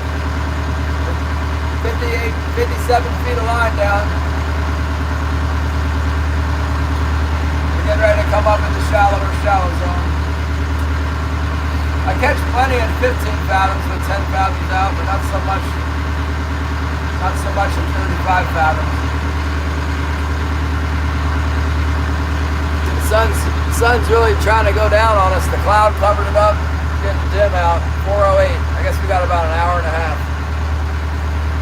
Faster. Get me to hump one. We gotta get there quick. Man, it's tough to fish all the way until dark. Got all our fish before like 1 o'clock, and here we are 4 hours later. My goodness.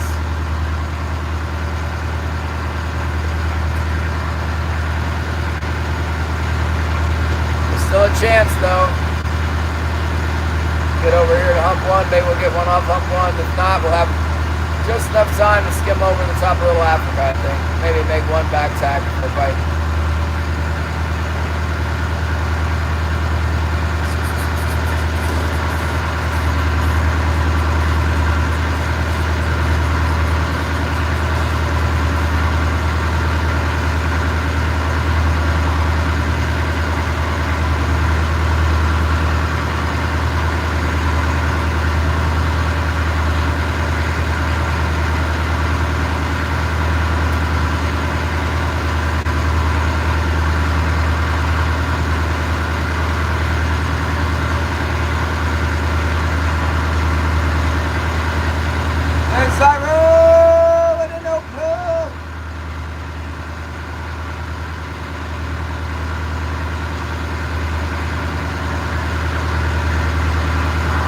Fishing Steve, watch live now. Fishing with Steve.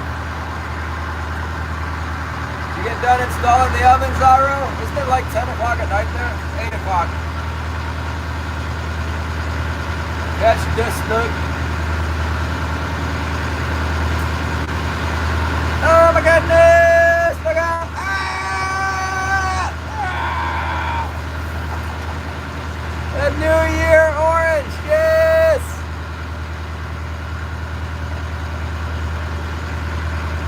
What the heck is that? These oranges I have are terrible. They're like, they're not New Year orange. They're like last year orange. Old year. Catching this dude.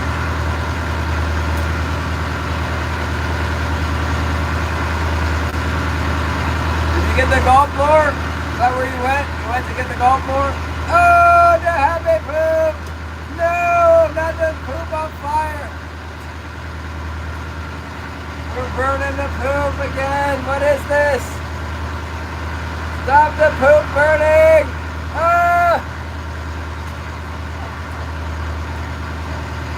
That is so ridiculous. Who thought of that?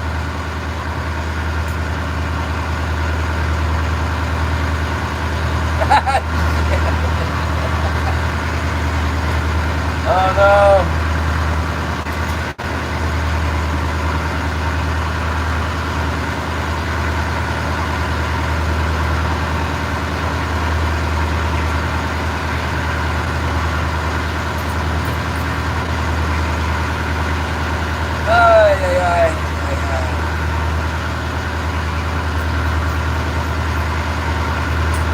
Yeah, maybe we're gonna bite it dark. We haven't gotten the dark bite, have we? We haven't been staying out so dark, or they just haven't been biting.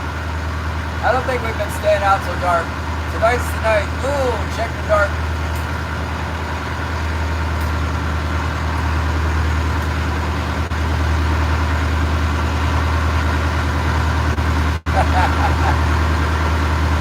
Yeah, maybe.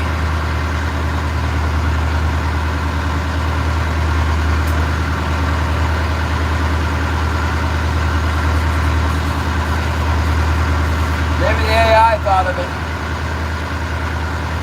I heard that, what's his name? Ray from Fishhead Videos is taking advice from the AI.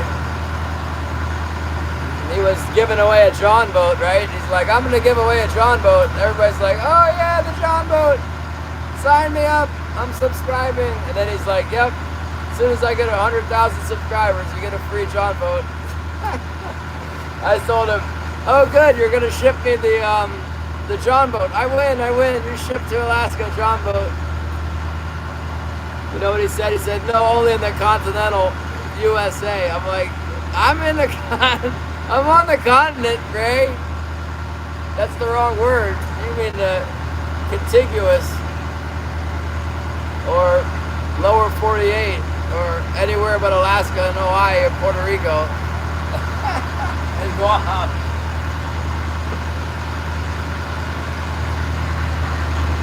And then besides which, only if you get to 100,000 subscribers, the chances of that happening are like very low.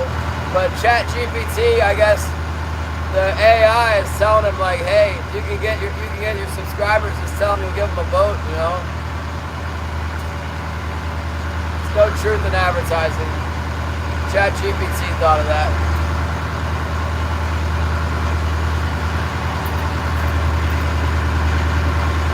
The only catch is you got to get to 100,000 subscribers first. That's a big catch. Reverse the polarity. The King Magnet is behind us. We're headed over here to Hump. We're almost to Hump 1 now. We're gonna go right over it, hit the rock pile, and hopefully we don't lose our gear. A lot of times you get a bite if you go right over the thing. Should be low tide now. I got my gear picked up pretty shallow, I think. See what we can do with it.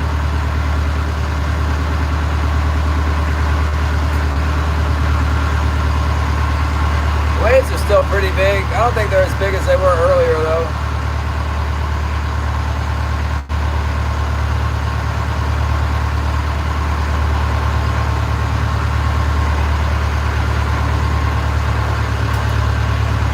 I am stuck at, we got got lots of small ones today after I got the third one, but only 3.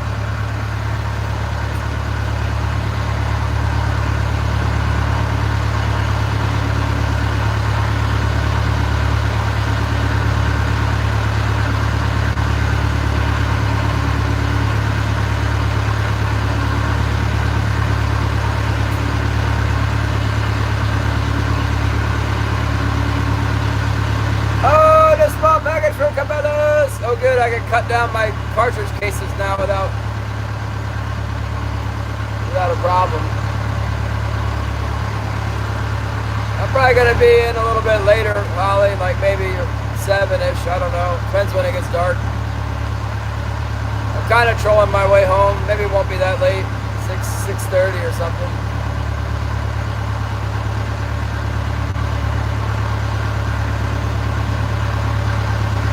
Got at the house for food. Oh, crab cakes. 100, 150, or 200. I wish I could get 200. If it was a 20-pounder, I'd get 200. It's $10 a pound right now. So the fish are between 11 and 14 pounds today, I think.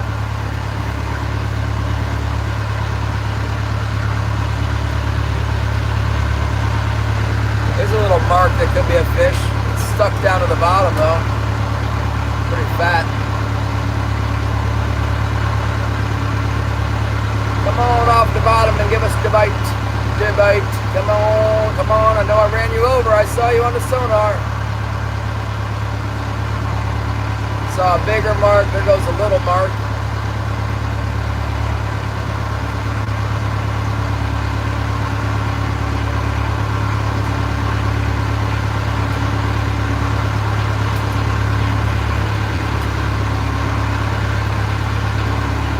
But I'm moving.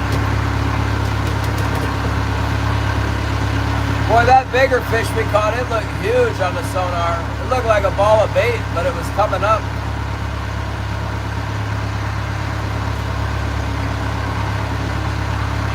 A lot of times they don't look very big at all. That one was like real blobby looking.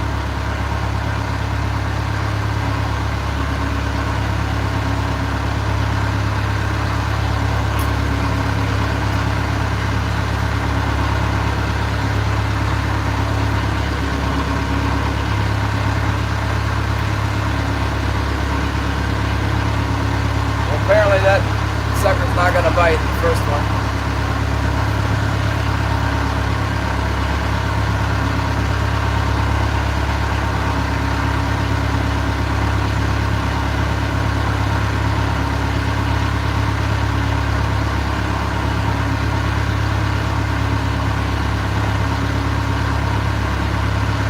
I know I put out a video last January, and the thumbnail I put a picture of some fish on the sonar.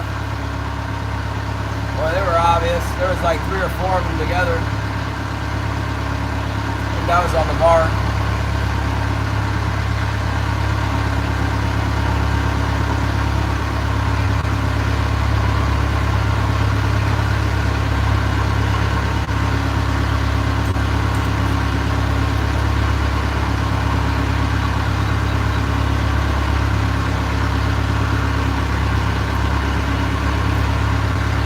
Oh yeah.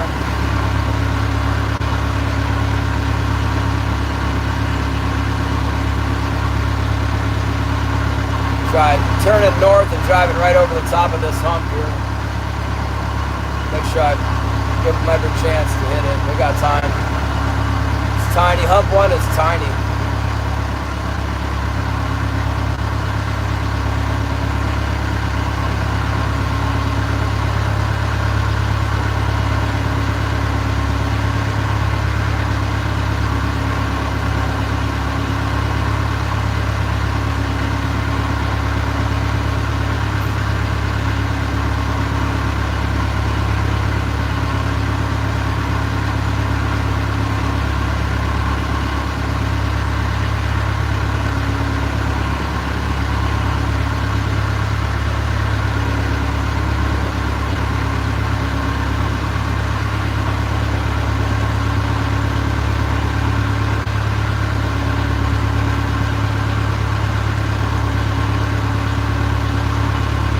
been really tidal this season. I mean, there's just hardly any fish around, but they only bite one tide.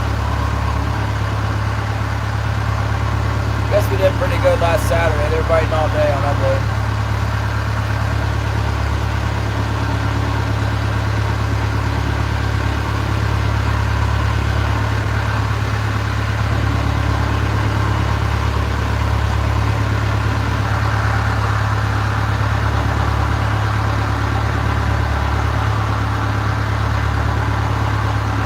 Yeah, I'll get it, Holly.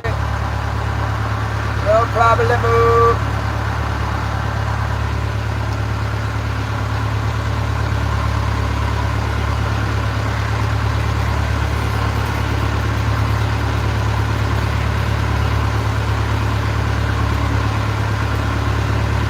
Jag on fish. Ah!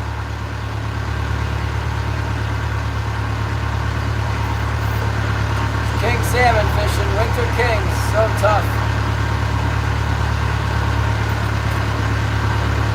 There's a reason I'm the only one out here right now.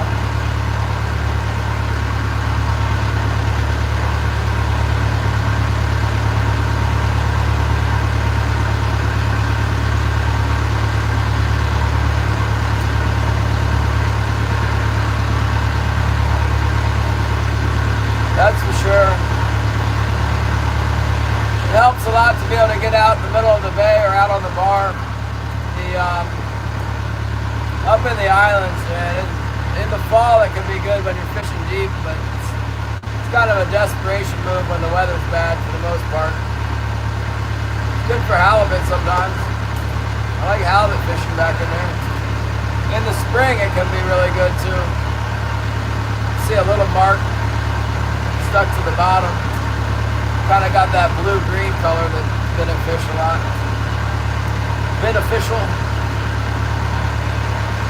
It would be beneficial to my box if it would bite on the line and be a keeper. Looks fat enough to be a keeper. Nice and thick.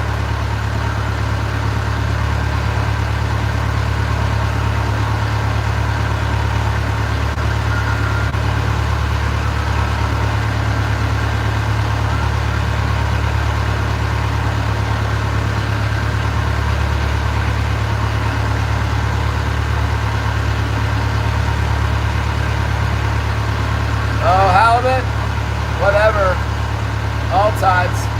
Long line fishing, just throw your gear out there and then, depending on where it is, pick it up anywhere from 6 hours later to, 3 days later.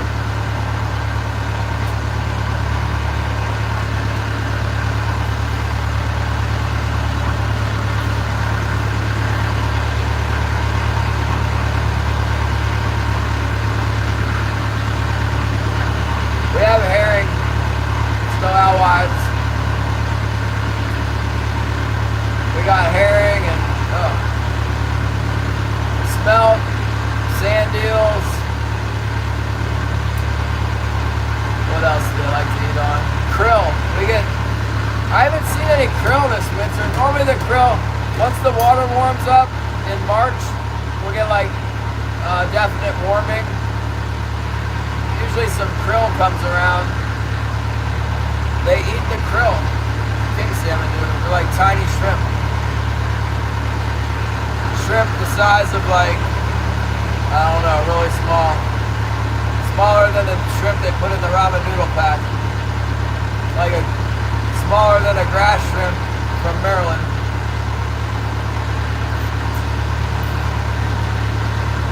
But it's a shrimp. You can see that it's a shrimp, but like the smallest shrimp that you can see.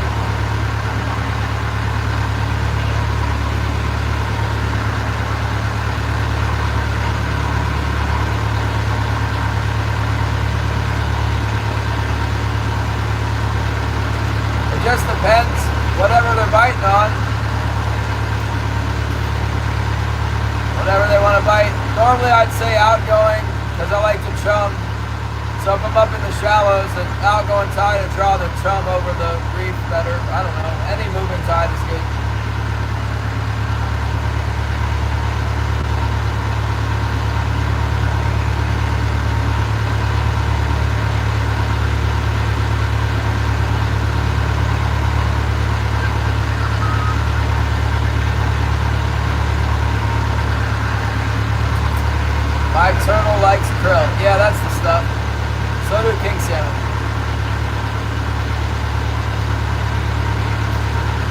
seen any krill this year. Maybe that's why there's no fish. Normally there's krill in the fall too.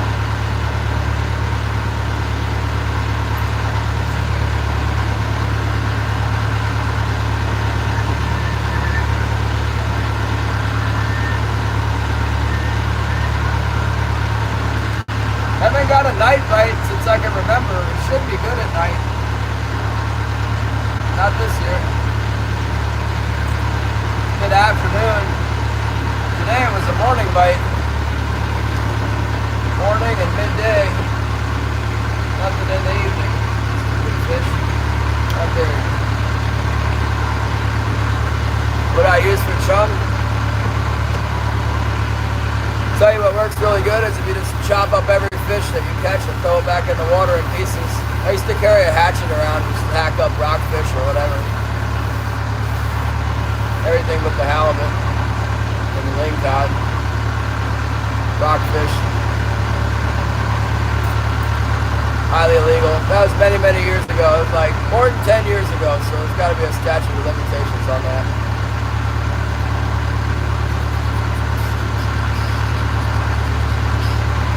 Chop the rockfish in half with a hatchet, throw them out there. Well, more than half, say quarters, 6 pieces. Catch a big halibut, it's got like half a rockfish, just big old rockfish spines in its stomach. You'd be surprised, the current will be running, you throw the chunks in and then like go up in the current, and then a half hour later you catch a halibut, it's got all the chunks in it. They come from a mile away or whatever. Keep coming up the chunk line.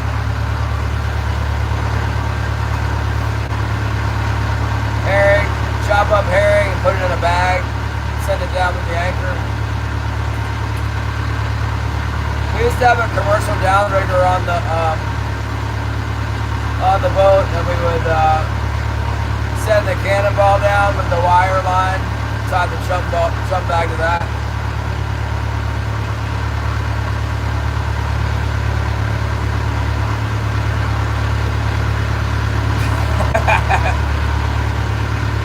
Yeah.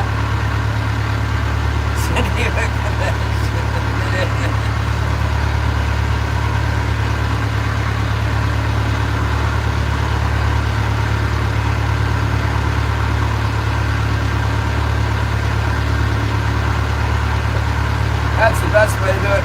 But we always fish shallow, you know, anywhere from 50 feet to 150 feet, you know, no deeper. I don't know how it would work out in the deep. Probably not as well.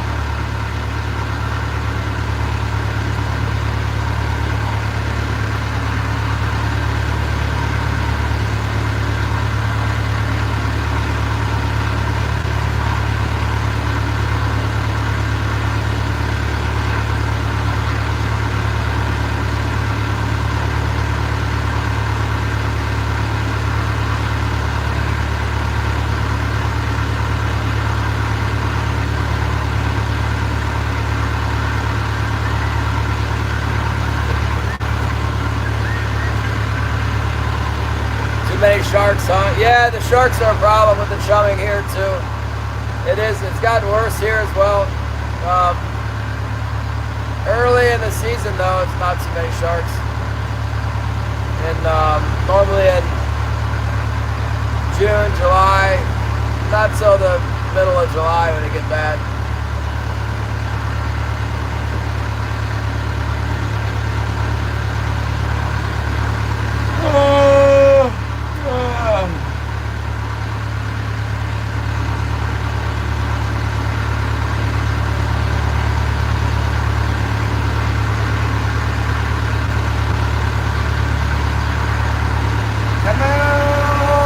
To Little Africa. One good thing is we're pointed right to the harbor now. Like a beeline straight for the point Munoz.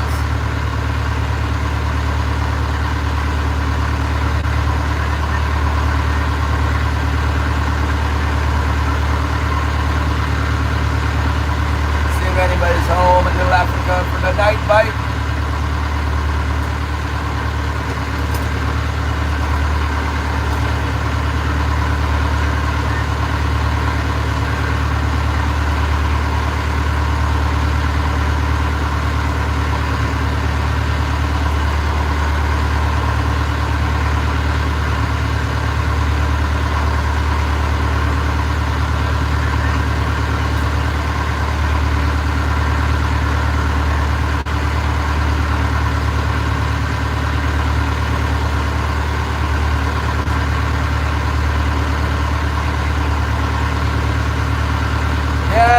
They give the halibut guys a real hard time when they're trying to catch halibut. I managed to get away from them. They're not so much up in the bay. I'm trying to think, like, I don't even remember when I finished catching my halibut last year. I think I finished it in,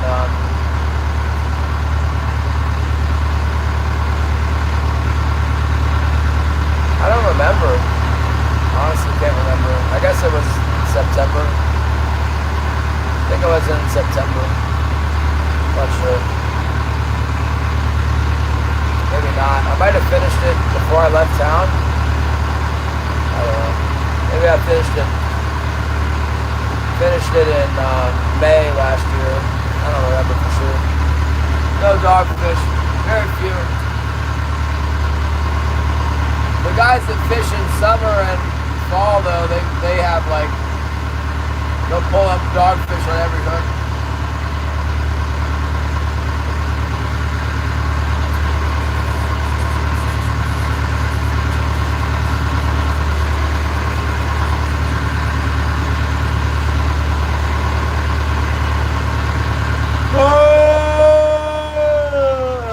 We caught the first halibut we've seen in a long time the other day in the kelp there. Big ping pong paddle.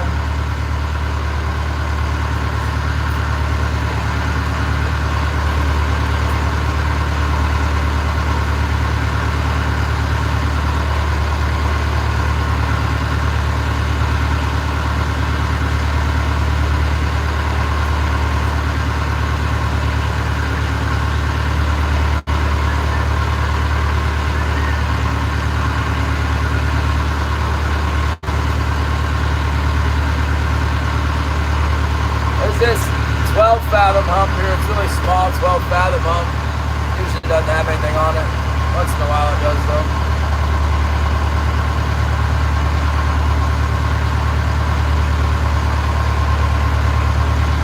Yeah.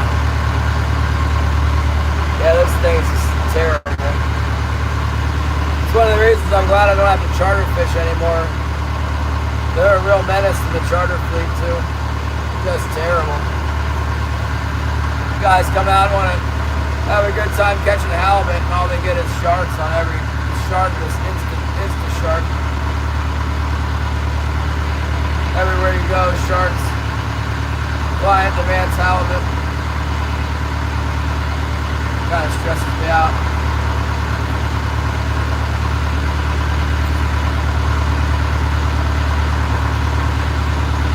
Must be pretty low tide, it says 74 feet on this. This spot's not much shallow usually.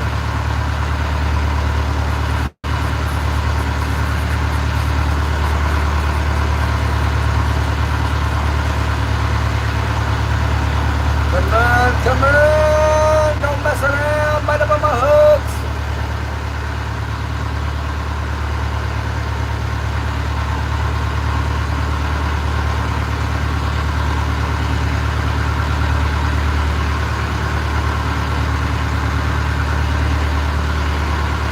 I caught a fish on that ugly hoochie that I said was ugly. It wasn't big enough to keep, but it was on that hoochie. How the heck do they know what color it is? It's down there deep in the ocean, flipping around on the back of the flasher. It was on the Betchel flasher.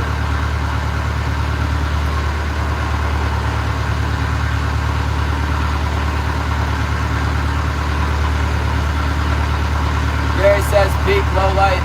It is. We got at least a half hour. The sun's still up in the sky, but it's low light. We're almost to Little Africa.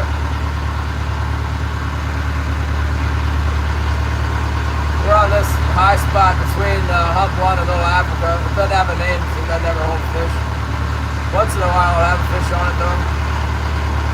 Catch a lot of fish with plugs on it, so I'll go flying by and they like to plug at high speed.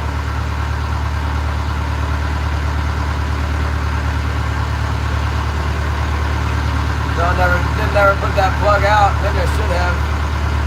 Caught a big one with it instead of all those little ones.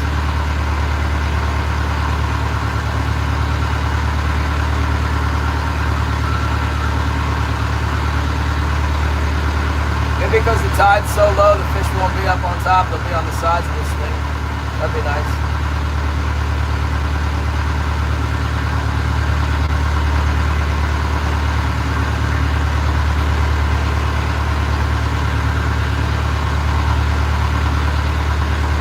I've done really good here a number of times at dark, like right at dark, like when the sun goes down and it's got to be high tide, and I go right over top of it, and I've had fish on every hook like a bunch of times. Zyro, catching the snook. Did you get the golf boards yet? Bridge net. Once you lose a big fish because you don't have a bridge net, you'll go get one. It'll be easier if you just got it before that happens. If you keep fishing the lure off the bridge, it's inevitable that you're going to get a big snook.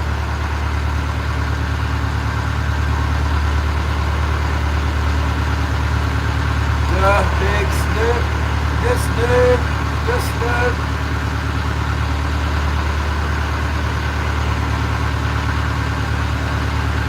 I'm going to come down there and get a hotel and just come down. I'm going to be posted up on that light trying to catch those snook out of that light. It drives me crazy. I'm not even there, but I see all those big snook just lurking around in the light. There's got to be a way to catch them. I think the live shrimp, no weight, just flip the shrimp over there and then feed it line with the tide going out. There's got to be snook like lurking out past the light too. I think they're eating shrimp. That's what I think. But they won't eat it if it's got like an unnatural drift. They're like, there must be, that's the only thing I can think. Unless they're like a moth, you know, they're just drawn to the light like a moth and they don't even know what they're doing. They're just hypnotized by the light. They're not feeding, they're busy getting hypnotized. They only eat during the day and then they're in a stupor at night under the light. Just... Yeah, Gary. Well, we tried it under a cork. I was like, what do you, just put it on, just get a cork and throw a shrimp out there, like it'll be easy. No, he tried it. He got the cork, he got the shrimp, and he would like throw the cork. You could like see the cork in the water, and there's all these big snook just swimming around, and they would not bite the shrimp. But when he tried it with no weight and no cork, nothing, he just drifted it out in the tide one day. He got a ladyfish right away, but then he got distracted and changed tactics. I don't think he's tried it like that again since. He got some shrimp, but he wants to put it down on the high-low rig because he always gets a snapper on the high-low rig, so he ends up catching panfish all night when the snook are lurking around that light. There's snook as long as my arm is swimming around the light, but Zyro's over there catching, you know, 11-inch, 12-inch long snapper with a high-low rig. I'm paying attention. I can see what's going on here.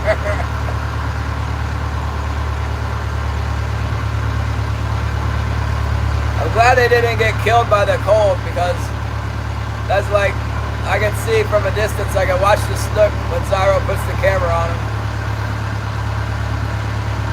It's time to catch the snook with the golf board or the fluke or the paddle tail.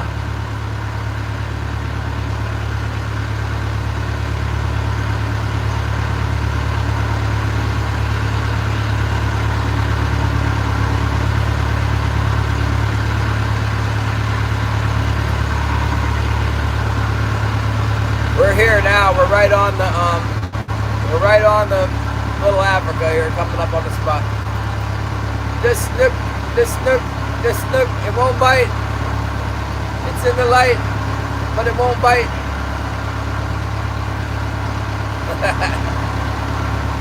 They use it for bait in Florida. Zyro says they're $4 a dozen. The bait snook, the bait shrimp for the snook. Here we are, Little Africa once again.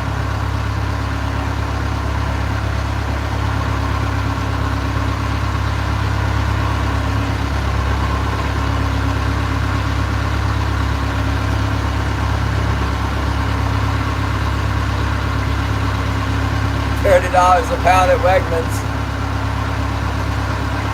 Oh man.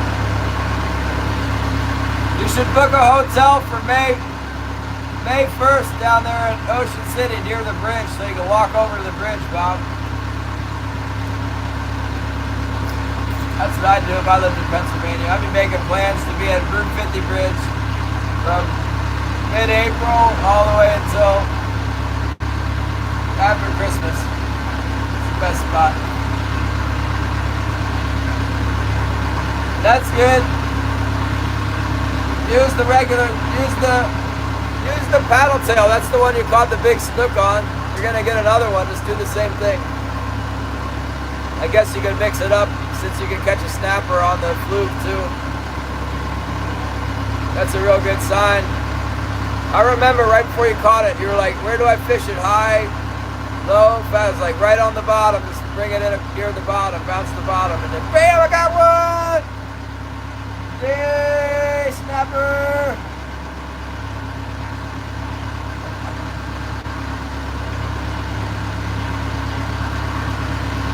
They don't have a 50 bridge in New Jersey though. That's the only problem with that spot, is that it's not the Route 50 bridge. Indian River Inlet's really good too, but you gotta put spikes on your feet and you gotta go out there where it's like really dangerous and there's lots of guys. That's where you go. Go stand shoulder to shoulder with the guys at the end. You gotta get right at the very end. Go there before it gets dark and then just don't move. Stay right at the very end and then all these guys will come, but you'll already be there. That's how I do it.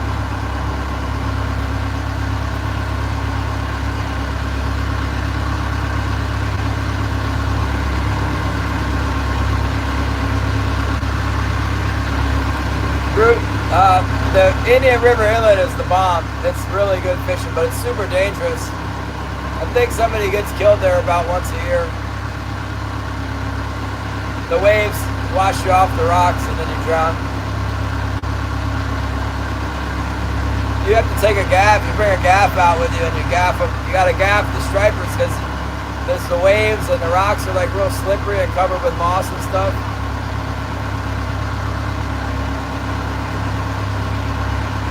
That's Indian River Inlet. Route 50 Bridge, you gotta deal with traffic and like drunk people, but the fishing can be really good there too. See, Lee knows. Yeah, there's a lot of tide. It's like a river. You throw the floor all the way up underneath the bridge, like you do a pendulum pass. You throw it all the way up underneath there, so it lands next to the piling. And then you swim it back, like this fast as it's coming back out. And when they hit it, it's just like a thump, and it's like, whoa, man, oh! Or on the other side, you throw it up current as far as you can up away from the bridge, and then you reel it back. You snap your wrist every once in a while, and then they hit it, it's real light, it's like a little dun, and then you, oh! And then they go, rah, dig underneath the bridge, like, ah! You try and get them out before they go too far, it'll cut your line on the bridge, you know? That, like, why would you do anything else if you could be doing that? I don't understand why you would go stand at a beach with a surf spike if you could be fishing a bridge like that. Or Indian River Inlet where you walk out on the rocks and it's dark and it's like the same thing at Indian River. You throw the thing out with the tide coming in and you reel it back, or you like throw it across the inlet, and as it goes out, you snap your wrist as it comes back in the tide. Bob's out there soaking clams at the beach.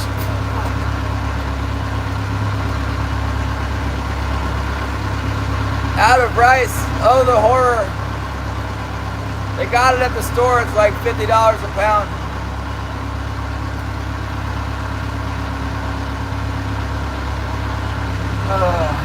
There could be rice in the attic, though.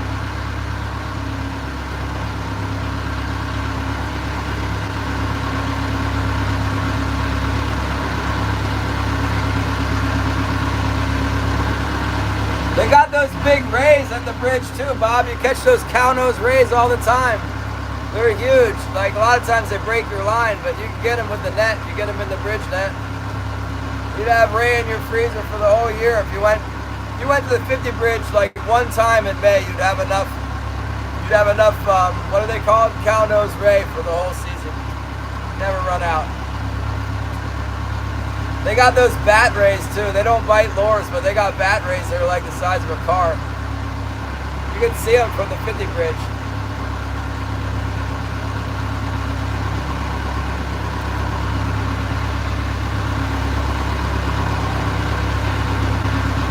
June is kind of a little bit late.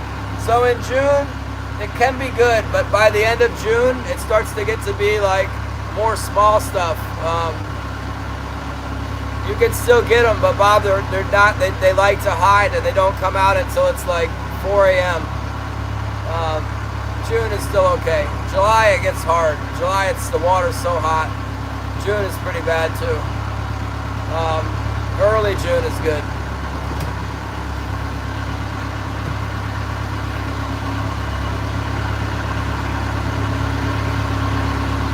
Once the water gets really hot like that, the stripers get out of there. There you go. Early June's okay. May is probably the best, and then December. October, December. October, November, December.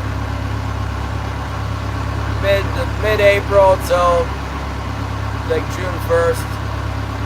It stays pretty good in Indian River Inlet in Delaware because the water is like so deep and it like churns. Route 50 is like a estuary, a real shallowish bay back there. It gets so hot. The stripers you do catch get all these red sores on them and stuff. I don't know. I haven't been there for so many years. I don't even know if there's any fish there at all. But I bet there is. I bet there is. What kind of spear gun did he get? Yeah, the red sores. But they don't get the red sores until it starts getting hot. You know, I mean, maybe a little bit, but the ones you get in like June and July and August, they got a lot of sores on them. In case you guys didn't know, 50 Bridge fan, that's any fin is possible. 50 Bridge fans. That's his alternate channel.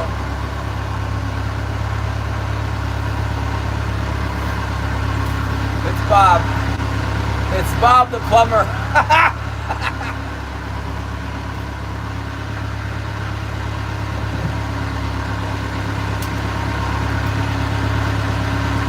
Guarantee when I come back to Virginia, that's going to be like top of the list, getting out to Maryland to fish the 50 Bridge and Delaware, Indian River Inlet. I come with my cleats, my headlamp. I'm going to get some eels. I only use the eels at Indian River though, and I only use them dead there. I don't use eels at 50 Bridge. I've seen people, one time I saw someone catch a keeper with a live eel there. The dead eels work okay there, but not as good as zoom lures and tsunami shads. They're better.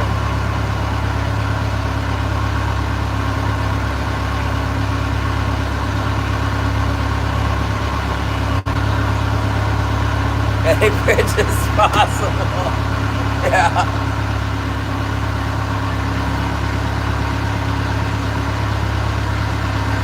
Well, we went all the way over the Middle Africa. We didn't even get a bite. Didn't see nothing. I think the fish just peeled out of here when the tide started going out.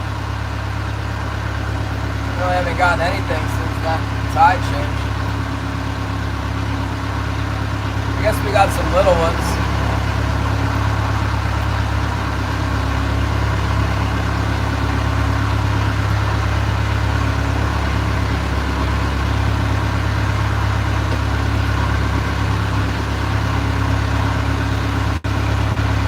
Yeah, the Bay Bridge.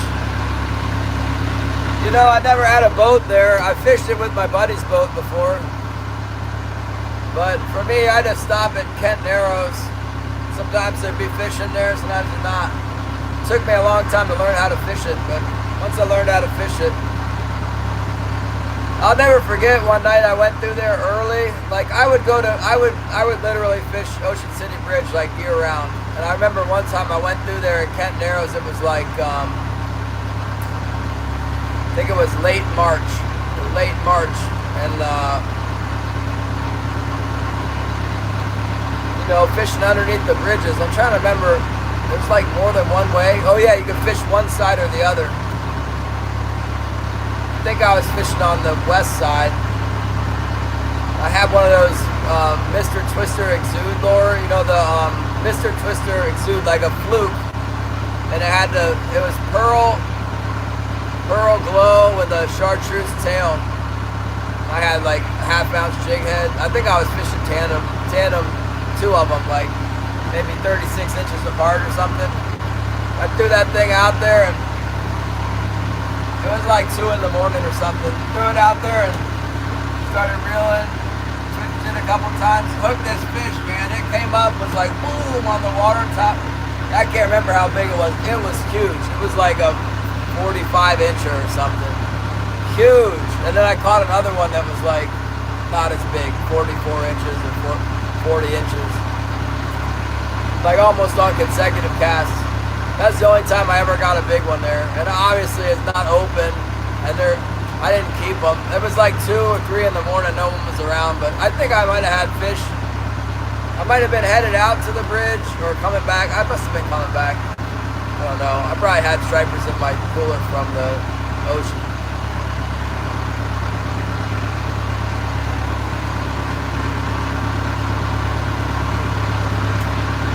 I don't know, man. There's fish. When the fish are around, we seem to be able to catch them. We ain't catching nothing right now. You guys want to see the sunset?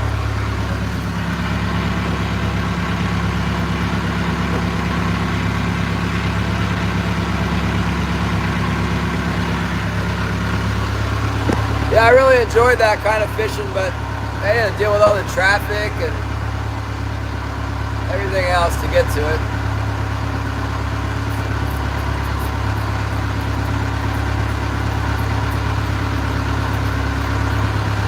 There was definitely a lot of times when the fishing was not good at Kent Narrows. And I learned to catch you know what they liked at Kent Narrows was that Arkansas Shiner colored zoom. It's like, it looks like an eel. It's like eel colored. They would bite that thing at Kent Narrows. Use it on a half-ounce head. Throw it up current, let it sink down by the bottom, and just twitch it a couple times. Catch the keeper-sized ones. During the season, you know. I can't remember what it was. I don't think it was open in March, but it would open up in like June or something, or May, I don't remember. Definitely not open when I caught the huge ones. And for that very reason. Because they know they're in there, spawners.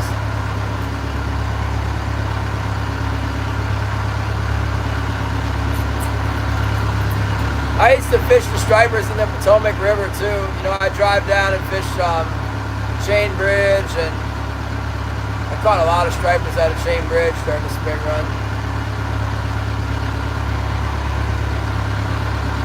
From late March until, I don't know, May. By the time I left out of there though, like 20 years ago, whenever it was, there was a lot of snakeheads. I don't know if the snakeheads ate all the stripers or what, but man, there was a lot of snakeheads in the Potomac. Like crazy.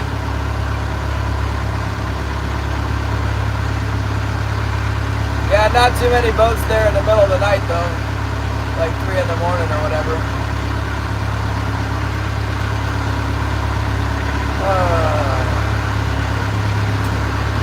That's the key. Super early in the morning, late at night.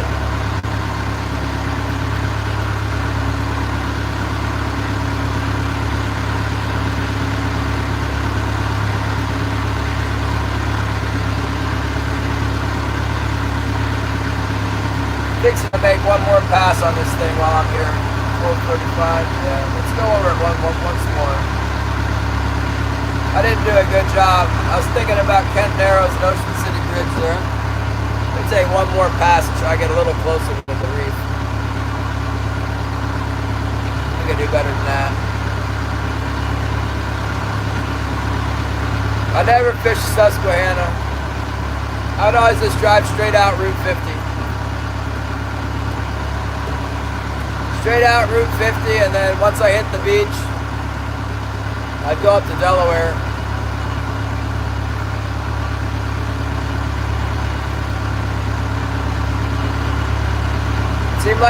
times fishing in Delaware was better. I was fishing, I think, more and more at Indian River Inlet than the bridge.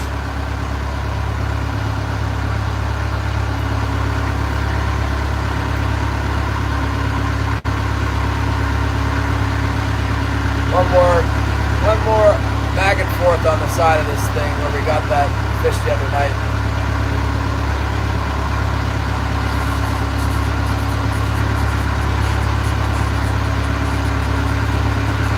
Well, I lived near the Potomac, so I did my fishing in the Potomac. Like nobody, you got the whole river and all the fish in the world, but nobody would really go there because it's not open for keeping the fish. And I don't know, nobody did. Oh, it's probably illegal. Like I would just park up in a neighborhood there in Maryland, like on the above Chain Bridge, and then I hike down and through the whatever that trail is right there. I never got stopped by a cop back there, ever.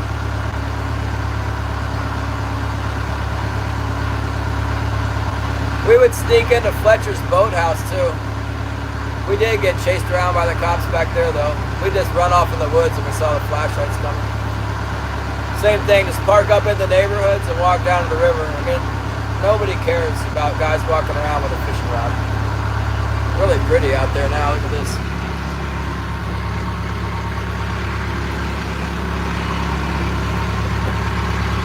Sunset.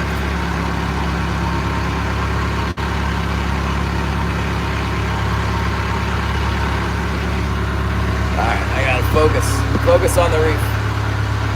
So I get closer, maybe get a bite here.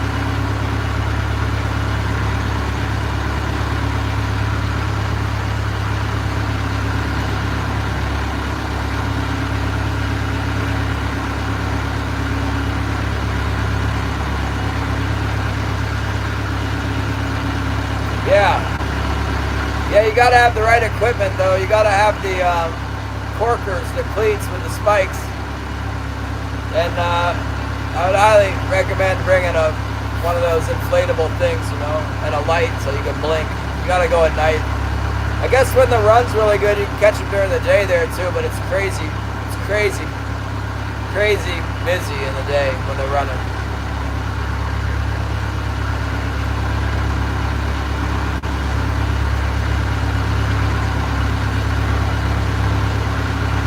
Non-biting fish. Oh my gosh.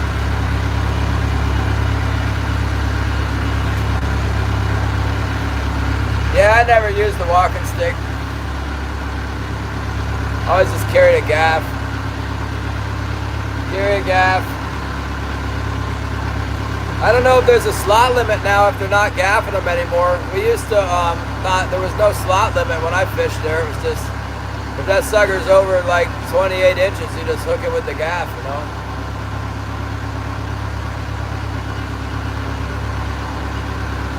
It's got to be a lot harder when you got to get a slot, you know, you got to measure the thing every time. But I'd take a slot. I like the idea of being able to catch a fish, you know, instead of having it wiped out.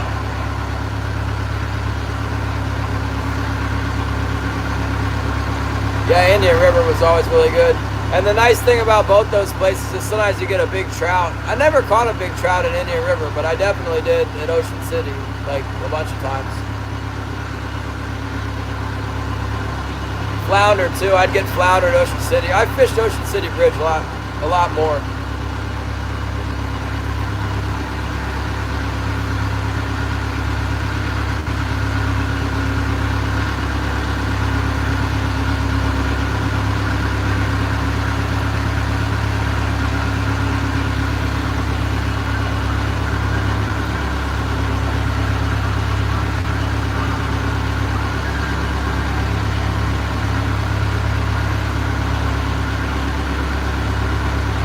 I don't think they're gonna bite again. It's not like there's no fish in the ocean, they're just not in here on this tide. Stupid fish.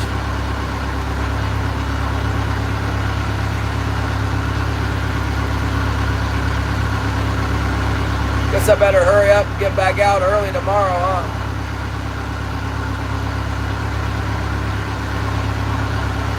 only gonna bite until 1 o'clock. Tomorrow it could be totally different, I don't know.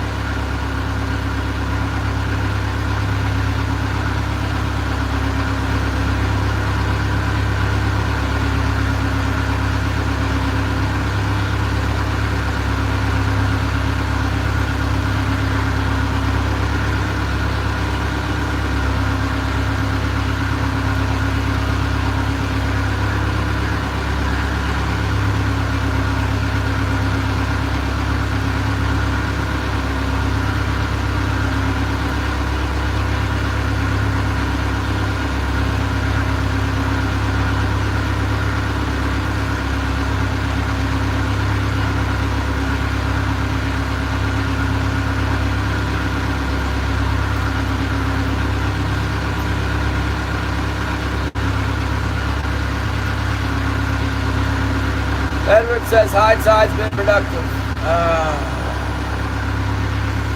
Dang it. There goes the sun. Well, 5 o'clock.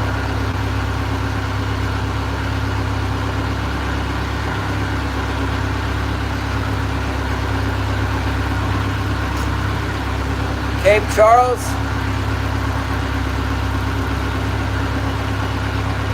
That's down there by Kipta Peak, isn't it? Oh, Terry! Out of nowhere! The rice fund has arrived! Thank you so much!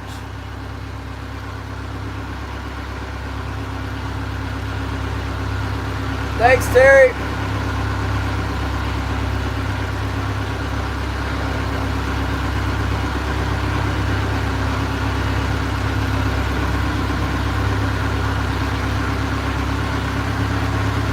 Look at that. I gotta give you a show for your 50 bucks. Look at this.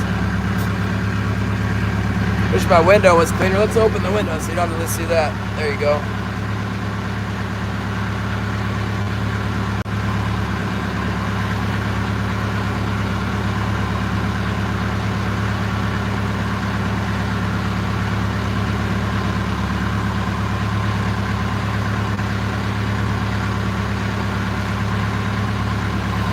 Holy mackerel. You see that? Woo, man.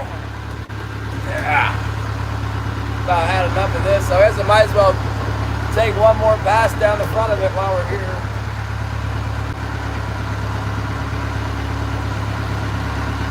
She's going down.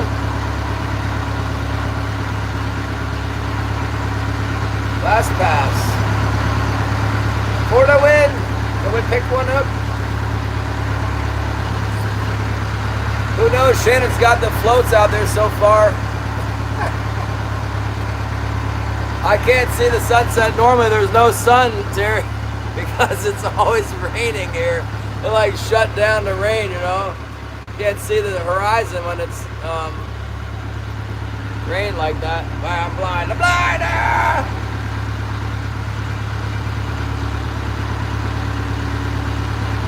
You guys like it? Holly likes it too. Here you go.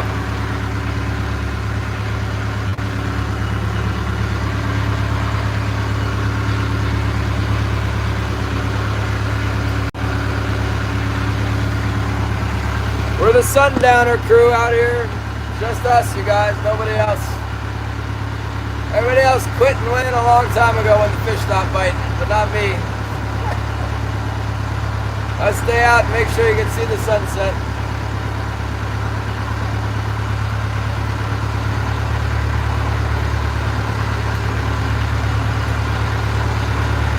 That's what Bob said when he got home and the rain was coming out of the ceiling. That's a horrible.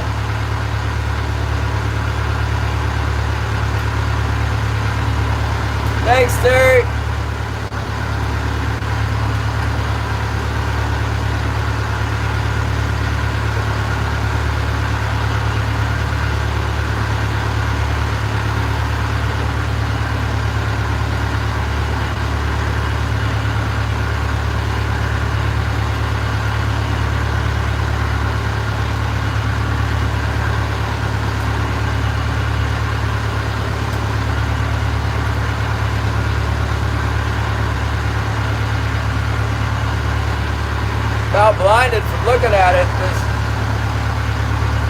down now.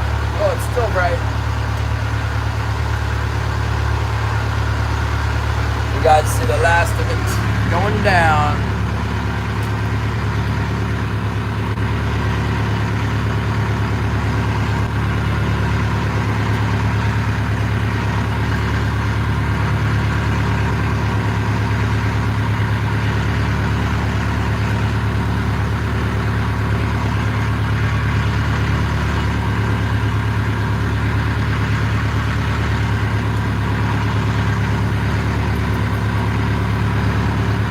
She goes, Wilson wants me to be done with this deal. He's had enough. It's down.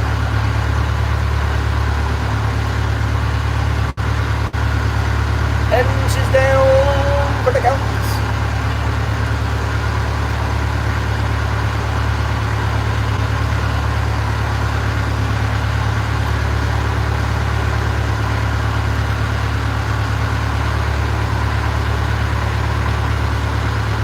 Wilson's with us, as usual.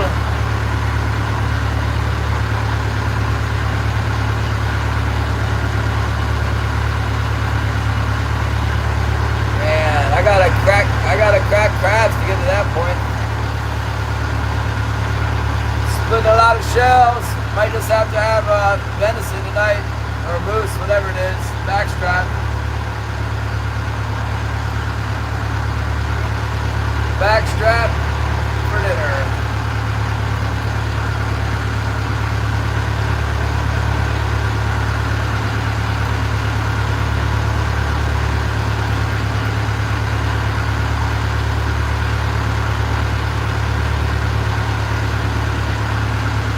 Boy, we really tried to get another fish there.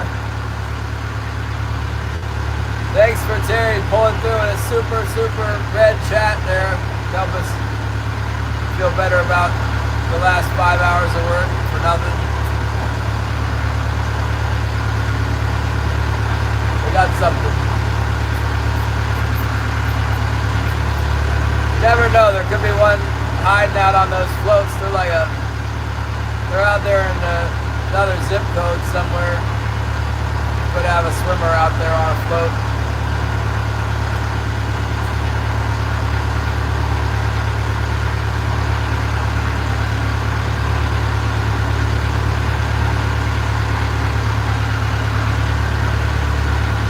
Wouldn't mind a crab cake.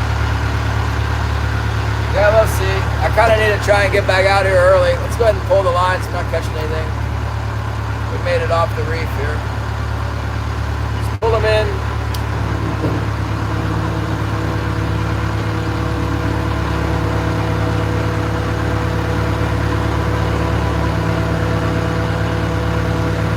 Pull them in, get a move on. Shannon says it's time to go.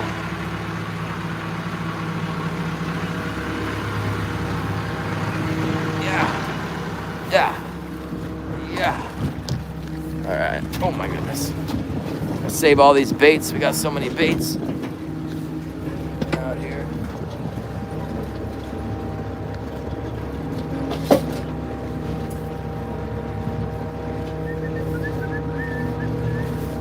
All right.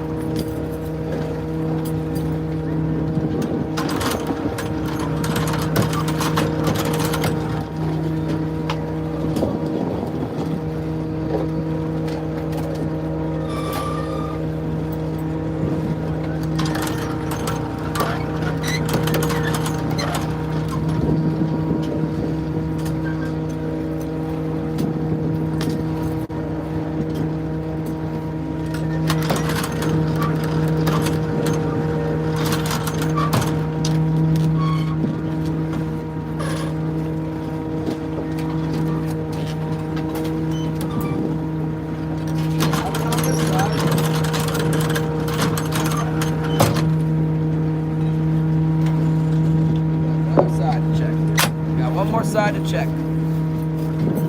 And then hammer to the pedal to the metal. Hammer down.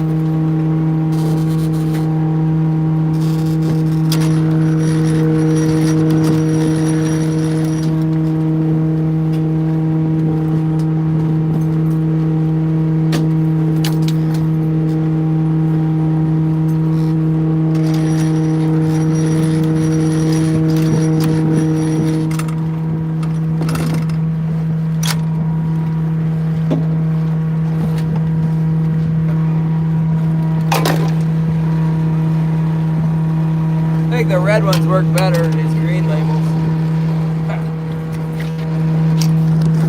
Yeah. But we got a fish on them anyway. Got a couple fish on the herring. One keeper, one really close. Probably could have kept it.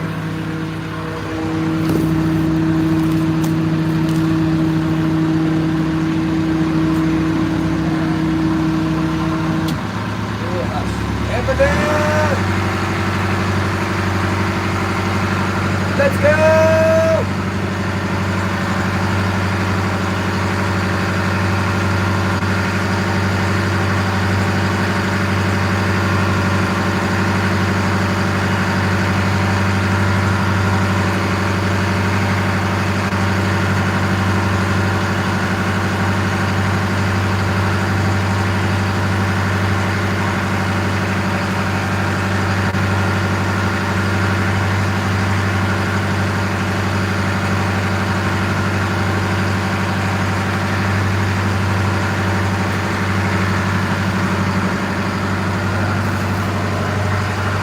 Oh, thank you for the gift.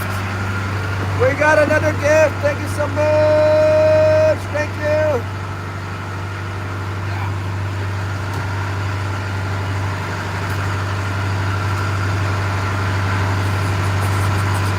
It was the high five. Oh my goodness. Yeah, we're on a. Get our butts back in now. Yeah. first came to Alaska, I wanted to catch a halibut so bad. Lingcod, anything. I'm like, man, lingcod is the coolest fish. I hate them now. They're like terrible. That's the first Alaskan saltwater fish I caught, lingcod. About like 35 incher. I thought it was the coolest thing ever.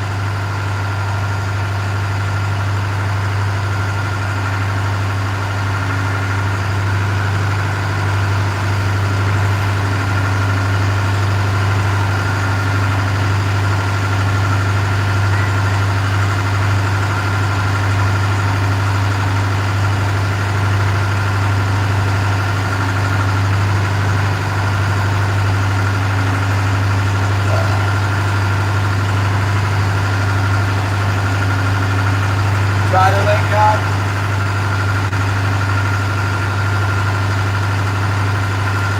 Try to think what it tastes like.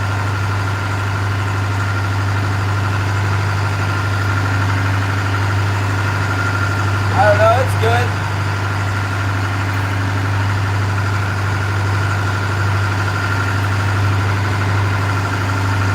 Cusk, yeah.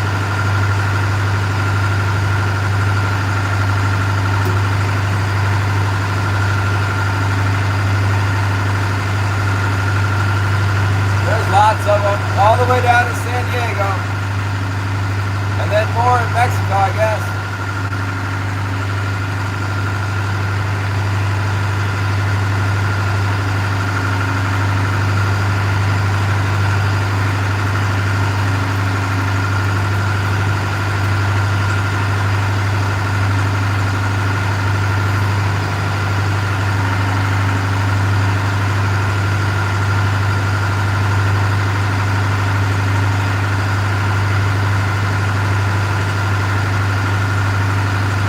Nice when the wind's not blowing, I'll tell you that much. Kind of a big swell, but with no wind, waves are far apart enough. Plenty nice. And then be nice, probably pick up one stabilizer here in a minute.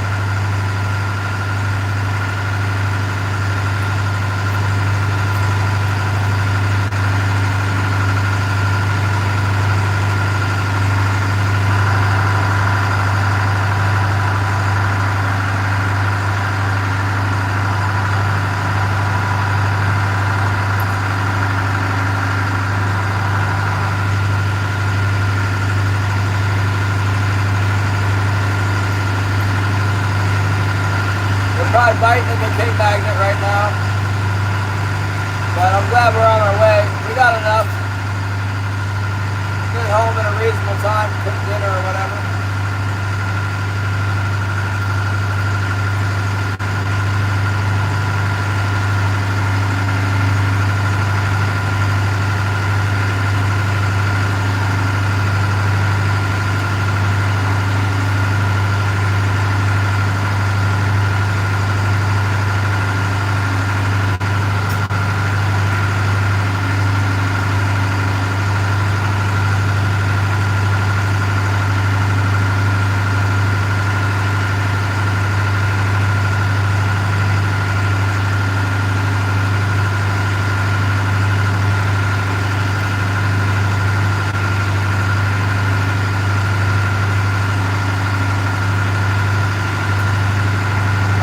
Luke ended up doing. If he got any keepers, or he just got the two shakers, three shakers he said earlier.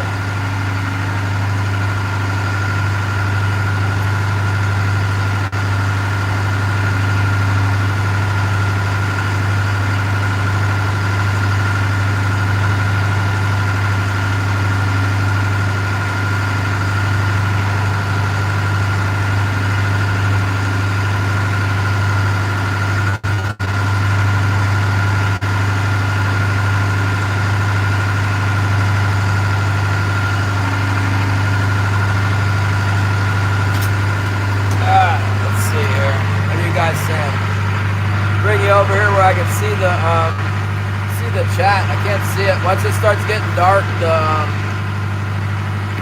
the screen light, the dim automatically dims out, and I can't see the chat anymore. Pretty pretty comfortable deal here for me, like this. I lean back in the captain's chair, check out the sunset.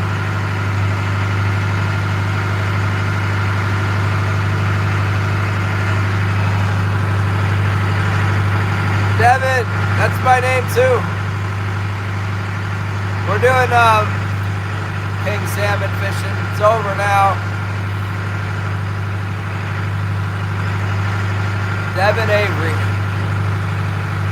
Right on, I'm Devin Fernandez from Alaska, if that makes any sense. Oh my goodness. Sorry.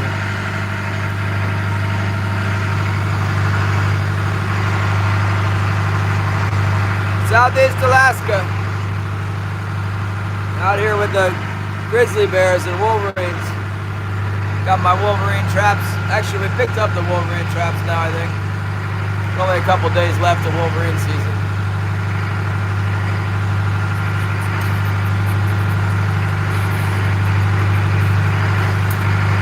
Didn't see Traviscotti today.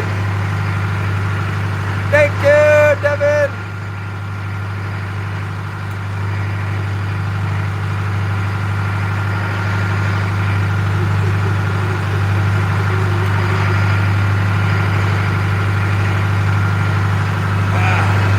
Too comfortable, we'll end up like Killian up in the bushes or on the rocks.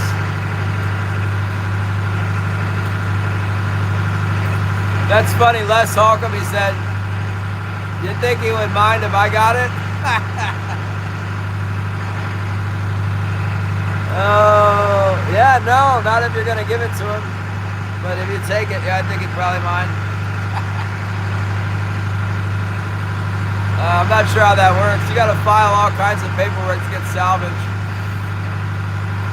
My set net skiff, it's a salvaged vessel. It was left on the beach at Icy Bay, and there was a lot of paperwork before they could get it as a salvage. It was like, it might have been a 3-year deal.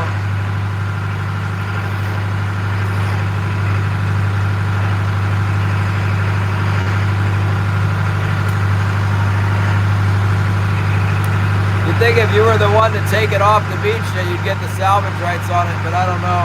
I don't think it's that easy. Maybe.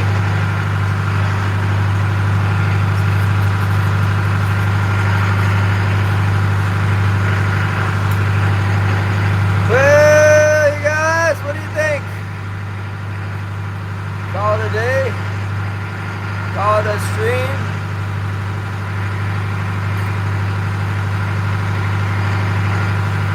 Call it a night, drive myself in, maybe Zyro will go live. Do that. I'll read you one more Bible verse before it gets dark. That way I can turn on the lights, won't crash into the logs and stuff before I can't see anymore. Already can't see anymore. Let me turn on the light. Hold on here. We're in Proverbs. Beginning of Proverbs. It went right into the... Let's read it. Right here, I'm trying to avoid it. Let's not avoid it. Proverbs 7:6. From the window of my house I looked through my lattice, and I saw among the simple, I perceived among the youths, a young man devoid of understanding, passing along the street near her corner.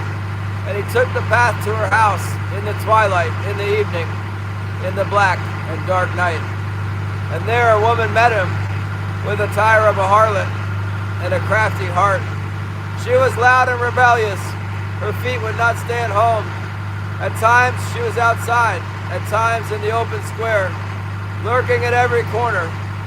So she caught him and kissed him.